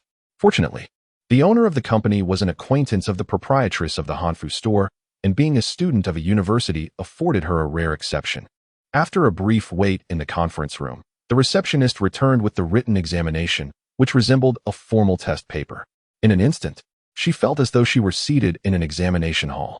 From her perspective, the questions were quite challenging, surpassing the difficulty of her school assessments. With renewed determination, she reminded herself not to succumb to complacency merely because she was in university. After all, she had cultivated the persona of an academic achiever. Failing exams regularly would certainly tarnish that image. Thus, while her academic performance may not rival that of Liu Yicheng's extraordinary prowess, it was nonetheless commendable. She devoted her full attention to the task at hand, answering each question with unwavering focus. The final task requires writing a brief essay in English regarding one's career aspirations. Today, she faced an unexpected situation, yet she remained undeterred. After all, considering her status as a university student and the proprietor's daughter, exceptions were made for her. However, she staunchly upheld her principles, insisting on taking a written examination first. Only if her performance met the superior's expectations would she truly be granted an interview. Strangely enough, the more stringent the process became, the more reassured Jiang Ruoqiao felt. She had researched the company online and discovered that its headquarters were not situated in the capital, but rather in a city renowned for its industry. It held a respectable reputation, and even as a part-time employee, she believed that this experience would significantly enrich her future or some. Once she exited the company, the names Jiang Yin and Lin Kexing seemed to lose their significance. Jiang Ruoqiao contemplated that regardless of how the narrative unfolded or whether a butterfly effect would ensue, such matters were beyond her control. She resolved to focus on the present. In the original story, the plot had tormented her, leaving her in a state of despair. Yet it did not extinguish her spirit. She continued to persevere. Thus, she concluded that even in the worst-case scenario, her situation could not deteriorate beyond the depths depicted in the original narrative. Meanwhile, at the agritourism site, Yun Jia and her companions were unwilling to engage with the four boys. Rising early, they resolved their breakfast within their quarters. The four boys gathered in the courtyard, exchanging glances, their moods less than cheerful. They had arrived joyfully the previous day, but today was a different tale. Jiang Yin had apologized to Du Yu, who, despite his bluntness, was not unreasonable. He too mustered the courage to apologize, and thus, their relationship seemed to have mended. Jiang Yin found himself unable to enjoy breakfast, his thoughts consumed with worry for Jiang Ruoqiao. Hesitantly, he extended his hand toward Du Yu and said, "Little brother, may I borrow your phone? I wish to call Ruoqiao." Du Yu responded with silence. Jiang Yin continued, "I merely wish to ascertain her well-being." With no other choice, Du Yu handed his phone to Jiang Yin. With his heart racing, Jiang Yin dialed Jiang Ruoqiao's number, but after a few moments, a mechanical female voice informed him that the line was currently busy. It was evident that Jiang Ruoqiao had seen Du Yu's number and had chosen to reject the call. Du Yu sighed heavily. "Well, it seems we are all collateral damage in this situation. Look, even Jiang Ruoqiao is refusing to answer my calls." Jiang Yin turned his gaze toward Wang Jianfeng, his desperation unmistakable. Reluctantly, Wang Jianfeng passed his phone to him. Jiang Yin quickly dialed Jiang Ruoqiao's number once more, but to no avail. At this moment, he began to grasp the gravity of the breakup. It was apparent to anyone that Jiang Ruoqiao was serious. She had truly ended things with him. In a state of panic, Jiang Yin glanced at Liu Yicheng, who was quietly sipping congee. Liu Yicheng sighed inwardly, recognizing that while he had managed to avoid this confrontation yesterday, today it was inevitable. With that, he unlocked his phone and deleted Jiang Ruoqiao's number from his contacts. He then handed the phone back to Jiang Yin. Jiang Yin, memorizing the number, swiftly dialed it again. Jiang Ruoqiao was standing in line at the CAF downstairs, awaiting her Americano. Annoyed, she declined the phone numbers of Du Yu and Wang Jianfeng. Just as her phone rang again, her face revealed her impatience, yet upon seeing the caller ID, she paused. It was Liu Yicheng. A fleeting thought crossed her mind. Could it be that Jiang Yin was using his phone? Or perhaps it was Liu Yicheng himself reaching out. Did he have something significant to discuss, perhaps related to Xiyan? Hesitating momentarily, Jiang Ruoqiao pressed the answer button. Before she could utter a word, she heard Jiang Yan's urgent voice on the other end. "Ruoqiao, where are you?" Her expression remained impassive as she abruptly ended the call. What a nuisance. In the courtyard of the farmhouse, Yicheng had been listening intently to the commotion on the other end. Upon hearing Jiang Yan's words, his lashes lowered in contemplation. She answered. But in the next moment, disappointment washed over Jiang Yan's face as she hung up. Why did she dismiss his and old Wang's calls while choosing to answer Lu's? Did she harbor a bias against them? Yicheng instinctively clenched his fist. Wang Jianfeng interjected, "Are you out of your mind? Both of us exchanged numbers with Jiang Ruoqiao. She recognizes our calls immediately. Yicheng and Jiang Ruoqiao haven't swapped numbers, so she sees a local unknown number and naturally answers. Do you suddenly understood? So that was the case. Indeed, he had initially exchanged contact information with Jiang Ruoqiao to pursue Yunjia. Wang Jianfeng, on the other hand, had been in the student council with Jiang Ruoqiao, and they both possessed each other's contact details. Yicheng's jaw tightened, and after a pause, he quietly acknowledged. Yunjia and her friends all felt that Jiang Yan's group was exceedingly vexatious, not even deserving a glance. Du was seated in Jiang Yan's car. If Yunjia had absolutely no feelings for Du, her character would certainly have prevented her from attending this rural outing. However, she was still in a fit of anger, and it was only after repeated persuasion from Luowen and Gao Jingjing that Yunjia finally accepted the car keys. After the college entrance examination, Yunjia acquired her driver's license and often took her family's car for joyrides, so she was entirely capable of hitting the road. Du, feeling despondent, climbed into Jiang Yan's vehicle, where Jiang Yan took the wheel while Du occupied the passenger seat, intently gazing at him. Among their dormitory mates, only Wang Jianfeng lacked a license. Yicheng had taken the time to obtain his license during his freshman year, but had yet to find an opportunity to drive. Thus, Wang Jianfeng, Yicheng, and Lu Siyuan settled into the back seat. Du, exasperated, inquired of Jiang Yan, "What do you plan to do next?" It was evident to anyone that Jiang Ruoqiao had resolutely broken up with Jiang Yan. Jiang Yan focused on the road ahead, gripping the steering wheel tightly. His expression a mix of dejection and newfound determination. "If she doesn't forgive me, I shall pursue her once more." Du was at a loss for words, unable to offer encouragement or consolation. This matter was simply too significant. When Jiang Yan had come to him to apologize the previous day, Du had gleaned the details of the situation from him. He had been particularly astonished. How could Jiang Ruoqiao not have confronted Jiang Yan with fury? Clearly, Jiang Ruoqiao's temper was remarkably mild. Any girlfriend who caught her boyfriend kissing another girl would likely unleash a storm of rage, making him regret ever being born. Although Jiang Yan expressed his annoyance at having mistaken Lin Kexing for Jiang Ruoqiao, he could not help but feel that failing to recognize his own girlfriend was a grave error. In an attempt to lighten the mood, Du turned to Wang Jianfeng, who was engrossed in studying metaphysics, and jestingly proposed that since Wang had yet to establish himself, he might as well practice by casting a fortune for Jiang, to see if there was any possibility of reconciliation with Jiang Ruoqiao. Wang Jianfeng replied, "Didn't you say this was mere superstition?" Du laughed heartily, asserting that the pinnacle of science often leads to metaphysical inquiries, and since there was nothing to lose, why not give it a try? Jiang Yan did not decline. Although he had previously dismissed such matters as nonsensical, the urgency and anxiety he felt compelled him to acquiesce, even stating, "It's worth a try." Wang Jianfeng attempted to stretch, only to realize that the back seat was too cramped. Casting a glance at Yicheng, who was resting with his eyes closed, he remarked, "Among the four of us in the dormitory, only old Lu is an unwavering materialist."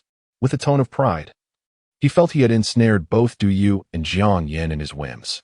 Meanwhile, Yicheng remained steadfast, refusing to be dragged into their antics.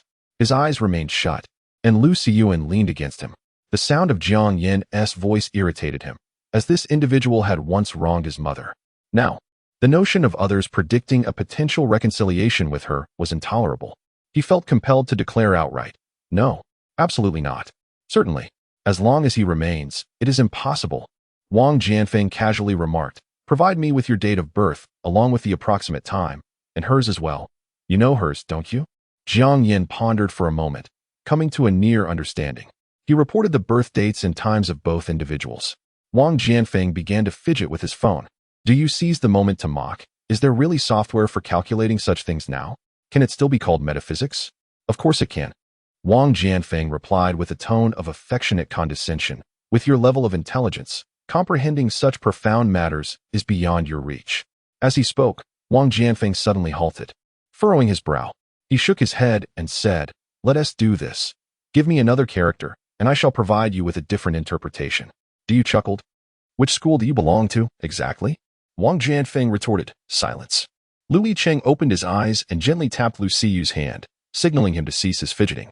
Wang Jianfeng continued his calculations, remaining silent and deeply furrowed in thought.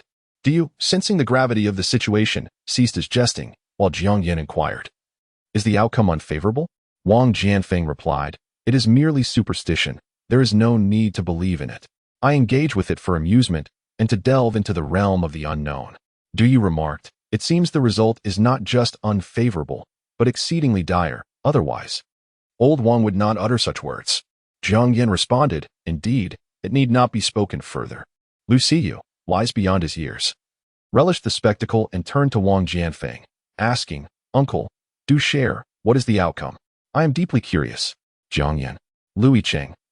Wang Jianfeng is quite fond of children. At this moment, he scarcely contemplates whether he is exacerbating Jiang Yan's wounds, smiling cheerfully as he remarks, there is no significant outcome. This statement is laden with double entendre, open to interpretation depending on the listener's perspective. After approximately 2 to 3 hours of travel, they finally reached the city center. Du Yu and Wang Jianfeng, aware of Jiang Yan's eager pursuit of his girlfriend, alighted from the vehicle at a subway station. Lu Yicheng, encumbered by the child, found it inconvenient.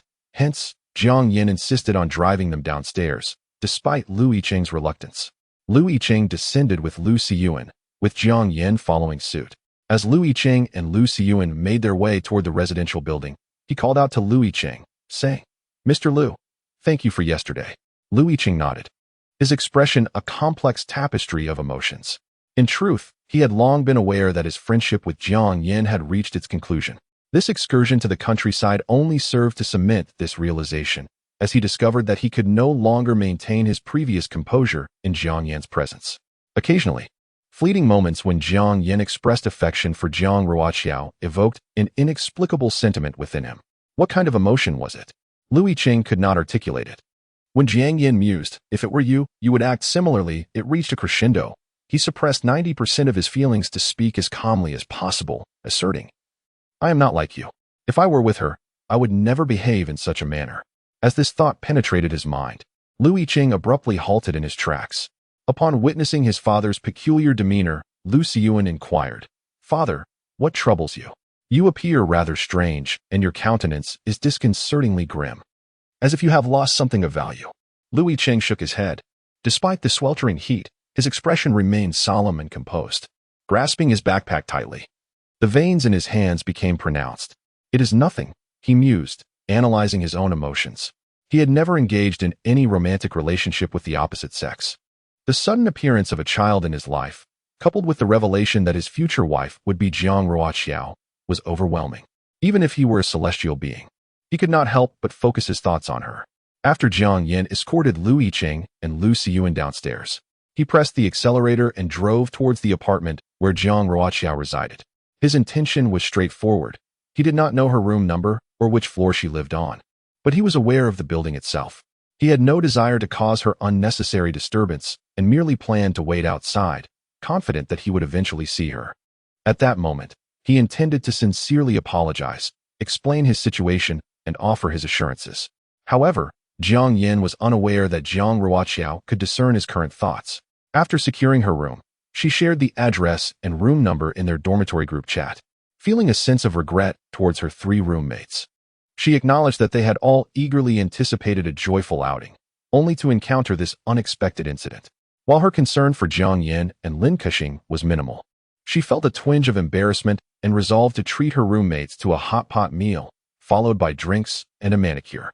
As anticipated, Yunjia and the others promptly responded with enthusiasm. They had cohabited for 2 years, cultivating a certain understanding of one another. The moment Jiang Ruoqiao moved from the apartment to the hotel, everyone grasped the implication. Yunjia was the first to express her stance in the group.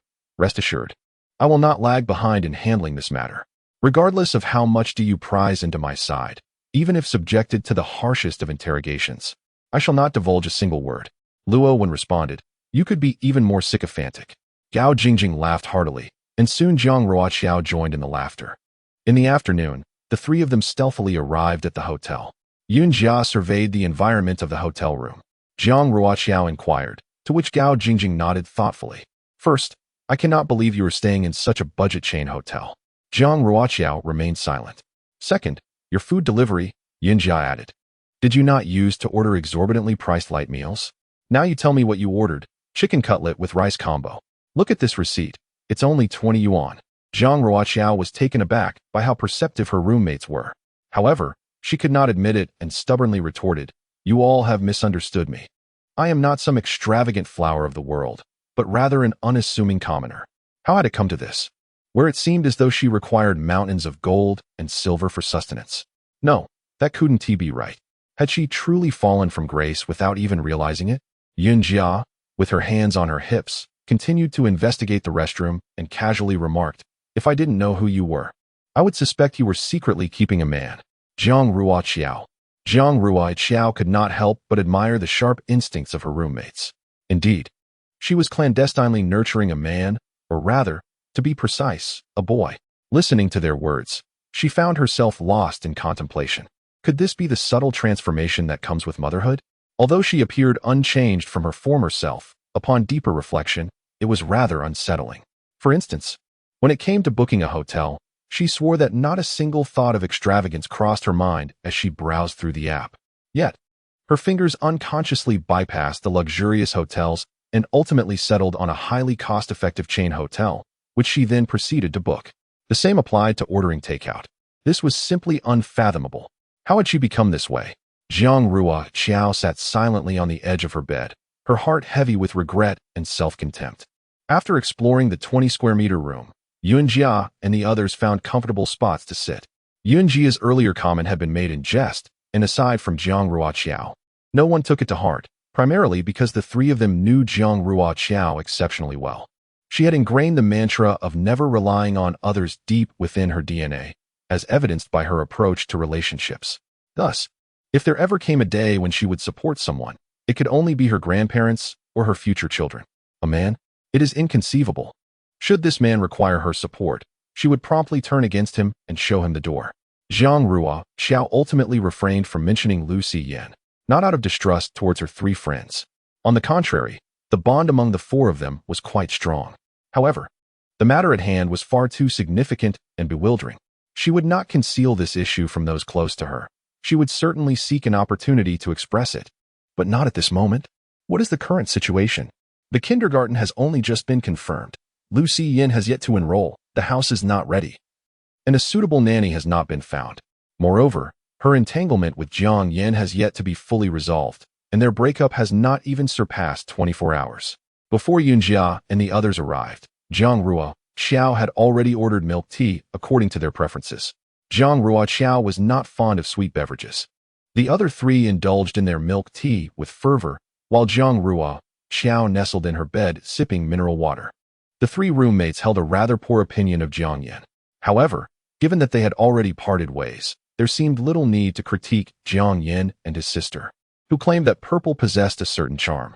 In a startling revelation, Yunjia remarked while biting her straw, I find Jiang Yan's mother quite unappealing. Don't you all agree? Thankfully, Ruoqiao escaped swiftly. Had she married Jiang Yan, such a mother-in-law would be a true burden. Jiang Ruoqiao smiled silently. Indeed, one could easily discern the mother's shortcomings by merely adopting her perspective and stepping into her shoes. It is undeniably true. Gao Jingjing, who typically refrains from voicing her opinions on such matters, surprisingly spoke up. Setting aside other concerns, her evident anxiety regarding Lin Kexing was rather disconcerting. In this particular dynamic, one could either regard Lin Kexing as a beloved daughter, or one might lament the misfortune of being associated with such a sister-in-law. They shared no blood ties, and this sister-in-law still harbored lingering feelings for Jiang Yan. The mere thought of it was nauseating, if one were to feel envious. It was conceivable that her family might turn against her, accusing her of pettiness for harboring grievances against her sister. Luo Wen furrowed her brow, acknowledging the complexity of the situation. Indeed, this is quite a predicament. A biological sister or cousin could be manageable, but a sister without blood relations presents a dual threat. Gao Jingjing, known for her meticulous nature among the dormitory, spoke softly, yet, this is not the worst outcome. The gravest scenario is. She paused, locking eyes with Jiang Ruoqiao, who nodded slightly in understanding. Luo Wen inquired, what sort of riddle are you two playing at? With a smile, Gao Jingjing responded, The direst possibility is that Jiang Yan's mother considers Lin Kexing as a prospective daughter-in-law. This statement was indeed the crux of the matter. Jiang Ruoqiao smiled faintly. Indifferent to how Lin Kexing was perceived, as long as she was not troubled by it, she was determined to be a well-regarded ex-Yuan. Jia interjected. Jiang Yan should just leave China altogether. Not quite, Gao Jingjing countered. Because our relationship with Ruoqiao is strong, we possess a clearer perspective on many matters. If viewed from a different perspective, one might not discern the truth. Jiang Ruoqiao nodded with a smile, affirming this notion. The so-called romantic narrative is merely a reflection of such complexities. For the uninformed, standing in Lin Kexing's shoes, it would indeed seem that Jiang's mother is an exceptionally benevolent mother-in-law. After all, in the original tale, Jiang's mother ultimately prioritized Lin Kexing over her own son, treating her with greater kindness. Meanwhile, Jiang Yan remained steadfastly stationed outside the apartment building, unwilling to depart. He lingered there from noon until the afternoon, and then into the evening. He neglected to eat, hardly registering his hunger. This was the second instance in his life that he experienced such a profound sense of panic. The first being the shocking news of his father's untimely demise, and now, this moment. He desperately sought to reassure himself that given his bond with Ruoqiao, she would afford him the opportunity to explain, believing that with effort, they could mend their rift.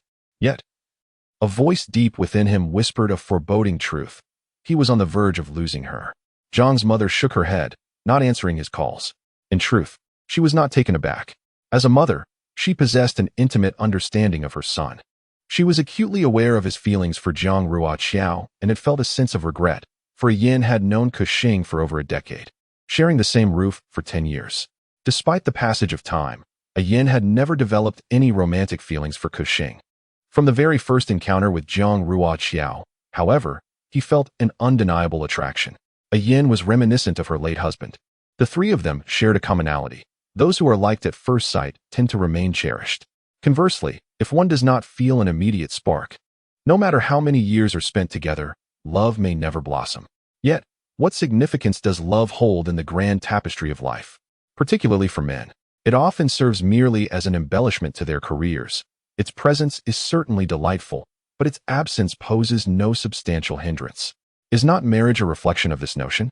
It is predominantly a matter of responsibility. She comprehends her son well, as the Lin family bestows more blessings upon him.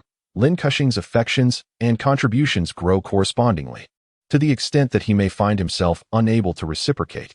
At that juncture, he will inevitably shoulder his responsibilities.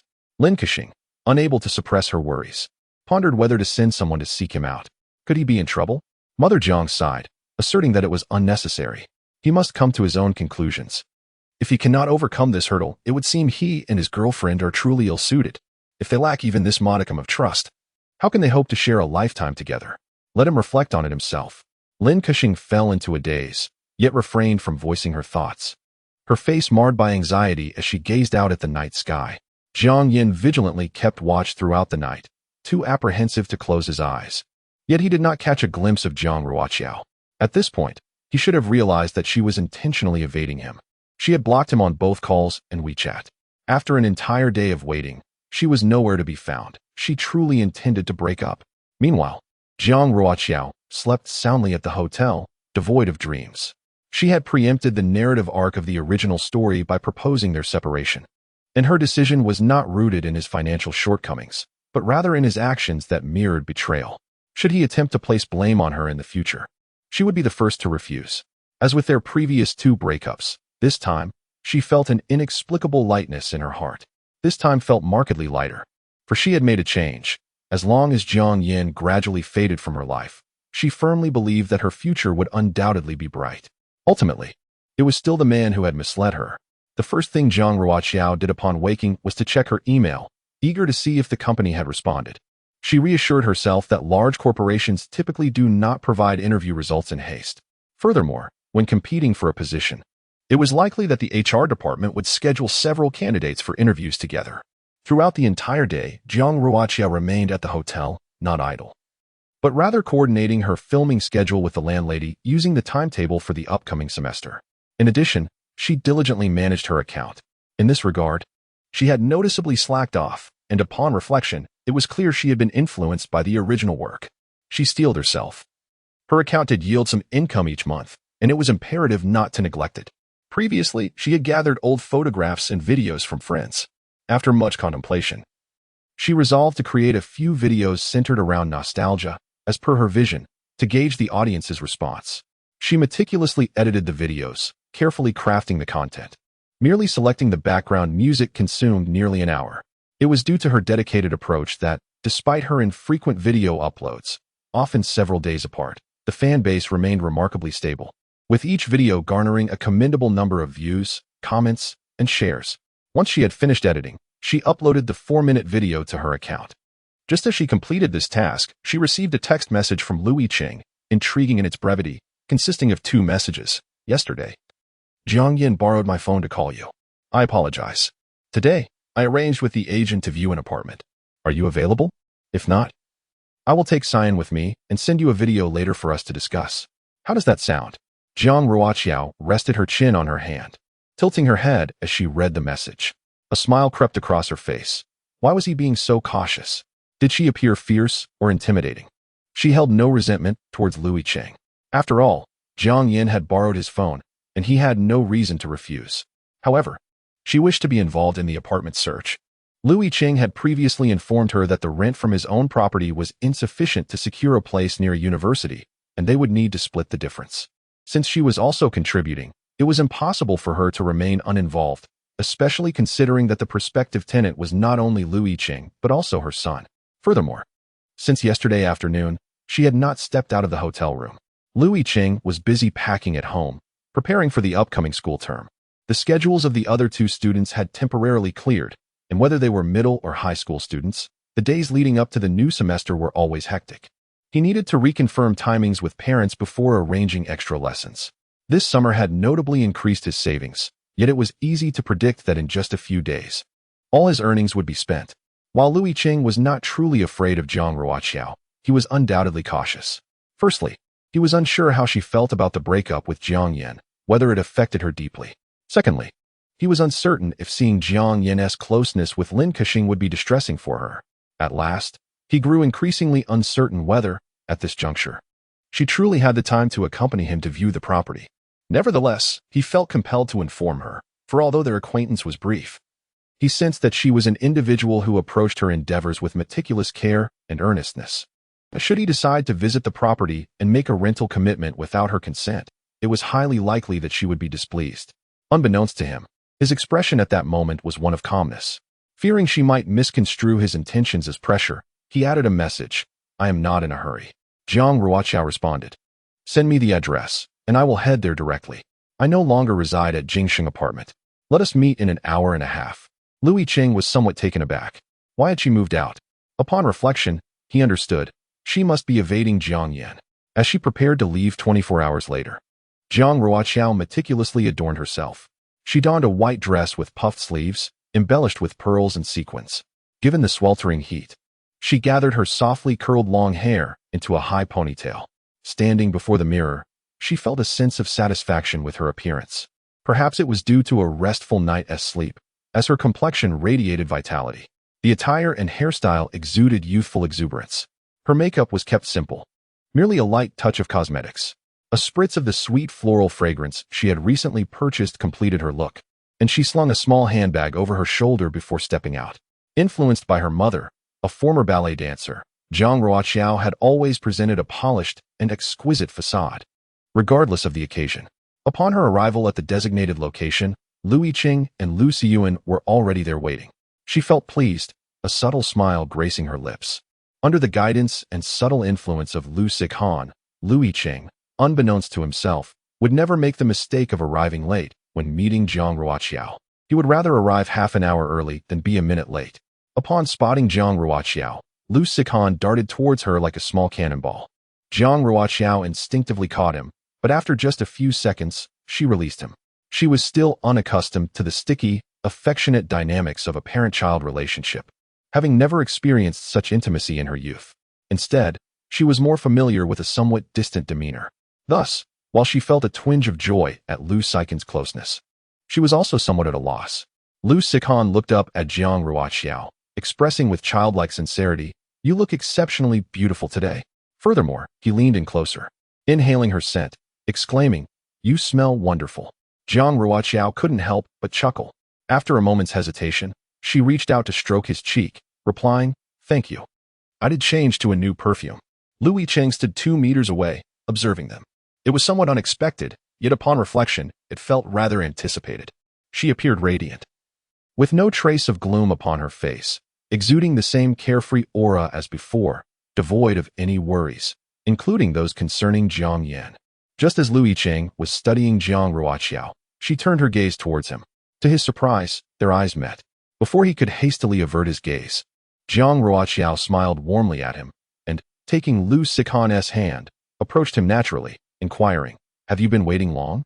"Not for long, merely 20 minutes, he replied.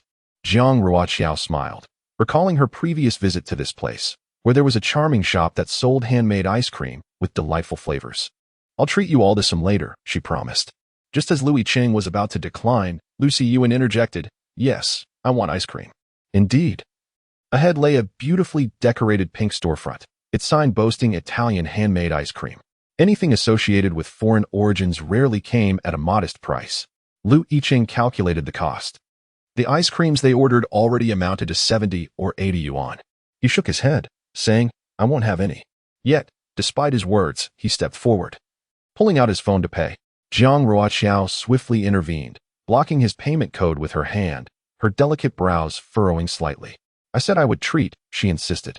Observing him with a hint of suspicion, she wondered about his peculiar behavior. After she completed the payment, it wasn't long before the mother and son each received a cone of ice cream. The steep price was justified, the rich, creamy flavor was exquisite, and the cones were crafted to resemble roses, making them perfect props. Yicheng had arranged a meeting with the real estate agent. He led the mother and son into the residential complex while Jiang Ruoqiao savored her ice cream, glancing around and commenting, "This place is quite nice.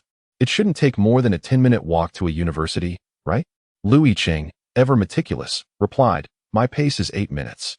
Jiang Ruoqiao nodded thoughtfully, recognizing that it was indeed quite close, merely 2 streets away. "What about the kindergarten?" she inquired. Yicheng contemplated for a moment. "A 15-minute walk, and the kindergarten provides a school bus. I inquired with the teacher, and they can drop off at the entrance of the community." Jiang Ruoqiao replied, "All right." The agent, a young woman clad in a professional suit, appeared to be relatively new to the field, lacking the eloquence characteristic of more seasoned agents. This particular apartment was considered a rare find within the community, 2 bedrooms and a living room.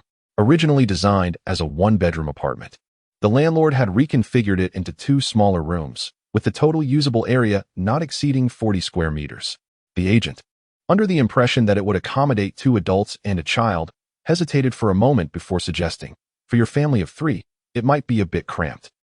If you plan to rent for more than 3 years, I could negotiate with the landlord to see if it's possible to remove the wall between the 2 rooms." Jiang Ruoqiao's eyes widened in shock. "What nonsense, a family of 3. She blurted out, "No?" The agent was taken aback by her response. Oh, she was merely 20 years old. Did no one else feel a hint of astonishment or curiosity when looking at Lucy Yuan about their relationship? No, that couldn't be right. Regardless of their connection, they should not be mistaken for a family of 3. Did she really appear to be the mother of a 5-year-old child? Good heavens. She was only 20, just 20. The agent stammered, "Oh, I'm sorry." She too felt a touch of confusion. However, the 3 of them truly resembled a family. It was just that the parents appeared exceedingly youthful, almost like students. Nevertheless, this did not detract from the familial ambience they exuded while walking together. Yicheng calmly clarified, "Miss Huang, you are indeed mistaken. We are not a family of 3. The agent glanced at Yicheng, then at Jiang Ruoqiao. Meanwhile, Lu Xiyuan found joy in this statement, though he discreetly reveled in it, as his mother seemed rather frazzled. This apartment was quite decent. The agent inquired, "What about this?" Jiang Ruoqiao could hardly conceal her bewilderment. Yicheng cleared his throat. "I borrowed a formaldehyde detector from a student's parents." Jiang Ruoqiao exclaimed, "Oh, right. I almost overlooked that. Since we have a child living here, we must consider this issue." The agent awkwardly complimented, "Mr. Lu, you are truly meticulous." Although she had only been in the profession for a few months, she had yet to encounter a gentleman as attentive as Mr. Lu. Jiang Ruoqiao leaned in to examine the device in Yicheng's hand, skeptically asking, "Does this really work?" It feels like paying an intelligence tax. Yicheng nodded. It should be effective. Although a more accurate measurement requires the entire house to be sealed for 24 hours.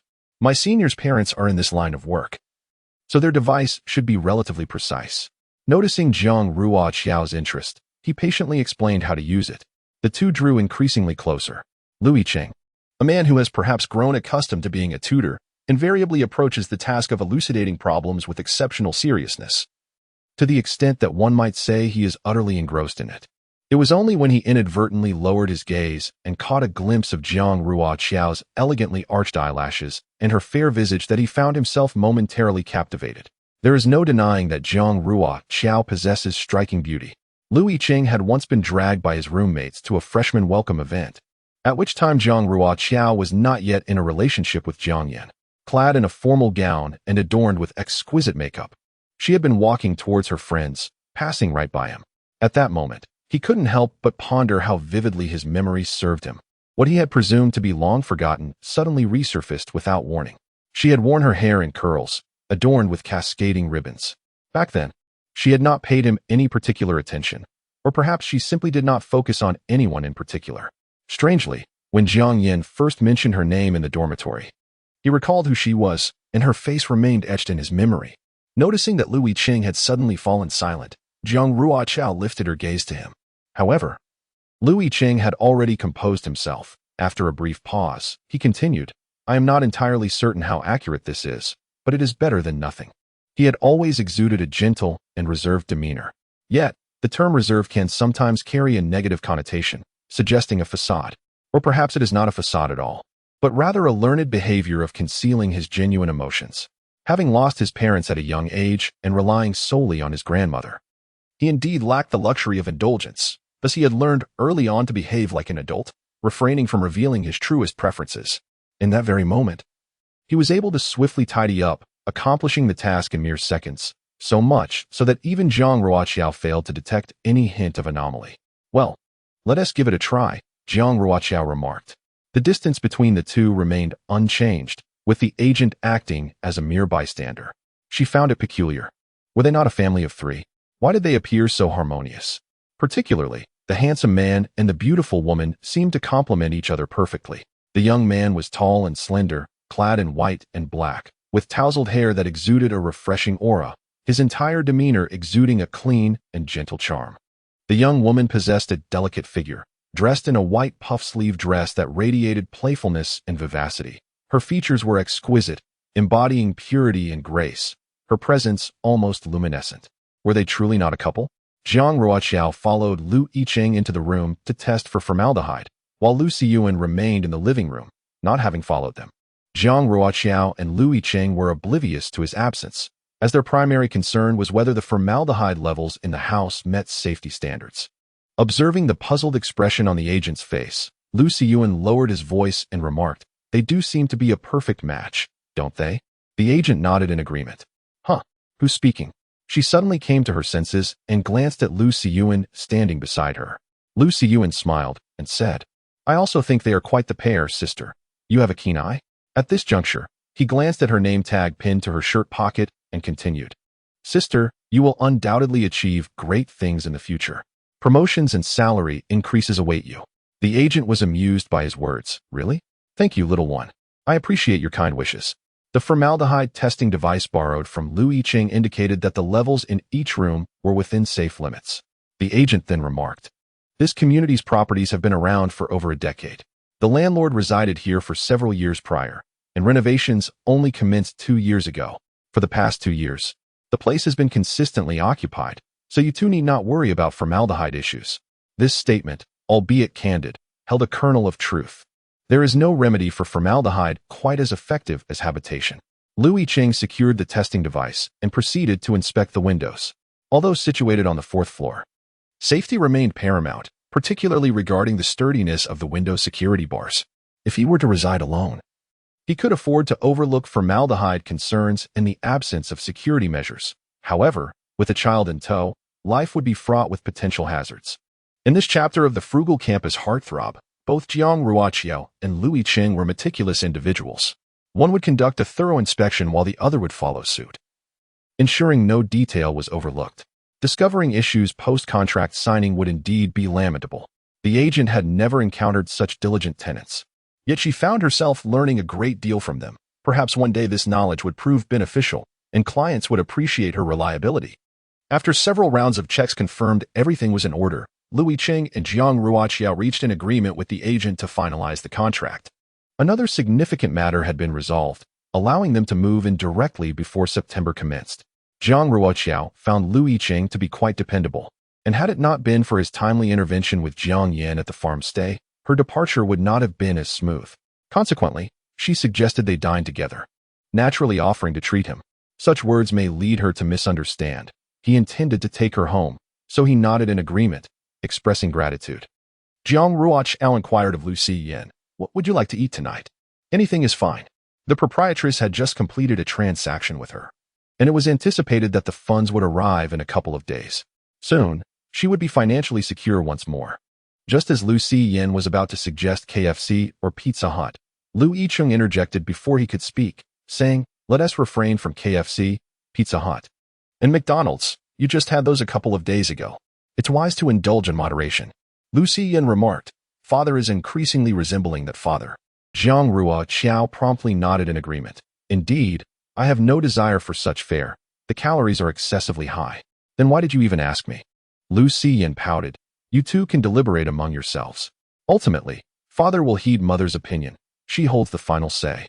Jiang Ruoqiao inquired, perplexed. Yicheng cleared his throat and suggested, "How about we enjoy some dumplings? There's a rather good dumpling shop nearby, where the owner makes them by hand." Jiang Ruoqiao had no objections. She was merely responsible for settling the bill. Lu Xiyan's appetite was piqued at the thought of corn, mushroom, and pork dumplings. Yicheng led the mother and son through several narrow streets, and just as Jiang Ruoqiao's patience began to wane, they finally arrived. It was an unassuming dumpling stall rather than a proper shop. Jiang Ruoqiao hesitated to take a seat, prompting Yicheng to assume she found the tables and chairs unsatisfactory in cleanliness. He reassured her, "Please wait a moment."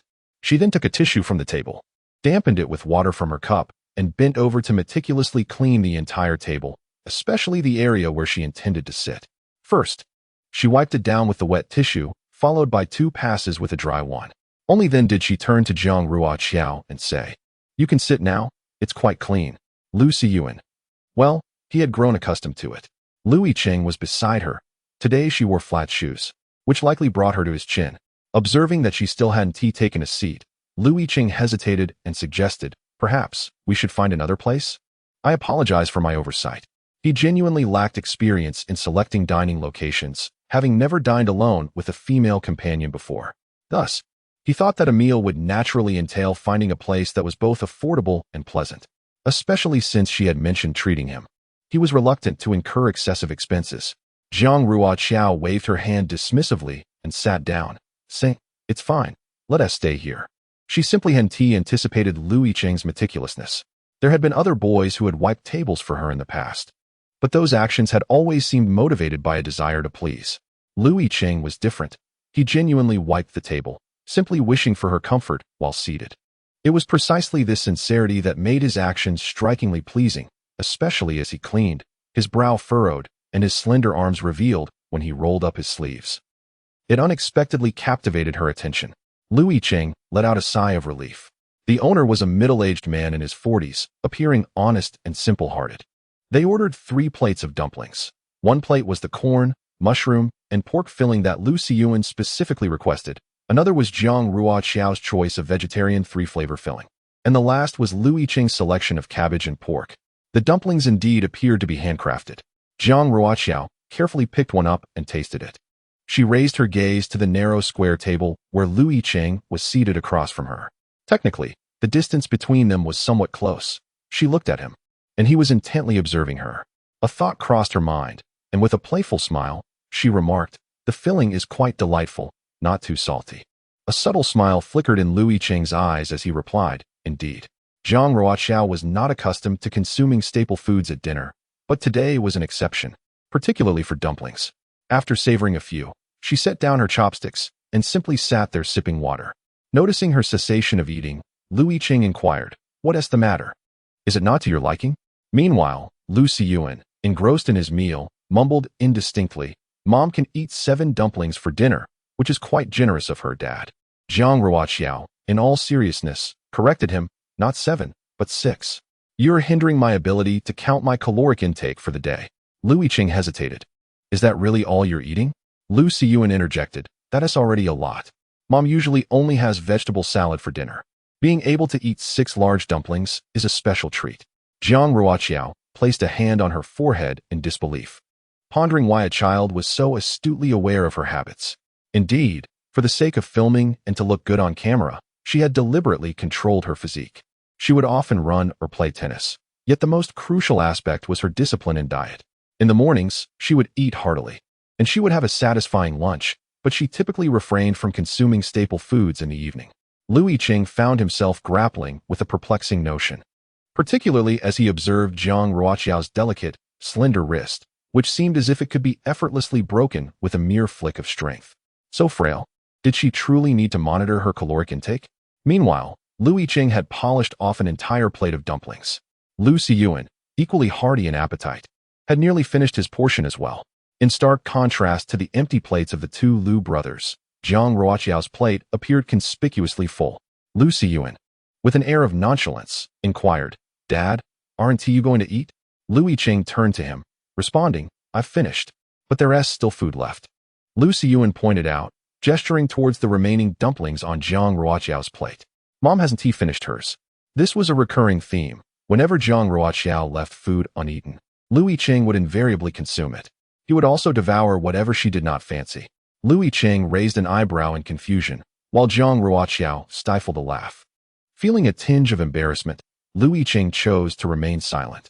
After spending considerable time with the boy, he recognized that regardless of the situation, Lu Siyuan had an uncanny ability to render him more awkward. For instance, had he declared his aversion to eating others' leftovers, Lu Siyuan would surely retort, but in the future, Dad enjoys eating Mom's leftovers. Jiang Ruoqiao, too, felt it was improper to waste food in front of a child. Nevertheless, she truly could not manage another dumpling. She had seldom indulged in dumplings and had never been particularly fond of starchy foods. Today, she had only eaten 6 dumplings because the filling prepared by the restaurant's owner was precisely to her liking. Yicheng, meanwhile, harbored concerns that Lu Siyuan might question the reasoning behind her reluctance to finish. In truth, he harbored a disdain for the act of wasting food. Having experienced hunger in his youth, he understood that being able to enjoy 3 meals a day was a blessing in this world. He wished to avoid setting a misguided example for his son. Yicheng exchanged a glance with Jiang Ruoqiao, and he took the initiative to suggest, Let us pack it up. Tomorrow morning, I'll make pan-fried dumplings for Siyuan. Jiang Ruoqiao agreed that this was a splendid idea. Moreover, Yicheng had mentioned it was for Siyuan, which alleviated much of her discomfort. She sighed in relief and nodded, all right. Lu Siyuan pouted but did not object to the proposal, as he quite enjoyed pan-fried dumplings. Jiang Ruoqiao stood up and approached the vendor's stall to settle the bill and request takeaway boxes. During this process, Yicheng's phone, which he had kept in his pocket, began to ring incessantly. He decided to take it out and check, the screen illuminated with notifications from their dormitory group chat. Jiang Yin wrote, Do you? Since you have a good relationship with Yunjia, could you please mention to her that I just want to see Ruoqiao? Just once will suffice. Jiang Yin continued, Old Wang, I know you and Ruoqiao are both in the student council. I beg you to convey my message. I truly mean it. Jiang Yin added, Even if I must face dire consequences, I seek clarity. I simply wish to explain myself to her. It was evident that Jiang Yin was genuinely anxious this time. Yicheng merely observed the messages. Jiang Yin had not reached out to him because everyone was aware that he and Jiang Ruoqiao were hardly acquainted. They had no contact information, had not added each other on WeChat, nor shared any mutual social circles. Do you also chime in the group, Boss Jiang? It's not that I don't want to help you, but I'm like a clay Buddha crossing the river, unable to protect myself. Yunjia isn't even acknowledging me now. Where can I find a way to reason with anyone? Wang Jianfeng quickly followed up, Jiang Yin. Although both Jiang Ruoqiao and I are in the student council, we have our respective duties and seldom interact. Who do you expect me to approach? Moreover, if this escalates too much, Jiang Ruoqiao might become even more displeased. Yicheng lowered his gaze. Out of the corner of his eye, he noticed Jiang Ruoqiao approaching, and he promptly locked his phone, nonchalantly accepting the takeout box she offered. With clean chopsticks, he transferred the vegetarian dumplings from her plate into the box. Jiang Ruoqiao appeared much like her usual self, perhaps even in better spirits. Yet, he could not ascertain if her mood truly matched her cheerful demeanor. He felt compelled to say something, but was at a loss for words, as he lacked the standing to comfort or counsel her. It was hard to believe that this was her first time treating someone to a meal, and she had spent less than 100. Yicheng smiled. This was indeed a reasonable price.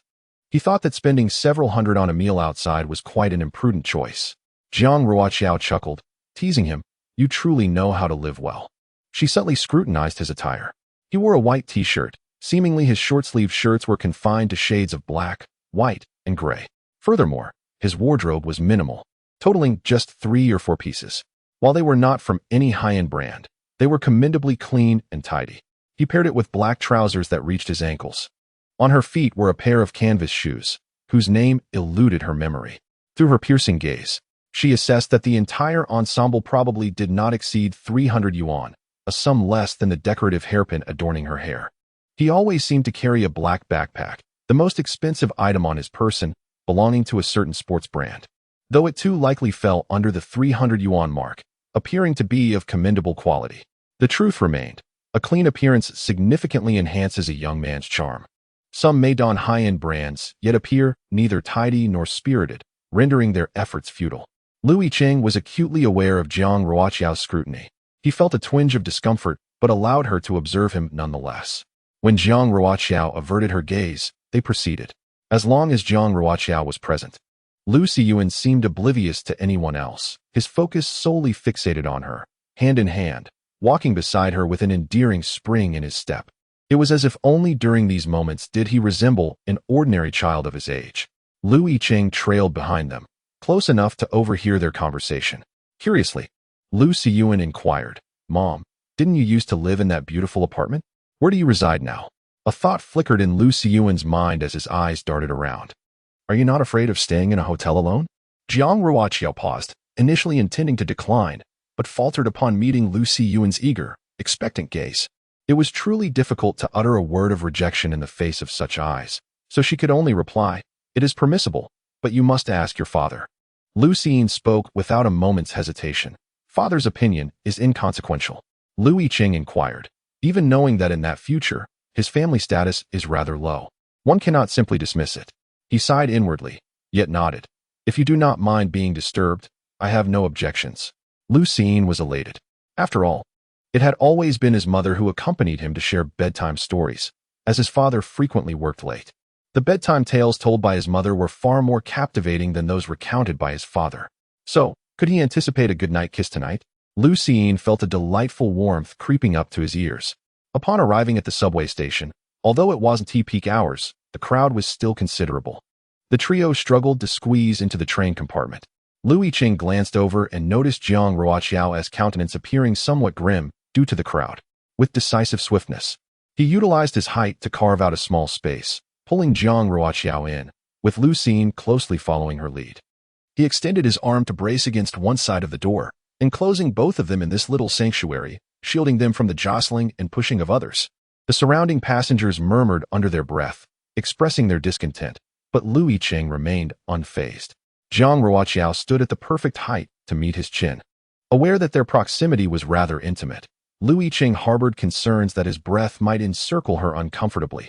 Thus he turned his head to breathe to the side. Jiang Ruoqiao raised her gaze, catching sight of his taut jawline. At this moment, he wore a rather expressionless visage, as someone was pressing against him. He wished to avoid encroaching upon the standing space of Jiang Ruoqiao and Lu Siyuan. Thus he exerted more force to brace one side, his arm taut, veins protruding on the back of his hand. Jiang Ruoqiao lowered her eyelids. The two were positioned rather closely, so close that she could detect the faint scent of laundry detergent emanating from him, a clean aroma laced with sunlight. While Jiang Ruoqiao could perceive his fragrance, he too could sense the lingering sweet floral notes that danced in the air around them, elusive and persistent. Unable to discern its origin, he reflected on his 20 years of existence, which had been rather barren, devoid of any amusements or privileges, save for the mundane necessities of life and the pages of books. The most familiar scent to him was thus. Yicheng stood precisely at the entrance. turning his head to catch a glimpse of his reflection in the car window. The subway sped through the tunnel, producing a jarring sound that assaulted the eardrums. He beheld his own countenance, momentarily feeling a sense of unfamiliarity. Jiang Ruoqiao remained silent. Lu Xiyin extended his arm to embrace her waist, leaning in affectionately. Strangely, amidst this lively atmosphere, an unexpected thought crossed Jiang Ruoqiao's mind. Lu Xiyin had once mentioned that in the future, when she and Lu Yicheng accompanied him, they would also travel by subway. Would it resemble this very moment? Jiang Ruoqiao lowered her gaze and subtly shook her head. What was she contemplating? As the train approached a station, the number of passengers boarding gradually decreased, while those disembarking increased. They arrived at the subway station near the hotel where Jiang Ruoqiao was staying. She led Lu Xiyin out of the carriage, followed closely by Lu Yicheng, who had to transfer to another line. He glanced down at Lu Xiyin and asked, "Shall I bring you some Lego?" Lu Xiyin gazed at him with an expression of exasperation, asserting, "When I am with my mother, I am not distracted by anything else." Lu Yicheng chuckled softly, replying, "But when you are with me, all you can think about is Lego." Lu Xiyin playfully stuck out her tongue, saying, "Dad, please don't be so childish arguing with Mom." "All right." Lu Yicheng fell silent. He stood in the bustling crowd, motionless like a poplar tree, watching as they swiped their cards to exit the station before he turned to transfer lines. Upon re-entering the subway carriage, he found it relatively uncrowded, with even some vacant seats. After offering his seat to a pregnant woman, he opted to stand, feeling a sense of spaciousness around him, devoid of the usual jostling crowd. Logically, he should have felt at ease, yet for some reason, he found himself slightly unsettled. After a few stops, he exited the subway station and hastily made his way home. Climbing the 6 flights of stairs in one breath did not tire him. However, midway between the 5th and 6th floors, he abruptly halted. For there, sitting at his doorstep, was someone. Lu Yicheng tightened his grip on the keys in his hand and spoke in an even tone, "I'm heading out shortly." Jiang Yin replied with an "oh," inquiring, "Is there something you need to attend to? By the way, where's your child?" Lu Yicheng could only respond with a silence that spoke volumes. Previously, a few of his roommates had stayed over for 1 or 2 nights. Reluctantly, he retrieved his keys to unlock the door. As he changed his shoes, he caught sight of a pair of water-red slippers on the shoe rack and felt a tension in his temples. Lu Yicheng felt a mixture of resignation and an unsettling guilt that gnawed at him. Fully aware that she had left nothing behind, he had packed up the luggage yesterday. Yet he was reluctant to leave Jiang Yin alone in this place. Lu Yicheng stepped out, carrying a change of clothes for Lu Xiyu. Jiang Yin remained in the room, glancing at her phone and sipping beer. Fortunately, there was a direct subway line from Lu Yicheng's home to the hotel where Jiang Ruoqiao was staying. He hurried along, arriving at the hotel lobby in record time, panting as he called Jiang Ruoqiao. Before long, she emerged from the building. Lu Yicheng sat in the lobby of the modest chain hotel, which boasted a rather small reception area. Jiang Ruoqiao looked at him with mild surprise. "How did you arrive so quickly?" She had just begun to remove her makeup when his call came through, and it had barely been half an hour. Lu Yicheng had calmed his breath and, not wishing to conceal the truth from her, he candidly replied, "Jiang Yin came to find me. She's south still at my place." This was the first time Lu Yicheng mentioned Jiang Yin since her breakup with Jiang Ruoqiao. He handed her the bag, meticulously organized even in this rushed moment. Inside were his towels, the white ones for washing his face and hands, the brown ones for showering. There were also a tank top and shorts for sleeping, along with a full set of clothes. At the very bottom lay a toothbrush, a rinsing cup, and toothpaste. He paused briefly, then added, "and a storybook." Jiang Ruoqiao had grown accustomed to his attention to detail. She glanced hurriedly at the contents before accepting the bag, responding, "I understand. Be cautious on the road." Now, whenever the two part ways, Jiang Ruoqiao has grown accustomed to uttering this phrase. She regards it as a gesture of courtesy and politeness. Moreover, Lu Yicheng is a person worthy of such regard. He has scarcely slept these past few days, having spent an entire night vigilantly waiting beneath the apartment building. His spirit has reached its limits, and the bloodshot veins around his eyes betray his profound exhaustion. Lu Yicheng hesitates before dragging a chair over and sitting down. The two face each other, yet it feels as though they occupy opposing sides. Jiang Yin forces a smile. "Mr. Lu, I apologize for disturbing you all night. I truly had nowhere else to go." His expression suddenly turns vacant. "Ruoqiao, I couldn't find her either." Lu Yicheng clasps his hands together, perhaps to ease his own posture. Uncharacteristically, he crosses his legs, resting his hands casually on his knees. He appears to be an attentive listener. Yet this is merely an illusion. Had Jiang Yin understood Lu Yicheng well enough, he would recognize this as a defensive posture. I know I was wrong. Jiang Yin confesses, but I swear to the heavens, apart from her, I have never liked anyone else, nor will I. That day, he laments, wiping his face in disarray. I truly mistook her for someone else. Lu Yicheng listens in silence. Mistaken? He finally speaks, his voice tinged with genuine curiosity. Perhaps it is because he has never harbored feelings for anyone, or perhaps due to his utter lack of experience. But he cannot fathom how one could err in such matters. Can one truly mistake their own girlfriend, even in darkness? Surely, that person should remain uniquely identifiable. Through breath and the rhythm of inhalation, discernment is indeed possible. This has long been substantiated by science. Jiang Yin remarked, I had a drink that day. Lu Yicheng responded with a slight acknowledgement, but it wasn't excessive. The beer isn't that potent. Jiang Yin quietly admitted, yes, I was in the wrong. He was uncertain as to why he had made such an error. I always believed I would marry her, and I still hold that belief now. Jiang Yan's gaze was vacant, as if he were confiding in someone, yet it felt more like a soliloquy. Suddenly, he realized that as long as she wished to sever ties and avoid seeing him, he was utterly powerless, not even aware of her current whereabouts. Lu Yicheng was reluctant to listen. In an attempt to block out the words, he contemplated the paper sent by a senior just days prior. Yet Jiang Yan's voice infiltrated his thoughts unimpeded. He struggled to comprehend how circumstances had devolved to this point. Jiang Yin continued, we were once fine. We had plans for me to work diligently and earn enough to buy her a handbag, to take her to an island during the winter break to enjoy the sea, and to watch a movie on her birthday. How did it come to this? A flicker of change finally crossed Lu Yicheng's previously calm demeanor as he murmured, because of you, because of your sister. Jiang Yin looked up, confused. Lu Yicheng endeavored to remain objective, stating, because she entered your room, because you misidentified her. These were two events that should not have occurred, yet they coincided, leading to this unfortunate outcome. Such a simple question, yet it remains a source of perplexity, leaving one to ponder the elusive answer. From the perspective of Lu Yicheng, it is the occurrence of two events that ought not to have transpired that has culminated in this outcome. Jiang Yin should not have mistaken his girlfriend. Likewise, Lin Kexing should not have entered Jiang Yan's room. Regardless of their relationship, she had no business being there under such circumstances. Jiang Yin, momentarily taken aback, lifted the beer from the coffee table and took a sip, offering a bitter smile as he replied, you are right. This notion weighed heavily upon him. Despite the Lin family's unwavering care for him, at this moment, he had discerned the true priorities in his heart. Indeed, it was precisely this awareness that made him all the more unwilling to lose Ruoqiao. Lu Yicheng himself was bewildered by his own response today. Although Jiang Yin had come to confide in him, he found himself adopting a state of readiness as if it were a debate.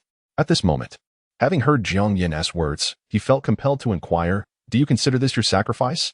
Yet, he refrained from uttering it aloud. Do you truly believe this is your sacrifice? Have you not simply done what was expected of you? The choice between Lin Kexing and Jiang Ruoqiao was inherently a dilemma. Selecting one necessitated a clear delineation from the other. Was that not the rightful course of action? Why, then, did his words imply a sacrifice made for Jiang Ruoqiao, a concession? Never mind. Lu Yicheng thought, this is not a debate, and even if it were, what would victory yield? Jiang Ruoqiao was utterly indifferent to Jiang Yan's plight. She has always preferred to sever ties cleanly and decisively, shunning any lingering connections or emotional entanglements. Once a relationship ends, it is concluded for good, and she has no interest in any future interactions. The fate of Jiang Yin is of no concern to her. Moreover, she currently faces a significant challenge, the bathing of a human infant. Lu Siyuan strained to tiptoe, diligently scrubbing his teeth until they gleamed. After washing his face, he dried it with a white towel. Then, mother and son exchanged glances, each observing the other. Jiang Ruoqiao hesitantly inquired, when you were at home, did Lu Yicheng help you bathe, or did you do it yourself? Although they shared a familial bond, she still felt somewhat awkward about bathing Lu Siyuan, as she had never done so before. Lu Siyuan promptly replied, when Daddy was here, he helped me bathe. But when Daddy isn't here, I do it myself. Jiang Ruoqiao responded, oh, that is quite good. Lu Siyuan sighed, reflecting on the past, which, in reality, was a glimpse into the future.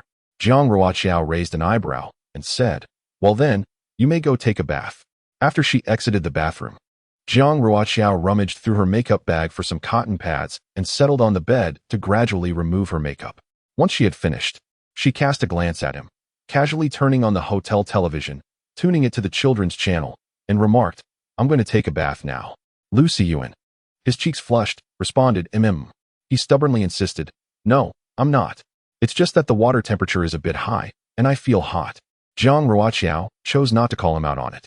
It is only at this moment that one realizes how much the shy and timid Lu Xin resembles Lu Yicheng. This night is indeed quite warm and cozy. After finishing her bath, Jiang Ruoqiao lies on the hotel's grand bed with Lu Xin, accompanying him in watching childish animated films. Gradually, Lu Xin inches closer to her, ultimately yearning to drape himself entirely over her. As the minutes pass, fatigue begins to envelop Jiang Ruoqiao. She turns off the television and replenishes her portable humidifier with pure water before finally settling down. After many years, this is her first experience of sharing a bed with someone, and that someone happens to be her child. It feels peculiar, nuanced, and oddly joyous. In the latter part of the night, Jiang Ruoqiao awakens to discover that Lu Xin is unusually warm, his breath carrying an almost feverish heat. Alarmed, she gently places her hand on his forehead, hesitating in her apprehension. Leaning in, their foreheads touch once more, confirming that Lu Xin indeed seems to have a fever. Though initially anxious, she quickly regains her composure. Swiftly, she retrieves several tissues to wipe his forehead and uses another to cushion his back. Immediately, she calls the front desk, requesting a thermometer. Perhaps due to the urgency in her tone, the hotel staff respond promptly, sending a maid with a thermometer. Upon measurement, it reveals a temperature nearing 39 degrees. The maid, evidently experienced in such matters, advises on physical cooling methods for children, suggesting a nearby pharmacy for fever patches and medication. Jiang Ruoqiao, however, remains vigilant, unwilling to let her guard down. She herself was running a fever, but she wouldn't have been this anxious if it were just her. However, this was a child with a fever. She dared not purchase medicine without medical advice. What if something went wrong? Without hesitation, Jiang Ruoqiao decided to take Lu Xiyin to the hospital. She could not manage alone, but fortunately, the hotel staff, including the kind aunt and the receptionist, assisted her in carrying Lu Xiyin downstairs. While waiting for the ride-hailing car to arrive, she sent a message to Lu Yicheng. She feared she might not handle the situation well.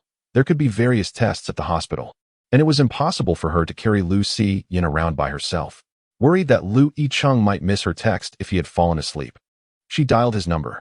After a while, he answered the call. In the stillness of the night, with the child beside her burning with fever, she appeared composed, yet inside her heart was already in disarray, tinged with fear. But for some reason, upon hearing his voice, her mood seemed to calm significantly. After listening to her, Lu Yicheng methodically arranged, "Take him to the children's hospital, go directly to the emergency room, and wait for me. I'll rush over now and should arrive before you. I'll handle the registration." He paused, and despite Jiang Ruoqiao's voice sounding so calm, he felt compelled to add, "Don't worry, it'll be fine." When Jiang Ruoqiao arrived at the children's hospital with Lu Xiyin, Lu Yicheng was already there waiting, having completed the registration.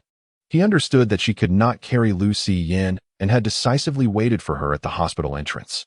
He carefully lifted Lu Xiyin from the back seat, and upon the sudden jolt, Lu Xiyin opened his eyes briefly. Perhaps due to a fever, his face was slightly flushed, and his eyes glistened with an unusual moisture. His curly hair hung down obediently, giving him a rather pitiful appearance. Upon recognizing his father holding him and seeing his mother anxiously watching nearby, he felt reassured and nestled against Lu Yicheng's shoulder, drifting back to sleep. The hospital had an emergency department, and Lu Yicheng had already made an appointment in advance. He hurriedly carried Lu Xiyin inside, with Jiang Ruoqiao jogging alongside. In that moment, they resembled a true family of three. The emergency department was not solely occupied by Lu Xiyin. There were other children as well, all accompanied by their parents or grandparents. The little ones slept peacefully, while the adults wore expressions of deep concern. The doctor conducted a brief examination of Lu Xiyin, asked a few questions, and then issued an order for a blood test. At that moment, Jiang Ruoqiao felt a sense of relief, realizing she had made the right choice. She knew she could not manage alone the tasks of registering, finding a doctor, and taking the child for a blood test were overwhelming. Indeed, it felt akin to battling an arduous fight. By the time the blood was drawn and the results were obtained, followed by a visit to the doctor for medication. The first light of dawn began to appear on the horizon. Jiang Ruoqiao felt more exhausted than after an 800-meter physical test. Her legs felt weak as she murmured, "I thought I hadn't taken good care of him."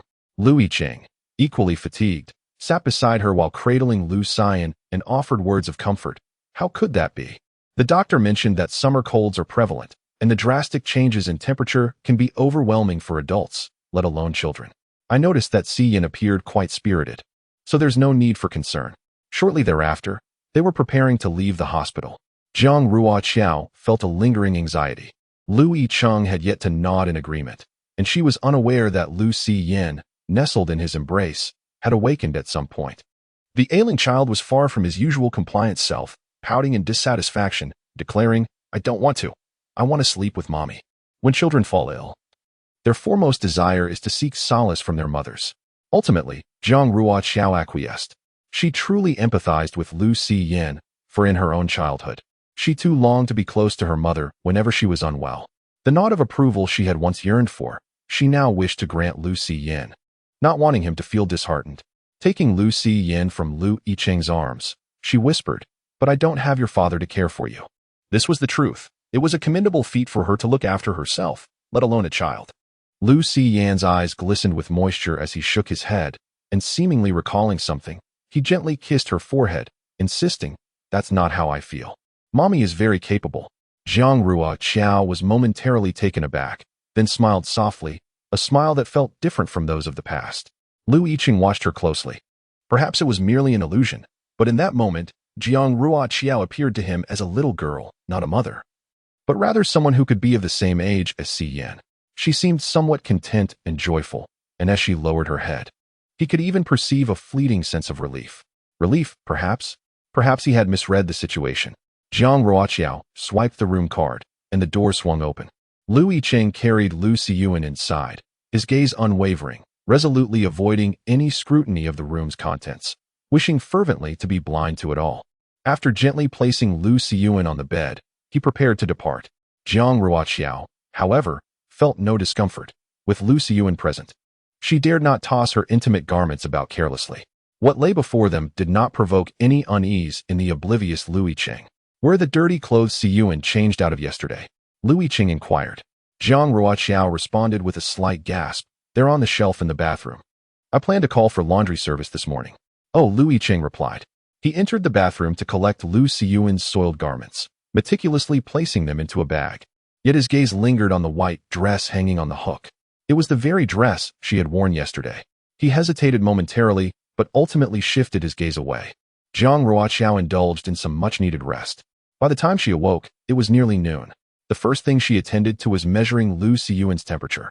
The fever was finally subsiding, and she exhaled in relief. She sent a text to Lu Yicheng to share the good news, only to discover that she had received new emails before falling asleep the previous night. One from the HR department of a company, scheduling her for an interview that afternoon. She was elated, astonished that she had passed the written examination. With just over 3 hours remaining until the appointed time, she glanced at Lu Xian, who was now animatedly engrossed in the television. This interview opportunity is exceedingly rare. She is not even a novice. If she were to request a rescheduling from HR, she worries it might leave a negative impression. After much contemplation, Jiang Ruoqiao resolves to message Lu Yicheng to inquire if he is available today. When Lu Yicheng receives the message, he is in the kitchen frying dumplings. Initially, he does not notice Jiang Yan's arrival. When Jiang Yan approaches him, his phone remains on the messaging interface with Jiang Ruoqiao. A hint of panic washes over Lu Yicheng as he attempts to lock the screen, inadvertently pressing the volume button instead. Fortunately, Jiang Yan does not notice Lu Yicheng's phone. He is solely focused on the pan, frying the dumplings. "Are you frying dumplings?" Lu Yicheng confirms with a simple mm. Only when Jiang Yan draws closer does he realize he is not alone in the house. However, there are only a handful of dumplings, roughly 10, which will surely be insufficient for 2 people.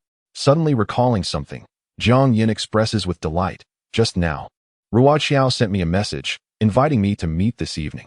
He has been blocked by Jiang Ruoqiao. With the weather so splendid today, it truly seems to be a stroke of good fortune. Waking up, he found Jiang Ruoqiao's message awaiting him.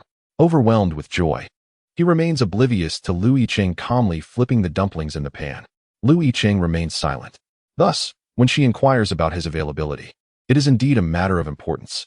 After some contemplation, she sends another message. I have an interview at 2:30 this afternoon. This is crucial for me, and I do not wish to miss it. I will book another room for you. Please assist in taking care of Yicheng. I will inform the front desk to allocate a room next door. The key is that having Yicheng come over to look after the child is quite feasible. However, having him remain in her room while she was absent seemed rather inappropriate. She feared he might become overly attached. Given his cautious nature, he certainly would not sit on her bed. Although it was a hotel room, it felt rather improper for him to linger there for several hours. He erased the phrase, "I booked it myself." Astonished, the impoverished campus heartthrob is the father of the child. Section 53, Jiang Ruoqiao.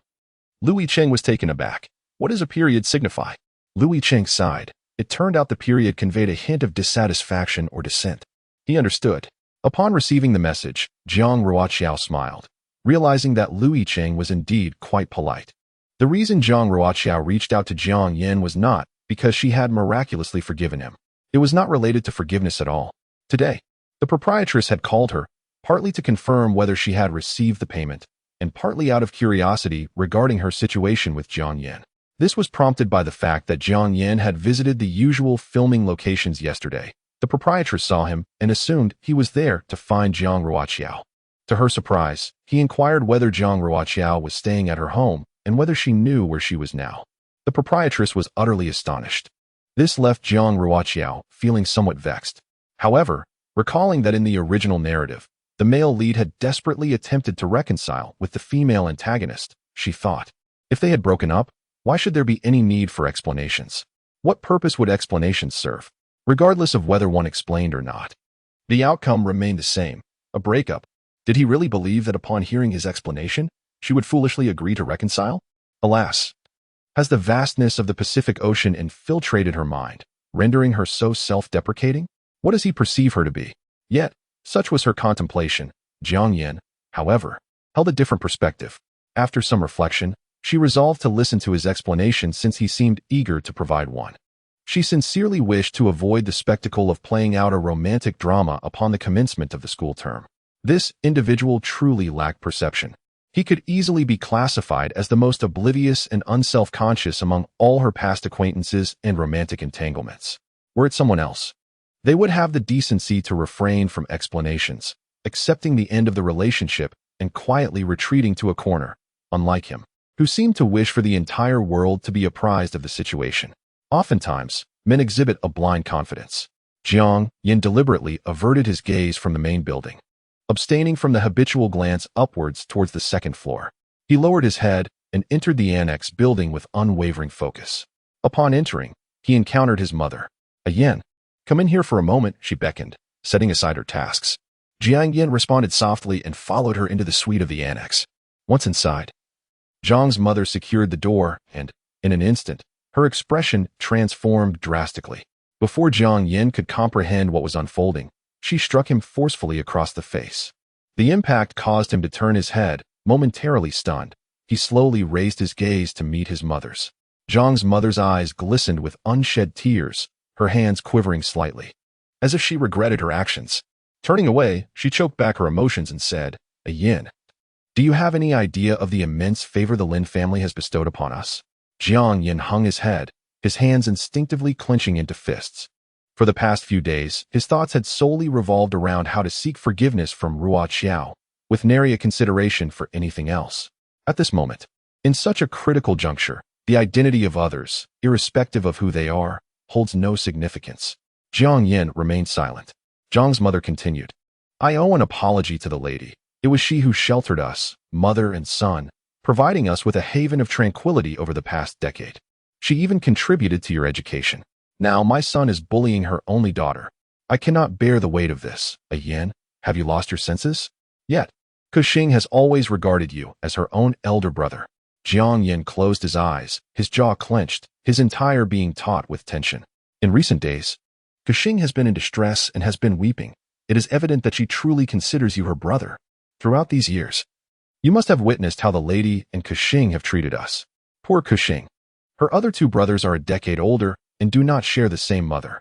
This child has regarded you as family, as a brother since her childhood. Jiang's mother understood that she must not reveal Kexing's true feelings to Yin, not even a hint. Hence, she emphasized that Kexing currently sees Yin merely as a relative, as a brother. However, she was unaware of Jiang Ruoqiao's previous scornful words directed at Jiang Yin. At that moment, hearing the terms brother and sister felt particularly jarring, especially in light of his mother's words that echoed Jiang Ruoqiao's sentiments. He felt an unbearable discomfort. He could no longer tolerate such references to brother and sister, as they reminded him of that night when Ruoqiao, with her clear and piercing gaze, calmly asked him if he still considered her a sister. For the first time, he interrupted his mother's words, his tone low. "Do not speak any further. She is not my sister, and I am not her brother." Jiang's mother was taken aback, grappling with both her son's actions and his words. As a mother, she understood all too well that her son's statement bore no hint of ambiguity. Jiang Yin spoke solemnly. "In essence, there is no blood relation between me and Kexing. We are not siblings. I apologize for this incident.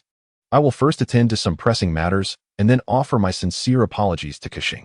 Mother, please refrain from referring to her as my sister or implying that I am her brother. It serves no purpose other than to put me in an uncomfortable position." Jiang's mother was utterly astonished. He had come to a realization. Though it was difficult, it was a necessity. Moreover, given the circumstances that had transpired between him and Kexing, he felt he could no longer stay at her home as if nothing had happened. In the future, it would be prudent to minimize their encounters. It would alleviate the tension for both parties. Jiang's mother was completely stunned. What had prompted this sudden declaration? Her heart raced with urgency, and her face revealed her concern. Jiang Yin pinched the bridge of his nose, appearing exceedingly weary. "I remember Mrs. Lin's kindness, and whenever my assistance is needed, I will not refuse. However, I must also consider other matters. Mother, I am sorry." After speaking, Jiang Yin proceeded to the bathroom, intending to take a shower and rest before his appointment in the best possible state. She was aware of her son's affection for Jiang Ruoqiao, yet she had no inkling of its depth, a depth profound enough that he was willing to leave the Lin family. Jiang Ruoqiao arrived punctually at the company that afternoon. The interview was far more serious than she had anticipated. In addition to facing the HR representative, she had to contend with the supervisor and the manager as well. Fortunately, she was well prepared. She had not neglected her studies at school, and, coupled with her 2 years of experience in photography, she managed to maintain her composure and grace in such a setting. As expected, she discerned the satisfaction of her supervisor and the manager, even in the absence of words. Their facial expressions spoke volumes. A quiet sigh of relief escaped her as she believed that, barring any unforeseen circumstances, this job was secured. As the interview concluded, the supervisor, who had expressed great admiration for her, called her over. The supervisor, a competent woman in her 30s, smiled warmly and placed a gentle hand on her shoulder. "May I call you Xiao Jiang?" Jiang Ruoqiao nodded eagerly. The supervisor winked playfully. "In fact, I am a fan of yours." Jiang Ruoqiao was taken aback. "You've seen my videos?" The supervisor chuckled. "Indeed, I have. The moment I laid eyes on you, I formed a judgment. Xiao Jiang, you are an exceptionally talented student, and granting you this interview opportunity was a special exception from above. However, should we choose to hire you, it will be solely based on your remarkable abilities that qualify you for this position." The supervisor genuinely appreciated Jiang Ruoqiao. By chance, she had come across her work and recognized the girl's talent, evident from the meticulousness in her video creations. Both the written test and the interview served merely as preliminary assessments, yet this undergraduate proved to be even more outstanding than the 2 preceding candidates.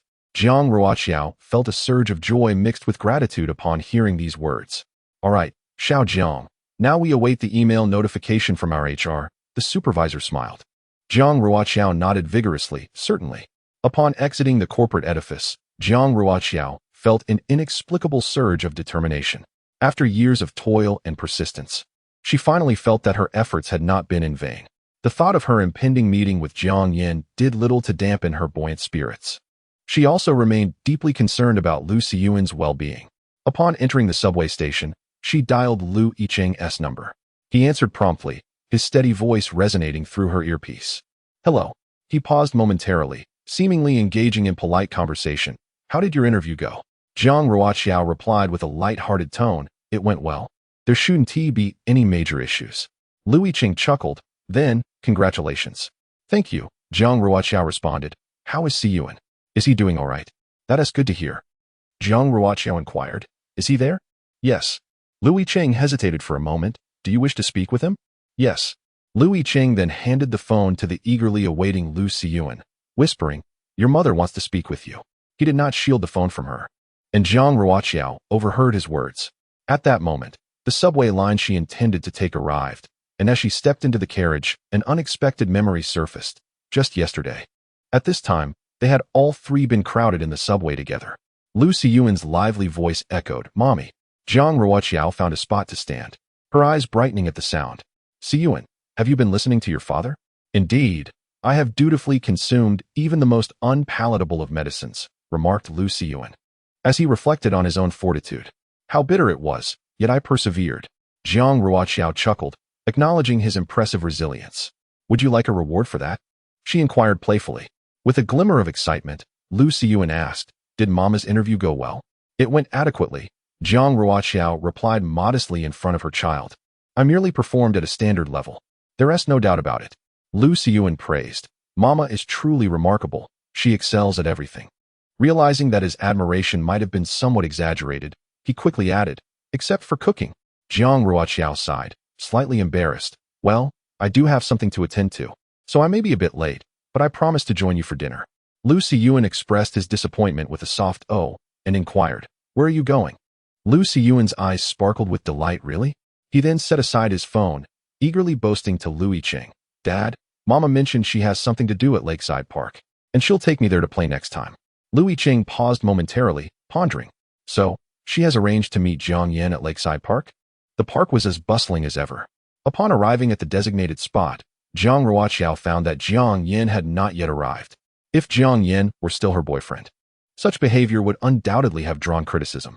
However, now that he was merely a chapter of her past, she found herself less concerned.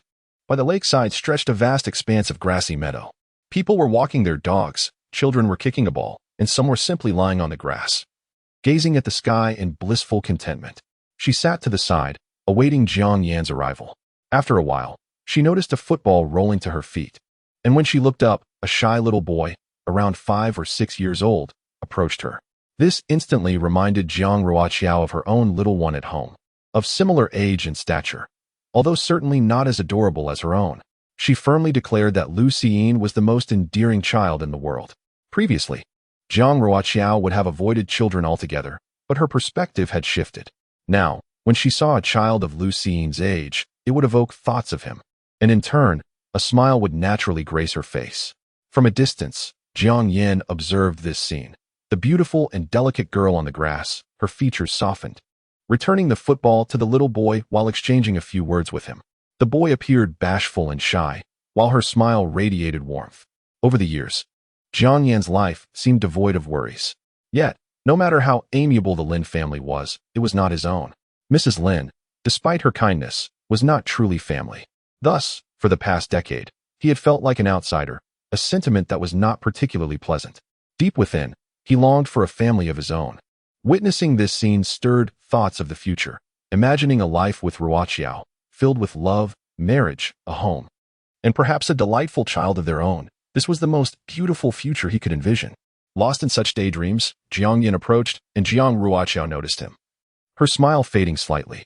Once again, they met, but the once fervent affection had dissipated, leaving Jiang Ruoqiao expressionless.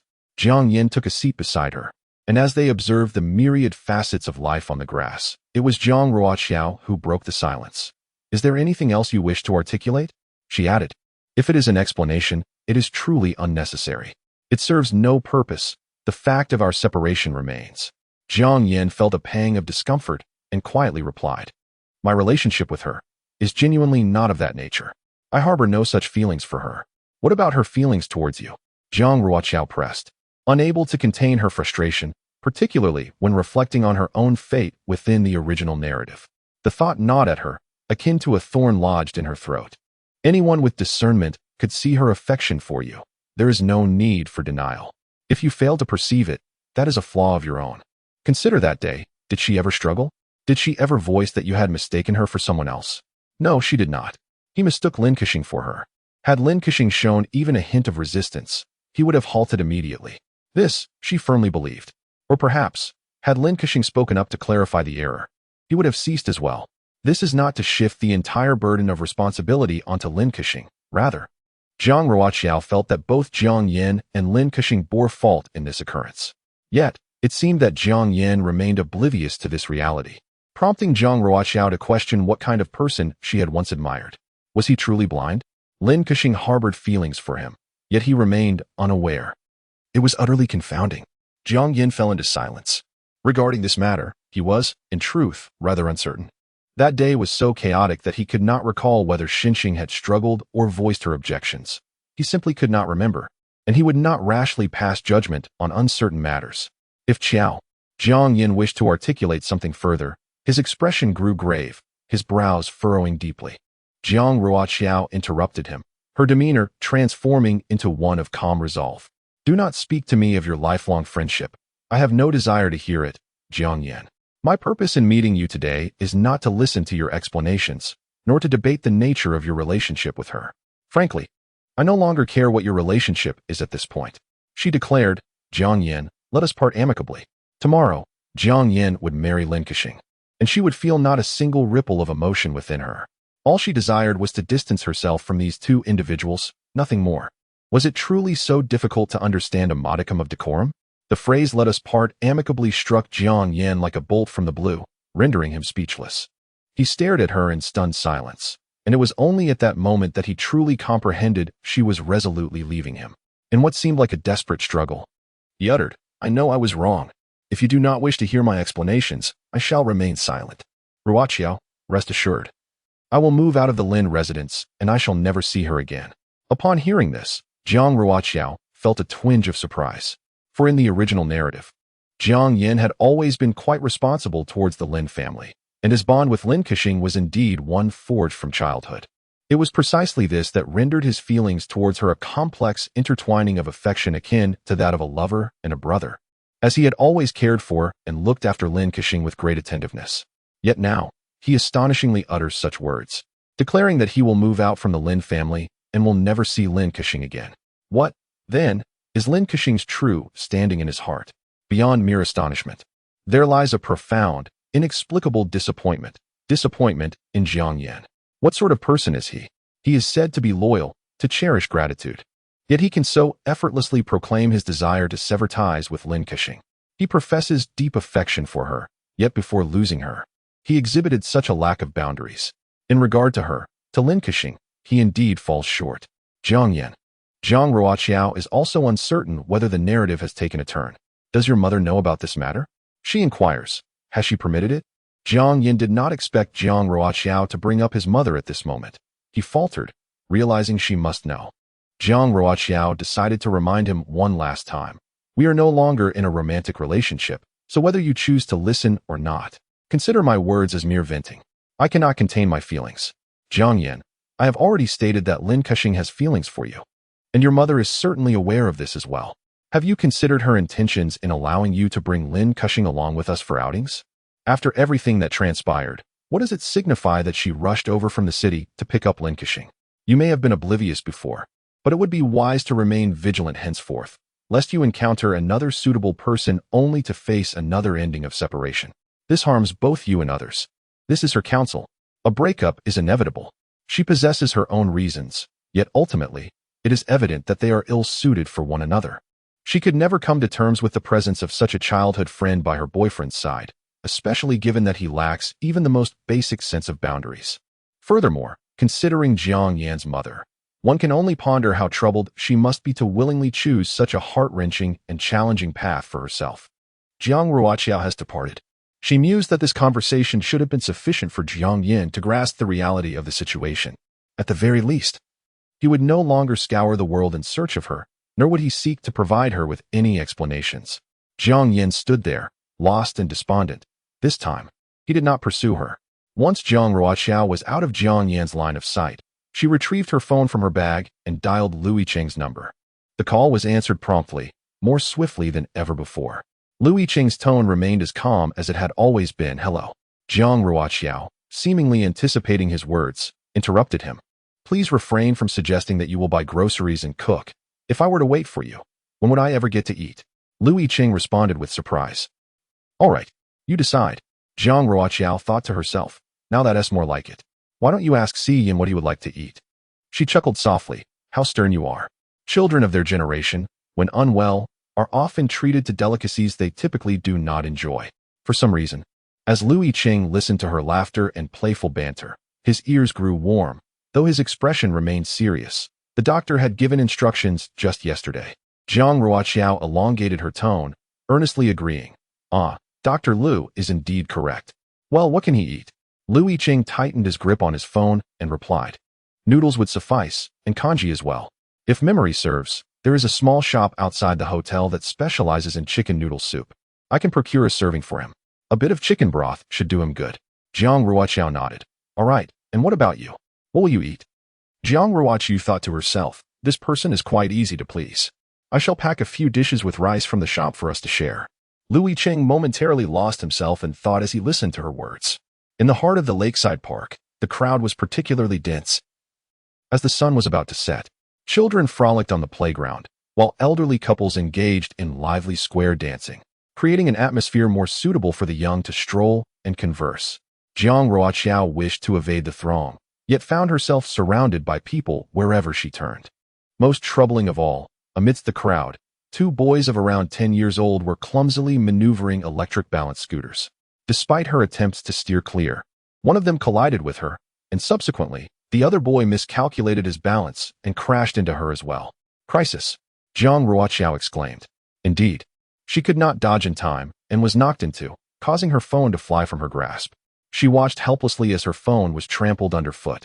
Meanwhile, to Lu Yicheng's ears, Jiang Ruoqiao's startled cry was followed by a cacophony of distressing sounds, abruptly severing the call. He was taken aback. What had transpired? He took a deep breath and attempted once more to dial her number, only to be met with the mechanical voice informing him that the number he dialed was switched off. Jiang Ruoqiao stared at the shattered screen, feeling utterly defeated. Had her newly acquired phone truly come to such a disastrous end? When she tried to power it back on, it remained unresponsive. Frustration bubbled within her, and she felt an urge to unleash a torrent of curses. Raising her gaze, she realized that the 2 instigators had already vanished without a trace. What sort of children were these? Her anger surged. She considered approaching the park management, requesting surveillance footage to identify the culprits and seek compensation. But the drawn-out nature of such a confrontation loomed over her. It was possible that by the time it reached the parents, the situation would devolve into a tedious dispute, leaving her empty-handed and thoroughly exasperated. Just the thought of it made Jiang Ruoqiao's head spin. And the most pressing issue was that she had no idea who had stepped on her phone, nor where to begin her search for accountability. What a misfortune! It was truly a stroke of bad luck.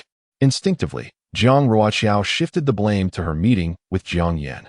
If only they had not met, none of this would have transpired. Meanwhile, at the hotel, Lu Yicheng continued to call Jiang Ruoqiao, regrettably met with the same unreachable status. On one hand, he reassured himself that they were at Lakeside Park, a bustling place where incidents were unlikely to occur, especially since Jiang Yan was not that type of person.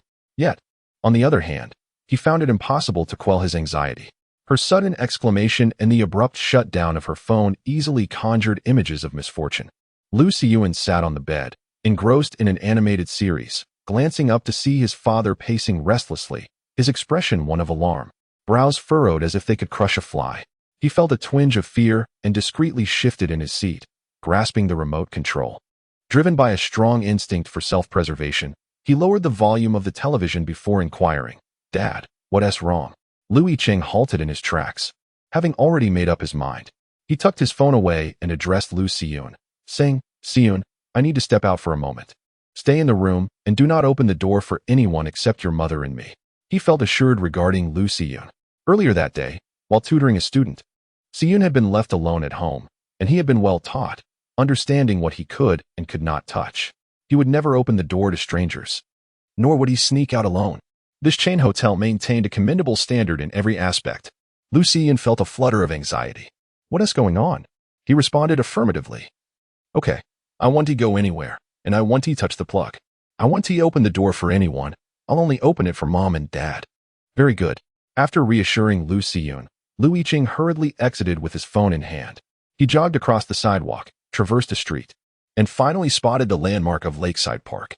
Evading the crowds and not daring to pause, he eventually arrived at the park entrance.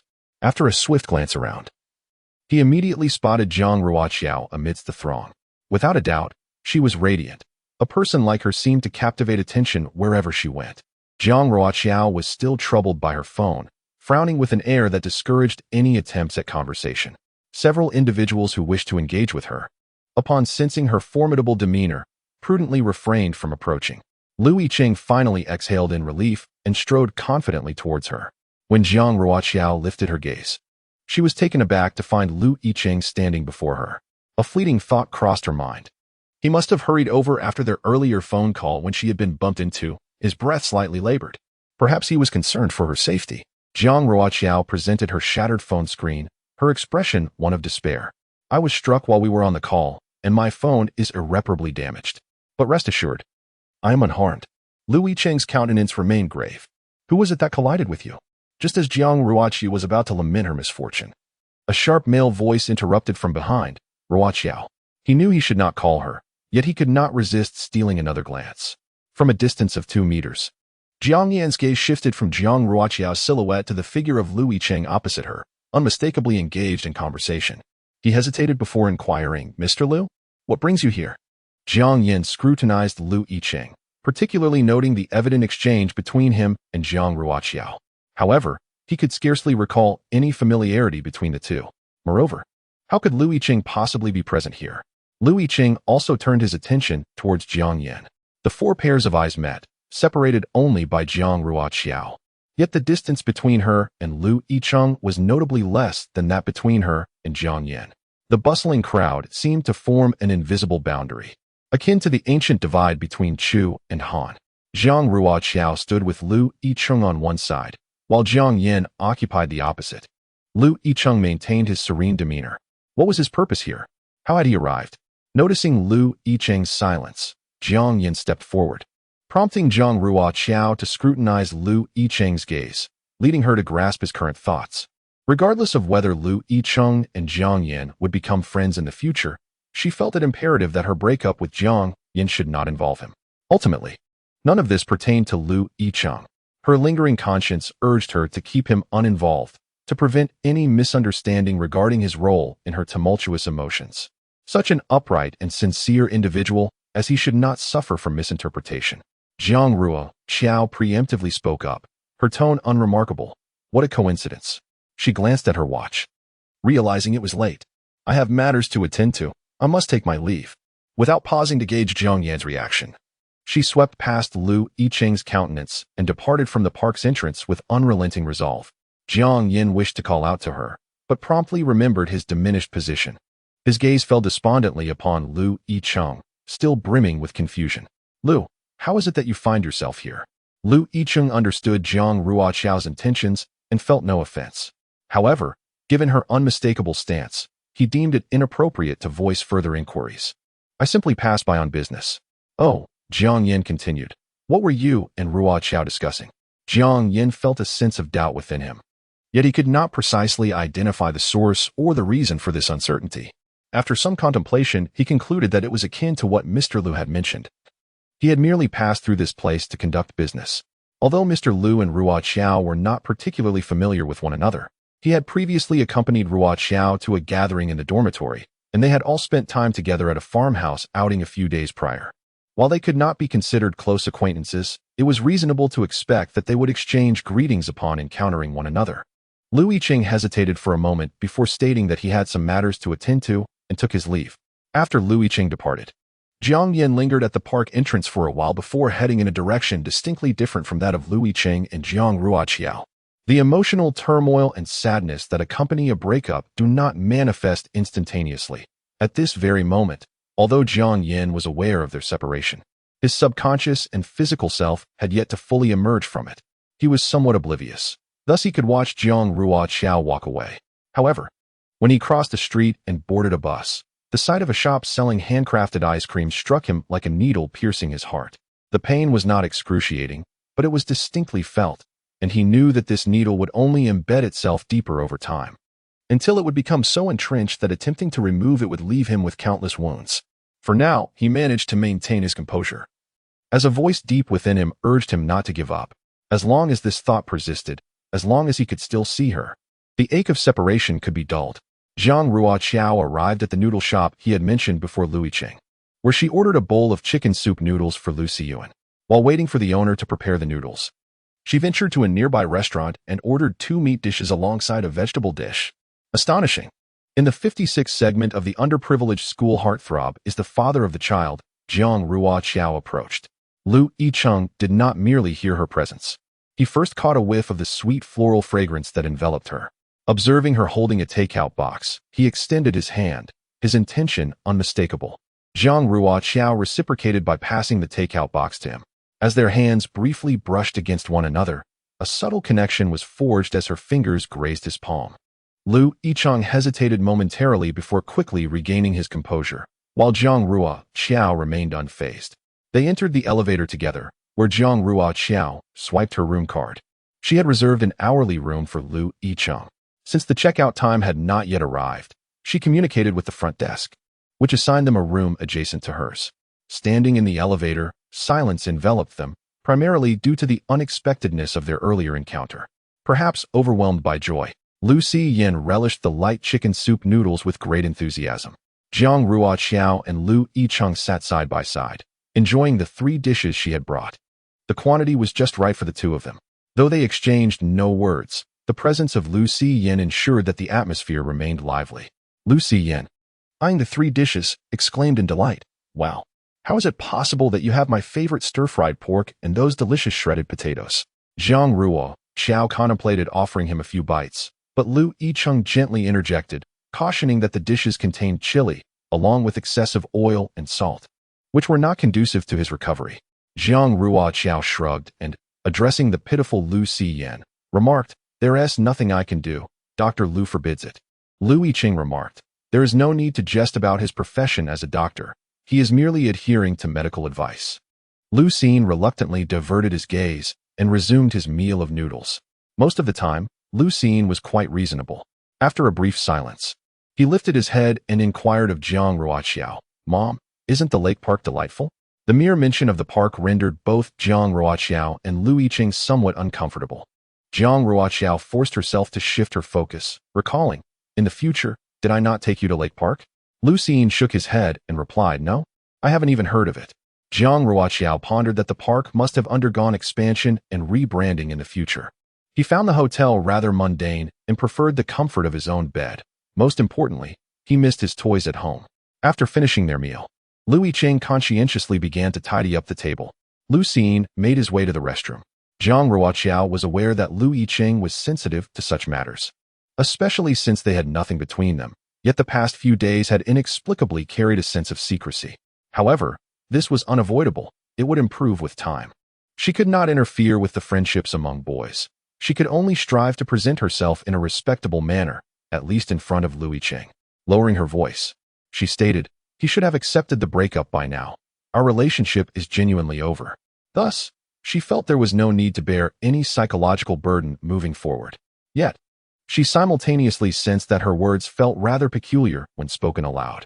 She clearly intended to articulate a fact, merely wishing to convey that her relationship with Jiang Yin had been thoroughly severed. However, upon expressing this, it seemed as if she were reporting to a clandestine lover. No, that could not be right. Lu Yicheng, with his upright demeanor, hardly resembled someone who would engage in morally questionable behavior. More accurately, she was perhaps informing her legitimate husband that she would no longer associate with dubious individuals. It was exasperating. Lu Yicheng nodded slightly, seemingly indifferent to the matter, projecting an air of magnanimity. Jiang Ruoqiao remarked, "This is even stranger." She continued, "Today's events should not be an issue." Only then did Lu Yicheng cast a glance her way, yet ultimately, he chose to remain silent. Perhaps it was for the best, after all. What lay ahead was primarily his concern with Jiang Yin. He felt no fear, for neither had committed any wrongdoing. The day was fraught with overwhelming revelations, and he had yet to fully process them, so he merely booked a room. Suddenly, a multitude of thoughts surged into his mind. The first being the spray he had seen on that day at Lu Yicheng's home during their visit to the farmhouse. The third matter involved Du Yu and Wang Jianfeng attempting to call Ruoqiao, only for her to decline their calls outright. Yet, when Lu Yicheng's number rang, She answered without hesitation. Was it truly because she had not saved their numbers and mistook their call as an unknown one? And then there was today. Today was exceedingly peculiar. While it could be justified as mere coincidence, he still felt that something was amiss. What could possibly be amiss? Jiang Yin sat up, her expression a testament to the unease that had settled within him. Yes, it was indeed the expression. If their encounter was merely coincidental, why did their faces not betray the awkwardness typically associated with strangers? Instead, they exuded a sense of familiarity that felt unsettling, deeply unsettling. A troubling thought, one that he most wished to avoid, crossed Jiang Yan's mind, leaving his expression shrouded in ambiguity. Jiang Ruoqiao, too, had arrived at the time for returning to school. She vacated her room, coordinating with Yun Jia and the others to head to campus for registration. Unlike their dormitory, which was impeccably organized, other dorms were quite different. Some students, hailing from distant homes, would arrive a few days later to register, while others had family matters to attend to, causing them to delay their return. In comparison, their dormitory buzzed with activity, with all 4 of them present, busily engaged for nearly the entire morning. Some were washing bed linens, others were tidying their desks, and a few were hanging mosquito nets. Each was absorbed in their tasks. And it was only around noon that they momentarily concluded their chores and agreed to head to the cafeteria together. The coursework for the first semester of their junior year was not overly burdensome. Over the course of the week, there was only one day filled with classes. The previous night, Jiang Ruoqiao had received an email from the HR department of her company, informing her that she was cleared to commence work. The company was well aware of her circumstances, having made it clear during recruitment that she would not be required to work full-time. Rather, she would be engaged in part-time work, earning commissions and salary that were quite equitable. The HR representative advised her to liaise with her supervisor, assuring her that the company would schedule her tasks according to her class timetable. The situation unfolded far more smoothly than she had anticipated. Although the base salary for part-time work was modest and the commission rate lower than that of full-time employees, she had researched the matter online and consulted senior students with relevant experience. It was evident that a company of this scale would not lack work opportunities. As long as she remained diligent, her earnings would be quite satisfactory. The beginning of the school season coincides with Jiang Ruoqiao's birthday, as she was born at the end of August. Her 3 roommates are pondering how to celebrate this special occasion. Birthdays occur annually, and the customary practice in their dormitory is for the 3 of them to pool their resources to purchase a birthday cake, while the birthday girl treats them to a meal. Jiang Ruoqiao recalled her agreement with Lu Xiyin and said, "I have something to attend to this evening, so let us have the grand feast at noon instead." Yun Jia, linking arms with Jiang Ruoqiao, sensed something amiss. "Oh, you have a date tonight?" Luo Wen, ever the conversation ender, blurted out. It wouldn't be with Jiang Yan, would it? Feeling aggrieved, Luo Wen protested. "I was just asking, why hit me?" Jiang Ruoqiao leaned closer. "Come here, sister will blow on it for you." Luo Wen exclaimed, "Hey." She felt her inquiry was entirely reasonable. After all, Xiyin was merely a young boy, not yet a man. Yun Jia appeared somewhat disappointed. "Not a man, huh?" Jiang Ruoqiao interjected, "Hey." Meanwhile, Lu Yicheng was helping Lu Xiyin move. Relocating was a physically demanding task, filled with complexities and inconveniences. However, after a day's labor, they successfully settled into a small house near a university. Once the moving was completed, Lu Xiyin seized the opportunity to propose to Lu Yicheng that they venture out to purchase a birthday gift for their mother. Lu Yicheng glanced at him skeptically. "A birthday gift? Do you even have any money?" Lu Xiyin rubbed his hands together, his 5-year-old demeanor exuding an endearing and amusing charm as he adopted a flattering expression. "Father, may I borrow some money?" Lu Xiyin, with a playful spirit, resorted to a rather unconventional method to secure funds, unexpectedly breaking into song. "Good daddy, bad daddy. I have a wonderful father," clanging pots and pans, washing clothes with a whoosh.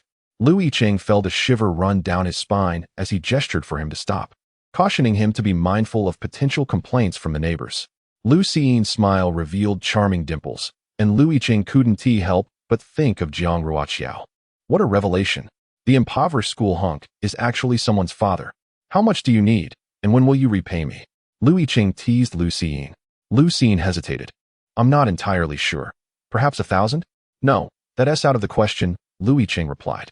Lu Xiyin pressed on tentatively. "How about 500? Lu Yicheng simply smiled. Frustrated, Lu Xiyin continued to negotiate. 300? Lu Yicheng remained silent with a grin. In utter exasperation, Lu Xiying declared, "It cannot be less than this." "All right then, Dad, how much can you lend me?" Lu Yicheng chuckled, 100. Lu Xiying dramatically exclaimed, "Father, are you truly this stingy? Does Mother know about this? How on earth did you win her over?" He began to question the validity of this matter. "Do you want it or not?" Lu Yicheng inquired, noting that he didn't even have 100 to spare. Lu Yicheng, with a serious demeanor, said, "Since you claim it's a loan, you must write me an IOU." Lu Xiying was taken aback. "What? Are you serious? Do I really have to repay it?"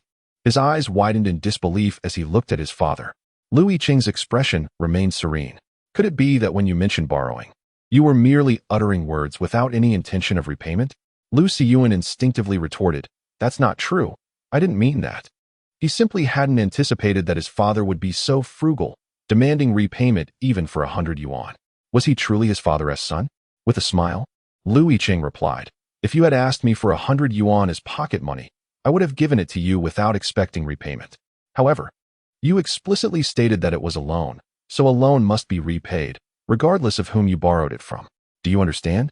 Realization dawned on Lu Xiyuan. He regretted not directly asking his father for pocket money. Why had he unnecessarily claimed it was a loan? As he opened his mouth, he contemplated retracting his words. Lu Yicheng, aware of his thoughts, shook his head. Once words are spoken, they cannot be taken back. Do not allow your words to lose their integrity, for then they will hold no weight in the future. Lu Xiyuan pouted, feeling quite aggrieved. Yet, under the urgent gaze of his father, he reluctantly picked up a pen and began to write an IOU. There were many characters he did not know how to write, but he was astute enough to have learned some basic pinyin. Under Lu Yicheng's guidance, he successfully completed his very first IOU. As for the repayment date, 13 years from now. By then, he would be 18, an adult capable of earning his own money. The father and son ventured into the streets, where a quaint shopping plaza awaited them. With 100 yuan in hand, Lu Xiyuan surveyed his surroundings, yet found nothing suitable. Ultimately, they entered a boutique, where he purchased a hairpin for Jiang Ruoqiao. This particular hairpin was delightfully feminine and charming, adorned with a cherry that appeared almost lifelike. To Lu Yicheng's astonishment, this tiny accessory cost an astonishing 98 yuan. Nevertheless, he acquiesced to Lu Xiyuan's desire to finalize the purchase, even spending a few extra yuan for the staff to gift wrap it. As they left, Lu Xiyuan, somewhat despondent, remarked, "This might just be the least expensive hairpin for Mom." He clenched his small fist, encouraging himself, "From now on, I will earn my own money and buy the best for Mom." Lu Yicheng raised an eyebrow, pondering, "Is a 98 yuan hairpin truly the cheapest?" That evening, Jiang Ruoqiao arrived at the apartment rented by Lu Yicheng, carrying the remaining half of a cake. Her 3 roommates had ordered an 8-inch cake, yet all 4 of them were consciously moderating their sugar intake. Even without such restrictions, the cake was too much to consume. As she entered the community, Jiang Ruoqiao gazed up at the moon, reflecting on whether she had been subtly influenced by Lu Yicheng. She now felt that discarding the leftover cake would be an egregious waste, a stark contrast to her previous habit of tossing away uneaten cake. Moreover, Jiang Ruoqiao had garnered quite a bit of attention from the opposite sex. In fact, several male classmates from her department had also brought her cake, yet it remained untouched in the dormitory. Initially, she could have chosen one of the cakes brought by the boys, but upon reflection, the idea of presenting a cake purchased by another boy to Lu Xiyuan and Lu Yicheng, well, that was best avoided. On her way there, Jiang Ruoqiao had already ordered takeout, and shortly after she stepped inside, the delivery person arrived with her 12-inch pizza, 4 pairs of grilled chicken wings, and the Italian pasta that Lu Xiyuan adored. Additionally, she had ordered a cheese-baked rice for Lu Yicheng. Lu Yicheng remarked, "Isn't this a bit excessive? How are we supposed to finish all this?" Jiang Ruoqiao, meanwhile, washed an apple for herself, considering it her dinner. As Lu Yicheng laid the table, he casually inquired, "Aren't you eating?" "No," she replied, glancing at her still flat abdomen. She had indulged in a piece of cake earlier, sipped milk tea in her dormitory, and had enjoyed a meal with friends that included Western cuisine. Her caloric intake had exceeded the limit. Therefore, the evening would consist of merely nibbling on an apple. If Lu Yicheng had cucumbers on hand, she would even forego the apple. Lu Yicheng realized he truly lacked an understanding of girls. She was already so slender. Did she really need to go to such lengths? Jiang Ruoqiao, feeling quite cheerful these past few days, was happy to engage in conversation with Lu Yicheng. "You know I work as a model at a Hanfu store, right? Although the photos are often touched up, being slightly slimmer does enhance the appearance on camera. I believe this is a matter of professional ethics, as models are quite significant. Otherwise, shop owners wouldn't invest so much in hiring them. She added, I'm not excessively thin. Though, being too thin is not ideal either. She preferred to maintain a healthy slenderness, one that would not evoke the impression of malnutrition. Yicheng responded with an understanding. Ah, I see. Annually, he made it a point to undergo a medical examination. Jiang Ruoqiao smiled gently, assuring him, rest assured. No one values their life more than I do. Yicheng's eyes sparkled with amusement. Lu Siyuan was particularly excited, exclaiming, today is simply wonderful. There's cake, pizza, chicken wings, and pasta. Mom should celebrate her birthday every day. Before slicing the cake, Lu Siyuan insisted that Yicheng light the candles. Mom, make a wish. Jiang Ruoqiao, with no choice but to oblige, watched as Yicheng inserted the candles into the cake and fetched a matchbox to ignite them. Following Lu Siyuan's enthusiastic plea, he turned off the lights in the living room. Instantly, the room was enveloped in the warm glow of candlelight. Jiang Ruoqiao clasped her hands together, closing her eyes with a look of deep sincerity, though a smile played at her lips, accentuating her dimples. Yicheng instinctively glanced at her. The soft light illuminated her fair complexion, gentle yet vibrant. What wish was she making? It was a day when one could afford to be greedy with their desires. Earlier that day, while with her roommates, she had wished for the health of her loved ones and for wealth to come her way. Now, with Lu Siyuan beside her, she felt a unique warmth in her heart. She pondered, if wishes truly come to fruition, then I hope for my child to grow up healthy and strong. As she made her wish and savored the cake, Jiang Ruoqiao sat next to Lu Siyuan, resting her chin on her hand, her smile radiating sweetness. Yicheng went to the kitchen to fetch some disposable gloves and, at the same time, poured water for Jiang Ruoqiao. Just then, his phone, which he had placed in his pocket, vibrated several times. Upon taking it out, he discovered a message in the dormitory group chat. Jiang Yin had tagged him. Lu. President Lu, the three of us are currently at the snack street. You should come too. It's on me. Stepping out of the kitchen, Yicheng leaned against the doorframe, observing Jiang Ruoqiao in the living room as she playfully dabbed a bit of cream from the cake onto Lu Siyuan's forehead, followed by her peals of laughter that reverberated throughout the room. Unconsciously, a smile graced his lips. He lowered his head, his slender fingers deftly editing a reply on his phone. Sorry, I have something to attend to today. Meanwhile, Jiang Yin sat at a stall on the snack street. Du Yu and Wang Jianfeng were engaged in casual conversation, while the surrounding atmosphere buzzed with noise.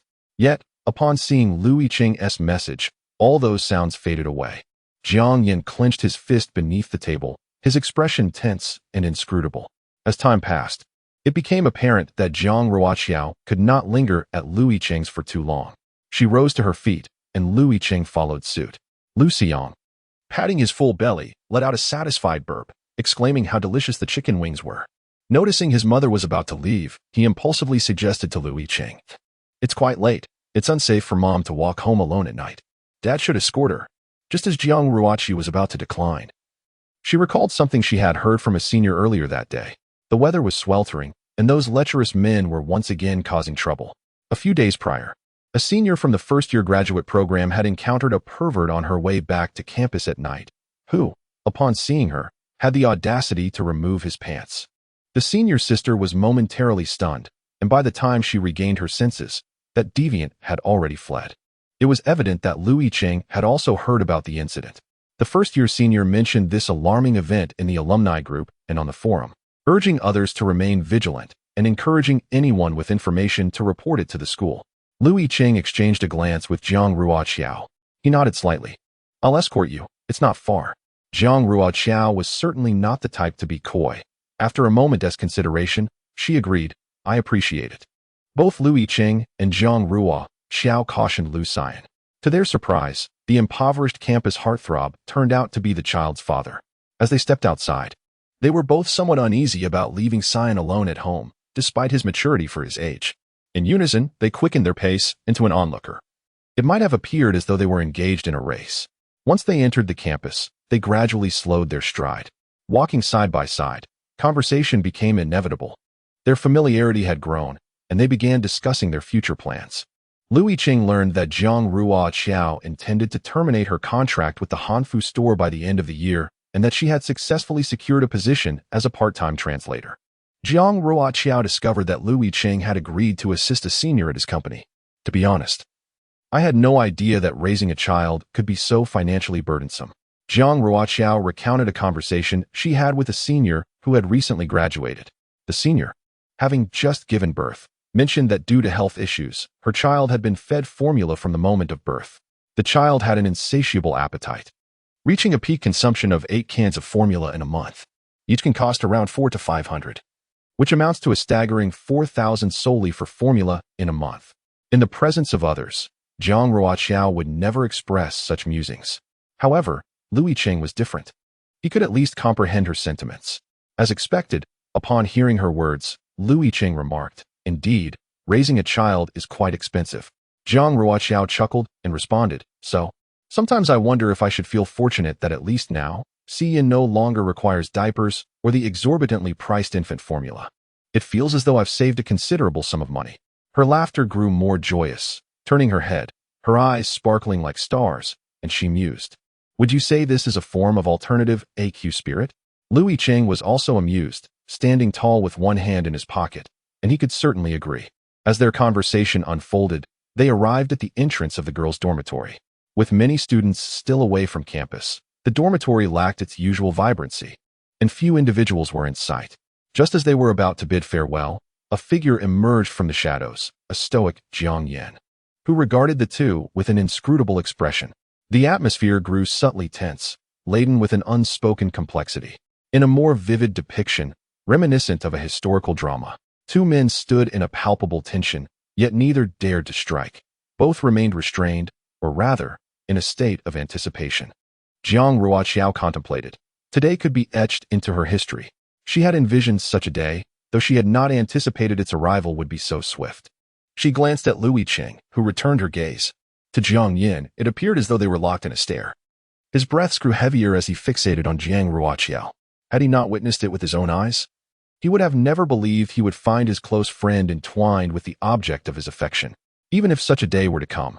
It should have been Du Yu or Wang Jianfeng, certainly not Yicheng. Yicheng understood that from this moment forward, it was solely a matter between him and Jiang Yan.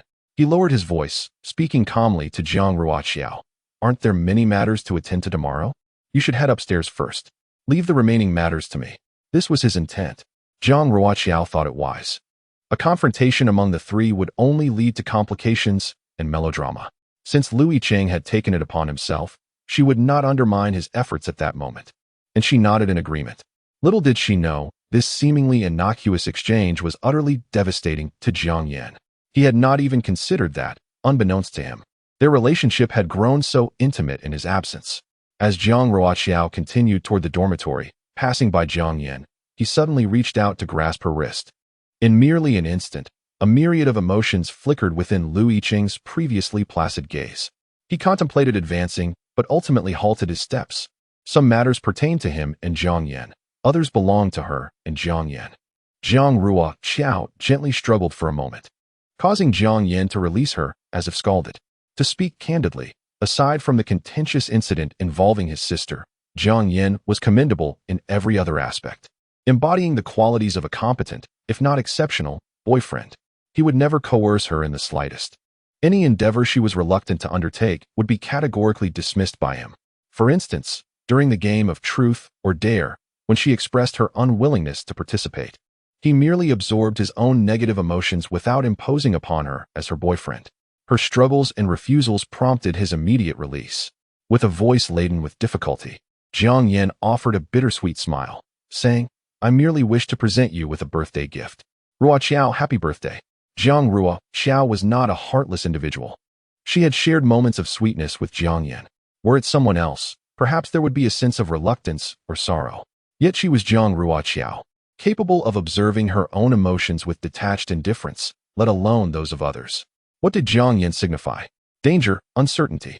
His lingering feelings posed an additional complication for her. Should he move on after their breakup, treating their future encounters as those between strangers, she might harbor a flicker of gratitude for being forgotten and released, for that would signify her impending liberation from the narrative's entanglements. The gift Jiang Yan had prepared was something she simply could not accept. Without even glancing at the exquisite packaging, she spoke in a steady tone. Jiang Yin, this is inappropriate. After speaking, she hurriedly walked into the dormitory building. Left behind, Jiang Yin appeared disoriented and sorrowful, while Lu Yicheng stood calmly at a distance, embodying the paradox of both bystander and participant. Upon entering, Jiang Ruoqiao seemed to transform Jiang Yin into a different person, one brimming with a combative ferocity, as if his territory had been encroached upon. When Jiang Yin glanced at Lu Yicheng again, the warmth and camaraderie that once characterized their relationship had vanished, replaced instead by an icy demeanor and simmering anger. Lu Yicheng's name escaped Jiang Yin's lips through gritted teeth. Yet, Lu Yicheng remained oblivious to the looming danger, exuding an air of unperturbed composure. The area beneath the girls' dormitory was now sparsely populated, though the possibility of eavesdroppers lingered. With one hand tucked into his trouser pocket, Lu Yicheng maintained his usual indifferent expression, albeit lacking the gentleness that had previously accompanied it. If you wish to converse, let us do so elsewhere, he stated. Jiang Yin clenched his jaw tightly. Ignoring him, Lu Yicheng turned and walked away, leaving Jiang Yin no choice but to follow with a foreboding glare. There lay an undeveloped plot of land not far from a university. Distanced from the bustling academic buildings and dormitories, seldom visited even during the day, let alone on such a night. Once they had settled in, Lu Yicheng felt a sudden rush of wind and deftly evaded what turned out to be Jiang Yan's fist aimed at him. Even in his evasive maneuver, Lu Yicheng displayed none of the awkwardness one might expect. The two remained in a tense standoff. Jiang Yin yearned to strike him fiercely, yet he sensed that the matter was not yet clarified. Acting impulsively would only betray his immaturity.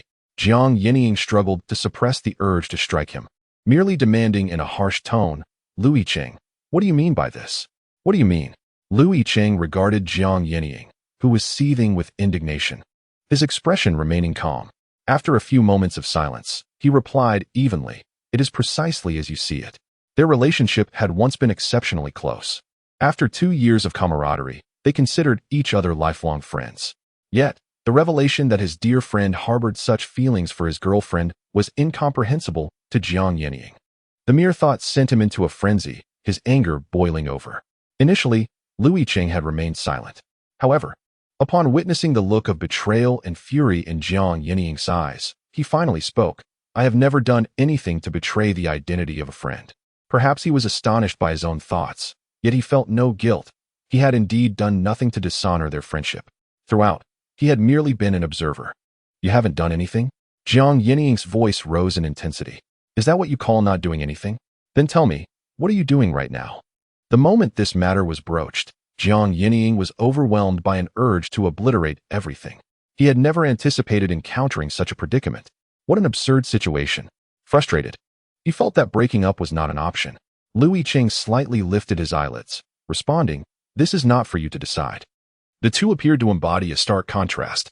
Both were regarded as prominent figures within their department, with an impressive demeanor and outstanding achievements. The two individuals exhibit distinctly different personalities. Lu Yicheng, needless to say, is the herbivorous campus heartthrob in the eyes of both seniors and juniors alike. In contrast, Jiang Yin possesses a fervent passion for basketball and various sports. He may appear languid, yet he harbors a fierce side that makes him seem rather unapproachable. Thus, when he entered into a romantic relationship with Jiang Ruoqiao, transforming into a devoted boyfriend, it left many in utter disbelief. It is clear that someone as affable as Lu Yicheng ought to be overshadowed. However, his excellence in various aspects renders the title of campus heartthrob more fitting for him in the eyes of others. At this moment, Lu Yicheng remains composed, while Jiang Yin is visibly agitated. Upon closer inspection, it is Lu Yicheng who maintains control of the situation with an unyielding demeanor. Jiang Yin is acutely aware of this dynamic. Now is not the time for impulsiveness. He struggles to calm himself, turning to Lu Yicheng and inquiring, when did this happen? The more he contemplates it, the more unsettling it becomes. Despite his intention to remain composed, he finds himself speaking rashly. Is it true that you and her? Before I had even broken up with her? Lu Yicheng interrupts him sharply. Enough. Jiang Yin shoots him a cold glance. Mind your words, Lu Yicheng replies. Do not insult me, nor her. Your breakup is a result of your lack of boundaries and the mistakes you made. It has nothing to do with anyone else. Jiang Yin takes a deep breath. Although he is indeed outraged, he can discern that Lu Yicheng is speaking the truth. Moreover, He has never contemplated denying his own wrongdoings. Jiang Yin then asks, "So let me ask you, do you like her?" This question rendered Lu Yicheng silent. Astonishingly, the impoverished campus heartthrob is the father of the child. Why does he like Jiang Ruoqiao? What is it that draws him to her? To claim he does not like her would be an inaccuracy. If he truly felt that way, he would not bestow upon her such attention, nor would he harbor such emotions. Thus, he was at a loss. When faced with uncertainty, silence is the only refuge, and so he chose to remain quiet. However, in Jiang Yan's eyes, this silence was tantamount to acquiescence. Jiang Yan closed his eyes and clenched his fists, feeling utterly powerless. The peak of his anger had long since passed, leaving only a desire to mock himself. How could he fail so miserably in life? First, he lost the one he cherished.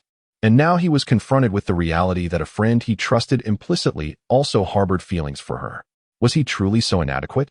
Jiang Yan recalled the spray he had seen at Lu Yicheng's home, a matter that gnawed at his heart, compelling him to seek confirmation. With a weary voice, he asked, "That spray I saw at your house that day, is it hers?" To affirm this would inevitably entangle Yan in the narrative. Moreover, he had his own reservations. Should the day arise when he needed to mention this to a fourth party, it would surely require the consensus of both of them. As she was not present now, he could not divulge Yan's matters without her consent. Thus, he simply stated, "It belongs to Yan's mother." It was fortunate that things had not escalated to that extent between them. There was little more to discuss. The moonlight cascaded down. Jiang Yan's face was no longer marked by bitterness, but rather an almost resolute indifference. He turned away and spoke in a low voice, "From now on, we are no longer friends." With that, he strode away. After his departure, Lu Yicheng lifted his gaze to the bright moonlight. It had long ceased to be so, he thought. Lu Yicheng wished to smile, yet he felt an undeniable fatigue that rendered him incapable of even the semblance of a grin. No, it was merely a minor inconvenience. His parents had always cautioned him that when adults were not home, one should not venture to the bathroom alone. It was unsafe. Lu Yicheng lowered his eyes. "Very well, you go brush your teeth and wash your face first." "All right." Lu Xiang hopped off to the bathroom, delighting in his toothbrush and the grape-flavored toothpaste, relishing each moment of his brushing ritual. Watching Xiang enter the bathroom, Lu Yicheng then remembered he needed to inform Jiang Ruoqiao. So he fished out his phone from his pocket, pondered for a moment, and sent her a message. "I have arrived home." In the dormitory, Jiang Ruoqiao had just emerged from the bathroom. As she sat at her desk, drying her hair, she glanced at the message on her phone. She refrained from inquiring about his conversation with Jiang Yan. It was not that she lacked concern. Rather, she could easily surmise what transpired between the two. Perhaps they had reached an impasse. Sighing, she reflected that whenever she felt life was proceeding smoothly, one or two events would inevitably arise to slap her in the face. Such a sensation was profoundly unpleasant. The situation had unfolded in this manner, which was not entirely unexpected. She had foreseen it long ago, though she had not anticipated it would occur so soon. She has a child with Lu Yicheng, and the child is quite attached to her. Emotionally and logically, as parents, they cannot evade their responsibilities. They will inevitably have some form of interaction. However, it remains uncertain how the unfolding events will sway public opinion. She set her phone aside and glanced at her three roommates. Some were applying facial masks, while others were engrossed in food vlogs. Ahem. Jiang Ruoqiao deliberately cleared her throat a few times to capture their attention. "Ladies, please set aside what you're doing. I have something to consult with you." Yunjia lowered her phone and leaned out from her bed to look at her. "What is it?" Luo Wen and Gao Jingjing also paused their activities. Jiang Ruoqiao felt somewhat hesitant. How to phrase such inquiries? It seemed a tad inappropriate, yet she genuinely wished to understand how public opinion might evolve. From these three avid gossipers, she should be able to glean some sound advice. Who would serve as an appropriate hypothetical example? Lu Yicheng was certainly out of the question. "Do you?" Jiang Ruoqiao glanced at Yunjia, but decided against it, as Yunjia harbored feelings for Du Yu. With three pairs of eyes fixed on her, she reluctantly chose Wang Jianfeng as an inconsequential figure and stated, "You see, I recently broke up with Jiang Yan. If you happen to notice me frequently associating with Wang Jianfeng from now on, what would be your thoughts?" Yunjia exclaimed, "No way." Luo Wen was equally astonished. "Seriously, sis?" Gao Jingjing, however, remained remarkably composed. "What? Wang Jianfeng?" Yunjia, with an expression of realization, remarked, "I knew it. You two must be involved." Wang Jianfeng, she pondered lightly as she stroked her chin. He seemed quite decent, and given that both of you are members of the student council, it is only natural to have some private interactions. Moreover, Wang Jianfeng indeed appears to harbor some feelings for you. During our last outing to the countryside, for instance, when he handed you the sweetest piece of watermelon, I sensed something unusual about him. Jiang Ruoqiao responded, "What? Are you mistaken? I was merely sitting close to him. He just happened to pass it to me. I had no idea it was the sweetest." Yunjia inquired, "Then why was he nearest to you?" Jiang Ruoqiao found herself questioning reality. Was it not merely a coincidence? She began to grasp the origin of the phrase to conjure something from nothing. "Hold on." Jiang Ruoqiao interjected. "Let us not veer off course. I am merely proposing a hypothesis and inquiring about your thoughts. As bystanders, how do you perceive this situation?" Jiang Ruoqiao raised her metaphorical antenna. "What? You and Wang Jianfeng?" Gao Jingjing, equally perplexed, replied, "Wasn't he that just a matter of convenience? Besides, I only borrowed it for 2 hours before returning it to him." Yunjia, unable to contain her frustration, exclaimed, "Who is truly digressing here? Should we continue this discussion or not?" Jiang Ruoqiao conceded in an instant, "Yes, we should." The other 3 women. Yunjia remarked, "In truth, Wang Jianfeng is not without merit. However, when compared to Jiang Yan, he falls somewhat short. I must clarify that I do not favor Jiang Yan. In fact, I harbor a particular disdain for such men.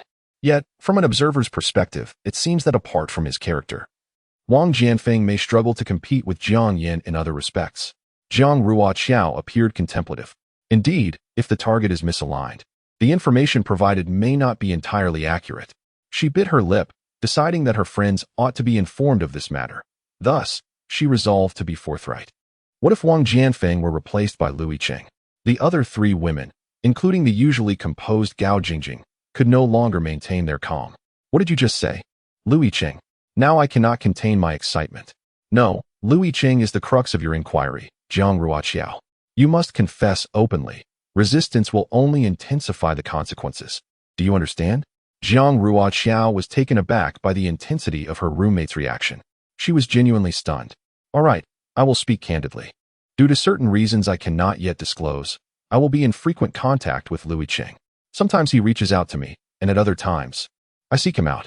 As observers, do you think I—" She hesitated, leaving her thought unfinished. Yunjia cautiously probed, "Are you asking if we think you are straddling 2 boats? Alas, it seems there is a misunderstanding regarding our old lecherous group. We merely indulge in playful banter, believing that the more chaotic the situation, the better.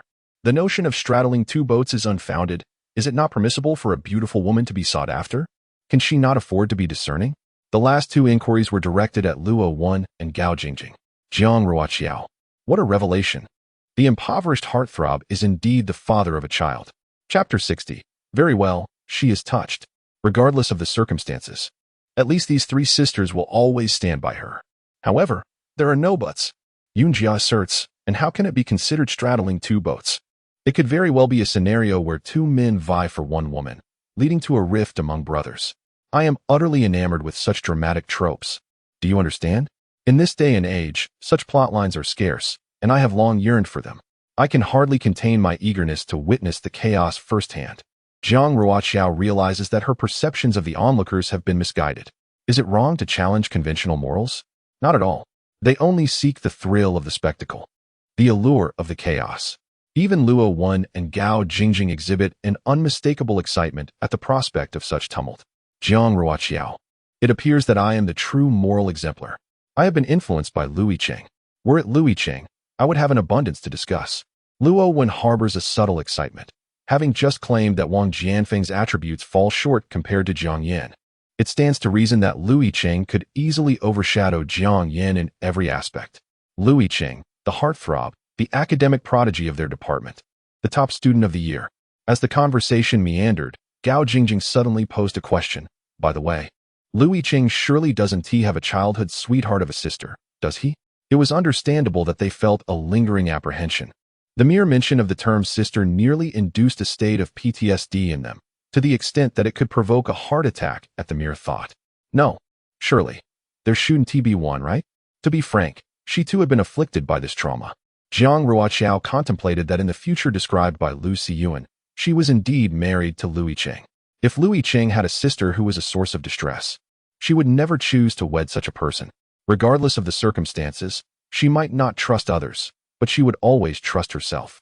No matter which version of herself it was, she held that belief. This individual might not be eloquent, somewhat awkward and taciturn, yet his character appeared to be beyond reproach. After all, he was the type to report even a simple haircut to her. If he truly had a sister, Lu Xiyuan would undoubtedly create an uproar. As these thoughts swirled in her mind, Jiang Ruoqiao's expression fluctuated from seriousness to a softening of her brow.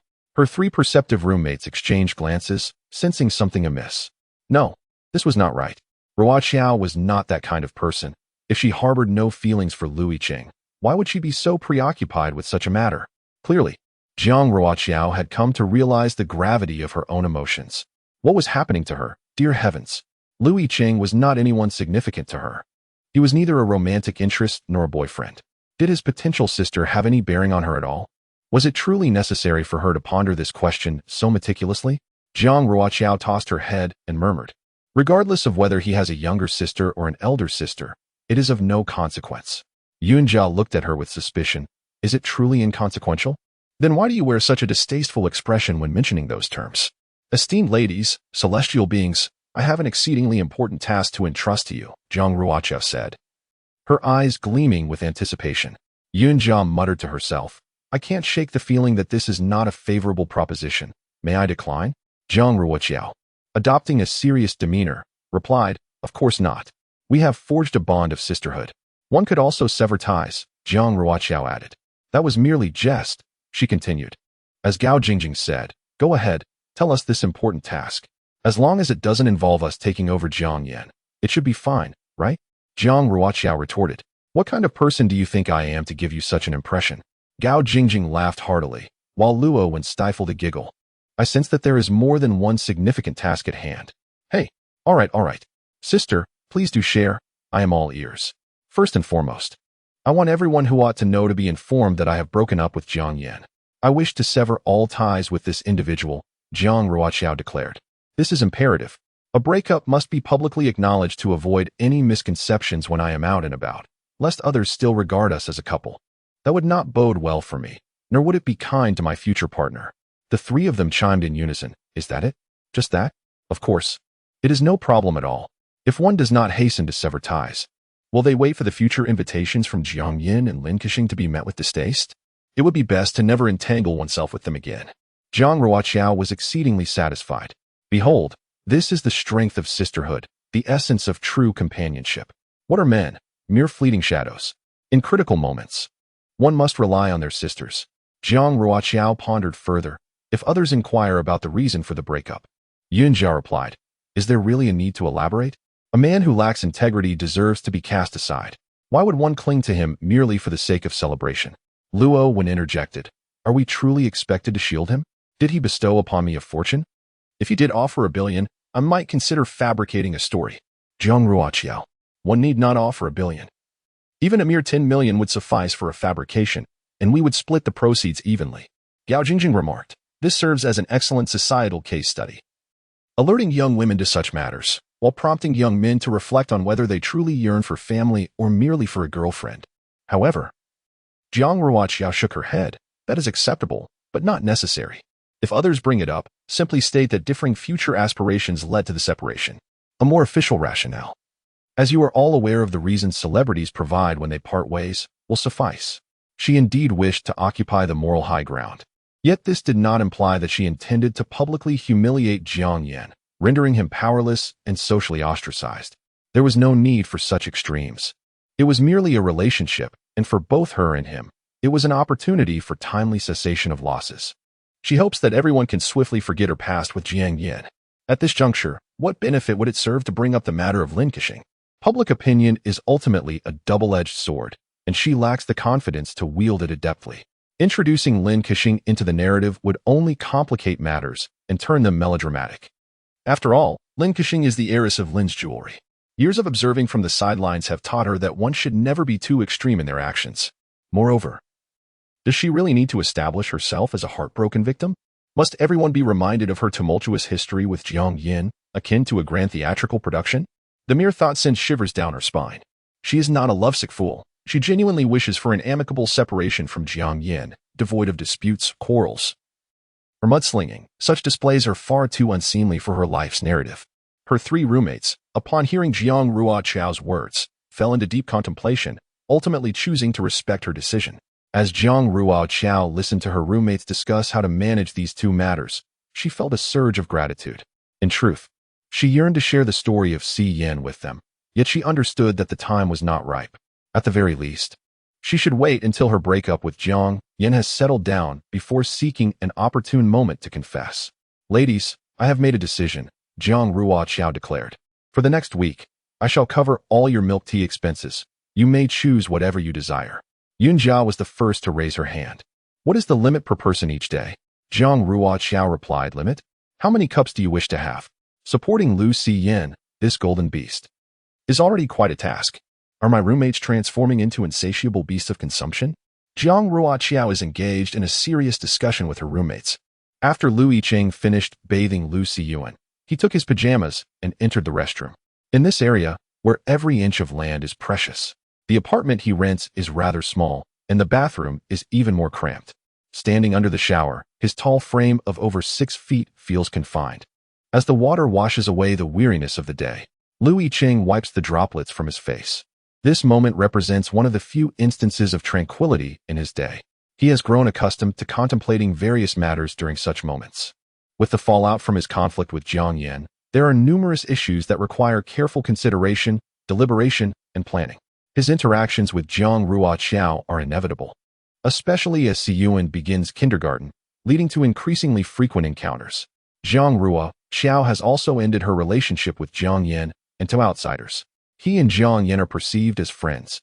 How will others perceive the complexities among the three of them thereafter? There seem to be three potential responses.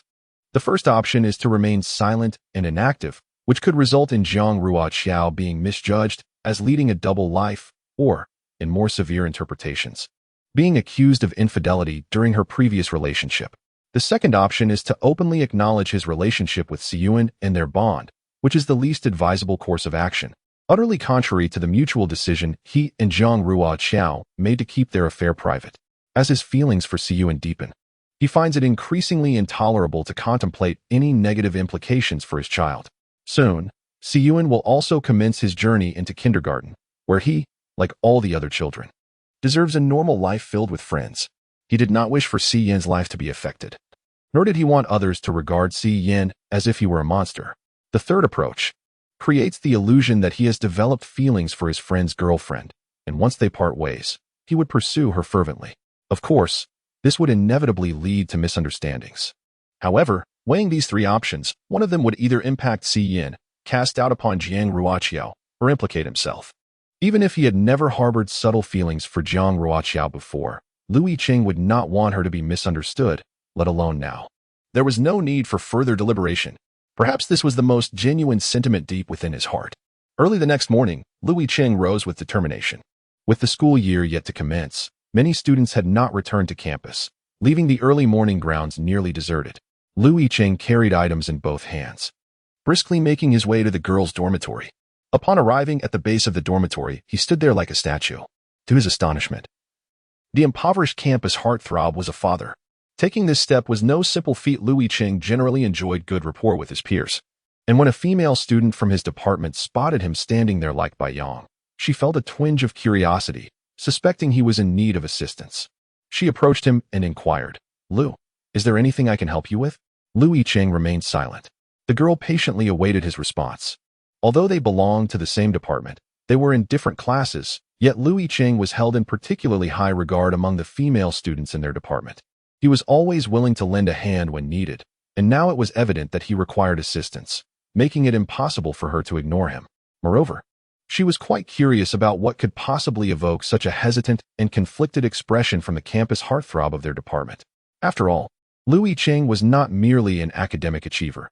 He was a paragon among scholars, renowned for his ability to conquer any challenge that came his way.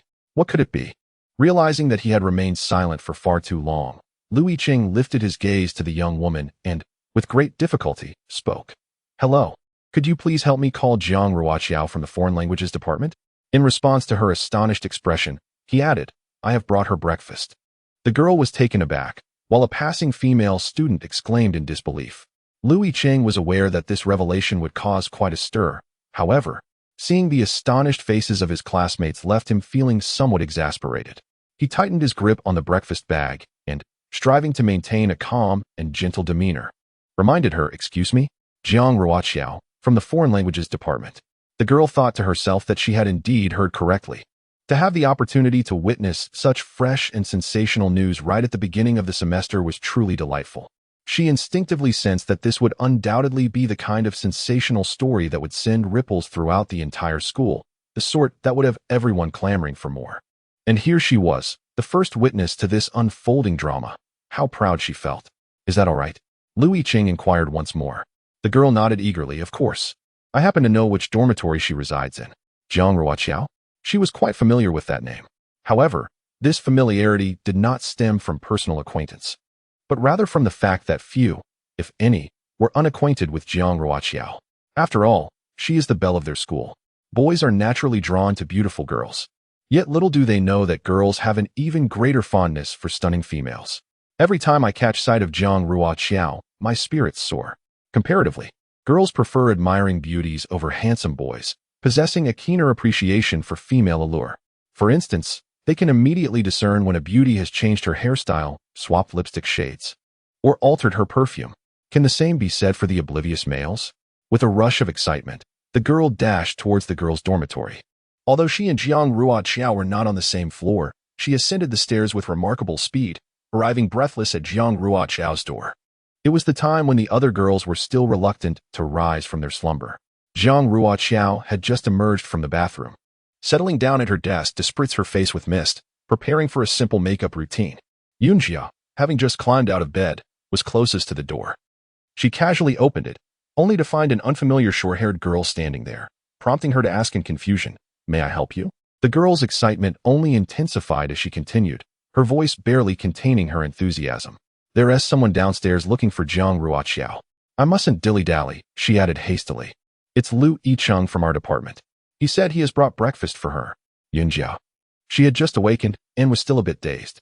A few seconds later, she came to her senses and stiffly turned to glance at Jiang Ruoqiao, who was seated by the window. "Ruoqiao, someone is looking for you. Yicheng is downstairs and says he has brought you breakfast." As she spoke, realization fully dawned upon her, and she exclaimed, "What? Yicheng has come to deliver breakfast?" The short-haired girl felt a surge of delight. It seemed that she was not the only one excited by this juicy revelation. Surely, no one could hear such news without being astonished. At that moment, Jiang Ruoqiao, who had just finished applying her spray and wore a fluffy headband to keep her bangs in place, was equally taken aback. She stood up, and the short-haired girl's eyes sparkled as she looked at her. With a smile, Jiang Ruoqiao nodded. "All right, I'll head down right away." "Thank you." The short-haired girl thought, even without makeup, "She is so beautiful. Truly the campus belle." "You're welcome," she replied, wishing to stay and hear more first-hand gossip. However, it was evident that Jiang Ruoqiao had just woken up, and her role as a messenger was complete. Reluctantly, she turned to leave. As she did, she quickly pulled out her phone from her bag, her fingers flying over the screen to share this sensational news in the dormitory group and with her close friends. Jiang Ruoqiao, however, did not rush downstairs. She needed to collect her thoughts. As she applied some makeup to her face, she pondered. What is Yicheng up to? Suddenly, she realized that this might very well be Yicheng's strategy. After all, it is inevitable that the two of them will have frequent interactions, especially since she has recently parted ways with Jiang Yan, who is his good friend. Regardless of their actions, they will undoubtedly attract attention. Therefore, he must have weighed the consequences and decided to make a sacrifice. After all, if I do not descend into hell, who will? He chose to forfeit his reputation and the loyalty of a friend, shouldering the burden of public scrutiny. This is indeed reminiscent of Yicheng's character, and she was not taken aback by his resolve. However, his unwavering support compelled her to take action as well, particularly since they were in this together. The three roommates, too, momentarily abandoned their own affairs, standing behind her like sentinels. After applying a light coat of lip gloss, Jiang Ruoqiao finally mustered the energy to rise and addressed her friends. "Dear ones, although there has been a slight alteration in our plans, we can still proceed as originally intended, correct?" She playfully bowed to them, adding, "Sisters, I implore you, even if each of you orders 10 cups of milk tea a day, I would willingly comply. I don't understand, one of them remarked. You do, Yinjia interjected, rubbing her hands together. Forgive us for our naivety. We simply cannot fathom what Yicheng prefers in terms of kissing positions. And what about his hands? Jiang Ruoqiao interjected with a serious expression. Enough, enough. You are tainting my ears. As soon as she stepped out of the dormitory, her three roommates eagerly delved into the discussion, astonished that Yicheng had even brought breakfast. It appears that he is indeed pursuing Ruoqiao. Yunjia stroked her chin, pondering whether Yicheng would bring 4 breakfasts. It has been quite some time since they enjoyed complimentary breakfast. Luowen remarked, I doubt it. To be honest, Yicheng does not seem like the type to be so smooth. I've heard he has never been in a relationship, lacking any experience. The mere fact that he is delivering breakfast to Ruoqiao is already quite surprising. How could he possibly think to bring 4? While Jiang Ruoqiao was applying her makeup, the news of Yicheng delivering breakfast to her had spread throughout the entire female dormitory. As she descended the stairs, several dormitory doors quietly opened a crack, eager to catch a glimpse of the unfolding scene. Perhaps it was the novelty of the situation that created such an atmosphere, causing Jiang Ruoqiao to experience an unusual sense of shyness. She hurried down to the ground floor and, just as she stepped outside, spotted Yicheng standing under a tree, his back straight, holding various bags. She paused momentarily. At that precise moment, he lifted his gaze and their eyes met. Jiang Ruoqiao bit her lip, seemingly deliberately slowing her pace as she gracefully approached him. From the balcony of the dormitory, many girls were hanging their clothes or retrieving garments, peeking down to observe the commotion below. It is not uncommon for a handsome man to deliver breakfast to a beautiful woman. However, if that handsome man is Yicheng, and the beautiful woman is Jiang Ruoqiao, it creates a remarkable effect. What brings you here? Jiang Ruoqiao inquired, feeling a tinge of shyness herself. He felt somewhat uneasy, his voice turning somewhat hoarse, and he promised to explain via text shortly. Jiang Ruoqiao tilted her head and asked, Why didn't you send me a message beforehand or call me to come down? You know my number. Yicheng replied, Well. He tightened his grip on the bag, striving to maintain a steady tone as he spoke. Didn't you know? Goodness, Yicheng was no longer being straightforward. He had even learned to respond to her with a question. Who had he learned such behavior from? Never mind, that question could be overlooked. Jiang Ruoqiao decided to let him off the hook, as well as herself, and shifted the topic. After purchasing breakfast, she inquired what he had bought. Yicheng handed it to her for inspection. She leaned in closer, and he caught a whiff of the floral fragrance, sweet and delightful. Surprised, the impoverished campus heartthrob was indeed a father. He unconsciously softened his breath. Jiang Ruoqiao rummaged through his breakfast selection, a gesture that implied intimacy. Such actions were typically reserved for those familiar with one another. It was rare for an acquaintance to scrutinize another's breakfast choices. Upon seeing what he had bought, she was taken aback. Yicheng had purchased a cup of coffee and a croissant, precisely what she had chosen last time. His memory was remarkable. He had actually remembered her coffee order. However, he had only procured a single breakfast order, with only 1 cup of coffee and 1 croissant. The remaining 3 items consisted of soy milk and buns from the cafeteria. Undoubtedly, the coffee and croissant were for her, while the soy milk and buns were intended for the other 3 roommates. Was it true that boys were instinctively adept in this regard? Jiang Ruoqiao smiled at him, seemingly teasing him playfully. Yicheng had no choice but to honestly explain, It's a bit expensive. Jiang Ruoqiao couldn't help but chuckle, her eyes glistening with mirth. Yicheng felt helpless, yet he genuinely believed so. Early this morning, he had gone to the CAF where she previously purchased her coffee and ordered the set meal according to her last standard. The meal consisted of an Americano and a croissant, totaling around 30 yuan. Purchasing 1 was acceptable, but buying 4, well, he didn't buy that many. He thought the soy milk and buns in the cafeteria were also quite delightful, so he opted to buy 3 servings instead. Are you going to deliver it tomorrow as well? Jiang Ruoqiao asked him with a smile. Yicheng paused for a moment. Yes, I will. If he were to act, he would do it thoroughly. He understood that winning her heart would not be an easy endeavor. It couldn't simply be achieved by buying breakfast once. For instance, Jiang Yin had courted her for more than 2 months. If it were him, a single gesture would surely fall short. Jiang Ruoqiao elongated her tone. Still delivering? Then I shall transfer the money to you. Yicheng was taken aback, shaking his head. No need. He could certainly afford it. He had no intention of accepting her money. After all, he was not merely a messenger. Observing his insistence, Jiang Ruoqiao stifled her laughter, conceding that she would find another opportunity to compensate him later. They were both in a similar plight, and she feared that while he purchased her breakfast, his heart might also ache. The soy milk and buns taste quite good. Jiang Ruoqiao paused, contemplating. Then I shall have that tomorrow. Yicheng looked at her in surprise. Aren't you usually drinking coffee? He furrowed his brow, feeling conflicted and hesitant. It wasn't actually that expensive. 30 yuan was manageable, and surely, she enjoyed that, did she not? Jiang Ruoqiao teased him. Tomorrow, I shall indulge in steamed buns and soy milk. Do you have any objections? Yicheng replied, none. Jiang Ruoqiao was in good spirits. However, she took this moment to scrutinize Yicheng closely. He remained in his perennial attire of a t-shirt paired with black trousers, today substituting canvas shoes for a pair of athletic sneakers.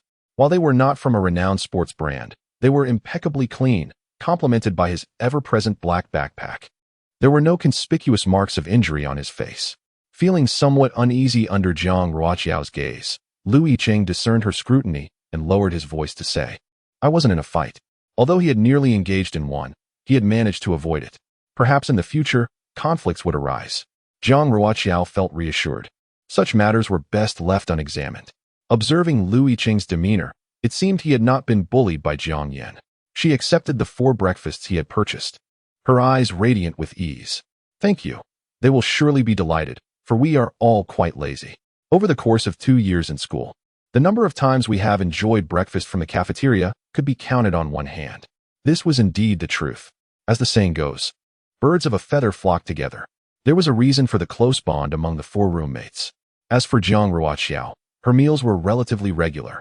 However, the thought of rising early to battle the crowds for breakfast at the cafeteria was utterly unthinkable. The other 3 roommates shared the same reluctance to wake up early. Yicheng, upon hearing this, displayed a look of skepticism and tentatively inquired, Really? I recall Jiang Yan has bought you breakfast numerous times. Not only Jiang Yan, but also others pursued her or sought after the other girls in her dormitory, bringing them breakfast. How could it be that in 2 years, the number of times they had breakfast at the cafeteria could be counted on both hands? Jiang Ruoqiao suppressed her smile, remarking, Oh, you are quite meticulous, aren't you? Your logical reasoning is indeed impressive. Yicheng realized he had misspoken and fell silent. Taking a deep breath, Jiang Ruoqiao clarified, What I meant was, we seldom go to the cafeteria to buy breakfast ourselves. Yicheng replied, I see. He added, I apologize. I misunderstood. Observing his demeanor, Jiang Ruoqiao was unsure of what expression to wear. After a moment of maintaining a serious face, she couldn't help but chuckle. All right. I understand that the world of academic elites is quite rigorous.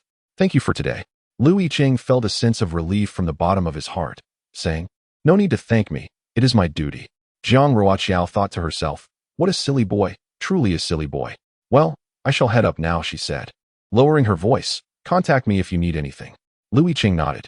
Her 3 roommates gathered around, exclaiming, Wow, he really brought us breakfast. Oh, it's my favorite buns. I've heard the soy milk sells out quickly every day.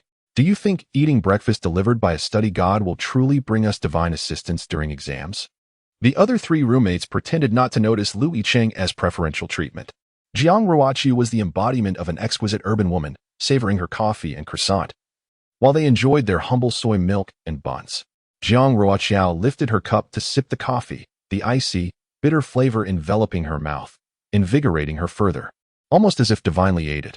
All right, a new post has appeared on the school forum. Yunjia looked down and said, Ruoqiao, I've sent you the link. Rest assured, the 3 of us will keep a close watch on the comments for you. Oh, Jiang Ruoqiao momentarily set aside her coffee, decisively clicking on the link to the post. Shock. Our university's Heartthrob was seen doing such things beneath the girls' dormitory early this morning. Excellent. The title of this post was quite captivating. She was instantly drawn in. She opened the main thread. It is well known that returning to school is the most agonizing experience for us. I hardly slept last night, and I must criticize the air conditioning in our dormitory. It is utterly ineffective. I hope the maintenance department sees this post and reflects upon it. After a restless night, the morning was noisy. My friends and I rose early, preparing for a sprint to buy mixed noodles, only to find our Heartthrob downstairs.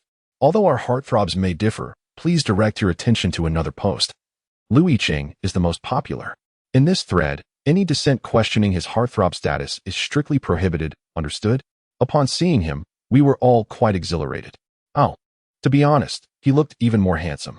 Just as we were about to delve into why he is so fond of his backpack, we heard something rather Spartan. It was then that we realized, how could the legendary heartthrob of our university be carrying breakfast early in the morning beneath the girls' dormitory? It turns out that the campus heartthrob was seeking out Jiang Ruoqiao, bringing her breakfast.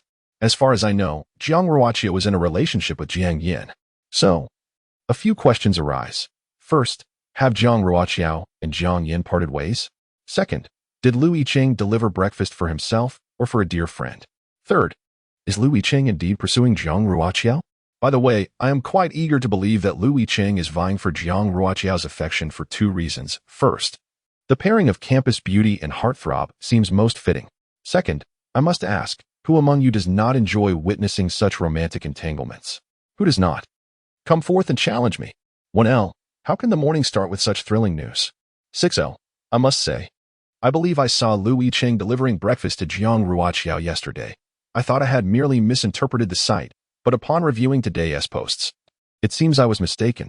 15L, according to reliable sources, I can answer these three questions. First, my friend, who is Jiang Ruoqiao's roommate, is from the same hometown.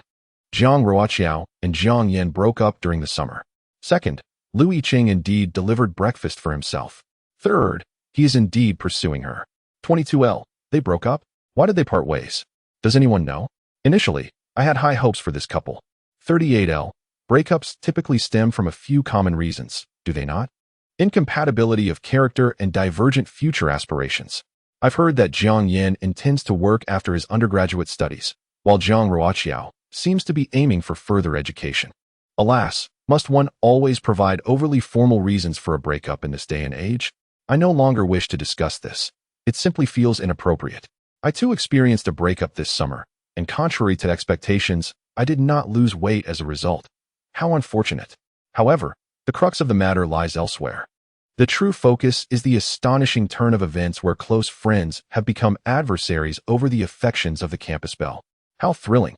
What a chaotic battleground this is. Previously, I found it difficult to appreciate Lu Yicheng's gentle demeanor, but now, in light of recent developments, I find his charm has surged remarkably. Lu Yicheng, I stand with you. Meanwhile, the boys' dormitory is also rife with unrest. To my astonishment, the seemingly impoverished campus heartthrob is indeed a father.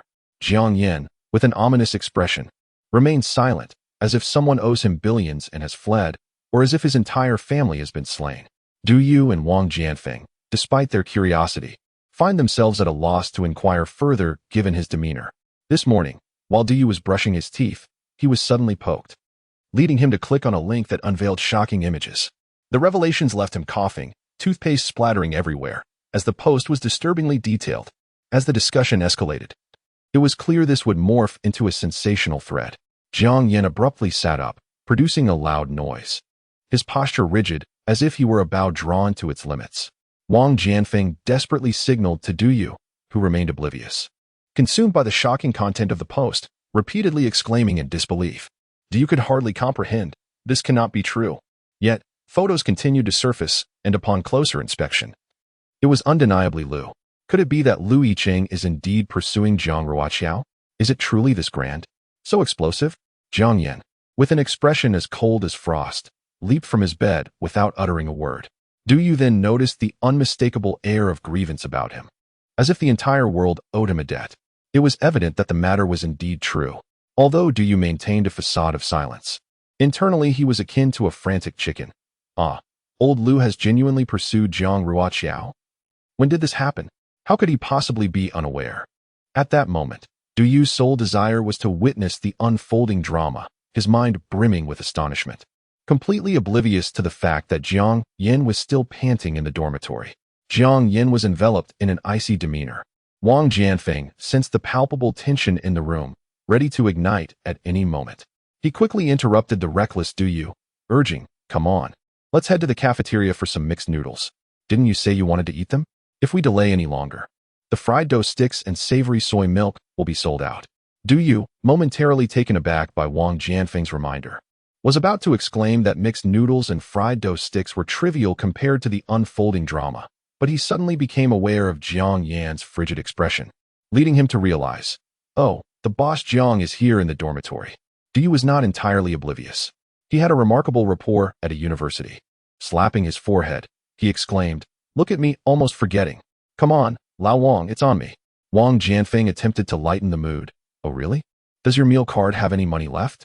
I thought you never recharged it." Du Yu, left with no retort, could only endure. The two of them casually grabbed their phones and dormitory keys before stepping outside. As soon as the dormitory door closed, Du Yu seized Wang Jianfeng and exclaimed, "It appears to be true, but could there be some misunderstanding?"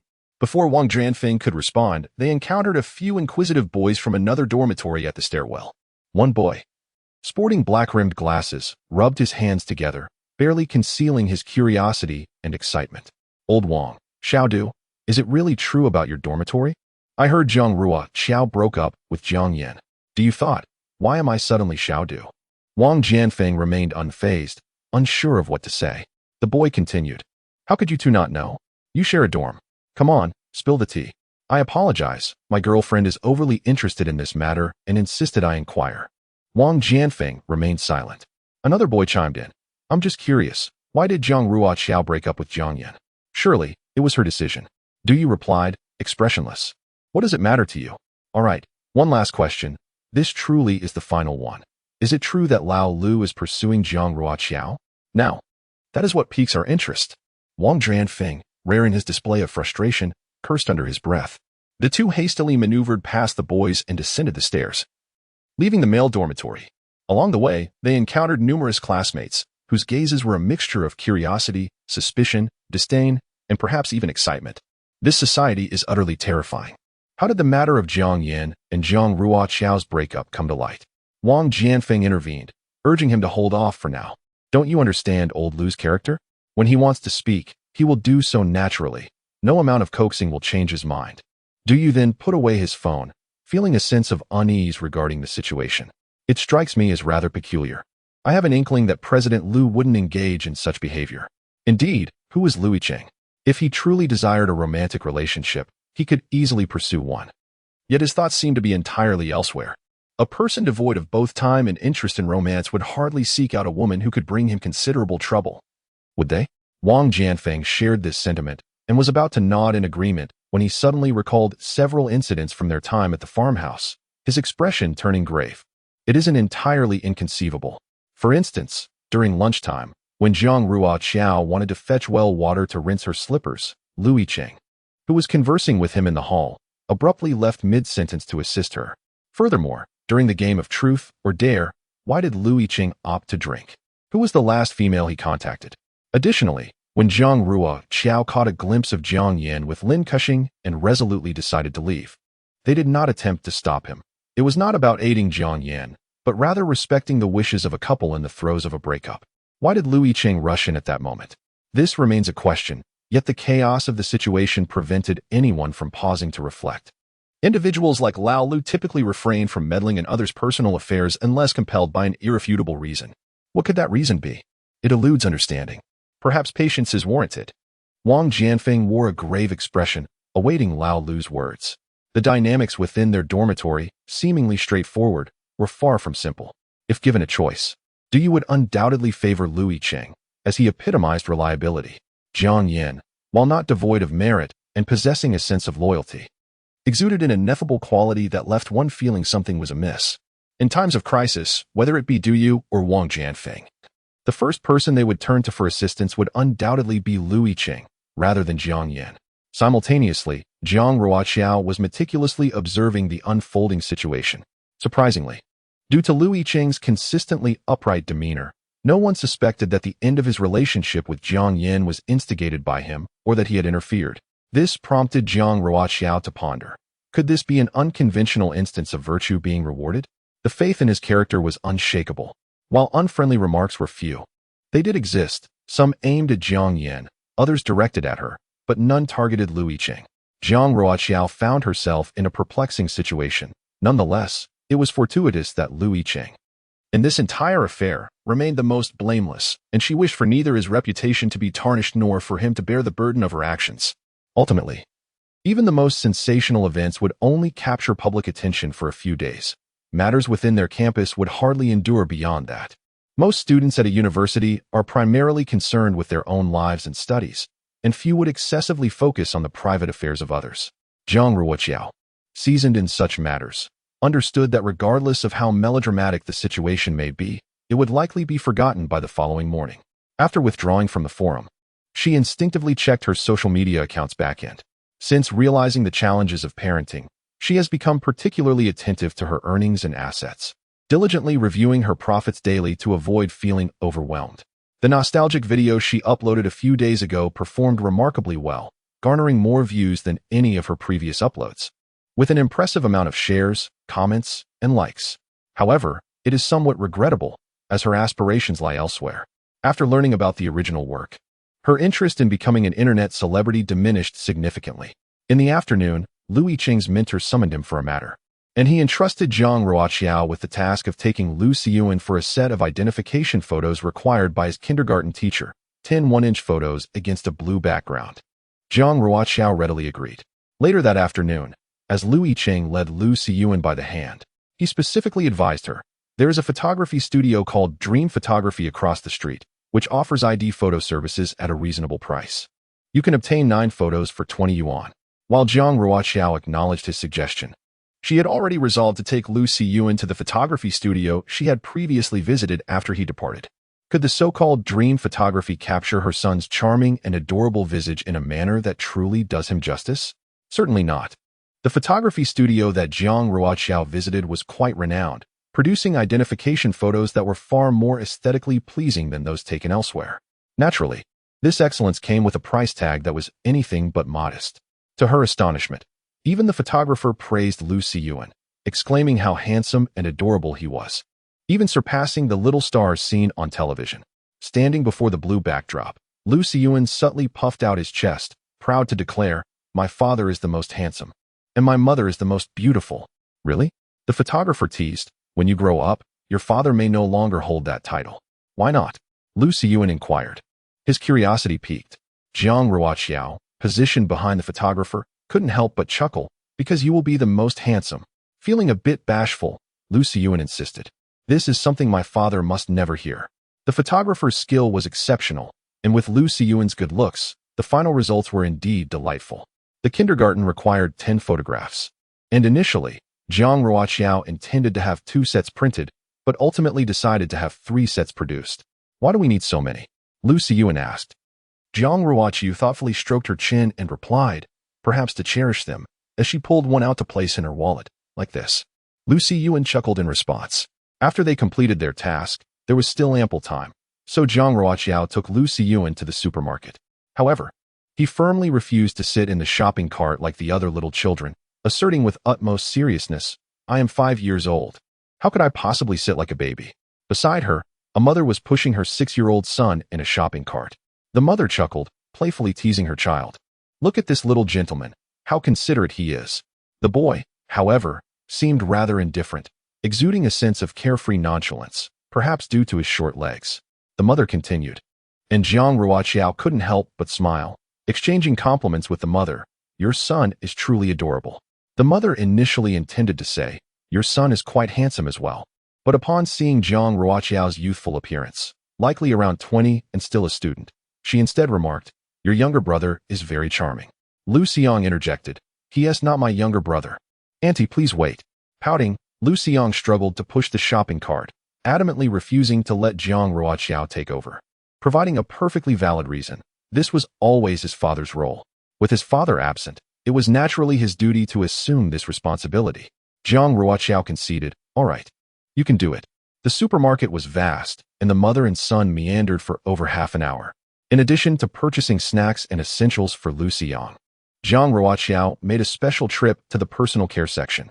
There, a sales associate, noticing her genuine interest, launched into an extravagant spiel of compliments. Afterward, the associate added, "Miss, if you purchase 2 sets now, you'll receive a complimentary gift." Ultimately, Jiang Ruoqiao acquired 2 sets. With a mischievous glint, the associate retrieved a tube of men's facial cleanser from a box and presented it to her. Initially, the promotional gift was supposed to be a toothbrush, but seeing her enthusiasm, The associate made an exception. Here's a facial cleanser for you. Isn't that a delightful surprise? Aren't you touched? Jiang Ruoqiao found herself overwhelmed, having purchased an excessive number of items that filled her shopping cart to the brim.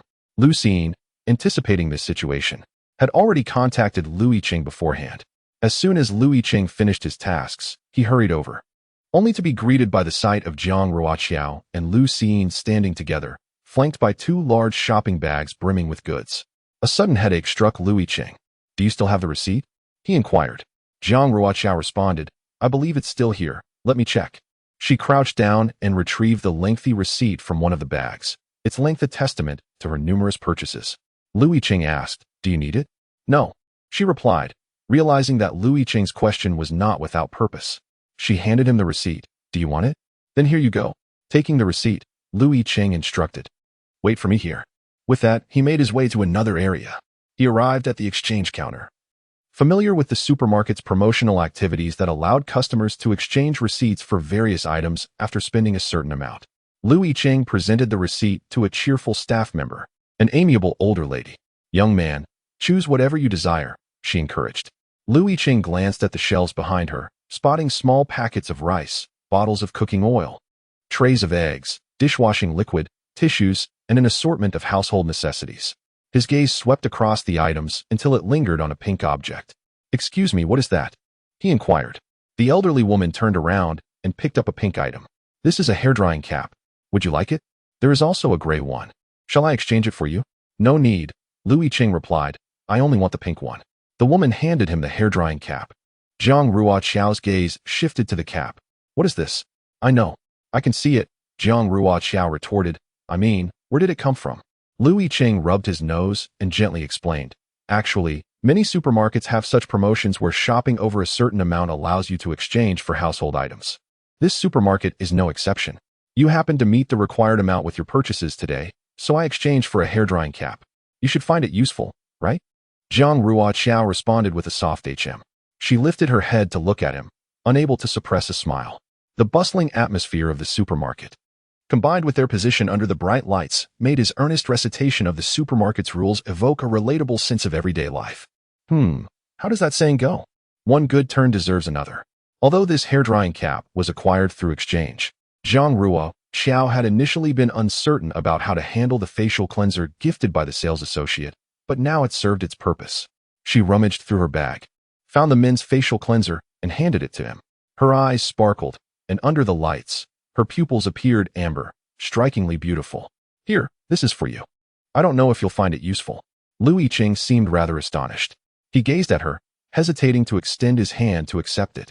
Jiang Ruoqiao felt a slight discomfort, but nonetheless emphasized her explanation. This was a gift that the sales assistant insisted on giving me. It's a men's facial cleanser that I cannot use, and I am unsure how to deal with it. If you want it, take it. If not, then forget it. Lu Yicheng had not yet spoken. At this moment, Lu Xiying interjected, how can it be something she insisted on giving you? The lady clearly stated that if you didn't want the facial cleanser, you could choose a toothbrush instead. Jiang Ruoqiao was taken aback. She felt the need to justify herself. After all, she wasn't foolish. A toothbrush costs only a few yuan, while the facial cleanser is worth several dozen. This was an undeniable fact. Lu Yicheng then extended his hand to take the facial cleanser, softly stating, let us not waste it. Jiang Ruoqiao was momentarily speechless as she looked up at him, uncertain whether he genuinely believed this or if he was merely being polite. However, anyone could see that her belongings were hardly burdensome. It consisted of merely 2 sets of toiletries, a small box of sugar-free yogurt, and a handful of fragrant grapes. How could that weigh her down? Lu Xiying could easily carry it with ease. Lu Yicheng hummed in acknowledgement. They parted ways at the supermarket entrance. Jiang Ruoqiao walked to the left while Lu Yicheng, holding the shopping bag in one hand and Lu Xiying's hand in the other, headed to the right. The setting sun elongated their shadows. She devoted her entire day to observing the trends on the forum.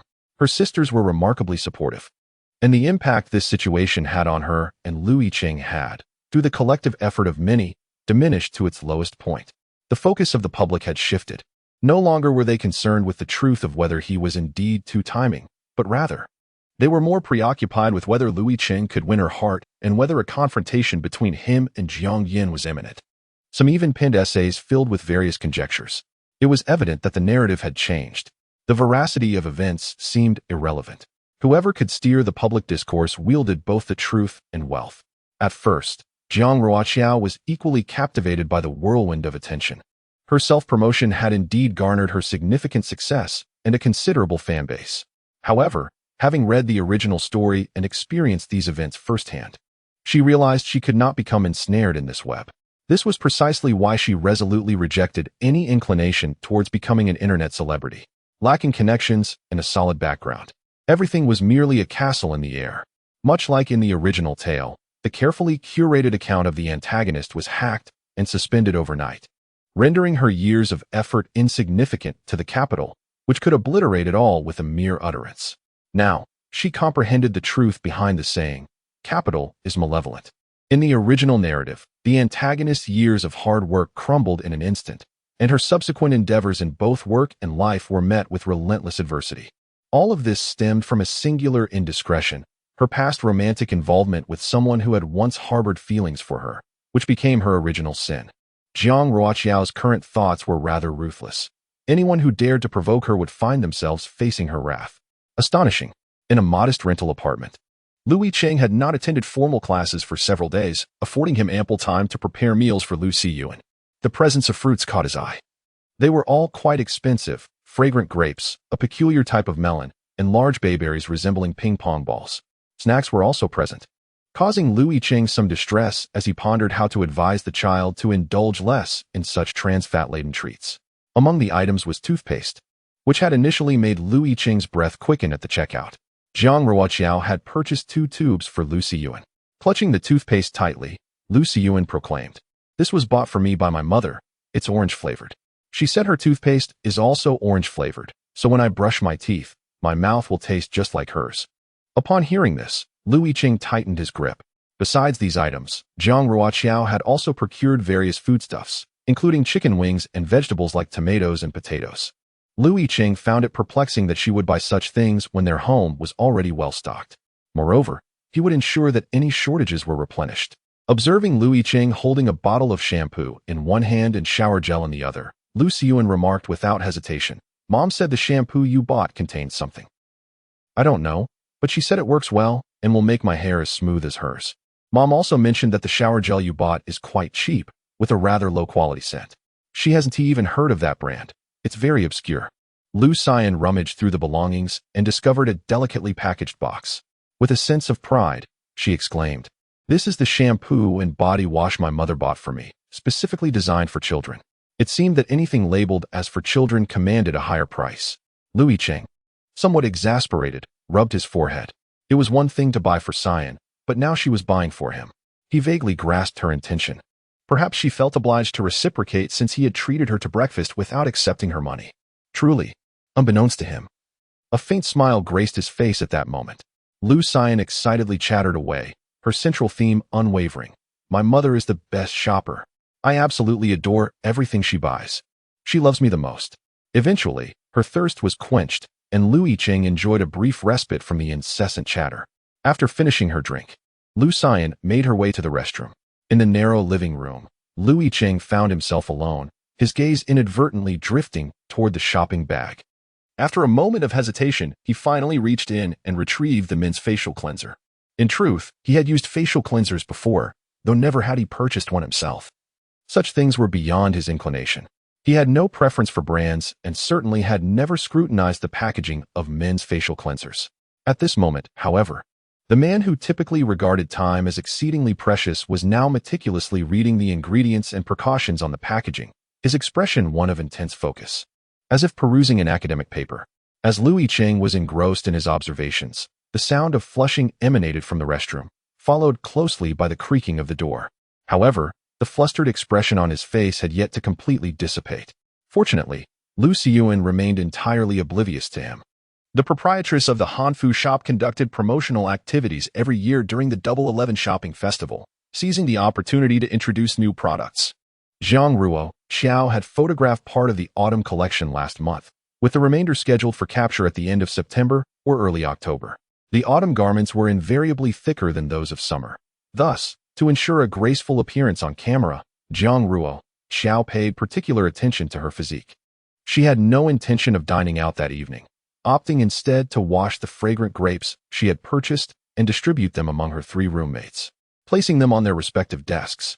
A box of unsweetened yogurt and a handful of grapes constituted her dinner for the evening. As the sun dipped below the horizon, Jiang Ruoqiao, absorbed in selecting the background music for her next video, instinctively leaned out to glance at the balcony. The orange glow bathed the landscape, inexplicably uplifting her spirits. She reached for her phone, intending to capture the serene beauty of the moment, when it rang, displaying a landline number. After a moment's hesitation, she answered. A hoarse male voice on the other end spoke. Ruoqiao, it's me. Jiang Ruoqiao's smile faded, and she replied with a polite detachment. Is there something you need? It was not surprising that Jiang Yin would seek her out. In the original narrative, the female antagonist was portrayed as one who despised poverty and yearned for vanity, resulting in a breakup where the male lead desperately pleaded for reconciliation. One could only imagine how much more pronounced this dynamic would be in the present context. Outside a small newsstand, Jiang Yin dialed her number using a landline. However, upon her answering, he found himself at a loss for words. Should he confront her? Should he inquire about her relationship with Yicheng? Should he question why she did not reject him? He yearned to ask these questions, yet the teachings ingrained in him over the years stifled his voice. He understood that no matter how he perceived her connection with Yicheng, it could not alter the reality of his own mistakes. Even though he harbored a deep-seated hatred for Yicheng now, he could not deny the man's character. After all, they had coexisted for 2 years. And he could not dismiss Yicheng over this one matter. Nor could he disregard the love he held for his girlfriend. These conflicting emotions were driving him to the brink of madness. After a brief silence, Jiang Ruoqiao took the initiative to speak. If there's nothing else, I'll hang up. Jiang Yin then murmured, Ruoqiao, I'm sorry. I never misunderstood your relationship with Yicheng. Jiang Ruoqiao chuckled lightly, saying nonchalantly, Oh, well, thank you. Jiang Yin detected the sarcasm in her tone. I'm sorry, Ruoqiao, it was my fault. I lost you. Jiang Ruoqiao responded with surprise, noting how Jiang Yin, who had once seemed so composed, now resembled the male lead from that book she had read after their breakup. You lost me, there's really no need for this, she thought. In the original story, Jiang Yin had married Yicheng. All right, I want to say more. I have things to attend to, Jiang Ruoqiao added, pausing before gently concluding.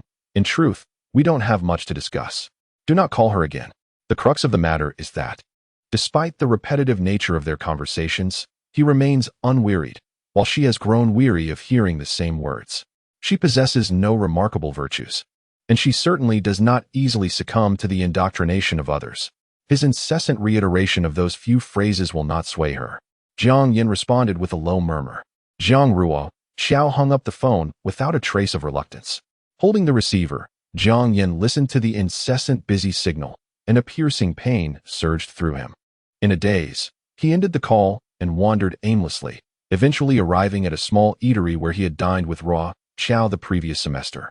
She had a fondness for the ramen served there. It was the beginning of the school term. In Yicheng's eyes, Jiang's mother served as her mother's assistant, yet she felt a distinction from the other familial connections. Such tasks could be entrusted to other caretakers.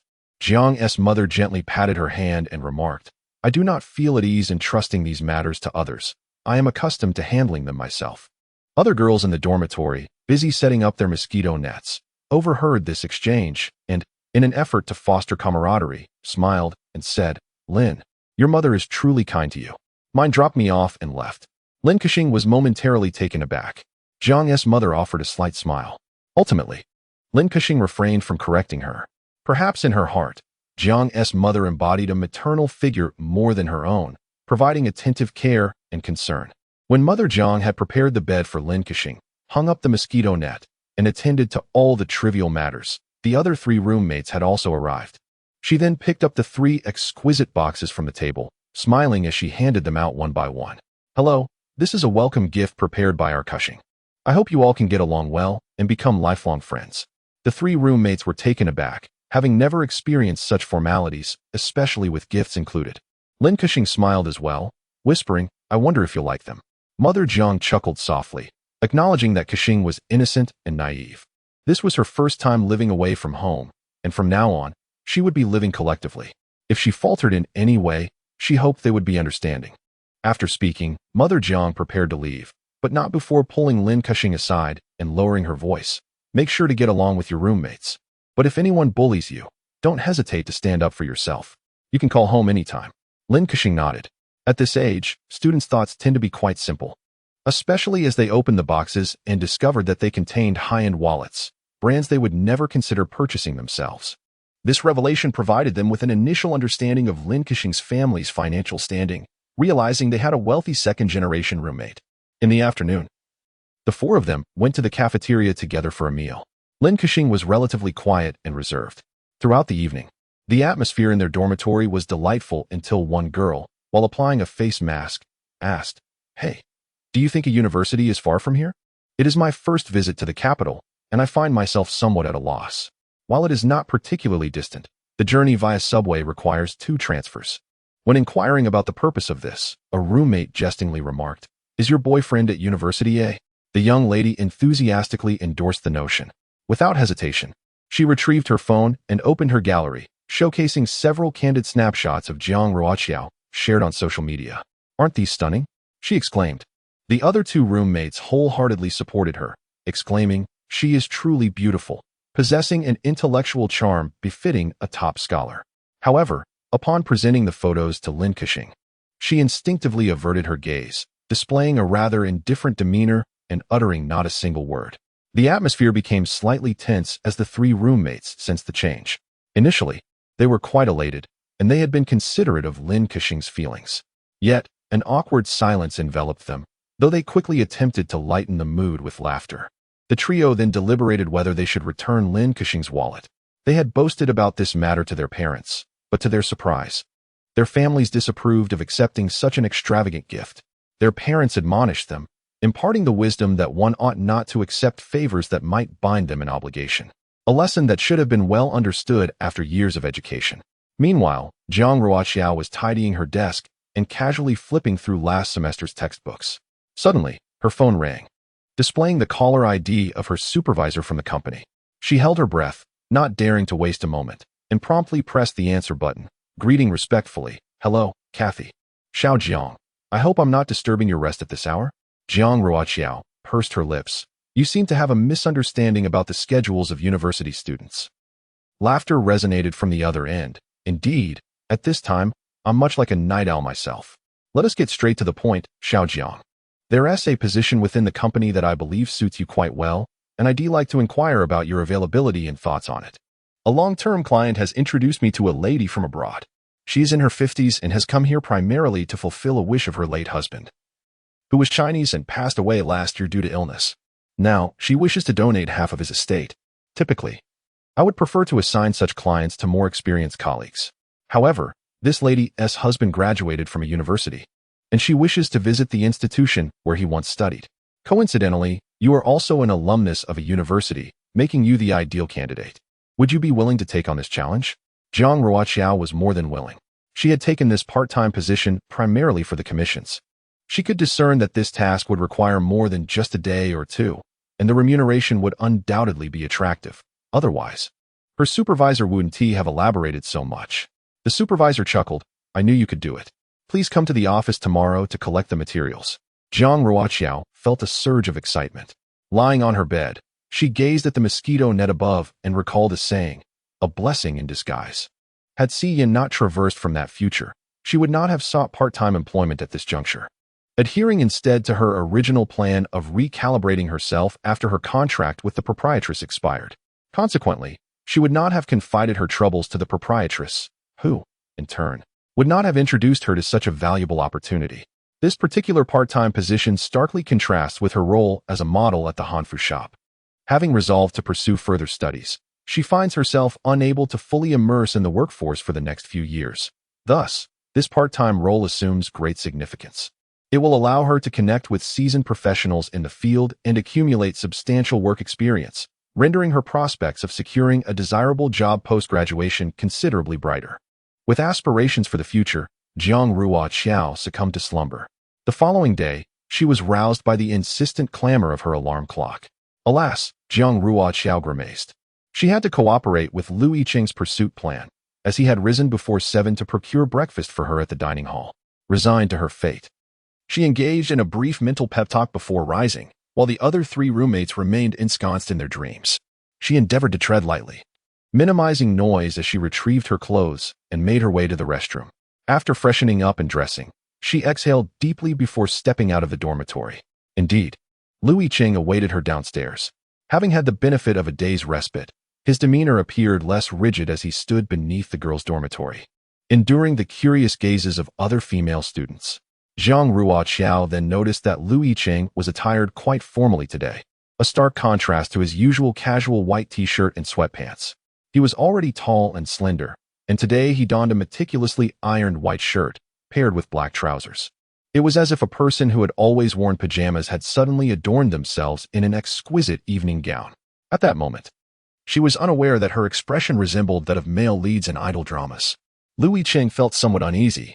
Before Jiang Ruoqiao could inquire, he took the initiative to explain, "We have a meeting at the Windmill Kindergarten today." Jiang Ruoqiao understood.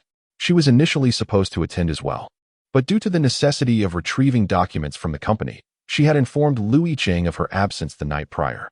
Starting tomorrow, young Lu Siyuan would officially enter the kindergarten, becoming a senior class student. The homeroom teacher had notified them that parents were expected to attend a meeting today, and the children would stay at the kindergarten for half the day. She had not anticipated Yicheng's earnestness. Yet, if she were the one attending today, she would have placed even greater importance on the occasion, considering it was her first meeting as a parent. Jiang Ruoqiao felt a twinge of regret. Nevertheless, regret aside, work matters took precedence, especially since it was her first assignment since joining the company. "I've never seen you dressed like this before," Jiang Ruoqiao remarked. It was evident that his shirt and trousers were of decent quality, and they certainly accentuated his good looks and physique. One could easily envision him as a future corporate elite. Yicheng replied, "It's not particularly appealing." Yet, he believed it was essential to present himself more formally, especially for a meeting, even if it was at a kindergarten. Jiang Ruoqiao smiled softly. "I never said it was unattractive." However, she could not quite bring herself to declare it attractive either. She appeared as if she had never encountered a handsome man before, acting like a lovesick fool. Yicheng paid her little mind as he handed her the breakfast bag. Upon inspection, she found herself quite pleased. It contained 4 identical buns and a cup of soy milk. However, her delight turned to surprise when she noticed a small bag containing peeled oranges. She lifted her gaze to him, and in that moment, Yicheng regretted his impulsive actions. Earlier that morning, he had chanced upon a vendor selling beautifully ripe oranges and, almost on a whim, purchased several. Subsequently, while at the cafeteria, he had inexplicably peeled one. He contemplated confessing that he had made a mistake, but the words stuck in his throat, and instead, he mustered the courage to assert it was Si Yin who suggested it. Since meeting her, it seemed he had grown accustomed to weaving small fibs. Of course, he was quite cunning. His statement about Si Yin was merely a reference to her earlier remark in the car about her fondness for oranges. Jiang Ruoqiao interpreted it as a necessity that Lu Si Yin had insisted he peel one for her that morning. She acknowledged it with a simple and accepted the fruit, thanking him. "You're welcome," Yicheng replied, pausing momentarily, his expression wavering. Jiang Ruoqiao surmised he was recalling the shower gel and shampoo he had purchased yesterday. However, she chose not to mention it, as she too needed to head to the company to retrieve client materials. Their conversation was brief. Amidst the curious gazes of onlookers, they exchanged farewells. This particular area of life was still a mystery to her. After much contemplation, Jiang Ruoqiao sent Yicheng a text hinting, "You should be heading to Si Yan's class of juniors soon, right?" Yicheng is truly a formidable force among the academic elite. With merely a single utterance, she has already discerned his intentions. Shall I send you a video? Please provide me with your WeChat ID, and I shall add you." Jiang Ruoqiao thought to herself. Nice, this person is quite perceptive. She promptly shared her WeChat ID. However, her particular fastidiousness resurfaced. When it comes to adding someone of the opposite gender, it is only proper that they initiate the connection. How could she, in a desperate bid for his WeChat ID, await his approval of her friend request without compromising her own dignity? In less than a minute, she received a friend request from Yicheng.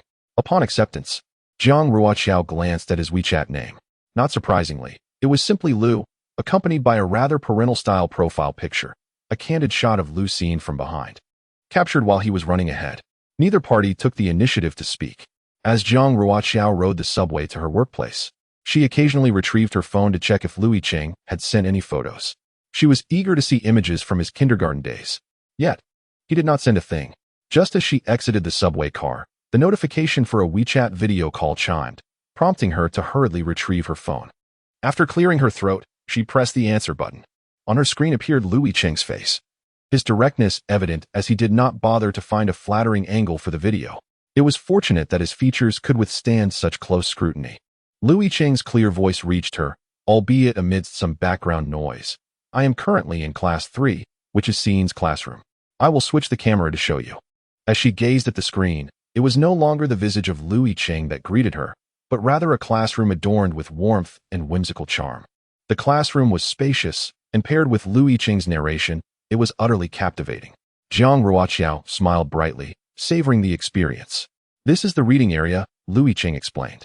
The teacher has instructed that tomorrow each student must bring a picture book for the children to borrow and share among themselves. Wow, look at all those tiny desks and chairs. They're simply delightful. Jiang Ruoqiao exclaimed, her face cradled in her hands. This is the projector. The teacher mentioned that occasionally the children would watch some videos, but rest assured, for the sake of their eyesight, the duration will be brief. And here's the toy zone. Yicheng continued. Do you see? This is where they take their afternoon naps. Jiang Ruoqiao finally let out a gasp.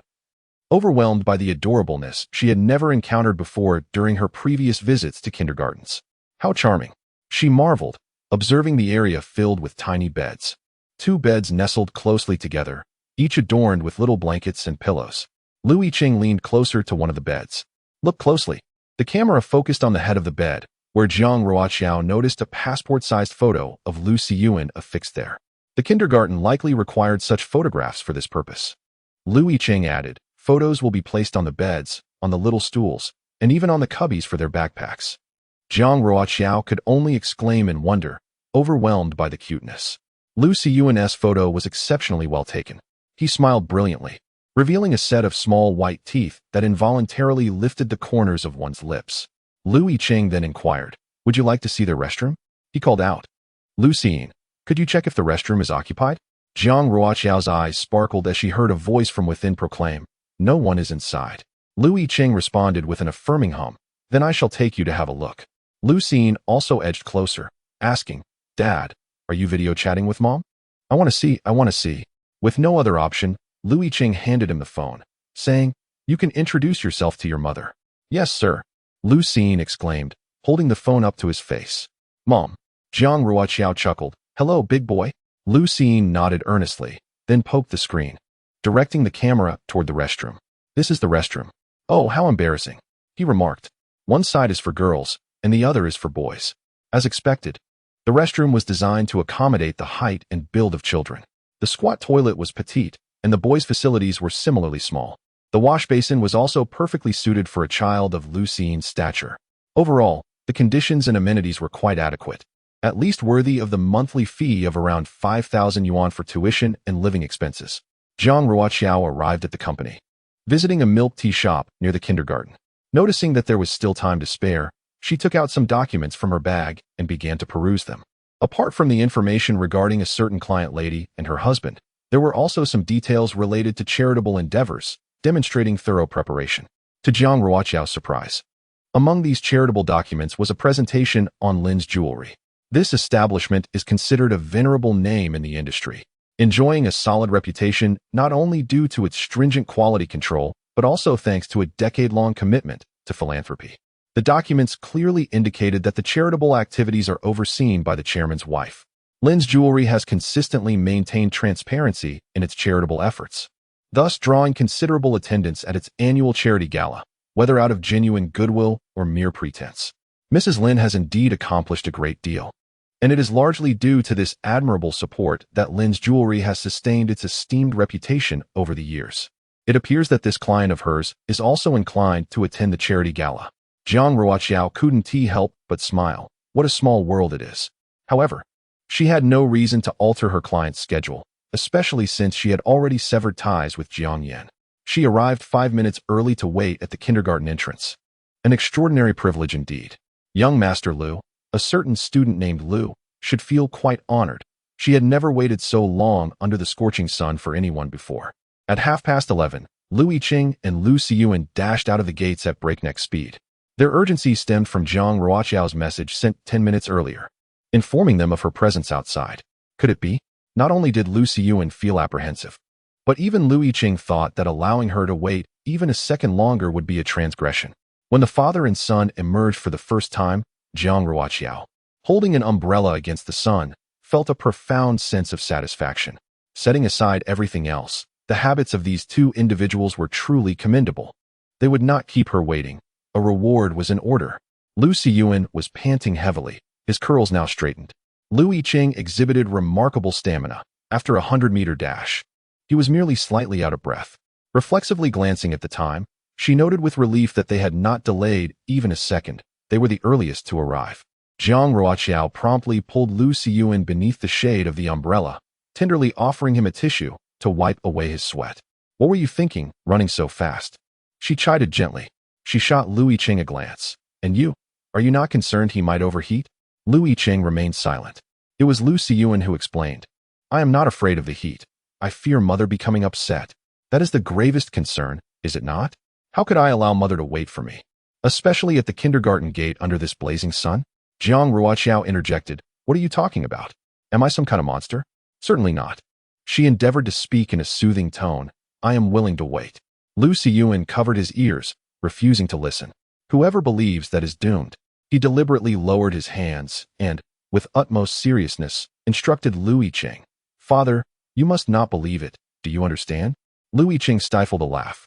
In truth, he saw no issue with the situation. They indeed should not keep anyone waiting. And given that she was sensitive to heat and sunlight, it was perfectly acceptable for them to hasten their pace. Jiang Ruoqiao could not contain herself any longer. What initially bore a stern demeanor transformed into a joyful smile. Her countenance shifted from gloomy to radiant. Well, in your eyes, I am perceived as an unreasonable individual. Not quite, interjected Lu Yicheng. Jiang Ruoqiao lifted her gaze to him. Perhaps due to the warmth, he had undone the buttons of his shirt and rolled his sleeves up to his elbows, revealing his slender arms. With a gentle expression, he regarded her, a lingering smile gracing his features. Do not misunderstand us. We simply wish to spare you from waiting too long. Lu Siyuan nodded in agreement, affirming, indeed, that is precisely the case. Jiang Ruoqiao playfully teased Lu Siyuan. I fear you might think ill of me and come to dislike me. Lu Siyuan paused, then, with earnestness, leapt into her embrace, wrapping his arms around her waist and affectionately nuzzling her. With utmost seriousness, he declared, I would never dislike you, mother. I may harbor disdain for others, even for myself, but never for you. Father once recounted that while in mother's womb, he was quite the handful, causing her considerable discomfort and leading to significant weight loss. During that period, mother struggled to keep food down, often succumbing to nausea. On one occasion, during a prenatal checkup, she maintained her usual composure until a particular test result was unfavorable. She hid in a safe corridor and wept for an extended period. Father remarked that mother is the strongest person in the world. Her tears were born from concern for his health and the vulnerability that pregnancy had instilled in her. Father also recounted that the pain of childbirth was excruciating for her, rendering her speechless. He emphasized that while mother is incredibly strong and courageous, she also deserves protection. Jiang Ruoqiao was momentarily taken aback. Lu Yicheng looked at Lu Siyuan with a sense of comfort. In countless moments, Jiang Ruoqiao found herself captivated by Lu Siyuan. These instances deepened her affection for this unexpected child, and whenever he crossed her mind, a smile would inevitably grace her lips. She extended her hand, crouched down, and embraced Lu Siyuan, gently patting his back, expressing her heartfelt gratitude. Thank you, truly, for being someone in this world who will never harbor disdain for me. Lu Siyuan turned to Lu Yicheng and asked, Dad, you won't dislike Mom, right? See, Lu Siyuan continued, Mom, Dad and I will never dislike you. Jiang Ruoqiao nodded with a smile. Parents gradually emerged from the kindergarten, guiding their children outside. The trio decided not to linger any longer. It was also mealtime. And taking advantage of her newly established translation business, Jiang Ruoqiao insistently invited Lu Yicheng and Lu Siyuan to a sumptuous feast. Lu Yicheng hesitated momentarily. Having developed a certain rapport with her, Jiang Ruoqiao raised her hand in a gesture to halt his objections. Lu Yicheng, you understand? With a resigned smile. Lu Yicheng replied, I do. However, he added, may I offer a small suggestion? Of course, but do refrain from saying anything I would find unpalatable, Jiang Ruoqiao thought. Amused, Lu Yicheng's perspective was rather straightforward. He believed dining out did not offer good value for money. Value for money, value for money. Are we reciting a mantra? He remarked, please, let us avoid overly expensive restaurants. Jiang Ruoqiao looked skyward, while Lu Yicheng smiled. Earning money is no easy feat. Jiang Ruoqiao responded coldly, oh. Nevertheless, she acquiesced to his suggestion and refrained from taking them to an extravagant dining venue, opting instead for a hot pot restaurant as a compromise. The service at this establishment was particularly commendable, and Lu Xiyin, with his sweet tongue, addressed the waitstaff as Miss, which led to them generously providing him with delightful toys, in addition to a complimentary fruit platter and free sour plum soup. Lu Yicheng had long since recognized that Lu Xiyin's aversion to vegetables must be inherited from someone. As Jiang Ruoqiao perused the menu on her tablet, she predominantly selected meat dishes. Lu Yicheng interjected judiciously, we are only 3. There's no need to order so much. Jiang Ruoqiao retorted, Lu Yicheng, do you know what the most beautiful virtue of humanity is? It is to learn the art of silence while others enthusiastically place their orders. She desired to indulge in fatty lamb, luscious beef, shrimp, fish, and beef balls. Was it too much to ask? Lu Yicheng promptly fell silent. After a brief pause, he ventured, I would like to add one more thing. Jiang Ruoqiao raised her eyes to him. What? The embarrassment now shifted onto her. She had failed to consider the lack of vegetables in her order. Passing the tablet to him, she stubbornly remarked, I didn't say not to order. I was letting you take charge. Lu Yicheng accepted the device, swiftly scanning her selections. He calculated that while her order was somewhat excessive, it was likely manageable. He proceeded to choose only 2 vegetable dishes, specifically leafy greens, which both Jiang Ruoqiao and Lu Xiyin detested. When it came to vegetables, Jiang Ruoqiao could tolerate cucumbers, potatoes, and tomatoes, but leafy greens were absolutely out of the question. Jiang Ruoqiao, Lu Xiyin weakly remarked, next time, let's not let Dad order the dishes. The culinary preferences of the mother and son were so strikingly similar that even Lu Yicheng was astounded. They both had a penchant for meat, a disdain for vegetables, and a particular aversion to leafy greens. They both scrunched their faces in distaste at the mere mention of onions and garlic. Observing the duo across from him, Lu Yicheng had to suppress a chuckle as he watched them roll their eyes at the thought of leafy greens, quickly bowing his head, though a contented smile graced his lips. As they waited for the broth to boil, Lu Yicheng recalled something and took out his phone, saying, the kindergarten has requested that we download an app that will deduct a few yuan from our monthly fees. I've already downloaded it. Do you want as well? I've heard it contains a wealth of information, such as daily meal plans, attendance records, and campus news. Absolutely. Jiang Ruoqiao hurriedly pulled out her phone, eager to download it. Lu Yicheng informed her of the app's name. Life had finally begun to find its rhythm again. Jiang Ruoqiao had parted ways with Jiang Yan, and their future interactions could now be open and unguarded. Siyuan was set to officially enter kindergarten the following day, and he had moved into a residence conveniently located near both the school and the kindergarten. The only task remaining was to find a nanny. Jiang Ruoqiao lifted her gaze to him. He quickly reassured her, don't worry, I will only conduct a preliminary selection. We will decide together on the final choice. Jiang Ruoqiao felt a twinge of helplessness. I'll ask around to see if anyone can recommend someone. Finding a nanny is far more crucial than securing a kindergarten or a house. Suddenly, she furrowed her brow. What if the nanny finds our child too adorable and decides to abduct him? What if she sells him? Such occurrences are not without precedent. Engrossed in his juice, Lu Xiyin raised his hand, declaring, I can answer this question. Jiang Ruoqiao and Lu Yicheng turned their gazes toward him in unison. 110 is the emergency number. When my parents are not present, I must never go out with anyone, not even an aunt, even if she promises to buy me Lego or ice cream. Lu Xiyin proclaimed, I must memorize my parents' phone numbers every night, as well as my ID number. My father's name is Lu Yicheng, my mother's name is Jiang Ruoqiao, and my name is Lu Xiyin. Jiang Ruoqiao rested her chin on her hand, exclaiming, wonderful, my dear. Lu Xiyin beamed with pride while feigning modesty. It's nothing much. Lu Yicheng glanced at Jiang Ruoqiao, furrowing his brow. What you say is quite reasonable. Thus, we should seek assistance from reputable sources. After much contemplation, they both felt that only they could truly rely on one another. Both were meticulous in nature. engaged in a hot pot meal while exchanging their thoughts to prevent any oversight. Upon returning to the dormitory, she found herself unable to sleep, instead lying in bed, engrossed in the kindergarten app, becoming increasingly captivated. Within it lay a treasure trove of recipes, revealing the upcoming week's breakfast, lunch, and snacks. For example, tomorrow morning, after arriving at school, Lucien's snack will consist of a bottle of student milk and red date-flavored waffles. The lunch promises to be even more sumptuous, featuring colorful shrimp, minced meat steamed egg, tofu fishball soup, and soft, glutinous black rice. Upon awakening from her afternoon nap, Jiang Ruoqiao found herself indulging in a delightful snack of red bean buns and seedless red grapes, which brought her great satisfaction. However, her attention was soon captured by a prominent section in the center of the page, dedicated to the Treasure Star ranking.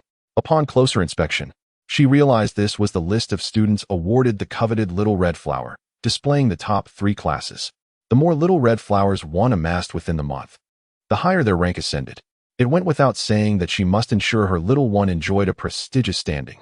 There were various methods to earn the Little Red Flowers, such as inviting household members or completing tasks.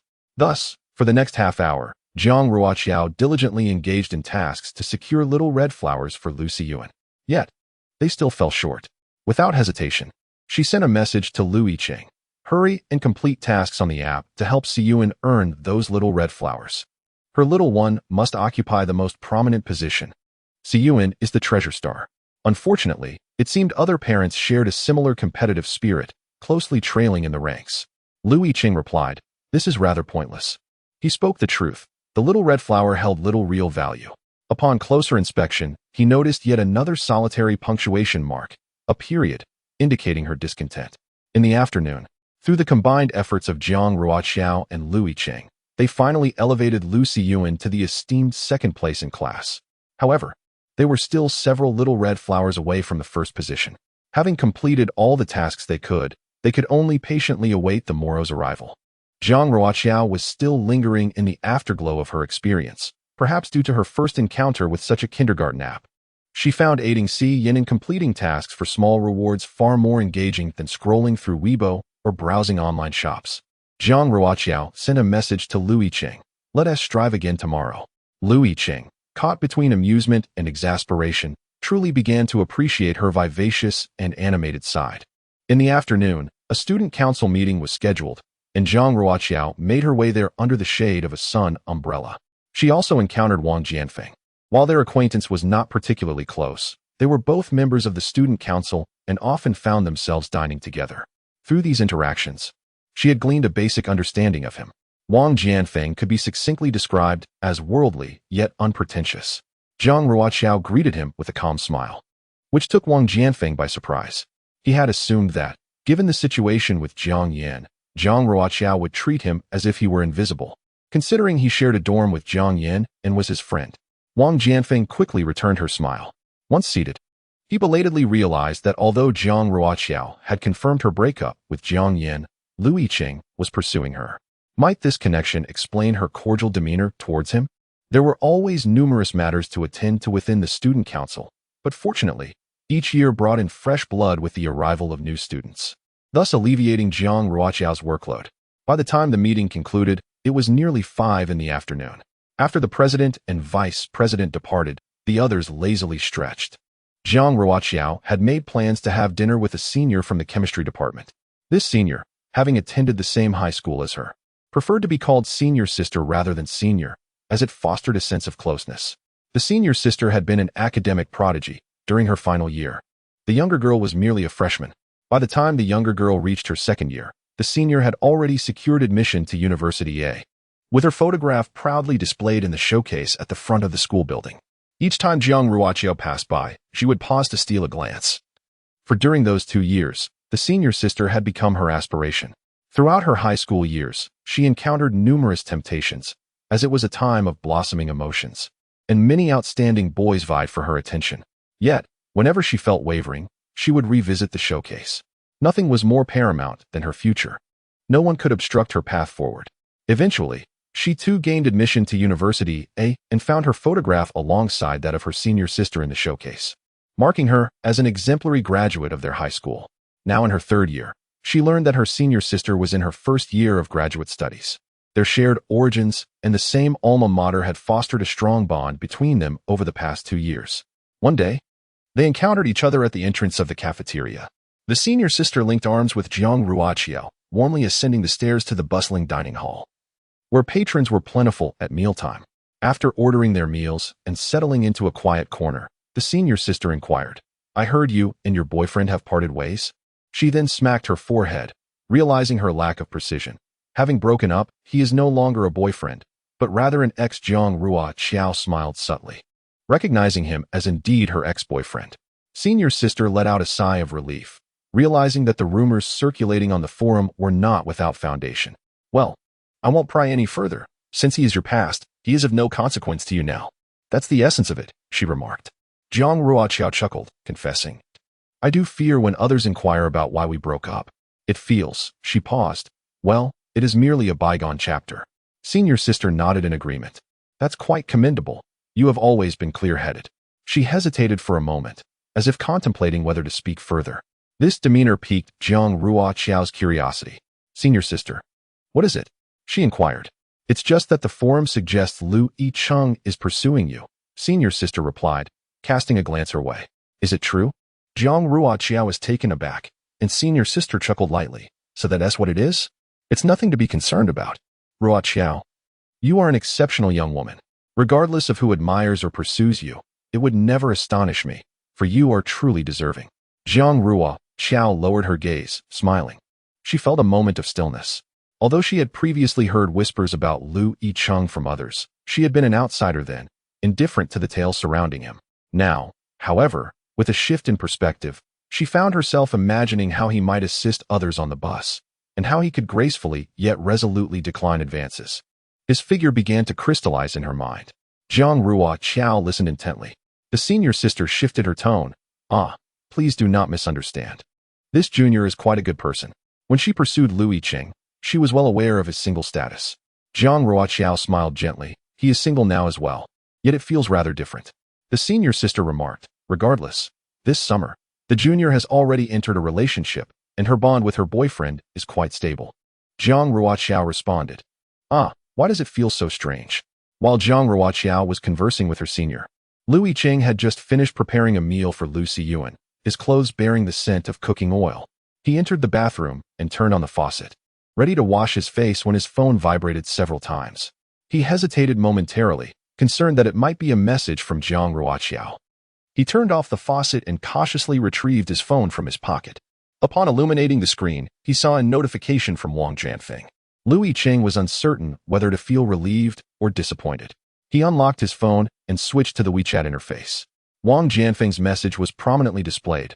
"Old Lu, it's been a day since I reached out. Are you truly pursuing Jiang Ruoqiao?" Yicheng shut his phone again, placing it on the side table.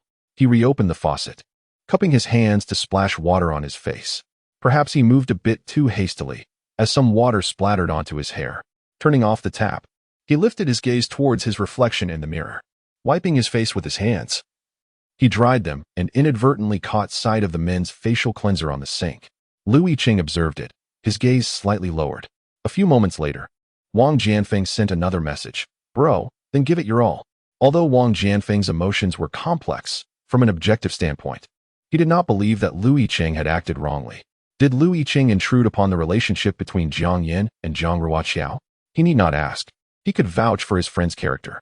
Anyone might find themselves in such a position, yet Yicheng was the sole exception. Thus, in the imaginations of Wang Jianfeng and others, it was likely believed that Yicheng had long harbored feelings for Jiang Ruoqiao. But he had remained silent and taken no action. It was only after Jiang Ruoqiao's definitive breakup with Jiang Yin that he mustered the courage to pursue true love. Could he be blamed for that? Certainly not. Yicheng simply cherished Jiang Ruoqiao too much. As a friend, it was only natural for him to encourage his brother to strive for success. After all, what if one day Jiang Ruoqiao attended a gathering in their dormitory? Or even a class event, as Yicheng's girlfriend? Wang Jianfeng had already begun to ponder this scenario, contemplating what he would do when that moment arrived. How vexing. That evening, after indulging in gossip with her 3 roommates, Jiang Ruoqiao gradually drifted into slumber. She dreamt once more, this time from a godlike perspective. observing everything as a bystander. A torrential rain fell, and a young woman stood helplessly under a rooftop, her arms wrapped around her shoulders. The water crept steadily, soaking her skirt and dampening her hair. She appeared lost and forlorn, tears streaming down her face unconsciously. Jiang Ruoqiao recognized her. It was herself, presumably several years hence, as evidenced by her more mature visage, hairstyle, and attire. Yet the pride that once defined her seemed shattered, leaving her with that unmistakable expression of despair. Jiang Ruoqiao felt like an outsider, gazing at her own self with profound pity, even yearning to rush over and embrace her. As she stood there, anxious yet powerless, a figure emerged through the curtain of rain. This person, holding an umbrella, resolutely advanced towards her beneath the eaves, step by step, unwavering against the deluge. Without a hint of hesitation, at last, the figure reached her side, and Jiang Ruoqiao finally discerned who it was. It was Yicheng. He held a black umbrella, his gaze warm as it met hers. She cast a glance at him before turning her head away. Upon hearing his words, her eyes glistened with unshed tears cascading down her cheeks with greater fervor. In her slumber, Jiang Ruoqiao seemed to sense the entirety of her emotions, her tears soaking the pillow. When she awoke, she touched her face, still feeling the dampness. She could not comprehend why she had wept. The version of herself in the dream had cried, and she could not help but join in, staring blankly at the top of the mosquito net. She eventually reached under her pillow for her phone, unlocking it and navigating to the search page. She typed in the query, "What does it signify to dream of crying in the rain, with a man approaching under an umbrella?" Only after hitting search did she belatedly realize that she had long since outgrown the age of rushing to interpret dreams upon waking. Why was she still engaging in such folly? Just as she contemplated backing out, she reconsidered. Having searched already, she had wasted time, and the childish act had been committed. Disregarding the outcome, might it not seem somewhat regrettable? Look, Jiang Ruoqiao's fair and slender fingers danced across the screen, examining a myriad of explanations, particularly those concerning the mysteries of conception, the notion of birthing in October, and delivering daughters in May, which were undeniably difficult to behold. It was at this moment that Jiang Ruoqiao fully awakened to the absurdity of her actions. What folly was this? This dream bore a striking resemblance to the initial one she had experienced. Other dreams, upon awakening, grew increasingly indistinct, yet this one, akin to the former, became ever more vivid. Today marked Lu Siyuan's inaugural day at the academy. Being someone who cherished ceremonial significance, Jiang Ruoqiao would not let this occasion slip by unnoticed. Before her three roommates had stirred from their slumber, she had already completed her morning routine, adorned herself with an exquisite makeup, and spritzed on perfume, setting forth from the dormitory in high spirits. However, she did not anticipate encountering Yicheng once more beneath the dormitory building. He still held a bag of breakfast in hand, indicating that today was no exception. He had once again brought her morning sustenance. Jiang Ruoqiao approached him, a look of bewilderment upon her face. Today marked Siyuan's first day at the academy. Yicheng appeared somewhat perplexed, responding, "I am aware, and so?" Jiang Ruoqiao replied, "Then why do you still bring me breakfast today? Are you to abandon this endeavor after merely 3 days? Shouldn't one pursue someone with more dedication?" Jiang Yan braved all weather conditions to deliver breakfast for several months. Surely you cannot limit your efforts to just 2 days? Jiang Ruoqiao sighed in resignation. Are you truly this earnest? You are not genuinely pursuing me. A flicker of emotion crossed Yicheng's eyes, yet he remained silent, extending the breakfast bag towards her. As Jiang Ruoqiao received the items, she inquired, "What about Siyan? The kindergarten seems to start at 8:20, doesn't he it?" To her surprise, she noticed that Yicheng had purchased 3 servings of buns accompanied by soy milk, while her own order consisted of the American coffee and a croissant she frequently enjoyed. Jiang Ruoqiao, taken aback, lifted her gaze to him, questioning, "Why this?" Yicheng replied with remarkable composure, "Didn't you say you liked this?" Frustration welled within Jiang Ruoqiao as she wished to face Palm, yet her hands were occupied. Yesterday it was buns and soy milk. Is he really this oblivious? Yicheng, with utmost seriousness, continued, "When I brought you food the day before, you mentioned wanting buns and soy milk the next day. Hence, I brought you buns and soy milk yesterday." He paused, regarding her intently. "However, you did not specify that you wanted buns and soy milk again today. So I acquired your usual breakfast." Jiang Ruoqiao exclaimed internally, "Goodness, how can there be such a Navi man?" She queried, So does that mean if I don't specify my breakfast the day before, you plan to buy coffee and a croissant for me every day? Noticing the peculiar tone in her voice, Yicheng hesitated briefly before nodding honestly, confirming her suspicion. Jiang Ruoqiao couldn't help but reflect. Was it her lack of meticulousness that led to this confusion? After a moment of mutual, awkward silence as they exchanged glances, Yicheng ultimately broke the tension, tentatively proposing, "Should I ask you every day what you would like for breakfast?" Jiang Ruoqiao, "No need. Just the buns and soy milk will suffice." The cafeteria at a university stands as a paragon of both quality and affordability. It offers a diverse range of options, generous portions, and genuinely fresh ingredients. Most importantly, the prices are quite reasonable. For instance, these buns are thin-skinned and generously filled. And this soy milk, it is rich and creamy. The key factor is its affordability. Yicheng. He pondered for a moment, expressing, "I believe that having a monotonous breakfast is not ideal. Eventually, one would grow weary of it. How about this? We shall adjust our breakfast choices weekly, and I will consult with you." Jiang Ruoqiao. She chuckled softly, her dimples appearing faintly in the morning light, her brows and eyes exquisitely defined, her gaze as clear as the morning dew. "Yicheng, you really are something." She chose to remain silent. Yicheng felt a warmth in his palm, but continued to gaze at her. "What do you mean by that?" What follows remains unspoken. The subtle smile at the corner of her lips conveyed unexpressed thoughts. Yicheng nodded slightly, but did not leave immediately. He chose to wait a moment. Only after watching Jiang Ruoqiao enter the dormitory building did he depart, his mind still occupied with the question, what exactly did she mean about him? When Jiang Ruoqiao delivered breakfast to the dormitory, all three of her friends were awake, peering over their beds and murmuring, "Thank you, Lu Academic. Thank you, Lu Deity." Jiang Ruoqiao intentionally borrowed a bicycle from downstairs and rode it to the apartment complex rented by Yicheng. Upon her arrival, she found Yicheng and Lu Siyuan had already been waiting for a while, with Lu Siyuan dressed in his kindergarten uniform. The kindergarten uniform is adorable, featuring a short-sleeved shirt paired with little shorts, complemented by socks and shoes. Lu Siyuan, in her eyes, is the cherished star. Lu Siyuan dashed over, and Jiang Ruoqiao instinctively crouched down to embrace the chubby little one, inhaling the scent of him. As today marks the beginning of school, Lu Siyuan pouted, clutching her backpack. "You and Dad must have been overjoyed. Look at you both," nearly bursting with excitement. "Not at all," Lu Siyuan retorted. "It's always been like this.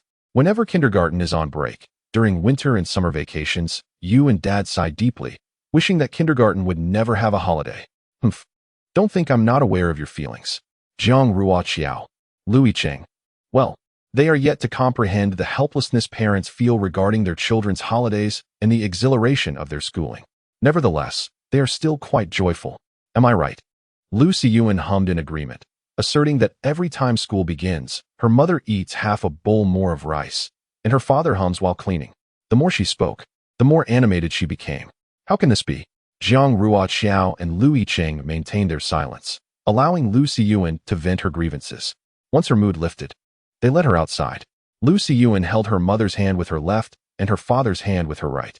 After expressing her complaints, she felt fortunate. Glancing at her father and then at her mother, her eyes sparkling, "Mom and Dad, I want to fly on a plane." Clearly, Yicheng and Jiang Ruoqiao were bewildered. Fly on a plane? "However, we must attend school, and you must go to school as well. Where do you wish to play?" At this moment, Lu Siyuan was rendered speechless. "An airplane? Do you not know what an airplane is?" Lu Siyuan sighed deeply, thinking how naive his young parents were. "You exert effort to lift me up, and I will soar for a while. This is akin to flying." This has always been a customary ritual whenever his parents accompanied him to school or picked him up after classes. Jiang Ruoqiao and Yicheng finally grasped the concept, exchanging a knowing glance, and both exerted some force to lift him up. Lu Siyuan also seized the opportunity to put in some effort, soaring above the ground, gracefully traversing several stone slabs. "How delightful. Let us do it again." Jiang Ruoqiao. Though speechless, she was unaware of the radiant smile adorning her face. This must be one of the happiest moments a child could experience. Being taken to kindergarten by one's parents or being led by them after school. Recounting the day's events at the kindergarten, such beauty. After Lu Siyuan entered the kindergarten, Yicheng and Jiang Ruoqiao parted ways at the entrance, each with their own matters to attend to. Jiang Ruoqiao's task was to explore the various elements from her dreams. She vividly recalled certain iconic buildings from her dream, and she was eager to give it a try. Yet, she still proceeded. Upon arriving at the CAF, she was momentarily frozen in place. It was identical to the one from her dream. The only difference was that the CAF in her dream appeared somewhat more antiquated, while the real CAF seemed to have been recently renovated, adorned with a floral arrangement gifted for its grand opening. She attempted to find an angle, positioning herself where the dream version of herself stood beneath the eaves, gazing upwards. It was identical. However, in the dream, it was a stormy day, while now the sun shone brightly. Jiang Ruoqiao became increasingly convinced that this was not merely a dream, something to be forgotten upon waking, but rather an event that had genuinely transpired in the original narrative. Had she not awakened? Had Lu Xiyan not arrived? This incident would have unfolded along its customary path. For the first time, Jiang Ruoqiao experienced a sensation that blurred the lines between dream and reality. What, after all, constitutes true reality? Was everything she was experiencing genuine, or merely a figment of her imagination? Had she truly altered her own fate? As she pondered these questions, she sensed something and turned her head in another direction, only to abruptly halt, because not far away, a figure was approaching her, just as in her dream. In the dream, Lu Yicheng walked towards Jiang Ruoqiao, holding an umbrella, his steps resolute. In reality, Lu Yicheng strode towards her under the blazing sun, equally determined, without a hint of hesitation. Jiang Ruoqiao stared at him, bewildered. Lu Yicheng was equally surprised. He was currently working part-time at Li Gu Company, in a somewhat unique position. Li Gu had entrusted a senior colleague to provide him with some study materials, and that colleague happened to work at a nearby large factory. After acquiring the materials, he took the bus to leave, and upon spotting Jiang Ruoqiao on the bus, he initially thought he was mistaken. When the bus halted at the next stop, he resolved to disembark, running towards her, and indeed found her there. How had she ended up here? As Lu Yicheng approached her under the scorching sun, beads of perspiration formed on his forehead, yet he still inquired gently, "What brings you here under such a blazing sun?" Jiang Ruoqiao remained entranced, gazing at Lu Yicheng. It was indeed surprising. Given her temperament, she would typically shy away from the outdoors in such weather. What then was she doing here? Her tone held a hint of tension. It was quite peculiar that they both found themselves in this place, reminiscent of a dream. As he walked towards her, although the words were different, the warmth in his voice remained unchanged. Lu Yicheng chuckled, "I'm working part-time at a senior's company. The position is rather complex and requires extensive work, and a senior acquaintance happens to possess relevant materials. I came here to collect them, as that senior works nearby." Jiang Ruoqiao responded with a thoughtful acknowledging that indeed, there was a prominent company in this vicinity. His tone appeared casual, yet he felt a sense of nervousness that he could not quite articulate. Jiang Ruoqiao replied. Lu Yicheng mused to himself. This must indicate her agreement. Both of them were not well acquainted with this area. Although it was bustling with office workers, these companies shared a common trait. They all had employee cafeterias, rendering many restaurants and eateries in the vicinity devoid of patrons. Jiang Ruoqiao followed Lu Yicheng, shielding herself with a sun umbrella, and after walking nearly a kilometer, just as she was about to lose her patience and reach for her phone to summon a ride, they finally stumbled upon a dining establishment. However, Jiang Ruoqiao stood hesitantly outside several small shops. Lu Yicheng cautiously inquired, "Which one would you like to eat?" He had followed the direction of the navigation, but was unprepared to find that the hot pot restaurant was closed for the day. The remaining options included a Sha County snack shop, a small bowl restaurant, and Lanzhou ramen. Lu Yicheng, feeling somewhat awkward, rubbed his forehead and suggested, "Shall we look for another place? It won't take long." He was visibly anxious, his nerves almost rivaling those he experienced during the college entrance examination. He had a nagging feeling that she might be quite upset, as she did not appear to be the type who would appreciate such a turn of events.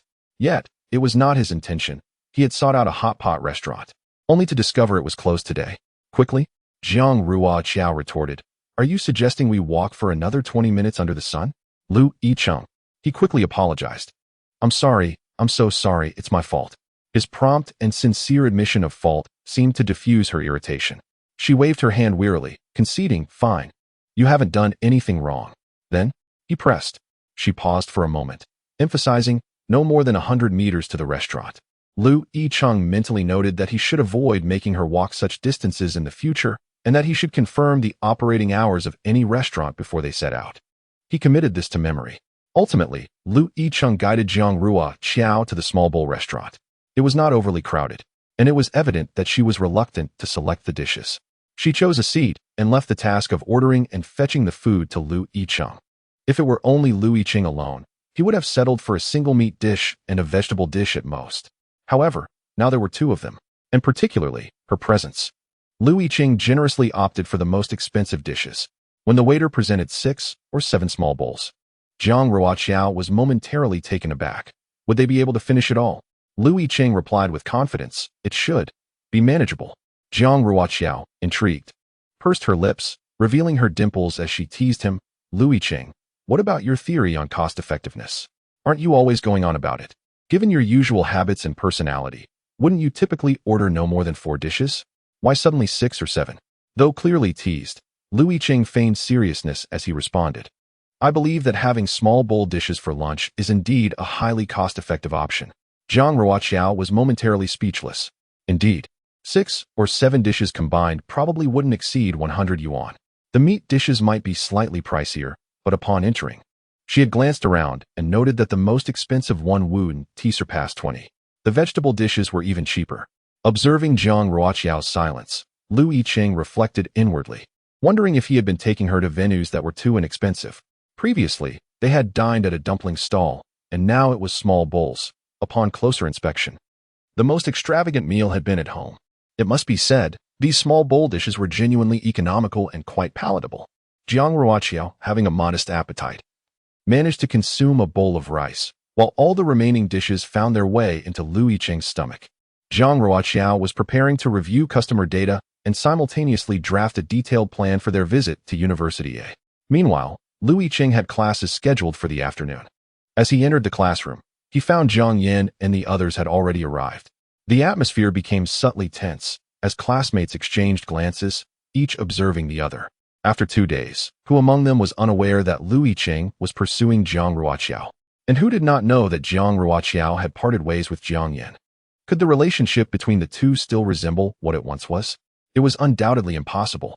Previously, the 4 students in their dormitory would always sit together. Du instinctively reserved a seat for Lu Yicheng, but just as he was about to call him over, he remembered that Zhang Yan was seated behind them, prompting him to swallow his words. Lu Yicheng, too, could not occupy that spot. Instead, he surveyed the classroom and chose an unoccupied seat, calmly retrieving his textbooks and notes from his backpack. Zhang Yan, expressionless, twirled his pen, and each time it struck the desk, Du felt his heart skip a beat. It was not just Du who was concerned. Others harbored similar anxieties, fearing that Jiang Yan might confront Lu Yicheng. Yet, Lu Yicheng remained unaffected by the tension. Ultimately, Du, unable to endure the incessant twirling of Jiang Yan's pen, resolutely picked up his textbook and bag, hunched over, and took a seat beside Lu Yicheng. Observers murmured in surprise. Wang Jianfeng thought to himself, he was just a moment too late. With Lu Yicheng present, they all felt a sense of reassurance.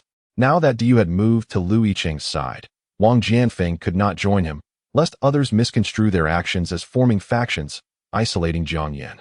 They had no desire for such divisions. While Lu Yicheng was undoubtedly a friend, so too was Zhang Yan, and none wished to create distance between them. However, it was true that recently, Zhang Yan had been somewhat difficult to approach. He perpetually wore a cold expression, leaving others uncertain about how to engage him in conversation. In contrast, Lu Yicheng remained unchanged, as amiable as ever. When the teacher entered the classroom, an unusual atmosphere enveloped the space. Standing before the podium, the teacher expressed a sense of gratification, remarking, being in the 3rd year, everyone seems to have matured. No one is engrossed in their phones. No one is dozing off, and there are no whispers among you. This is wonderful. I hope you will maintain this decorum. It brings me great joy." The other students exchanged glances, silently contemplating. "No, teacher, you have misunderstood. We are still the mud you once described us as. The current situation is merely due to the enticing drama unfolding before us." Jiang Ruoqiao's social media platform had garnered considerable attention. She had indeed hinted at something prior, and her words then were a prelude to the present. Immediately, fans began to inquire, what happened? Why did they break up? Jiang Ruoqiao scrolled through the comments, a subtle smile gracing her lips. She would never utter a single disparaging word about Zhang Yan. Whatever grievances she harbored, she kept to herself. To vocalize them to others would be inappropriate. Firstly, they had once shared a relationship characterized by mutual affection, and there was no need to cast blame post-breakup, especially since they had not engaged in any public disputes. Secondly, this was pertinent to her public persona. Presently, she exuded an air of tranquility and refrained from slandering. Thus, if Jiang Yin ever sought to tarnish her image, the disparity in character would be evident. Her fans keenly observed this unfolding scenario. In a university dormitory, Meng Siyu expressed her indignation. Little Qiao has broken up. I just asked a friend at a university to check the forum, and some people there are suggesting the male party had certain behavioral issues. Little Qiao is truly admirable. She hasn't said a word against that scoundrel. Lin Kexing listened, feeling a sharp discomfort, as if the words pierced through her. Uncertain if I can view the photograph of that scoundrel. How utterly despicable. What could possibly go through the mind of such a person? Xiao Qiao is truly exceptional, and as a woman, I find myself captivated by her. Yet, he fails to appreciate her worth. Has his vision been obscured by ignorance? Listening to the vitriol and misunderstandings directed at Jiang Yan, Lin Kexing inhaled deeply, unable to contain herself any longer, and coldly remarked, Have you truly grasped the situation? What do you actually know? Are you acquainted with them? You are completely uninformed. Yet here you are passing judgment. The other three girls in the dormitory were taken aback. The atmosphere became palpably awkward. Lin Kexing shot them a glance before exiting the dorm. What did she mean by that? I did not even mention her. Why is she so agitated? The following day, Jiang Ruoqiao encountered the foreign client. She was indeed as described in the documents, an amiable lady, appearing to be in her 50s. Astonishingly, the impoverished campus heartthrob is the father of a child. The lady introduced herself as Mei Li, humorously explaining that her name means Mary, while her husband's surname is Mei. Mei Li had also prepared a token of appreciation for Jiang Ruoqiao, a bottle of perfume. For Mei Li, this visit was to fulfill her late husband's wish. She wished to see the places he once cherished. In fact, many years ago, they had visited a university together. Jiang Ruoqiao had meticulously planned an enriching itinerary, guiding Mei Li around the campus, fluently articulating her thoughts. Jiang Ruoqiao felt a mixture of excitement and nervousness, but fortunately, Mei Li was exceptionally gracious. As they strolled along the path, Jiang Ruoqiao accompanied Mei Li and unexpectedly encountered Lu Yicheng. He stood a short distance away, pushing his bicycle. It seemed he had merely passed by and contemplated approaching her to greet her, but hesitated upon noticing the woman beside her. He recalled her mentioning that she would be quite occupied in the coming days, attending to a client from abroad. Thus, he felt it prudent not to intrude upon her work. Naturally, Jiang Ruoqiao would not abandon Mei Li to converse with him. She continued to enlighten Mei Li about the architectural beauty of the campus, sharing some intriguing anecdotes behind them. In the early morning, when there were few people around, Lu Yicheng could intermittently hear her voice. He paused, captivated by the sight before him, in the soft dawn light. The sun filtered through the towering trees and illuminated her figure. Dressed in a simply tailored yet elegant white dress, she spoke with clarity and fluency, her eloquence drawing attention. This was a side of Jiang Ruoqiao that Lu Yicheng had never witnessed before. She radiated vitality, embodying the exuberance of a 20-year-old student, accompanied by an undeniable air of confidence and poise. She was a dazzling presence, almost overwhelming to behold. As Jiang Ruoqiao continued her introduction, Mei Li suddenly remarked with keen interest, Qiao, look, there's a boy watching you. Jiang Ruoqiao paused. Mei Li's eyes sparkled with amusement. Just look at his deep gaze. I assure you, he is indeed looking at you. Only then did Jiang Ruoqiao modestly direct her gaze towards Lu Yicheng. Upon realizing that both women were observing him, Lu Yicheng promptly averted his eyes, preparing to ride away. Mei Li chuckled. He is shy, a pure-hearted boy. Upon hearing such remarks, Jiang Ruoqiao could no longer contain her amusement and let out a soft laugh, finding the whole situation rather entertaining. The notion of others dubbing Lu Yicheng as an innocent young man struck her as amusing, while the term young man in Chinese felt acceptable. The word boy elicited laughter. Lu Yicheng, upon hearing her laughter, became increasingly uneasy and attempted to leave, but after a moment's thought, he hurriedly nodded in greeting to them before escaping. As he rode away on his bicycle, the September morning was pleasantly mild, and he found his spirits unexpectedly lifted. He could not quite pinpoint the reason for this newfound lightness. After placing the shared bicycle near the row of academic buildings, he made his way towards the multimedia classroom. The campus was bustling with students. A university had become a popular destination for tourists visiting the capital.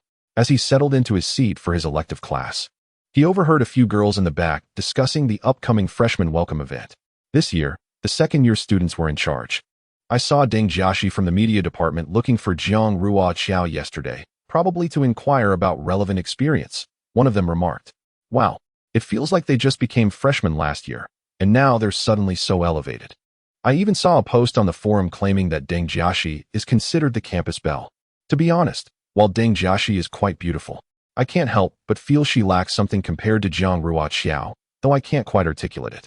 Anyway, that post was likely just a way to gauge the opinions of the public, and most of the comments were against it. Perhaps it is the aura of an academic prodigy that sets her apart. I find myself thinking that Jiang Ruoqiao possesses an air of scholarly elegance, which resonates deeply with our aesthetic sensibilities. I wonder what Deng Jiaxi seeks from Jiang Ruoqiao. I initially assumed there was discord between them. In the past, such matters would never reach Yicheng's ears. He would typically enter the classroom in a state of complete immersion, wholly absorbed in his studies. Yet today, he listened with unusual attentiveness. During last year's freshman welcome event, he was compelled by friends to take a glance. Of course, he caught sight of her and still remembers the smile that graced her face as she turned to walk in another direction, adorned with ribbons in her hair. It turns out she wore a light purple dress that day. Undoubtedly, for Yicheng, if he harbors any affection for someone, it is because that individual possesses a brilliance that captivates his attention. The first 20 years of his life were consumed by relentless busyness and an unwavering focus on his own existence. If something does not dazzle him, he is unlikely to lift his gaze. His initial feelings of fondness must stem from admiration. Jiang Ruoqiao, during the incident at Siyuan, exhibited remarkable psychological resilience and problem-solving capabilities. Though she faced challenges, she promptly accepted her circumstances and shouldered her share of responsibility. What followed was a deepening understanding of her, not as Jiang Yan's girlfriend, but simply as herself. For instance, her ability to support herself, her diligent approach to work, her exceptional professional skills, and her inherent confidence and brilliance. These attributes define Jiang Ruoqiao, not merely as someone's girlfriend. Jiang Ruoqiao meticulously arranged her itinerary. At noon, she brought Mei Li to the cafeteria. Initially, she hesitated whether to take Mei Li to a slightly more distant international student restaurant, but upon reflection, it was evident that since Mei Li had come this way, she naturally wished to savor the local cuisine. Prior to their outing, she had consulted with Mei Li's assistant regarding any dietary restrictions, as many foreigners possess limited acceptance of local food. For instance, she once encountered an international student who could not fathom why they enjoyed eating chicken feet. The lunch was relatively simple, a decision made after inquiring about preferences. Mei Li expressed a fondness for Chinese cuisine, and to Jiang Ruoqiao's surprise, Mei Li remarked, "Is this fate? The last time my husband brought me here, he also ordered a bowl of noodles just like this." Jiang Ruoqiao smiled, uncertain of the authenticity, but recalled hearing that Mei Li's husband was from Shanghai. She had a classmate from that region who adored the noodles served in this cafeteria. She had done her homework for this outing. The lunch brought Mei Li great joy. However, unexpectedly, as they exited the cafeteria, they encountered a school leader. After Mei Li explained their purpose, she cheerfully introduced Jiang Ruoqiao, saying, "This is Qiao, your student. She is my translator and guide." A remarkably intelligent and capable young woman. The school leader turned to Jiang Ruoqiao, inquiring with a kindly expression, "Have you already graduated?" Jiang Ruoqiao shook her head, explaining that she had not yet graduated but was taking advantage of her lighter junior year course load to work part-time and enhance her spoken language skills in preparation for future examinations. Certainly, this serves as a rationale for the school leadership. The purpose of part-time work is to enhance one's own abilities, independent of financial motives. The institution does not oppose students engaging in part-time employment. Some students come from unique family circumstances and undertake work-study programs. The school leaders, if they pondered thoughtfully, might inquire about your department. It is evident that Jiang Ruoqiao from the Foreign Languages Department has made a lasting impression on the school leadership. After the leaders departed, Mei Li remarked with a smile, "Qiao, he was a close friend of my husband's from his school days. When my husband went abroad for further studies, he remained to teach here. He is truly an admirable person." Jiang Ruoqiao had indeed heard commendable things about this school leader. He is a remarkable individual, and it is said that some students he has supported have successfully gained admission to University A. The other residents in the dormitory were absent, as it was the beginning of the semester and everyone was engaged in their respective club gatherings and activities. After taking a shower, Jiang Ruoqiao lay on her bed, feeling disinclined to move. However, she remembered that she needed to complete a task for Lu Xiyuan to earn a little red flower.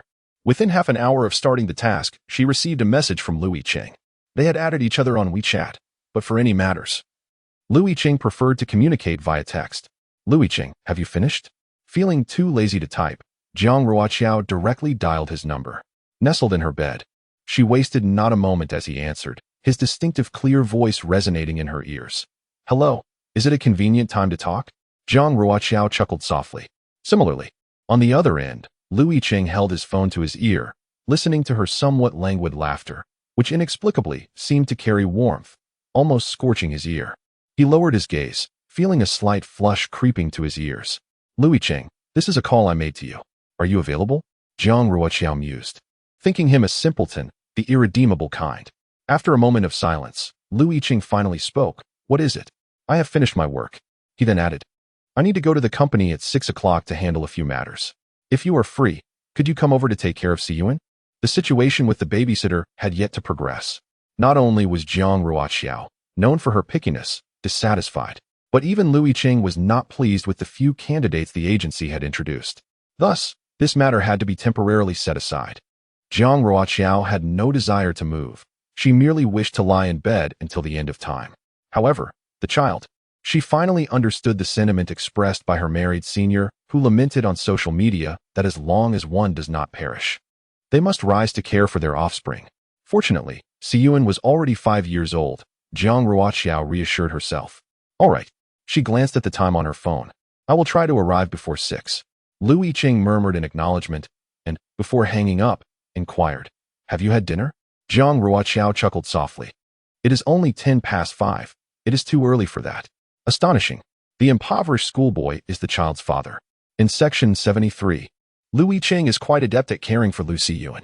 In recent days, he has diligently reported on the dishes he prepared each evening, ensuring she is aware of what Xiyuan has been eating. His sense of responsibility is commendable. Each time she receives his list of dishes accompanied by photographs, she cannot help but feel a twinge of frustration, thinking, why must he send tempting pictures? Upon hearing her remark, Lu Yicheng hesitated for a moment before asking, Is there still time, or would you prefer I prepare a vegetable salad for you? In his view, it was his duty to take care of her dinner. He was well aware that she had been occupied all day and ideally should not be disturbed during her rest. However, given the unusual circumstances, he felt compelled to visit Li Ji's company, an endeavor that would not be resolved in just an hour. He was genuinely concerned about leaving Xiyuan home alone for several hours, especially since she had been persistently requesting to see her mother. Jiang Ruoqiao pondered for a moment. A vegetable salad? Lu Yicheng seemed to sense her apprehensions and reassured her. Rest assured, I won't include leafy greens. I'll use cucumbers, cherry tomatoes, carrots, and some shrimp. Does that sound agreeable? Around 5 o'clock in the afternoon, with the sun still high in the sky, Jiang Ruoqiao ventured outside, uncomplainingly applying a generous amount of sunscreen while wielding an umbrella. She found herself reflecting daily on the lengths she would go for her child. The distance from a university to the apartment rented by Lu Yicheng would take her approximately 10 minutes on foot at her pace. Lu Xiyuan sat on the sofa, drenched in sweat from the heat. Upon witnessing her father's behavior, she initially felt a flicker of joy, only to swiftly grasp the crux of the matter. With a slight pout, she remarked, I am hot. Yet father refuses to listen and doesn't turn on the air conditioning. But the moment mother arrives, fearing for her comfort and happiness, he promptly switches it on. Lu Yicheng had his own substantial reasons. Do not portray me as overly frugal. Do we not turn on the air conditioning every night while sleeping? From Lu Xiyuan's perspective, it was quite the conundrum. Yet you have turned it on now. Lu Yicheng replied earnestly. So, you wish for your mother to be sweltering when she arrives? After a long and arduous day at work, she deserves some comfort. When the toil of their mother was mentioned, Lu Xiyuan readily concurred. Let us not disturb her today, Lu Yicheng continued. She should take the opportunity to rest. Lu Xiyuan huffed in defiance. No one cares for mother more than I do. When Jiang Ruoqiao arrived, it was indeed quite warm. However, upon entering the house, she felt significantly cooler and couldn't help but exclaim, Life is sustained by air conditioning. Fortunately, Lu Yicheng was not one to quibble over the cost of comfort. He turned on the air conditioning without hesitation. He prepared a vegetable salad for Jiang Ruoqiao. Although it was dubbed a salad, there were no leafy greens in sight. Jiang Ruoqiao was satisfied, yet she mused, some salad dressings can be quite high in calories. Perceiving her inner turmoil, Yicheng's eyes glimmered with a gentle smile as he softly elucidated. The shops outside the community are rather modest, and there are only a few brands of salad dressing available. I chose the one with the lowest calories. Jiang Ruoqiao gazed at him in astonishment. How did you know I was concerned about that? Yicheng pondered for a moment and replied, perhaps it is because you often fret over calorie counts. So I have developed a habit of making such choices. Jiang Ruoqiao interjected, it's not that I'm always like this. It's just that I have filming assignments scheduled for mid to late month. The remuneration provided by the proprietress is quite generous. Once the contract concludes, I intend to adopt a healthier diet. After Yicheng departed, the room was left with only Liu Xiyuan and Jiang Ruoqiao.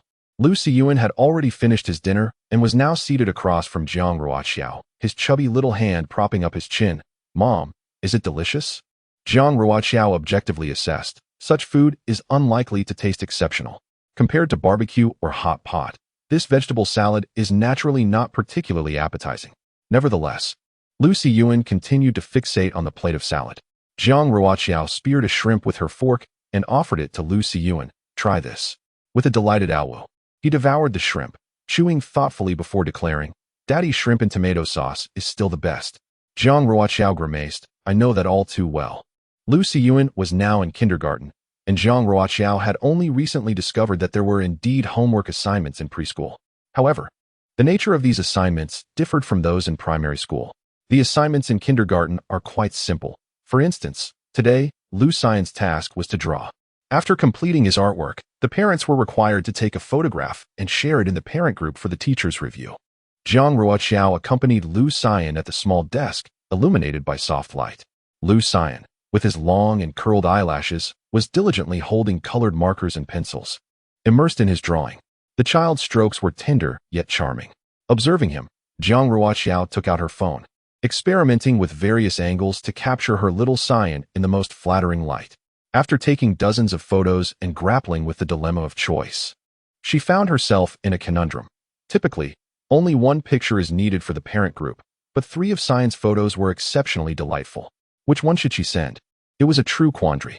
Initially, she contemplated forwarding the options to Yicheng for his selection, but reconsidered, realizing he was busy with work.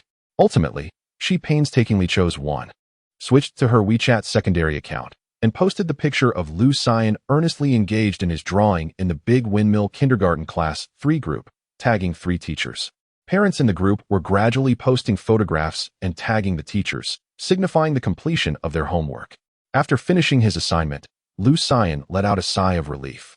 He, too, found the daily tasks rather bothersome. Why was there homework every single day? The time spent between mother and son was both pleasant and heartwarming. Liu Xian was commendable. He independently went to wash his hands, took a shower, and after drinking milk, obediently brushed his teeth. After brushing, he proudly showed off to Jiang Ruoqiao, Mom. Are my teeth white? Liu Xian had excellent habits, brushing and rinsing after indulging in snacks and sweets. Jiang Ruoqiao replied, the whitest in the world. Cleanliness is a virtue that adds considerable merit, whether in adults or children. Every night, Liu Xian has a habit of reading before sleep. However, today he desired something different. He wished to play with a sticker book. This particular book had been gifted to him by Jiang Ruoqiao, yet Liu Yicheng had misplaced it. Naturally, he would not disclose this to Liu Xian. Consequently, Jiang Ruoqiao had no choice but to dial Liu Yicheng's number. He answered promptly, Hello? Jiang Ruoqiao inquired. Where did you put the sticker book I bought for seeing the day before yesterday? He wants to play with it. Liu Yicheng pondered for a moment before responding. It's in the second drawer of the study. He had converted a slightly smaller room in their residence into a study, which was essential for him as he was currently working part-time at a seniors company. Sometimes he needed to use his computer at night, and he worried about disturbing Xian's sleep. Thus, when he rented the house, he specifically chose one with 2 bedrooms. Jiang Ruoqiao asked, May I enter? She always felt that both the study and the bedroom were relatively private spaces. While she had no choice but to enter the bedroom to accompany Liu Xian as he slept, she thought it prudent to ask about the study. Of course, Liu Yicheng replied, explaining, There is nothing in my study. Jiang Ruoqiao chuckled at his words. All right, she said, turning the doorknob to enter the study. The last time she had been there was when the agent had shown her the place, and she had not stepped inside since her birthday visit. At this moment, she was somewhat astonished, for the study had been transformed by Yicheng in a rather splendid manner. It was not merely a study, but also a charming reading nook for children. The delightful giraffe-shaped bookshelf was adorned with numerous picture books, both in English and Chinese. A petite desk stood nearby, topped with a closed black laptop and a small desk lamp, alongside several books that, upon inspecting their covers, were evidently of a specialized nature that she could not comprehend. Their telephone conversation had yet to conclude. Following his instructions, Jiang Ruoqiao opened the second drawer and indeed discovered the sticker book she had purchased. However, upon lifting it, she noticed a notebook nestled beneath it. This piqued her curiosity. Was this notebook also intended for Xiyan? Oh, Yicheng remained silent. It was then that Jiang Ruoqiao realized she may have overstepped her boundaries. After all, such matters were indeed private. She quickly apologized, saying, "Oh, I'm sorry, I merely mentioned it. Rest assured, I did not pry." Yicheng gently replied, "No, that's not my intention to refuse. It's just that my accounting book is rather dull. If you wish to see it, feel free. It's not a matter of privacy." Jiang Ruoqiao suppressed a laugh. "Oh, okay." In truth, she had little desire to peruse it, yet she hesitated for a moment. Perhaps she should take a look? After all, he had consented, had he not? It might offer insight into how he managed his finances, and perhaps she could glean some invaluable experiences from it.